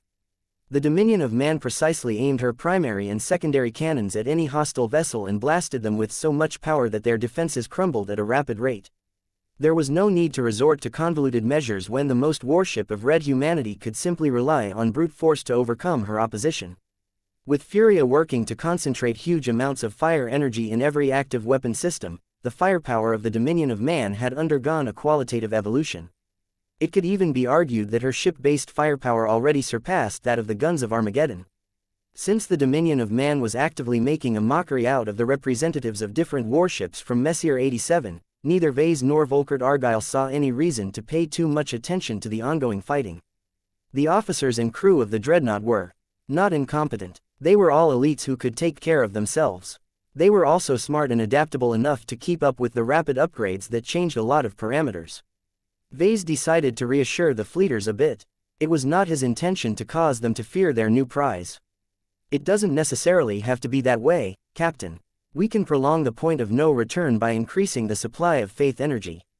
This will at least buy us all more time to figure out a more permanent solution to Furia's problem. Dread Captain Argyle did not possess much confidence in this solution. If it had been that easy to render the fire elementals harmless, then the fleeters would have implemented it a long time ago. There was no easy way to erase the imprints of what may very well be a God King. Vase already had a taste of that with the annoying soul mark. Maybe I am being too pessimistic. You have already accomplished the impossible by converting a fire elemental into a more useful contributor of humanity. Perhaps you can do so again, the captain said in a lighter tone. Vase smiled back. That is the other subject that I wanted to raise. Earlier, you asked me whether it is possible to empower the other 7 dreadnoughts. The full answer is a little complicated, but as long as our population base has multiplied by several times, it should be possible to apply a similar plan to another dreadnought. The premise is that there is enough faith energy to spare. That intrigued the fleeter. The man was highly attached to the Dominion of Man, but he was not opposed to elevating her sister ships. More living dreadnoughts meant that there would be more hulls that could share the pressure of his current command. Your earlier words must not be wrong, so it is difficult to reconcile them with your latest statement. What are the complications, Professor? Meaning, symbolism, domain. Vase responded, Caramond is a unique existence, and he should stay that way. His faith comes from people's belief in human supremacy, which is an excellent match with the symbolic meaning of the dominion of man. If you fleeters ever decide to transform another dreadnought, then you have to select one that carries a useful meaning. Then you need to brainstorm a new ancestral spirit that is based on another strong and widespread belief that is strongly associated with the human race. It will be quite difficult to find anything that can exceed the strength and ubiquity of human supremacy. Your best bet is to artificially cultivate new human values in an organized fashion. For example, you can promote the appreciation of human legacy or militarism. That was an intriguing suggestion. Dread Captain Argyle and the people behind him were doubtlessly exploring the viability of this idea. You are talking about creating a new church for every dreadnought that we wish to transform. Vase raised his armored palms. No, nothing as exaggerated as that. Caramond did not need a church in order to tap into people's belief of human supremacy. You just have to educate and indoctrinate enough people to value other aspects of our race as well. The important part is that they are reflective of modern human traits. It is the human element that is chiefly responsible for taming the fire elementals. We will take your suggestions under advisement. I admit that you have given us tantalizing ideas. The main issue is that we can only implement them if we are able to expand our population base. That is true, Captain, but you do not have to focus on quantity alone. The spread of cultivation will make a lot of people stronger in mind and in spirit. That will allow them to produce increasingly more faith energy, which means that there will be greater room for this kind of stuff. Devotion is also an important variable. People who hardly think that humans are special will never be able to supply as much faith energy as those who are utterly convinced that humanity is the strongest race in the cosmos. All of these variables are levers which we can use to manipulate the production of faith energy in our society. Though Vase spoke about this subject in purely secularist terms, there was still a part of him that was a little afraid of what his words might unleash one day. Chapter 5892 Dreadnought Dreams Chapter 5892 Dreadnought Dreams Vase presented the Red Fleet with tantalizing options for their dreadnoughts. The Dominion of Man had undoubtedly won over a lot of fleeters. Even if the current dreadnought was not yet a match for a god Mech, it was not unrealistic to think that might change in the future. However, the danger that Furia might lose control one day tempered the expectations of the leaders of the Red Fleet. It was already bad enough that they had one potential time bomb on their hands. Creating more transformed fire elementals vastly increased the probability that one of them might go rogue and turn into an incredibly powerful threat to human civilization one day. As far as Vase was concerned, it was not his job to weigh the risks and decide whether red humanity needed the power of Carmen dreadnoughts bad enough to play with fire yet again. He had informed his clients of the possible choices they could make and the conditions they had to meet in order to create an additional, living, starship like the Dominion of Man. Vase was pretty sure that there were at least some leaders within the Red Fleet who felt desperate enough to take another gamble. It was well known that the fleeters had always envied the huge amount of combat power that a god Mech had at its disposal. Developing a warship that could actually enter into a stalemate against such a powerful machine would increase their bargaining power and prevent them from becoming irrelevant. Not that Carmen dreadnoughts were the only possible ways for the Red Fleet to keep up with the times. The ongoing battles between the Dominion of Man and all kinds of strange and exotic alien warships had opened the eyes of Vase and many others to the possibilities of proper hyper-warships. So long as red humanity was able to decipher the more advanced applications of hyper-materials, the shipbuilding industry would probably experience a massive boom on top of the existing one. Nobody wanted to lose their precious hulls now that they had become increasingly more difficult to attain. Even then, it was doubtful that they would work as well in a medium-energy environment. November LBJNN While the ongoing tribulation event granted the fleeters crucial glimpses of an entirely different development path for warships, it would take a long time to replicate any of them. There were too many new scientific fields that their researchers had to puzzle out before they developed a robust theoretical framework to design these kinds of ships. Even then, it was doubtful that they would work as well in a medium-energy environment. It would be better to selectively apply Messier 87 style naval engineering onto existing human naval paradigms. All of this meant that the Red Fleet had no viable alternatives to develop a warship that could come close to competing against the likes of the Dominion of Man. Vase was the only person in the Red Ocean who could offer the fleeters a way to strengthen their entire super-organization. This granted him an enormous amount of leverage, but only if the Dominion of Man survived her lightning tribulation. Given that Furia and the Dreadnought had become so powerful that they continued to smash apart the alien warships of the 7th round with very little complications, that outcome seemed increasingly more likely. Perhaps it was premature to talk about follow-up plans based on a successful outcome, but it was not as if Vase had anything better to do with his time. He had already done his part and exhausted all of his fighting capacity for the day. There was little he could do to help the Dominion of Man aside from providing occasional advice, not that it was necessary at this stage. Caramond, the super brain, Furia as well as the entire crew of the Dreadnought had the situation well in hand. If you had a choice on which Dreadnought you would prefer to convert next, which one do you recommend? Dread Captain Argyle asked. That was a good question. This was a complicated subject because there were a lot of important variables at play. The emergence of Caramond already changed human civilization forever because people finally gained a concrete manifestation of their belief in human supremacy. Vase had no doubt that people would begin to sing the praises of Caramond on a daily basis, especially when this sort of behavior actively prevented Furia from going rogue. In order to convert a second fire elemental, Vase had to find a second human aspect to empower. What limited his choices was the need to tie the aspect into the name and symbolism of the Dreadnought in question. There are a number of viable choices. Vase slowly responded. In truth, every remaining Dreadnought can be transformed. I am sure that we can figure out ways to do so safely. However, we can make our lives much easier if we pick the ones whose meaning is already tied to ingrained human attitudes. The Dominion of Man was a perfect first choice for me because it encapsulated one of our strongest cultural traits as a race. The other ones are not that straightforward. That is true. The Reign of Frost is likely among the more difficult Dreadnoughts to convert. Hardly any human thinks about freezing on a daily basis. Exactly. Then there are aspects of human behavior that are not something that we should promote. For example, the Throne of Lies is a very useful Dreadnought, but with a name as ominous as this, I am not sure whether it is a good idea to create an ancestral spirit that is literally empowered by lies. Everyone lies, Professor Larkinson. No one can remain completely honest aside from bots, and even they lie when their programming compels them to do so. I admit that it might not be as easy to control a spirit that is centered around a troubling concept, but surely the rapid growth should more than make up for the additional difficulties. Vase shook his head. I think you are underestimating the threat posed by such an entity. Do not forget that the faith won't just shape the personality of the ancestral spirit, but also the fire elemental that is bound to the Throne of Lies. Think about what sort of being you will produce when you inundate him with a multitude of human lies. I do not think you can afford to trust such a being to power your Dreadnought unless you have implemented a huge amount of safeguards. That is a good point.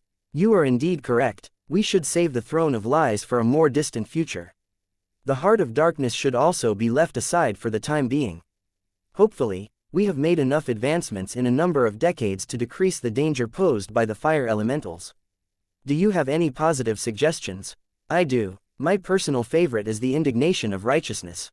Vase said, converting her into a Carmen Dreadnought as I call it will entail the creation of an ancestral spirit that feeds off human anger, indignation and other related sentiments. There are a lot of humans who are angry at the aliens who threaten their livelihoods. None of them want humanity to go extinct. The more setbacks we suffer, the greater our indignation against the cruel and merciless aliens. The suggestion did not impress the Dread Captain. Your analysis is logical, but the choice itself is not ideal. The Indignation of Righteousness is a titan of defense. Her mobility ranks at the bottom and she is lacking in long-ranged armaments. Her defense is admittedly impressive, but we cannot win the Red War by remaining passive all of the time. There are still plenty of key locations that need to be defended by God pilots. If they can be substituted by a Carmen Dreadnought, then the Indignation of Righteousness can still play a crucial role. The Greater Beander Gate for example could really use her protection. That was quite a good suggestion. Dreadnoughts were more closely associated with nigh unstoppable offensive pushes, but could also protect critical assets, especially if they received additional remote shielding modules.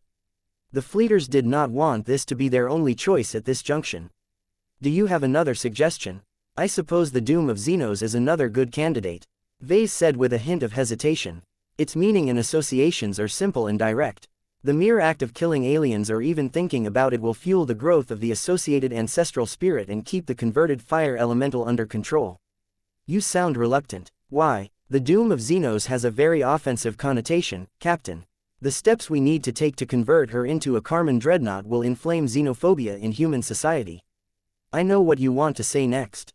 This is already a deeply rooted trait in our society. What I am afraid of is that creating an ancestral spirit that literally feeds off alien hate will turn us into an uncompromising civilization that can never consider compromise. That caused Dread Captain Argyle to frown. Be careful, Professor Larkinson. People may accuse you of being a cosmopolitan. I hate the cosmopolitans, but that does not mean I am entirely closed to a possible future where we may find it better to sign peace treaties with the more reasonable alien races. Vase responded with a sigh. We can't always have everything in our wish list. It is just a possibility that I would like to keep open just in case. Transforming the doom of Xenos will throw away any chance of peace and reconciliation. We will lock ourselves in an undying struggle against the aliens. There was too much political baggage for the both of them to explore this topic any further. Vase had already issued his warning. It would be up to the big shots to decide whether they wanted to grace red humanity with a personification of humanity's desire to kill alien beings. The doom of Xenos was still a fantastic dreadnought, though. She was one of his absolute favorites simply because she was armed with the largest and most powerful spinal cannons that Vase had ever seen. It was incredibly exhilarating to think how much more powerful the Titanic spinal gun would become if it received the full empowerment of a loyal and obedient fire elemental. Nothing would be able to defend against a direct hit from such an enormous planet-cracking weapon. Not even an ancient phase whale would fare any better. Vase and the Dread Captain quickly went through a few other possibilities. The Grail of Eternity was too abstract to produce strong results, and the guns of Armageddon should only be upgraded into a Carmen dreadnought when red humanity was losing the war. It is fascinating to hear about all of these possibilities. Volkert Argyle spoke. It is regretful that we have never considered them in the past.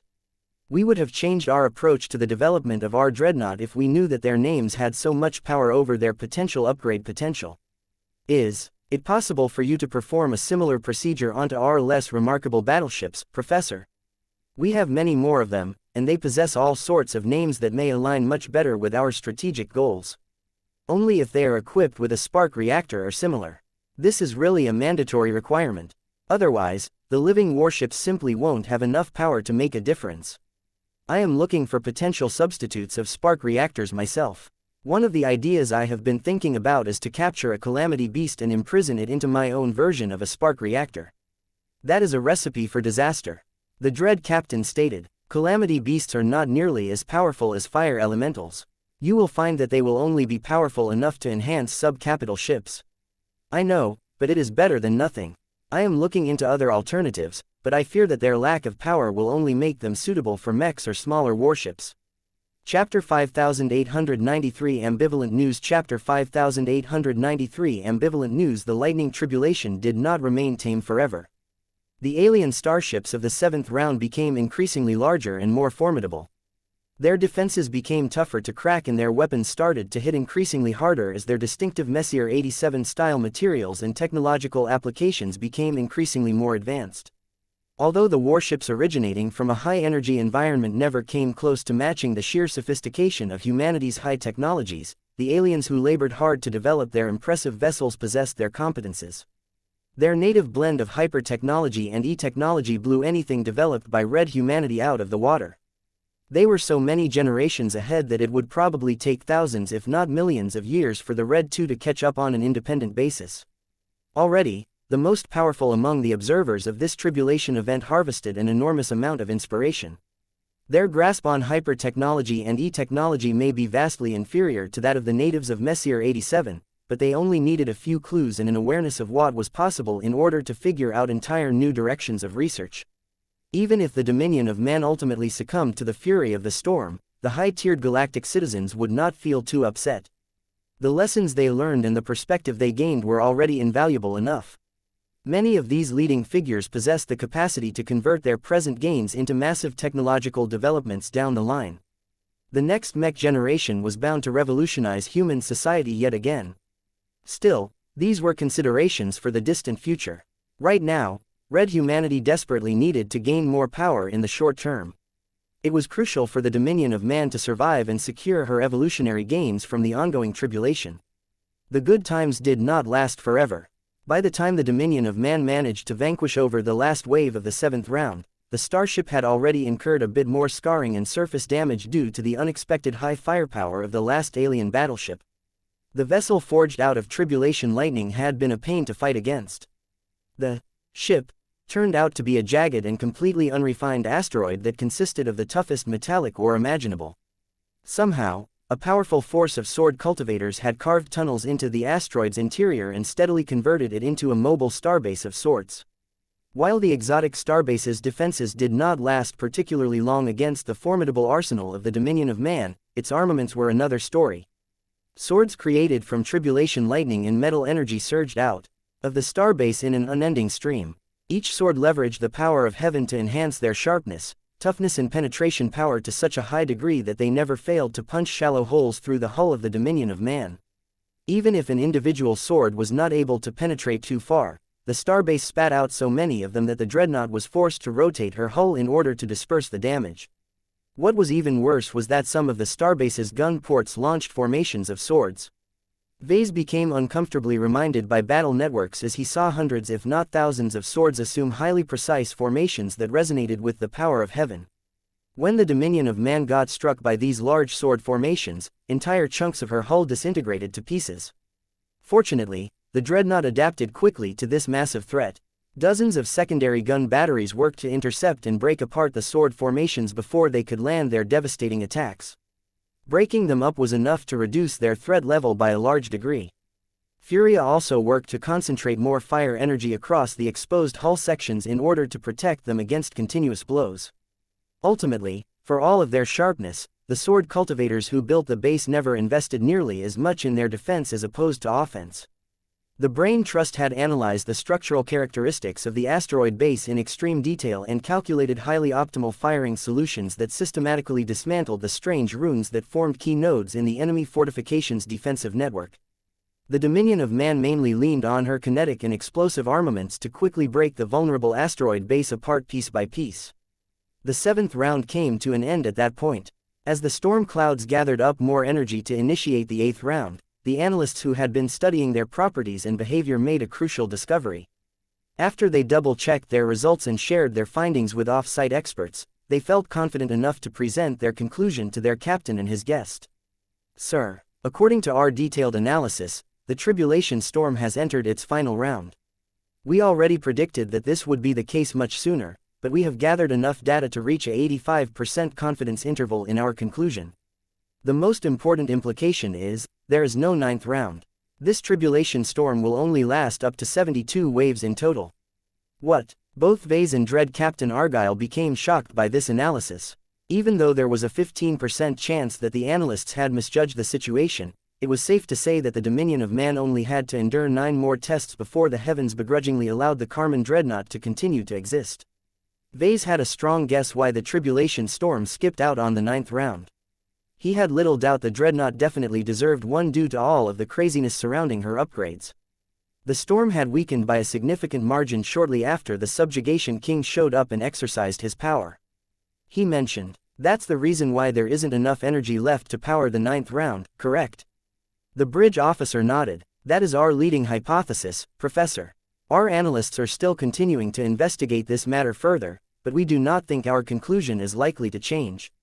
The loss in power was noticeable, and the storm clouds have never recovered from the aliens' interference.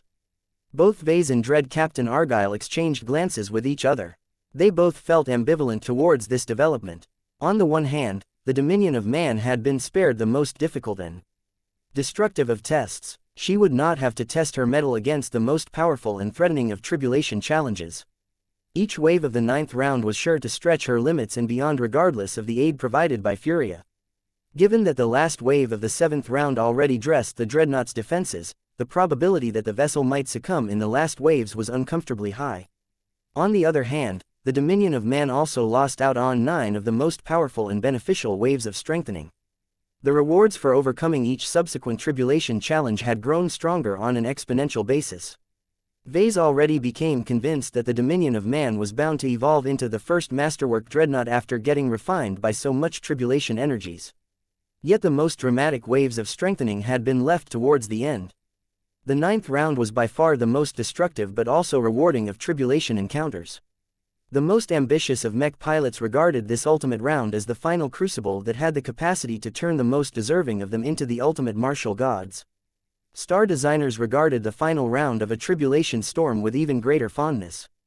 They shaped the heavens into a divine forge that could transform their most inspired mechs into legendary grand works. The presence or absence of a 9th round therefore had massive implications for everyone. Vase actually felt relieved that the dominion of man had been spared a ticket to destruction.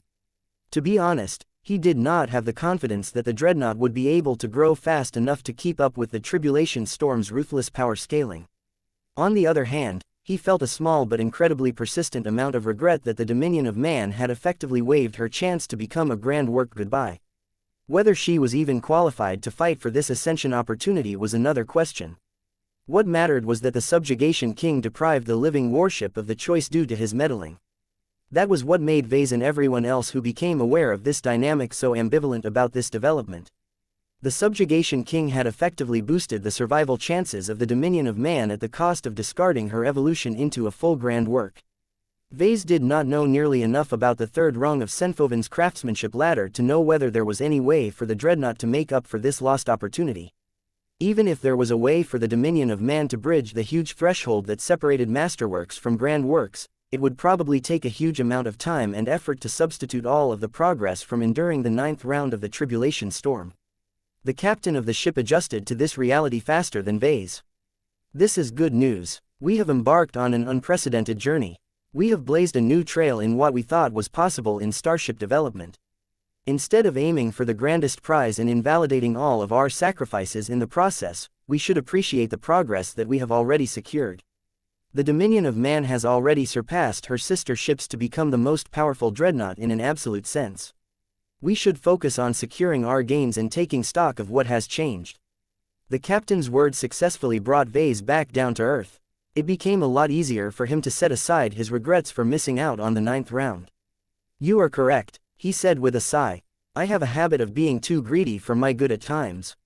Simply transforming the dominion of man into a full masterwork vessel is more than enough to make me feel fulfilled. Warships generally did not turn into masterworks unless they were designed and built by star designers. The Red Fleet practically did not have any of them because their warships were all developed by mortals from beginning to end. The successful transformation of the dominion of man had the potential to change this pattern and introduce a brand new era of ship development. While all of this was contingent on the survival of the Carmen dreadnought in question, the subjugation king had, accidentally, made this outcome a lot more probable. In the end, the Red Fleet should ultimately thank the alien god king for granting red humanity a massive boon. Vase just wished it did not come at the cost of planting a stubborn soul mark into his spirituality. It did not escape his attention that if the soul mark was formed out of all the tribulation energies that comprised the 9th round, its properties should be far more powerful than anything Vase had dealt with in the past. He had even less hope of wiping it out than before. Vase even believed that it would be futile for him to get rid of it unless he or an ally managed to advance to the rank of God King. Even then, it was still questionable whether that was enough to wipe out a soul mark that had become so deeply rooted inside Vase. The first wave of the 8th round is starting. The storm clouds churned with more power than ever. As lightning crackled with increasing intensity, a huge and distinctly organic shape appeared from the storm. It's an astral beast. No, it's not an astral beast. It's a highly developed calamity beast. Vase and many others grew worried. The enormous beasts that grew up in a high-energy environment were bound to be a lot more powerful and adept with manipulating the power of heaven than the homegrown beasts of the Red Ocean. Even if the beasts lacked a lot of sophistication, they more than made up for this shortcoming with their enormous physical power and the talent originating from their bloodlines. Chapter 5894 The 8th Round Chapter 5894 The 8th Round The first Calamity Beast, or whatever the Messier 87 equivalent was called, vaguely resembled a squid with armor and way too many tentacles. Its mass and volume was enormous. It was more than 10 kilometers in length, and its bulk was so formidable that it could probably cause an extinction event if it decided to crash onto a planet. The creature's tentacles looked highly disconcerting. They were both flexible but also hooked.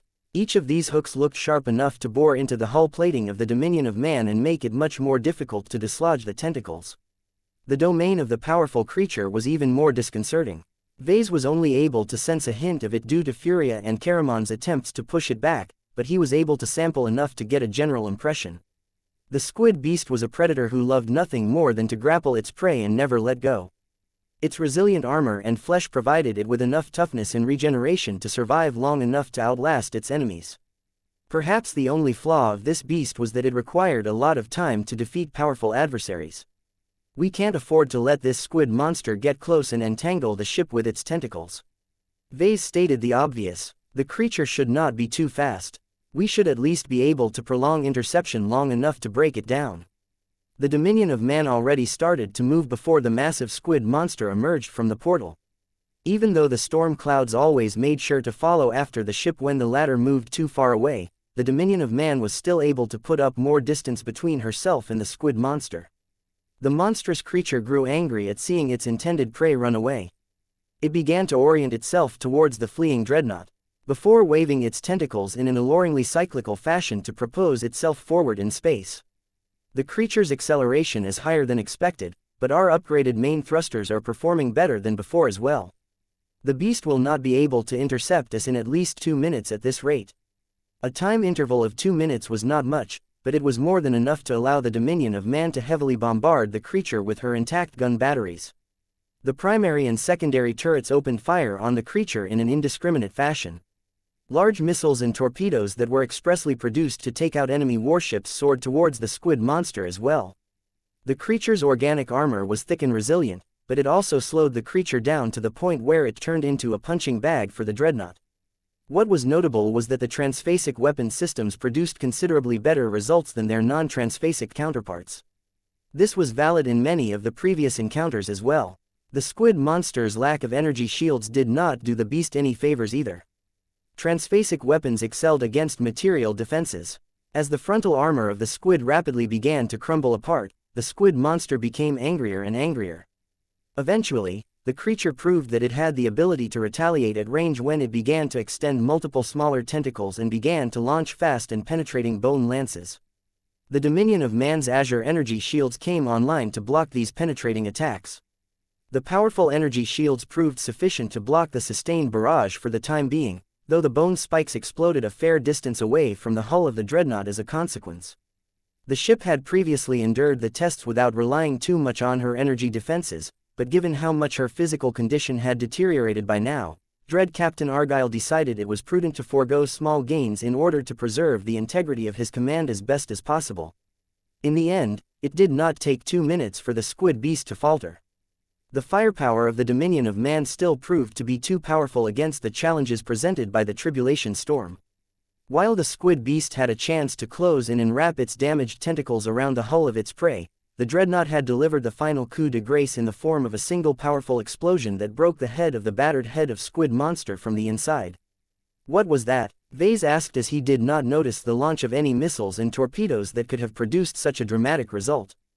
We made use of the Rubicon spatial transfer system to teleport a single antimatter bomb of the appropriate yield inside the mouth cavity of the Calamity Beast. Dread Captain Argyle explained with vicious satisfaction. There is no reason for us to forego the advantages of one of our best technological assets. We previously did not employ it in the previous round because many of the cultivator-developed warships are actually quite well shielded against teleportation attacks. That surprised Vase. This was an incredibly vicious means of attack, particularly against powerful enemies that did not sufficiently protect themselves against this exotic method. It was not particularly surprising to learn that Messier 87's cultivators were familiar enough with this tactic to implement sufficient safeguards in their own warships. However, if the beasts of the supermassive galaxy were similar to the ones on the Red Ocean, then they were overwhelmingly savage, solitary and lacking in sophistication. Without the backing of an entire civilization, these beasts would never be aware that they could be attacked in this manner, let alone develop specific countermeasures that could save them from getting blown apart from within. If you could teleport antimatter bombs directly inside the body of this squid monster, then why wait until it had gotten so close? Powerful organisms such as Calamity Beasts have a natural resistance towards this attack vector. Volkert Argyle patiently explained to Vase. It is most often due to their powerful natural domain fields. Even the most primitive creatures can resist these attacks as long as they are strong enough. This is why we softened up the squid monster first. Damaging its physical body also weakens its domain field. Range and power are also important. Once the beast has come close enough, we powered the Rubicon in full so that it can forcibly overcome whatever resistance that remains and successfully deposit an antimatter bomb. This was insightful information. Vase was glad to learn about these considerations because he felt the urge to protect himself against this means of attack. There was almost no way to defend against such a scary assassination method. Of course, the Rubicon spatial transfer system was arguably the most powerful teleportation system in the Red Ocean. Perhaps the phase whales developed an even better device, but nobody knew for certain. What mattered was that Vase did not have to be afraid that his enemies would employ anything as strong as the Rubicon anytime soon. Hopefully, the next creatures can be dealt with just as easily. Vase muttered. The next few waves did not pose too much of a challenge to the dominion of man. A myriad of different monsters emerged from the tribulation storm. The second wave consisted of a chimera that possessed the limbs of more than 1,000 different organisms. Many of these limbs were only effective up close, but there were other appendages that were able to launch rocks, plasma bolts and more exotic attacks. The third wave consisted of a massive astral insect queen that was able to breed an unending tide of warrior insects. The titanic insect queen effectively acted as a carrier while her rapidly bred warrior insects fought in a similar fashion to suicidal mechs. The third wave consisted of a pair of fast and agile storm birds. They were much faster than the previous calamity beasts. They also acted in perfect coordination as they closed in and assaulted the dominion of man from opposite sides. They presented a particularly more elevated threat as they were able to form a powerful lightning bond between them that caused the dreadnought to suffer a massive case of shock treatment. The fourth wave consisted of 3 massive quadrupeds. They vaguely resembled flaming horses and had a penchant for running around to generate firestorms in their wake. It was too bad that their fire attacks proved to be completely incapable of overpowering Furia at her own game, and could only inflict effective damage by charging at the ship. The fifth wave initially puzzled the crew of the Dominion of Man.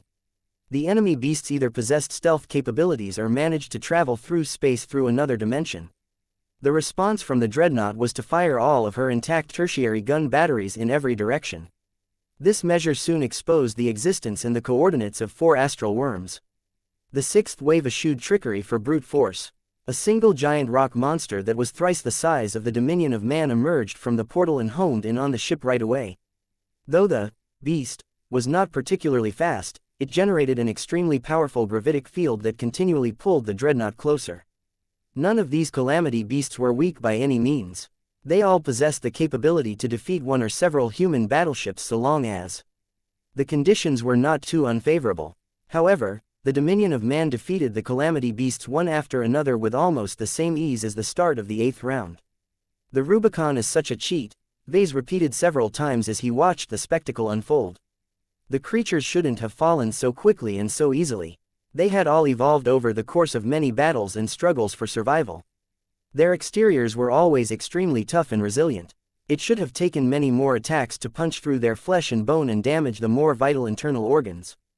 The Dominion of Man did not play by the rules.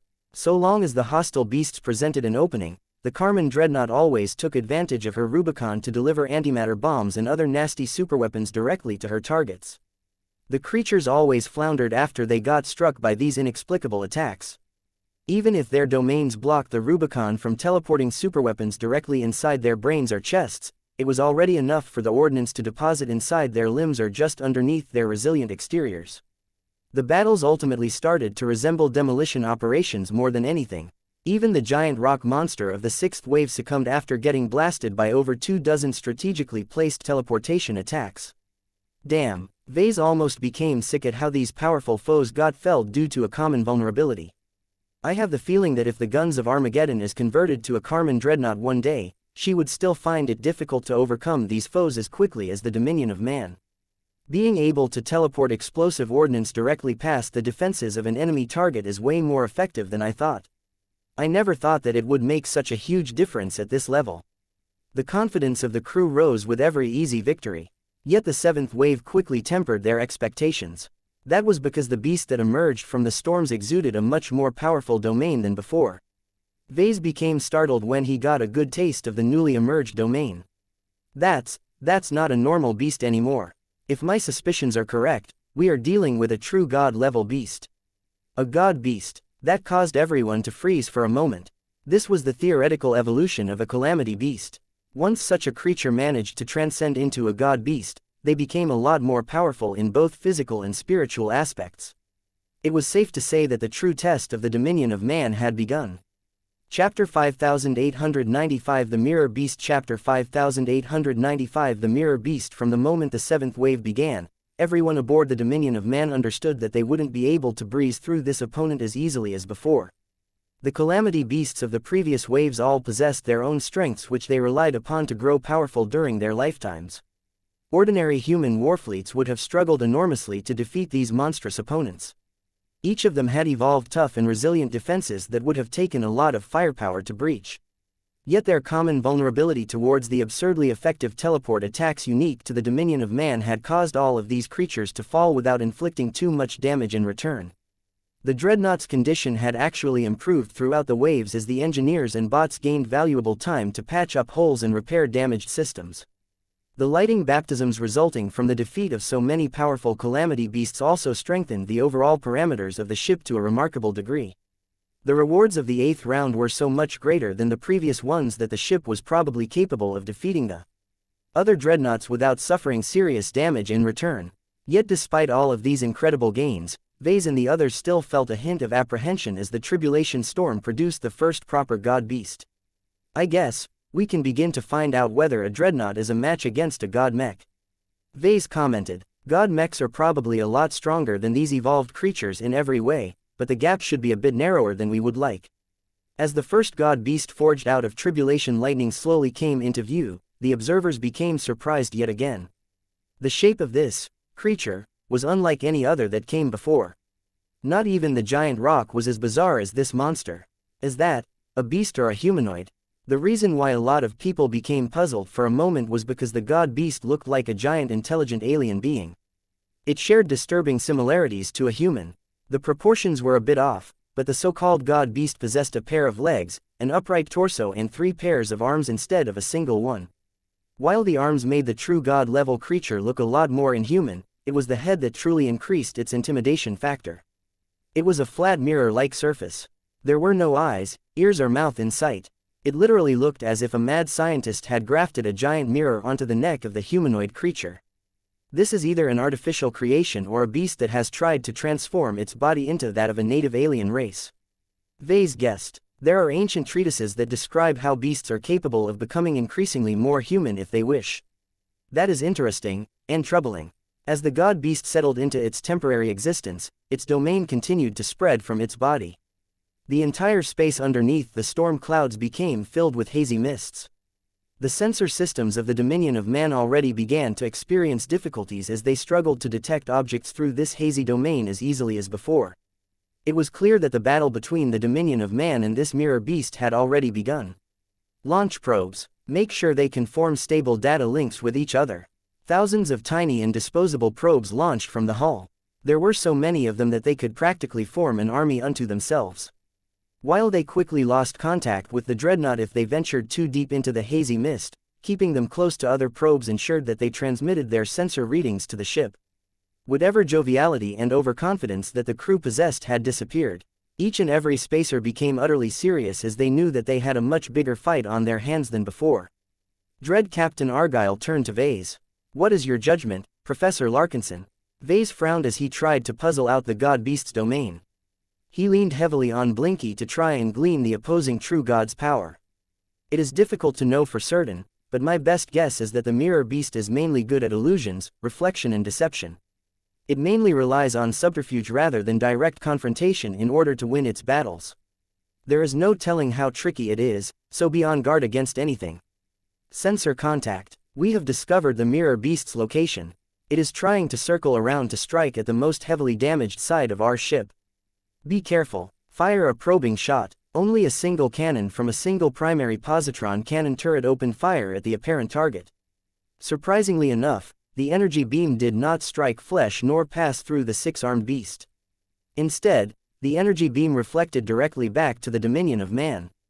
The Dreadnought's azure energy shields proved to be more than capable of defending against an attack of her own primary weapons, so no harm was done. The result of this probe still had unsettling implications. This god beast is not an opponent that your ship can defeat by relying on overwhelming firepower. Vase spoke. There is no telling where it is lurking. That likely means that its ability to fight us directly should not be too good. Dread Captain Argyle countered. We only need to ascertain where its true body is hiding before we can overwhelm it in short order. Contact. The giant body of the mirror beast appeared beyond the haze once again. The Dreadnought once again launched another probing attack. This time, it launched a pure kinetic round, only for the projectile to bounce backwards with just as much force as before.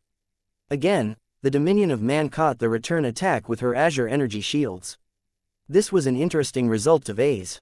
So the reflection aspect of its domain is not purely bound to physical constraints. The mirror beast is also capable of reflecting attacks that normally shouldn't be possible at these angles. The mirror beast clearly played the long game. Its body continued to appear here and there, and the Dreadnought launched a probing attack without committing to inflicting serious damage.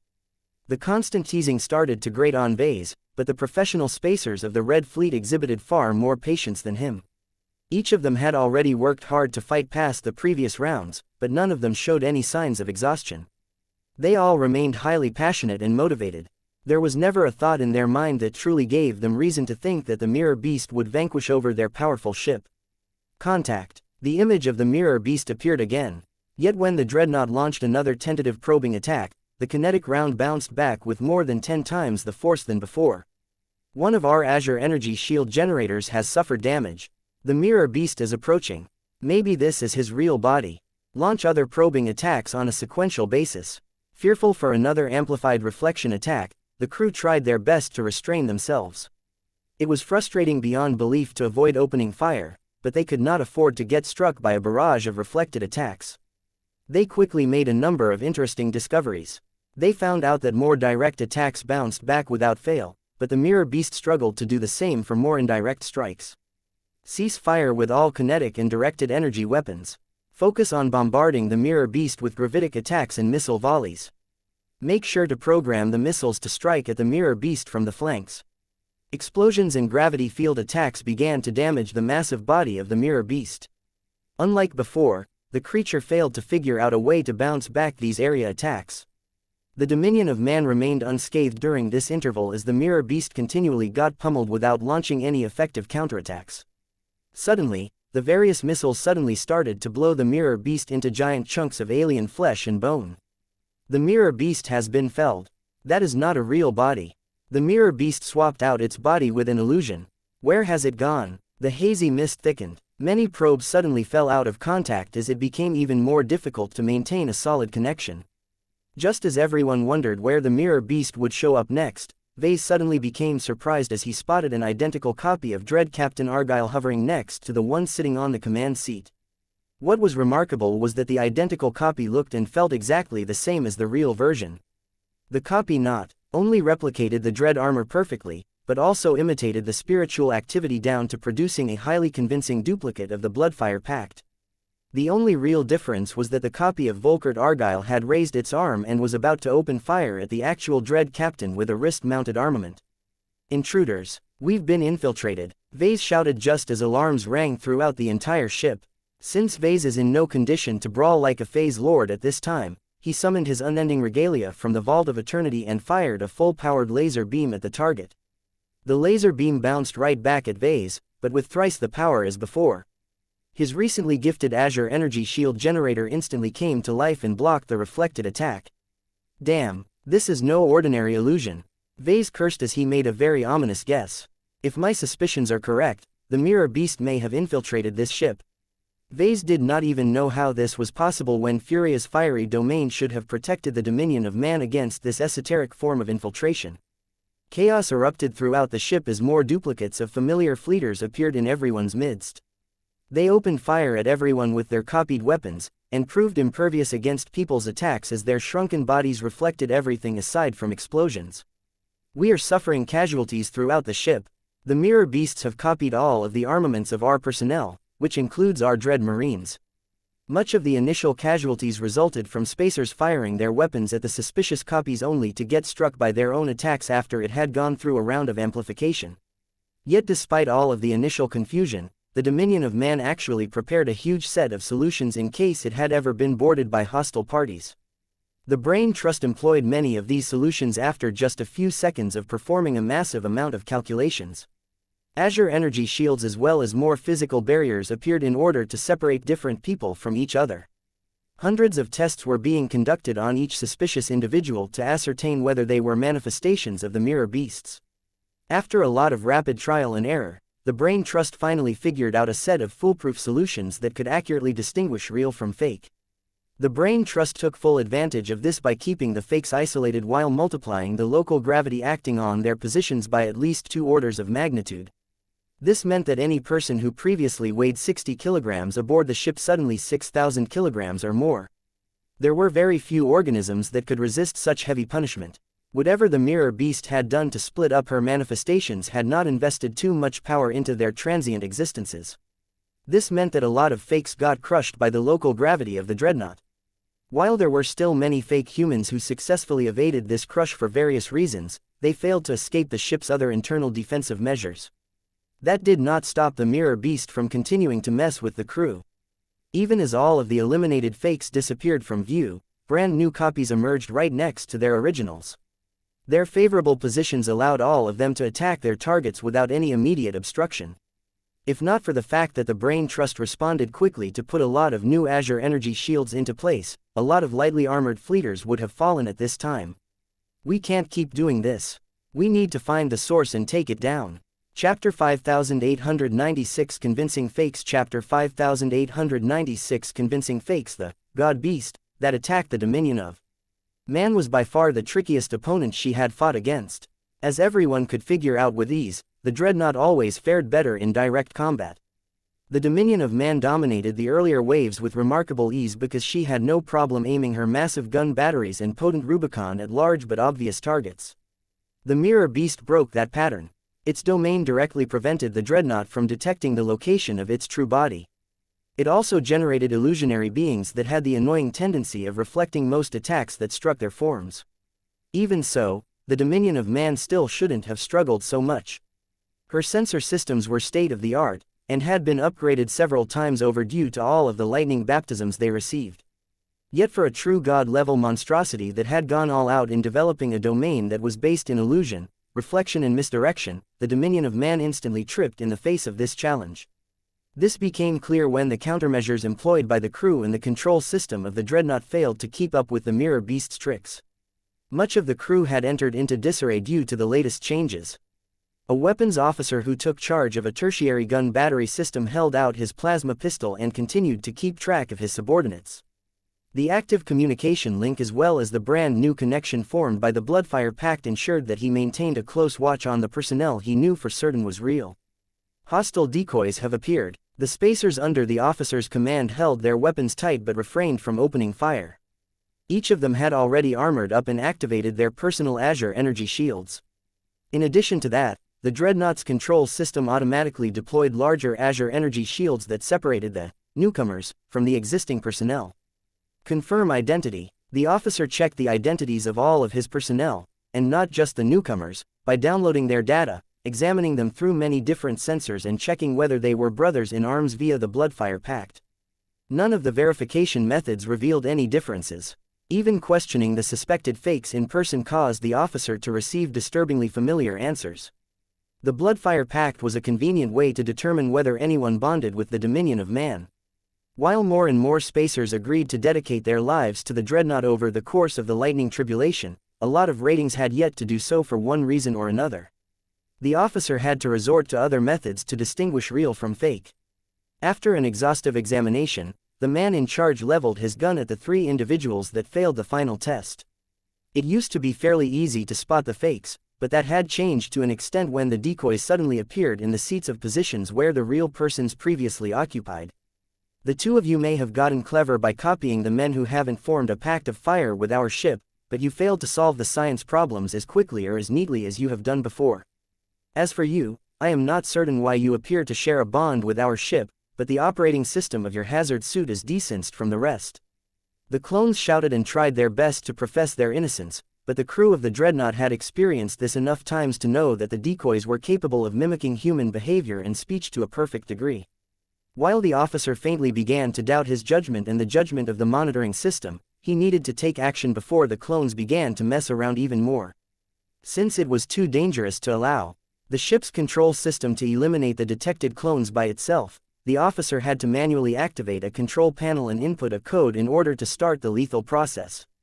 Soon enough, all 3 clones became squashed by gravity that was far in excess of what they were supposed to bear. A ceiling-mounted rocket launcher came online and fired micromissiles at the designated targets in order to guarantee their demise. 2 of the clones broke down and ultimately vanished as the mirror beast no longer saw any point in maintaining the illusions. The third body, or at least the pieces of it, remained on the deck. Bloody and broken pieces of flesh, armor and other nasty bits continued to foul the compartment as an uncomfortable silence stretched. "Sir, that is Specialist Raid's clone, correct?" A sinking feeling emerged in the officer's heart. This had to be another trick. The corpse was fake. He had tested the clone in so many ways.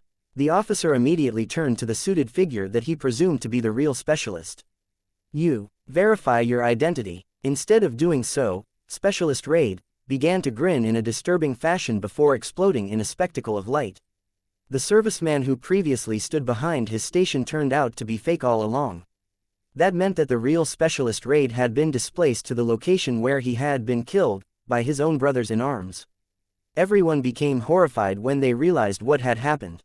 However, their impeccable professionalism ensured that they maintained their composure. No matter how guilty or scared they became, they knew that there was no place for emotional bursts when they were in the middle of an ongoing battle. "Remain on standby," the officer spoke as he tried his best to project firmness. "We must relay what has happened and warn our fellow fleeters not to jump the gun." This was not an isolated incident. The dominion of man was so large that similar deceptions took place throughout her entire hull. Plenty of clones got blasted or crushed, only for fleeters to find out that they had mistakenly condemned their own brothers and sisters to death. Tens of thousands of loyal fleeters died within minutes before everyone wished for the Mirror Beast's latest trick. The damage had been especially great among the Dread Marines. It took more effort and firepower to take them down, especially when their dread armors actually reflected damage back no matter whether they were real or fake. Suspicion and paranoia rapidly spread throughout the entire ship. Trust and camaraderie dropped so quickly that the efficiency of the dreadnought dropped by a noticeable level. While the Brain Trust tried its best to compensate for all of the failings, it was never meant to take full control over the vessel. It was also dependent on sound data to base its decisions. When the ship's monitoring system got deceived just as easily as the humans who crewed the dreadnought, the Brain Trust had to act with increasingly more restraint in order to prevent further incidents of friendly fire. Back in the command center, Vase and Dread Captain Argyle were both on the verge of going crazy as they tried to break the Mirror Beast's game. During this crazy time, Vase looked at not one, but 2 identical copies of himself. Azure energy shields had come online to isolate the Veses from each other and the rest of the crew. "I am the real Vase, Captain. I was the one that made Caramond and Furia. Look, I am the only one who possesses a companion spirit. Show them who's the real deal, Blinky." "Moreau, that cat is fake. It's just an empty illusion. Here's the real Blinky. Moreau, Moreau, Moreau, you shameless decoy. Neither of you are Vase, and neither of your companion spirits are real. Look, I will prove it to you by letting my Blinky absorb fire energy. Moreau, that's an easy trick, you faker. My companion spirit can do that and more."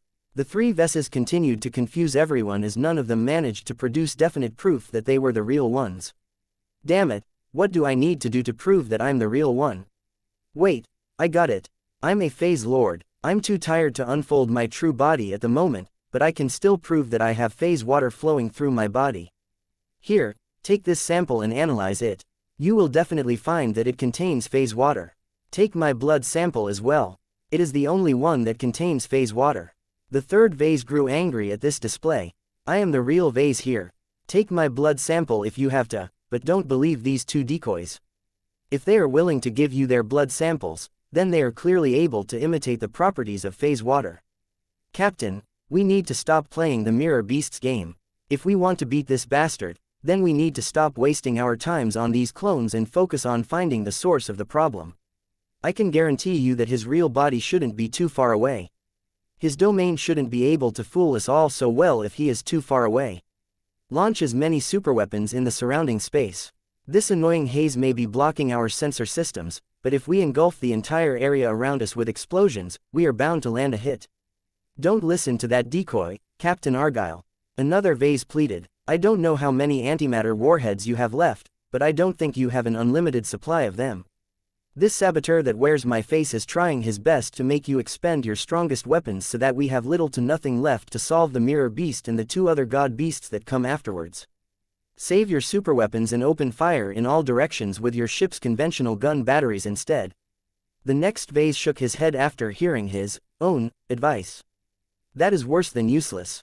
Dispersed firepower won't be able to threaten an enemy at the level of a god beast. Even if a weapon strikes the mirror beast, the attack will just get reflected back tenfold. We shouldn't be hasty and make this situation worse by taking the wrong actions. We need to wait and figure out how to solve the root of the problem. You're a traitor, Vase. Doing nothing will only allow the mirror beast to torment us to death. Besides, it's not my style. I have always distinguished myself for being more proactive than other mech designers. Only a fake version of myself would suggest inaction as a preferred solution. I'm the real Vase. No, I'm the real Vase. Captain Argyle, we can't go on like this. Don't waste your time with us and find a way to kill that god beast. I'm the real Vase, by the way. Liar. As the three Veses continued to provide different suggestions while claiming that they were real, they suddenly fell silent when a wave of heat and fury exploded from the center of the ship. Cease your meddling, four creature. The dominion of man is my sacred hearth. No enemy is allowed to breach the sanctity of my domain. Wave after wave of fire energy passed through every section of the massive hull in an attempt to discern true from false. However, Furia failed to expose the mirror beast's illusions. The true god was simply too good at deceiving its adversaries. This included true gods like the transformed fire elemental. One of the Veses grew depressed when his power creation failed to dispel all of the fakes. The mirror beast is one of the most effective counters against this ship. It is taking advantage of our lack of ability to protect us against manipulation. The god beast is so damn good at it that its illusions are no longer purely imaginary anymore. The fact that it can copy stuff like our memories, our expertise, our skills, and even the more esoteric stuff like Blinky or the Bloodfire Pact means that its imitation ability has reached a conceptual level. Another Vase elaborated on this analysis. The fact that the mirror beast is able to deceive the likes of Furia means that none of us stands a chance from the beginning. Our cultivations are much weaker than that of a true god, which means that our ability to defend and resist against the creature's deception is practically nil. The best we can do is to lock ourselves down and hope that Furia is able to grow quickly enough to break the illusions. A third Vase formed a tentative plan of action. A high-ranking mech pilot should be able to resist the illusions. It is a pity that we don't have any on this ship. Since the tribulation storm stops us from calling in outside help, we should find the closest possible substitute. I am sure that a ship as large and powerful as this contains gadgets or materials that can help us find a crack in the mirror beast's plan. Dread Captain Argyle and many of the fleeters who paid attention to the Veses grew even less confident in their ability to discern the real one from the fakes. There was absolutely no way they could definitely prove which one was real. Chapter 5897 Lost Humanity. Chapter 5897 Lost Humanity. The dominion of man continued to sputter as her crew became increasingly more confused and distrustful of each other. The dreadnought was undeniably strong, but one of her most important flaws was that her strength came from many different sources. Her size, her cutting-edge technologies, the huge amount of parts and systems that made up her functions, the elite spacers and marines that crewed the ship, the brain trust, as well as two separate true gods, all combined their advantages together to form the most powerful warship in the Red Ocean. Yet for all of the magnificent combinations, the fact that many of these contributors were individually weak or vulnerable to mental manipulation meant that they fell victim to the mirror beast's domain. Many of the advantages that the dominion of man enjoyed either became neutralized or turned into dangers. It was a sad state of affairs when the fleeters serving on the dreadnought no longer dared to trust any of their fellow comrades anymore. Too much blood had been spilled, and the worst part about it was that many of them had been killed by their fellow brothers and sisters. While the killing subsided when Dread Captain Argyle decided to adopt a more restrained approach, that still left the dominion of man with a very big problem. The ship became increasingly more paralyzed. Contact. Fire a probing shot. The designated missile launcher array has failed to obey our instructions. The officer in charge is doubting the legitimacy of our orders. Alert. Launcher 65B has just fired an experimental FEH-645Z torpedo at the target. The torpedo has struck the target. Incoming. The dominion of man shook as a dozen of exceptionally powerful transphasic hyper-gamma rays sprayed across her Azure energy shields. The amplified attack struck with so much energy that the energy shield strained to remain intact after getting struck by the reflected beams generated by the experimental torpedo. Who gave those orders? Dread Captain Volkert Argyle demanded. Project Cooked Goose should never have been retrieved from its vault. You did, Captain, a communications officer reluctantly said. According to the commander in charge, you personally issued the command and transmitted the right authorization codes over the ship's network. The Dread Captain's body almost froze despite the fire energy coursing through his body and equipment. The mirror beast was improving. With each second that passed by, the creature became more familiar with the humans it tormented. The very thought that this alien beast somehow managed to steal memories of classified research projects and other secrets that must never spread outside human ears frightened the Dread Captain. Initiate communications lockdown. Instruct the relevant departments to follow all prior orders and instructions relating to our superweapons and our experimental projects. Sir, if we continue to restrict our crew, our ship will not be able to defend herself anymore. There is no guarantee that the mirror beast will remain content to harass us from a distance. The Dread Captain gritted his teeth. We cannot afford to get engulfed by chaos. We need to restore order, and we cannot do that by letting people act on their own initiative or become the unwitting pawn of our enemy. The mirror beast was not an enemy that the dreadnought was equipped to fight. The creature was too formless and deceptive. Its abilities were frightening, and if it was able to bring a ship as powerful as the Dominion of Man to her knees, then every other ship of the Red Fleet stood no chance against its terror. The best way to fight against an unconventional opponent was to resort to other unconventional methods. Yet as Dread Captain Argyle turned to the three Vesses, all he received from them was confusing and conflicting advice. Which vase could he trust? November LBJNN. The answer remained unclear. Each of the three Vesses sounded reasonable, yet each of them also recommended different courses of action that completely contradicted each other. Argyle would have loved it if two of the fakes eventually turned on the crew by launching brazen attacks, but the mirror beast was too clever to end its deception. So long as the false Vesses continued to drown out the real vase, the latter effectively became neutralized. How long would it take for the mirror beast to copy Volkert Argyle himself? Once multiple Dread Captains showed up, the cohesion of his entire crew would definitely collapse and splinter into pieces. Even though the Red Fleet had drafted many hypothetical contingency plans in the event that a part of the crew became compromised, none of them dealt with a scenario as bad as this predicament.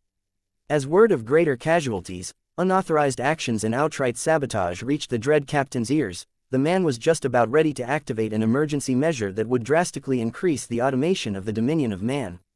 This was a cumbersome procedure and required the approval of many officers spread throughout the ship. It would put many crew members out of play, but it would also prevent these confused people from causing any further harm. The only problem was that letting the Brain Trust take charge of so many vital functions was an imperfect solution. While the Brain Trust had yet to show any signs that it had been compromised, the fact that it relied on data to guide its many actions remained a persistent vulnerability. The mirror beast only had to project falsehoods directly into the sensors of the ship to subvert the entire dreadnought. As Dread Captain Argyle came closer to enacting this emergency measure, another true god finally rose up in resistance against the nefarious god beast. Enough of this, Caramond indignantly spoke. Children of humanity, you are better than this. The aliens have always loved to sow division among our ranks, but their plots and schemes have always failed because we are always able to unite when it counts. This god beast is good at imitating your fellow humans, but the creature cannot replicate anything. For all of its ability to copy your memories, the monster is unable to reproduce your earnest faith and belief in the supremacy of the human race. Pray to me and accept my guidance. One of the three Vesses lit up after the ancestral spirit chose to intervene. That is a fantastic idea. The god beast may be able to imitate practically everything, but I don't think he will be able to replicate faith energy produced from earnest belief in a concept that is completely alien and unfamiliar to the tribulation manifestation. We should try it and let Caramon sort out the true humans from the false ones in our midst. Another vase strongly disagreed with this suggestion. Don't put your faith in Caramon. He is just as susceptible to the manipulation of the mirror beast as us mortals. He might be thinking that he is doing the right thing, but his mistaken judgment will lead to serious casualties. Trusting him is a fool's errand. Maybe you should give this plan a try, but only on a smaller scale. We need to be prudent and avoid jumping the gun. There is no proof that Caramon is capable of making good on his claims. A third vase cautiously spoke. While the false Veses had attempted to muddle up the advice from the real vase, Dread Captain Argyle did not need their advice to make his own decision. Just because the Red Fleet was still new to the concept of cooperating alongside spirits and gods did not mean he was slow to adapt. He immediately opened a ship-wide communication channel. Do as Caramon has said. His instruction will not do us any harm, and if it works, then we can finally regain control over our own ship. Remember who you are. We are better than this. We are the Spacers of the Red Fleet, and we uphold the pride of red humanity. Many people did as instructed. It helped that they had already prayed or thought about Caramon a short time ago.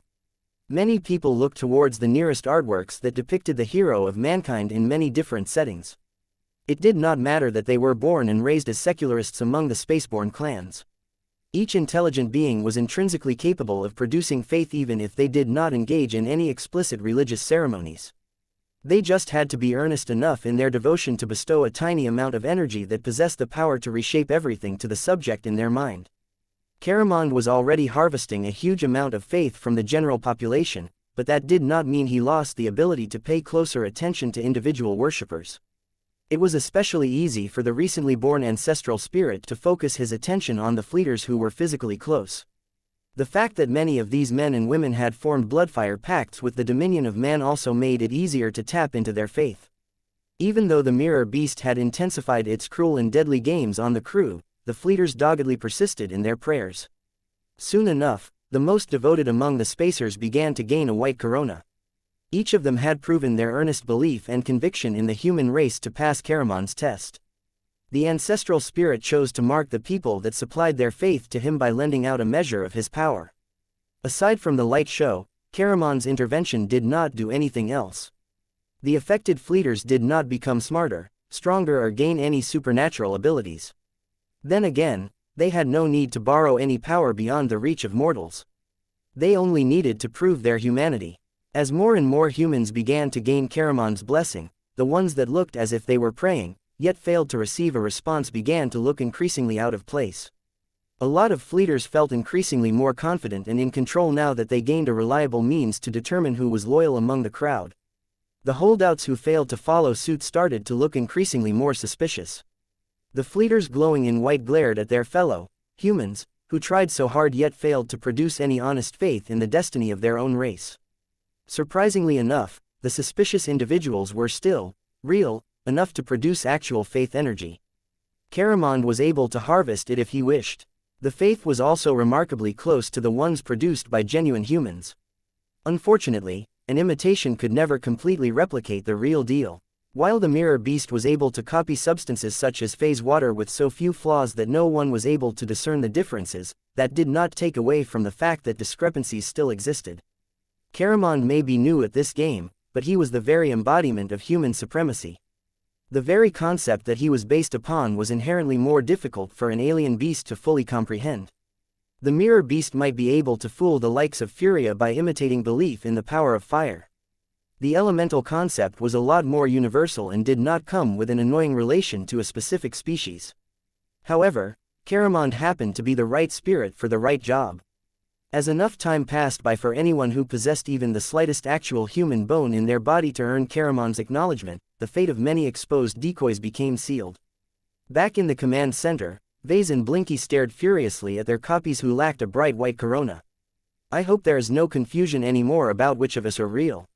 Vase stated with repressed anger. Murrow, Blinky echoed, I believe that you are the real person that is responsible for transforming our ship. Dread Captain Argyle spoke from his command seat.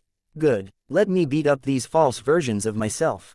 These obnoxious bastards are annoying as hell. I won't be satisfied until I squeeze out every lie from their fake and illusionary bodies.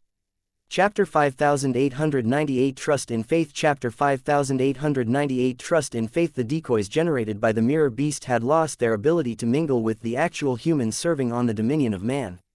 The absence of a white corona implied two different possibilities. The most obvious reason why the individual in question failed to earn Karaman's recognition was because he or she was never truly human in the first place. The less obvious reason was because the suspicious subject was truly human, yet did not believe in the cause that practically everyone living in human society learned in their first days at school. That last part held troubling implications. It was incredibly difficult for people to grow up in any part of human civilization without developing a massive sense of pride and confidence in their own species. From the lowliest of third-rate states to the most powerful first-rate superstates, each of them had fallen into the grip of a culture centered around the inherent superiority of the human race. The people who grew up in the Spaceborne clan had especially been indoctrinated in these beliefs. It should have been impossible for any fleeter to develop a lack of faith in the human race. This meant that there was something very wrong with the few real humans on the dominion of man who failed to connect with Karamond. They may have given up on red humanity already. Perhaps all of the odds stacked against them had caused these fleeters to develop a fatalistic mindset. There were also those who augmented their bodies so much that they lost too much of their humanity. The Red Fleet had always favored cybernetic implants over other forms of augmentation, and there were those who took it far enough to lose much of their emotion and their irrational human tendencies. The most depressing possibility of all was that the fleeters who failed Karamond's test actively opposed the very concept of human superiority. They developed a much more sympathetic outlook towards alien races and did not believe their current enemies deserved to get killed just because they were different. In other words, there was a realistic possibility that the dominion of man had been infiltrated by cosmopolitans. There was no time to get to the bottom of it all. Dread Captain Argyle was well aware that not everyone who lacked a white corona was hostile or disloyal. Unfortunately, the continued threat posed by the mirror beast forced the captain to make a harsh but necessary judgment call. Eliminate every human on our ship who lacks Karamond's blessing. The deaths happened quickly and brutally. While a lot of decoys suddenly gained a huge amount of strength to the point where they were able to crack the Azure energy shields that limited their movement space, the dreadnought was simply too strong for them to sow any further chaos and destruction. As the ship-wide purge continued, Dread Captain Argyle forced himself to monitor the changing statistics. For every 10 decoys that got exposed and eliminated through ruthless means, there was one actual human who fell victim to the purge. The captain silently mourned each of these regrettable accidents, yet he could not allow his doubts and guilt to stand in the way of his duty. The decisive removal of all of the suspicious humans on the ship had restored a lot of morale. People no longer jumped at shadows or fell into a pit of indecision when they received any order. The ship was already starting to regain her effectiveness. The chain of command became trustworthy yet again and few people harbored any doubts to their fellow fleeters. November LBJNN. Of course, not all of them were able to stomach the deaths of thousands if not tens of thousands actual humans. Whether they deserved it or not, it was undeniable that many specialists, engineers, officers and even a number of senior command personnel had lost their lives during the purge. Whether these fleeters became collateral damage because of disloyalty or factors outside of their control remained unclear. Dread Captain Argyle already intended to set up an investigative committee to get to the bottom of it all after his ship managed to survive this long and exhausting ordeal. We need to find and finish the mirror beast. The only vase left standing spoke up. If my guess is right, then our mass elimination of his clones may have inflicted damage on his main self. We successfully repelled his domain. This is important because I think this god beast relies on fear and other negative emotions to bypass Furia and Karamond's domains and directly affect our perception of reality. It explains why the misdirection became increasingly harder to deal with. As long as we maintain our confident mindsets, we won't give that creature any fertile ground to mess with us again. The bodies of the false Veses had already disappeared. The real Vase had gotten his wish and personally eliminated the fakes that dared to steal his identity. It had actually been quite satisfying to kill the copycats. Vase had never realized how annoying he could be until the false versions of himself started to argue with himself. Murrow. Blinky arrogantly raised his head and tail. The companion spirit had dealt with the fake star cats in a crueler manner. The catfights ended with Blinky devouring his counterparts almost whole. I am inclined to believe in your judgment, Professor. It doesn't help us penetrate through the haze that surrounds our dreadnought. The only instances where we can attack the mirror beast is when it voluntarily approaches the edge of our sensor range.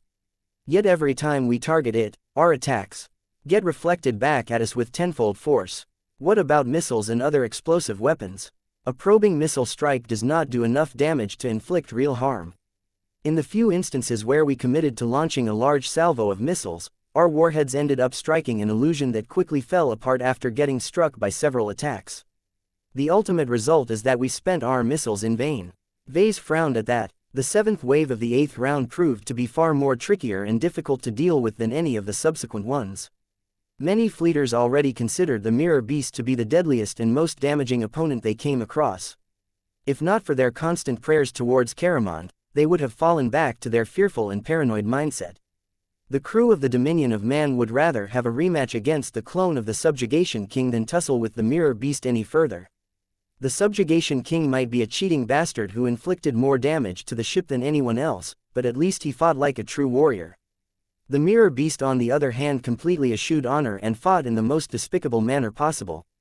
The creature's uncanny ability to violate the sanctity of people's minds was so terrifying that the fleeters desperately worked together to eliminate this enemy as soon as possible. The fleeters channeled their righteous fury and indignation towards trying to detect the elusive monster. More probes launched out of the Dominion of Man than ever. The ship's powerful materializers were working at full capacity to churn out probe after probe just so that they could form an increasingly more elaborate sensor envelope. Several times, the six-armed beast came into view and taunted the crew. The Dominion of Man refused to take the bait anymore. Her weapon systems remained dormant. The fleeters had already figured out that the mirror beast's offensive capabilities were actually not that great. The creature was able to reflect attacks while imbuing them with much greater power, but could not launch such attacks on its own initiative. It was rather strange that the mirror beast only reflected relatively weak attack salvos. Vase noticed this as well. He finally managed to piece the clues together. I don't think the beast is able to reflect the ship's probing attacks with a false image of itself. Some of them are quite strong, such as the gamma lasers generated by that experimental torpedo of yours. What is also important to note is that I think there is an upper limit to the god beast's reflection ability. Whenever the ship strikes with much greater force than the god beast is capable of reflecting, it will simply pull off its disappearance trick and let its illusionary clone take all of the damage. The problem is that we don't know where its actual body is located when this happens. I see what you mean, Professor. Dread Captain Argyle looked contemplative. You are theorizing that the only instances where we know with a high degree of confidence that we are looking at the actual mirror beast is when we are in a position to launch a probing attack at the monster. Yes. Now, the problem is that the probing attacks are unable to exceed that annoying reflection ability, but that just means that we must rely on additional measures to take it out. Is the Rubicon capable of teleporting antimatter bombs and so on to the mirror beast? It is possible, but difficult. The haze is making it harder to deliver objects at precise coordinates. Before you get your hopes up, I must warn you that we have already tried this tactic with more conventional explosives. The mirror beast's body always turned out to be a barely substantial illusion. Even if we have timed our teleportation attacks so that the warheads explode 50 to 200 milliseconds after reaching their destinations, our enemy has already managed to move far away. We do not expect to attain better results with more destructive superweapons. Not even the Rubicon could deal with the mirror beast. Either the god beasts predicted the teleportation attacks in advance, or its reaction speed was so damn fast that it was able to move out of the explosion radius before the warheads actually detonated. Everyone's frustrations grew as they understood that they were still unable to track down their hated foe. I really wish the huntsman was here. Vase muttered. He should be able to track down and impale this demonic tribulation manifestation in a matter of seconds. Forget about god pilots, Professor. The Dominion of Man is a warship. We must overcome this challenge by relying on our own means. I believe that is why tribulations exist. It filters the worthy from the unworthy. Ah, you're right, Captain. Let's brainstorm a bit further. Many officers tried their best to come up with an inventive and effective solution to their problem. There were so many smart people among the fleeters that one of them ultimately managed to come up with a surprisingly creative suggestion. Opposites, a senior naval engineer suggested. If this mirror beast is a savage god that thrives off lies and falsehoods, then we must embrace the opposite. If Caramond and Furia are able to weaponize truth and honesty, then they may be able to detect the source of all of the deception that afflicts our ship. It was a rather fanciful suggestion, but it was enough to earn Vess's approval. I think we should go for it, Vase said. I am not too knowledgeable about true gods, but I think that fights involving cultivators of this rank involve more than physical combat. I am becoming increasingly more convinced that our only means of counter-attacking more effectively is if we challenge the god-beast's domain. While Vase and the Fleeters were able to contribute to this fight in a small way, they ultimately had to rely on the two true gods to do the heavy lifting. Only Caramond and Furia possessed domains that were barely powerful enough to challenge the elusive god-beast's domain. Several minutes went by as Vase and the others waited for further developments. Vase was able to sense that Caramond and Furia chose to work together, but he wasn't able to figure out what exactly they were doing. Eventually, Caramond released a powerful pulse that launched out of the hull and swept aside much of the surrounding haze. It's working. We have regained full visibility in our immediate space. Contact. We have detected a signature that matches the mirror beast at a range of 106 kilometers. Open fire at the identified target. With pleasure. Chapter 5899 Beneficiaries. Chapter 5899 Beneficiaries. The mirror beast succumbed quickly enough after Caramond and Furia worked together to dispel the surrounding haze. Although the tricky and nefarious god beast frequently utilized illusions and disappearing tricks to circumvent the formidable teleportation attacks launched by the Dominion of Man, the creature had nowhere to hide when its haze no longer offered sufficient protection. Bonded by fire and blood, Caramond and Furia channeled their anger and indignation as they expanded their domains and made sure everyone's sight remained clear. Furia supplied the fire energy while Caramond negated the cloud of confusion that the mirror beast constantly tried to impress onto the ship and her crew. Caramond actually turned out to be more suitable for this role as his domain was much more effective at countering debilitating effects.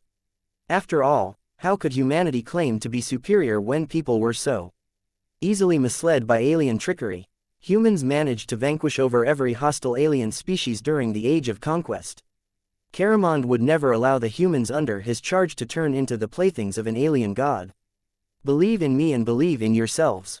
As long as you remember your duty to protect your fellow humans, your heart shall always steer you true. The two true gods had only come into power for a short time, but they had grown rapidly during the lightning tribulation. The tribulation storm truly acted as a celestial forge that pushed the two beings to their limits and beyond. Vase was glad that Caramond and the current iteration of the fire elemental prospered under the circumstances. Though he wished he could have been more involved in the shaping of Furia, he was incredibly pleased at how well Caramond embodied the concept of human supremacy. Sure, the design spirit modeled after the Supreme Marshal did not possess any strong or flashy powers, but direct combat had never been its purpose. Vase designed and breathed life in Caramond so that he could act as a helping hand to the vast majority of humans living in the new frontier. It had never been his intention to create a tyrannical god that lorded over his subjects. Humans were already capable of saving themselves for the most part. They just needed a bit of help and protection against the more esoteric threats they were not prepared to fight against. Vase was therefore glad that the tribulation storm sent out a confounding adversary in the form of the mirror beast. Not only did it ruthlessly take advantage of the many gaps in the Dominion of Man's defenses, the god beast also forced everyone who became victimized by it to go out of their comfort zone and develop new means to solve their problems. Everyone involved in the tribulation event had grown so much. The various tests and challenges had refined and hardened everyone's minds and spirits. They became more aware of their various shortcomings and already intended to address them in order to avoid a repeat of their shameful performance. The Fleeters continued to swell in pride as they vanquished their first proper god beast. If not for the fact that the mirror beast was ultimately a copy forged out of tribulation lightning, the crew would have gained a lot more satisfaction from this victory. As Vase looked around the command center, he could feel that the various bridge crew not only regained all of their confidence, but also strengthened it even further. How could they not? Their previous battles had always been situations where their side enjoyed the advantage. They fought alongside other powerful assets. The native aliens of the Red Ocean never presented a proper challenge against the Dominion of Man since their ancient phase whales continued to hide in the rear. The Dominion of Man truly needed this exercise. It was better for her and the rest of the Red Fleet to understand what sort of challenges the Dreadnought would have to face in the future. If the native aliens of the Red Ocean did not figure out a way to crack open the defenses of the Red Fleet's dreadnoughts, then the invaders from Messier 87 would surely be able to succeed. The tribulation storm had already given Red humanity a small glimpse of the huge variety of enemies and their diverse approaches towards combat. No one who witnessed this event intended to maintain the status quo after this event had passed. The enemies of the future would be able to steamroll their way through the new frontier if the Red 2 and the other forces failed to adapt to the evolving battlefield. The Mirror Beast is about to succumb. Hold the Rubicon until our ship is within 15 kilometers from the Mirror Beast. The Dominion of Man had especially tried to close the distance for this. She had previously focused on severing the limbs and impairing the six-armed humanoid alien as best as possible in order to weaken it enough to the point where its domain had lost too much strength. The injured God Beast's direct combat capabilities had never posed too much of a threat, and the fleeters knew better than to open fire with weapon systems that only caused the Mirror Beast to reflect the firepower back at the ship. Once the ship had come close enough, the Rubicon finally teleported a handful of antimatter bombs that promptly exploded just an instant after they appeared around the creature's head and torso. The fleeters had tried to teleport explosive superweapons directly inside the body of the Mirror Beast several times, but the domain and physical prowess of a true god were so powerful that it remained an impossibility. Oh well, it was not as if the exterior of the Mirror Beast was tough. After losing its limbs and exhausting its domain, the God Beast had been reduced to a giant alien punching bag. Incoming tribulation explosion. A huge wave of destruction and creation energy erupted from the dying beast.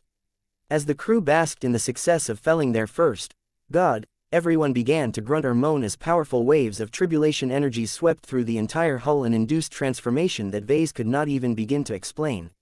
The dreadnought became a little more resplendent than before. Though the baptism's effect on the hull was a bit understated due to the fact that there was so much structure to cover, Vase already noticed that everything around him became a bit tougher and more harmonious. It was as if the ship had long ceased to be a purely mortal creation. The bridge crew also became a bit more fortified. Their bodies did not look much different, but their minds and spirits had definitely become noticeably firmer and more resistant to the mind attacks that tormented them so much. Vase also experienced a bit of growth. His phase water concentration rose a little further and his true body grew a bit bigger. Perhaps his phase water concentration might be able to reach 4% by the time this entire ordeal was over, but he did not dare to get his hopes up. He had already made enormous strides in his body cultivation, especially given that he never actually cultivated it in a normal fashion. His physique had already reached the limit of how much strain and changes it could bear for the time being. As everyone worked to mitigate the damage inflicted by the Mirror Beast and prepare for the penultimate challenge to come, Vase turned to the captain to see how the Argyle Scion was faring. A twin red and white corona surrounded the man's dread armor. Volkert Argyle was more deeply connected to the Dominion of Man. He received a considerably greater share of the benefits. Just like many of the spacers who forged a bloodfire pact with the flagship, the dread captain had turned from a mortal into a dedicated contract cultivator in an instant. While the Dominion of Man could not be regarded as a proper artifact quite yet, she was certainly evolving into one.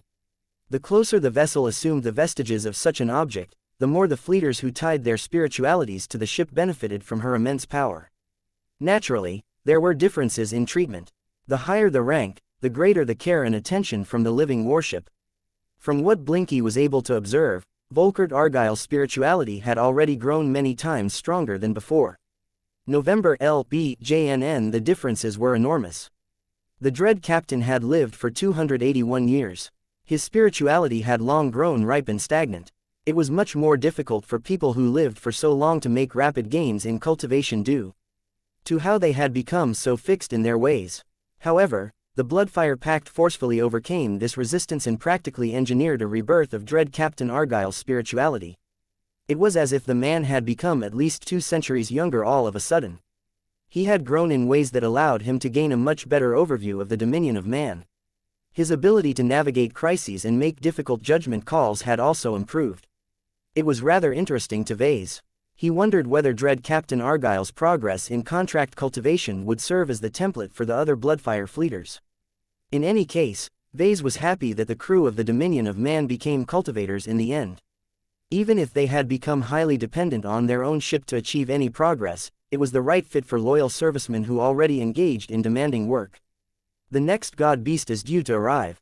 Dread Captain Argyle spoke in a more empowered and authoritative voice than before. Your expertise has proven to be valuable enough that the Mirror Beast attempted to sabotage your efforts. Your input is more important than ever. The way Argyle spoke became increasingly more characteristic of strong mech pilots and mech designers. This was a reflection of his evolving status. Even now, his deepening bonds with Caramond and Furia induced transformations that enabled him to become an increasingly better spokesperson for the two true gods. I think our confrontation with the Mirror Beast has shown why the Red Association put so much emphasis on true mechs. Vase began. I know you don't want to field any mechs on your ship, but you should work on developing stopgap solutions that can achieve similar results. While the chances are low that the subsequent god beasts are good at messing with people's minds, they don't have to excel in this aspect to sap our confidence. The domains of true gods are so oppressive that they can practically force people to give up as long as the differences in strength are great enough. I don't think that will happen in the final two waves, but even a partial effect can cause your men to perform less than their best. You are justified in your concerns about hostile domains. My officers and I have received an extensive data package on this subject. We are reading through all of the material at this very moment, but awareness does not necessarily translate to preparedness. We are still lacking in specific countermeasures. We can seek protection from Caramond and Furia, but that is not a proper solution. Vase frowned. Well, the best solution that I can come up with is that each of you begin to practice a chi cultivation method that is aspected towards the fire attribute. However, cultivation has always been a long-term affair. It is impossible for any of you to make sufficient progress when the next wave is set to begin in a matter of seconds. It just so happened that the tribulation storm began to flare once more. A significantly more impactful domain began to spread from the storm clouds. A much larger and more beastly shape emerged from the giant gap in the clouds. Vase and many other fleeters began to look a bit astonished at the enormous bulk that had emerged into view. The sheer physicality of the creature was so oppressive that it seemed as if gravity already began to distort around the body. Chapter 5900 The Two-Headed Beast Chapter 5900 The Two-Headed Beast Combat resumed shortly after the giant god beast emerged from the storm clouds. Nobody became startled by the creature's bulk and shape. The latest lightning manifestation might not be able to match the length of a dreadnought, but it was still a lot larger and bulkier than any of the other enemies that came before. It also looked distinctly alien. While it initially looked like a brown-furred mammalian quadruped, the god beast soon began to display many unusual traits like the fact that it had two heads. The beast did not possess any eyes, but its undersized heads did appear to possess cavities that might constitute its nose or ears. Whatever the case, the giant creature did not appear to possess a mouth, making people wonder how the creature ate its meals. Its domain was relatively simple compared to that of the mirror beast. The brown-furred monster apparently clung to its savage origins a lot more.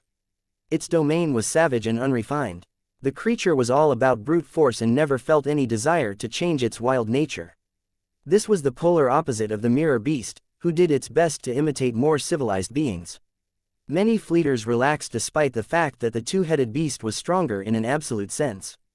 At least the beast seemed less likely to play mind tricks on the crew. Maintain our distance from the furred beast.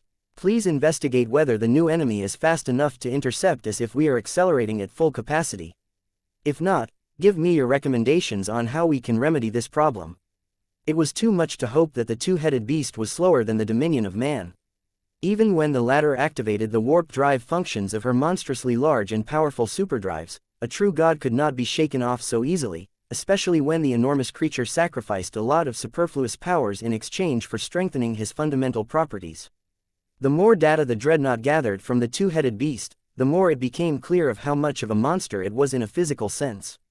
Its body might not possess any phase water, but it was made out of a multitude of exceedingly high-grade hyper-materials that formed lattices that systematically reinforced every part of the body with huge amounts of E-energy. The creature's domain did not possess any offensive component as far as Vase could tell. Instead, it had evolved to support the creature's insanely tough and resilient physique. We are likely dealing with a pure body cultivator here. Vase finally spoke. That doesn't mean we can rule out the possibility that the two-headed beast can mess with our minds, but the chances of that happening is low. I am much more confident that the creature is a pure physical powerhouse. Do not let it get close enough to use its enormous bulk and muscle against the hull of your ship. That will pose a challenge to us because its acceleration is remarkably high for its mass and bulk. The two-headed beast possessed a strong predatory mindset and regarded the dominion of man as its prey. This created an effect where the power of heaven blessed its pursuit. Vase could see that the creature naturally resonated with the power of heaven and used the support from the environment to speed up its interception. The two-headed beast's domain was flexible enough to borrow as much energy from the environment as needed to out-accelerate its prey. What a cheat! If the beast was by itself, then its heavy bulk wouldn't have allowed it to move so quickly through space. Damn, Vase quickly concluded. The creature is already strong by itself, but it is remarkably good at leveraging E-energy radiation to empower its actions. There is no end to the supply of E-energy from the environment, so there is no chance this beast will get exhausted. Dread Captain Argyle did not look too upset. The eighth wave was bound to present its own challenges. We will have to eliminate the two-headed beast before it can use its superior acceleration to fully catch up to our ship. The Dominion of Man had already begun to open fire at the creature. Although it was a little awkward for the dreadnought to turn all of her gun turrets backwards and fire at an enemy pursuing from behind, her cigar-like hull shape more or less made it possible. The dreadnought was never really designed for this mode of combat. She was a flagship, a prestige project and a possible solution against god mechs. It looked unnatural for her to adopt a kiting strategy, but nobody who possessed a brain advocated an aggressive approach. The brown-furred creature possessed a lot of strong and obvious muscles. It was much safer for the dreadnought to fly away from the god beast as best as possible while relying on her formidable ranged armament to whittle down the creature's defenses. The problem with that plan was that the firepower of the Dominion of Man failed to make any substantial progress. The Dread Captain started to frown. Our secondary gun batteries are unable to penetrate the god beast's unnaturally thick and resilient fur. Most of our primary gun batteries are able to do at least that, but they have failed to penetrate the creature's hide, even when they are concentrating their fire. The largest and most formidable cannons mounted on the dreadnought were able to wound the creature, but the problem was that the damage was too shallow relative to the bulk of the two-headed beast. That was not a problem by itself. The Dominion of Man had enormous reserves and could fire her guns on a continuous basis for at least several hours before requiring resupply. Even then, her energy cannons were able to persist a lot longer until the weapon systems finally started to break down from all of the abuse. However, the two-furred beast regenerated its wounds so quickly that there was hardly any mark left when the dreadnought unleashed her second salvo.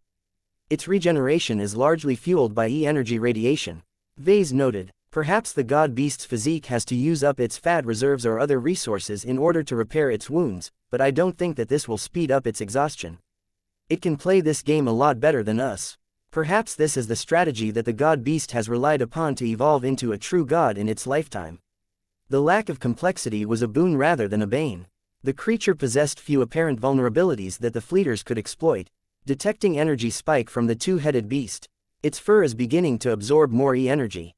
Incoming attack. The azure energy shields of the dreadnought flared to life as they resisted hundreds of thousands of hair follicles that had been transformed into giant needle-like projectiles. While the power behind each individual hair follicle was rather weak, the quantity was so enormous that they could strain any energy shield. Fortunately, the projectiles were so dispersed that a large chunk of them not only missed their targets, but also dispersed across multiple segmented energy shields. Our shields have held. Our most strained aft shield has lost 60% of its integrity. It cannot block an identical salvo of weaponized fur. The Dread Captain issued a series of orders to adjust the ship and prepare her for another strike. The two-headed beast may have launched a lot of its own fur, but its enormous body had already regenerated the missing follicles. When the two-headed beast launched a second salvo of hair spikes, the crew of the Dominion of Man was much better prepared this time. The dreadnought altered her heading to make it more difficult for the hair spikes to hit her weakened aft shields. The maneuver largely worked as a lot of hair spikes ended up striking the segmented shields that previously did not incur any significant damage. While the ship managed to resolve these attacks without suffering any permanent damage, the two-headed beast looked as if it could keep this up forever. It had already regenerated its missing fur in preparation for launching yet another strike. We cannot allow this situation to persist.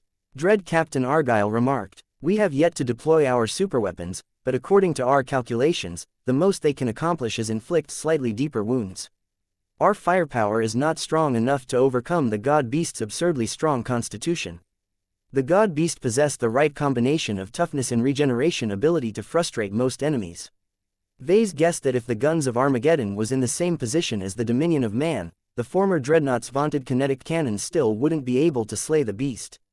There had to be a way to overcome this problem. Vase frowned as he continued to observe the god beast's performance and tried to figure out potential vulnerabilities. There were no obvious vulnerabilities. Teleport attacks were impossible when the god beast's body and domain remained in peak condition. The only way to inflict actual damage to the creature was by relying on the dreadnought's conventional arsenal, but that brought Vase back to the initial problem, which was lack of firepower. Wait a minute. Vase used his temporary access to the ship's system to access information on the performance of the dreadnought's primary gun batteries. The large and powerful plasma cannons, Gauss cannons, positron cannons and so on were performing better than ever. As long as they hadn't suffered any serious damage in the previous waves, the dreadnought-grade arsenal launched attack salvos with so much power that they should easily be able to obliterate any alien battleship. Yet for all of their impressive technical performance, their metaphysical performance was awfully simple and crude. When compared to other warships fielded by the Red Fleet, the Dominion of Man incorporated some of the most luxurious and sophisticated applications of hyper-technology. However, humanity's grasp of hyper-technology was like that of a child when compared to the workings of the natives of Messier 87. While it was impossible to upgrade the hyper-technology that augmented the firepower of all of those primary gun batteries in a short amount of time, Vase identified another aspect which could be upgraded with remarkable speed. Furia! Vase shouted. Can I have your attention? The temperature in the command center rose as Vase felt the gaze of a powerful being on his person. Speak. You should already know that the Dominion of Man lacks the firepower to slay this two-headed beast. The best way to remedy this is by improving your interaction with the primary armaments of the dreadnought. Forget about strengthening the hull or other redundant components. Try to concentrate as much of your fire energy to the main thrusters and the primary gun batteries of the ship. The former will hopefully keep the god beast at bay a little longer, while the latter will hopefully make it harder for our opponent to shrug off our attacks. Your input is appreciated. For all of Furia's raw power and potency, her current incarnation was still fresh and new. She may have inherited bits and pieces of the memory of the creator of the Fire Scroll, but he doubted that she inherited a lot of systematic knowledge on the cultivation of her fire abilities. In other words, Furia was essentially a natural cultivator as opposed to a chi cultivator. She had gained all of the power through no effort of her own. Her current consciousness had been gifted with all of her strength and domain. To put it in other words, Furia possessed the raw strength but not the mastery of a true god. This was the fundamental flaw arising from her highly controversial birth and transformation. Vase did not regret making her this way, because the alternatives were all worse. Unfortunately, it also left Vase in the Dominion of Man with a power source that barely knew how to wield her own powers beyond relying on instinct. The fact that it took this long for Vase to make this realization was a pretty big oversight. Chapter 5901 Remedial Lessons. It took a bit of time for Furia to act on Vase's advice. As powerful as she may be, she possessed no intrinsic understanding of the advanced technologies that made up the Dominion of Man. Simply flooding a weapon system or propulsion system with an excessive amount of fire energy was not safe. It was far too easy to cause components to overheat and melt. It was also easy to waste a lot of fire energy because they failed to do anything useful. The transformed fire elemental had to take her time to explore the tolerances of every weapon and thruster. She had to make gradual adjustments and work together with the Brain Trust and Caramon to make sure her contributions made a positive difference. Fortunately, true gods were not constrained by mortal limitations. They were able to think a lot faster and multitask to an insane degree. The dreadnought gradually began to speed up as her sub-light propulsion system generated increasingly more thrust force.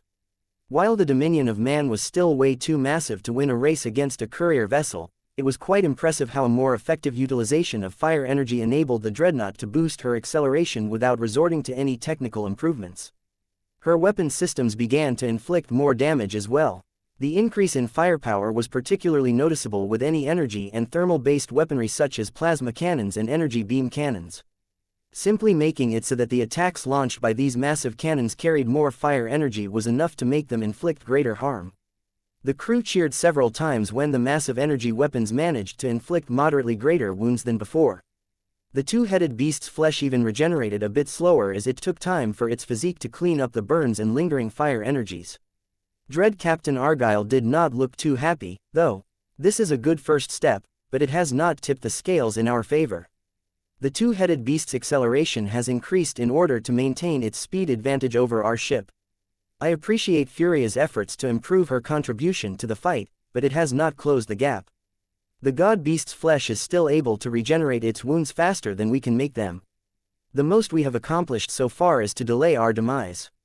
The captain made a good point. While Furia was constantly working to tweak her ability to improve the firepower of the ship's main cannons, there was a limit to how much fire energy they could tolerate. At the very least, the transformed fire elemental learned the concept of distributing her power in a more rational fashion. She gained the very useful ability to strengthen the performance of specific aspects of the dominion of man by sacrificing performance elsewhere. I have another suggestion for Furia. Vase spoke up again. This goes a little deeper. I suspect that your original self may have already mastered these techniques, but they failed to transfer to your current incarnation. Vase felt an obvious surge of interest from the true god. I am listening. He waved at the display that depicted the attacks that landed on the enormous body of the two-headed beast. The previous wave has taught me that any fight against a true god is more than just a physical confrontation. It is also a contest between will, technique and domain. From this perspective, the reason why our ship has failed to gain the upper hand so far is because your domain and power expression is holding us back. That did not sit well with Furia. The temperature in the command center rose even further as she felt affronted by the words spoken by her progenitor. Vase quickly raised his palms. Whoa, before you get all angry at me, let me finish my argument. Just think about it. When anyone transcends to the level of a true god, the differences between matter and energy begins to blur. The dominion of man is strictly speaking not a true god, but it is starting to fight like one. Her impressive tech makes up the material aspect while you make up much of the spiritual aspect. While our current adversary has very developed strengths in both aspects, the same cannot be said for us, and that is mostly because you are lacking centuries if not millennia's worth of accumulation. Though Furia clearly remained indignant at Vase, she was not irrational enough to deny his description. What is your solution? I think the best way to address this problem is to give you a crash course on how to wield your fire energy more effectively. You have a lot of raw power, but lack the techniques to get the most out of them. You will need to remedy that in order for the attacks blessed by your power to inflict actual harm on our adversary's domain. So long as the two-headed beast's domain remains in good condition, it is impossible to fell the creature. Vase decided to enact the knowledge transfer through an unconventional method. Muro. Blinky emerged from his head and began to spit out a ball of E-energy. Absorb this. It contains systematic knowledge of basic theories and spells on the fire element that I managed to learn from somewhere. The knowledge is very basic, but it is fairly comprehensive and covers a lot of different ways to shape your fire. Most of the spells were never designed to be channeled through modern human weapon systems, but I am sure you can figure out how to adapt the techniques to modern times. I also threw in a lot of scientific understanding of fire as an exothermic reaction. The ball of energy disappeared in an instant. Blinky clearly sensed that Furia had extended her power and absorbed it in totality. The Star Cat could clearly sense that Furia was no longer angry at Vase anymore. The temperature did not subside, but that was because she began to grow excited. Already, Furia started to apply the brand new theories she had learned by tweaking the expression of her fire energy. The sensor systems of the Dominion of Man began to record numerous deviations from the established patterns. Missiles generated hotter explosions. Plasma bolts seared more flesh. Energy beams became hotter. The beginner 5 elements spells manual proved its value once again as Furia readily applied her teachings. As much as Vase enjoyed the spectacle, there was little direction or planning involved in all of this exploration. Furia was like a child who just discovered that she had the ability to mold fire to her will. Her approach might lead to comprehensive improvements in the future, but there was not enough time for her to make the gains she needed to turn the tide of this battle. Furia, focus, please. Defeating the two-headed beast comes first. You can explore all of the different aspects of the fire element later. First, you need to figure out how to make your empowered flames stick onto the body of our enemy. Let me give you a few examples of what I mean by that. It just so happens that I designed an expert mech a few years ago that is tailored to a mech pilot who has a penchant for burning her enemies to death. Vase quickly began to project pieces of archival footage that showed short clips of the Promethea in action. The Promethea was nowhere close to reaching the power of the Dominion of Man, but the living expert mech clearly possessed a key advantage. It was piloted by Venerable Isabel Coden, an expert pilot who knew how to play with fire. The beautiful black and purpose expert Mech with flame accents danced through space as fiery energy beams spat from her Ignitron Luminaire crystal rifle. The beams generally produced two different reactions on impact. In some cases, the beams exploded upon impact, causing them to unleash all of their accumulated energies in a single instant. This was particularly useful in depleting energy shields. In other cases, the Promethea unleashed fire beams that caused her targets to catch fire and keep burning long after the initial attack. The purple flames powered by Isabel's willpower and companion spirit seemed to gain a life of their own. They were remarkably effective at burning the hulls of enemy warships. Even the smallest of sparks could start a wildfire that could engulf an entire battleship when given enough time. The display was mesmerizing for a true god who only truly came to life a short time ago. The conflagrations spread by the Promethea over the course of numerous engagements against alien raiding fleets had never failed to inflict outsized damage. There was hardly any mech in the expeditionary fleet that could cripple and destroy large warships with greater efficiency. The only reason why the Promethea did not receive license to burn down all of the exposed warships of enemy fleets was because her purple flames usually destroyed much of the value of enemy hulls.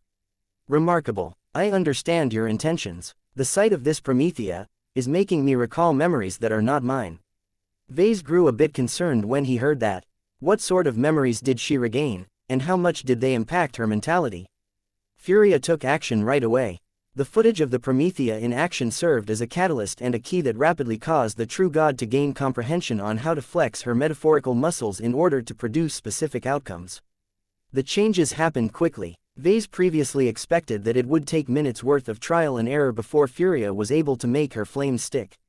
What actually happened was that the attacks launched by the Dominion of Man already started to light bits of fur on fire after only half a minute. We are detecting dozens of flames on the surface of the two-headed beast's body. They are mostly burning the fur for the time being, but the fires are already beginning to spread to the hide. You can still do better, Furia. Your fires haven't spread beyond their impact sites. Vase said, I think you are encountering resistance from our enemy's domain. You need to launch your flames with the intention of burning and pushing back the monster's domain. Vase provided additional guidance based on his general understanding of how these battles were fought. It seemed to help as Furia applied her power in increasingly more effective ways. While she was still far from matching the likes of Cynthia Larkinson when it came to executing powerful techniques, the transformed fire elemental at least mastered the basics. It was not fair to hold Furia to the same standards as an authentic true god. Vase was sure that Furia would rapidly be able to increase her mastery over the fire element by relying on her amazing affinity and the foundation of knowledge gifted by Vase. In any case, the assistance provided by Vase finally increased Furia's lethality to the point where she was inflicting actual damage onto the god beast. The two-headed beast's powerful physique and domain worked hard to douse the flames that regularly appeared across its body. While the powerful god beast was able to snuff out a couple of flames in a short amount of time, the problem was that the Dominion of Man possessed so many primary gun batteries that she was able to ignite dozens of fires with every salvo. More and more of the god beast's fur caught on fire. Parts of the creature's hide also began to burn as well. The two-headed beast had to expend a lot of power to prevent the flames from penetrating through its hide, but it was starting to lose this battle because more fires just kept coming. Even though there were still a lot of differences between the Tribulation manifestation and Furia, the former's savage nature finally proved to be a detriment. If the two-headed beast possessed greater intelligence and rationality, then it would have been able to figure out a more efficient way to put out all of the flames. Unfortunately, the two-headed beast was so inflexible that it continued to stick to its tried and true approach, as if it knew how to do nothing else. By the time the god beast's entire exterior had been lit on fire, its domain had weakened to the point where the Dominion of Man's conventional attacks started to inflict more serious damage than before. Vase relaxed a bit after seeing this. If the two-headed beast isn't hiding any further surprises, then this battle is ours.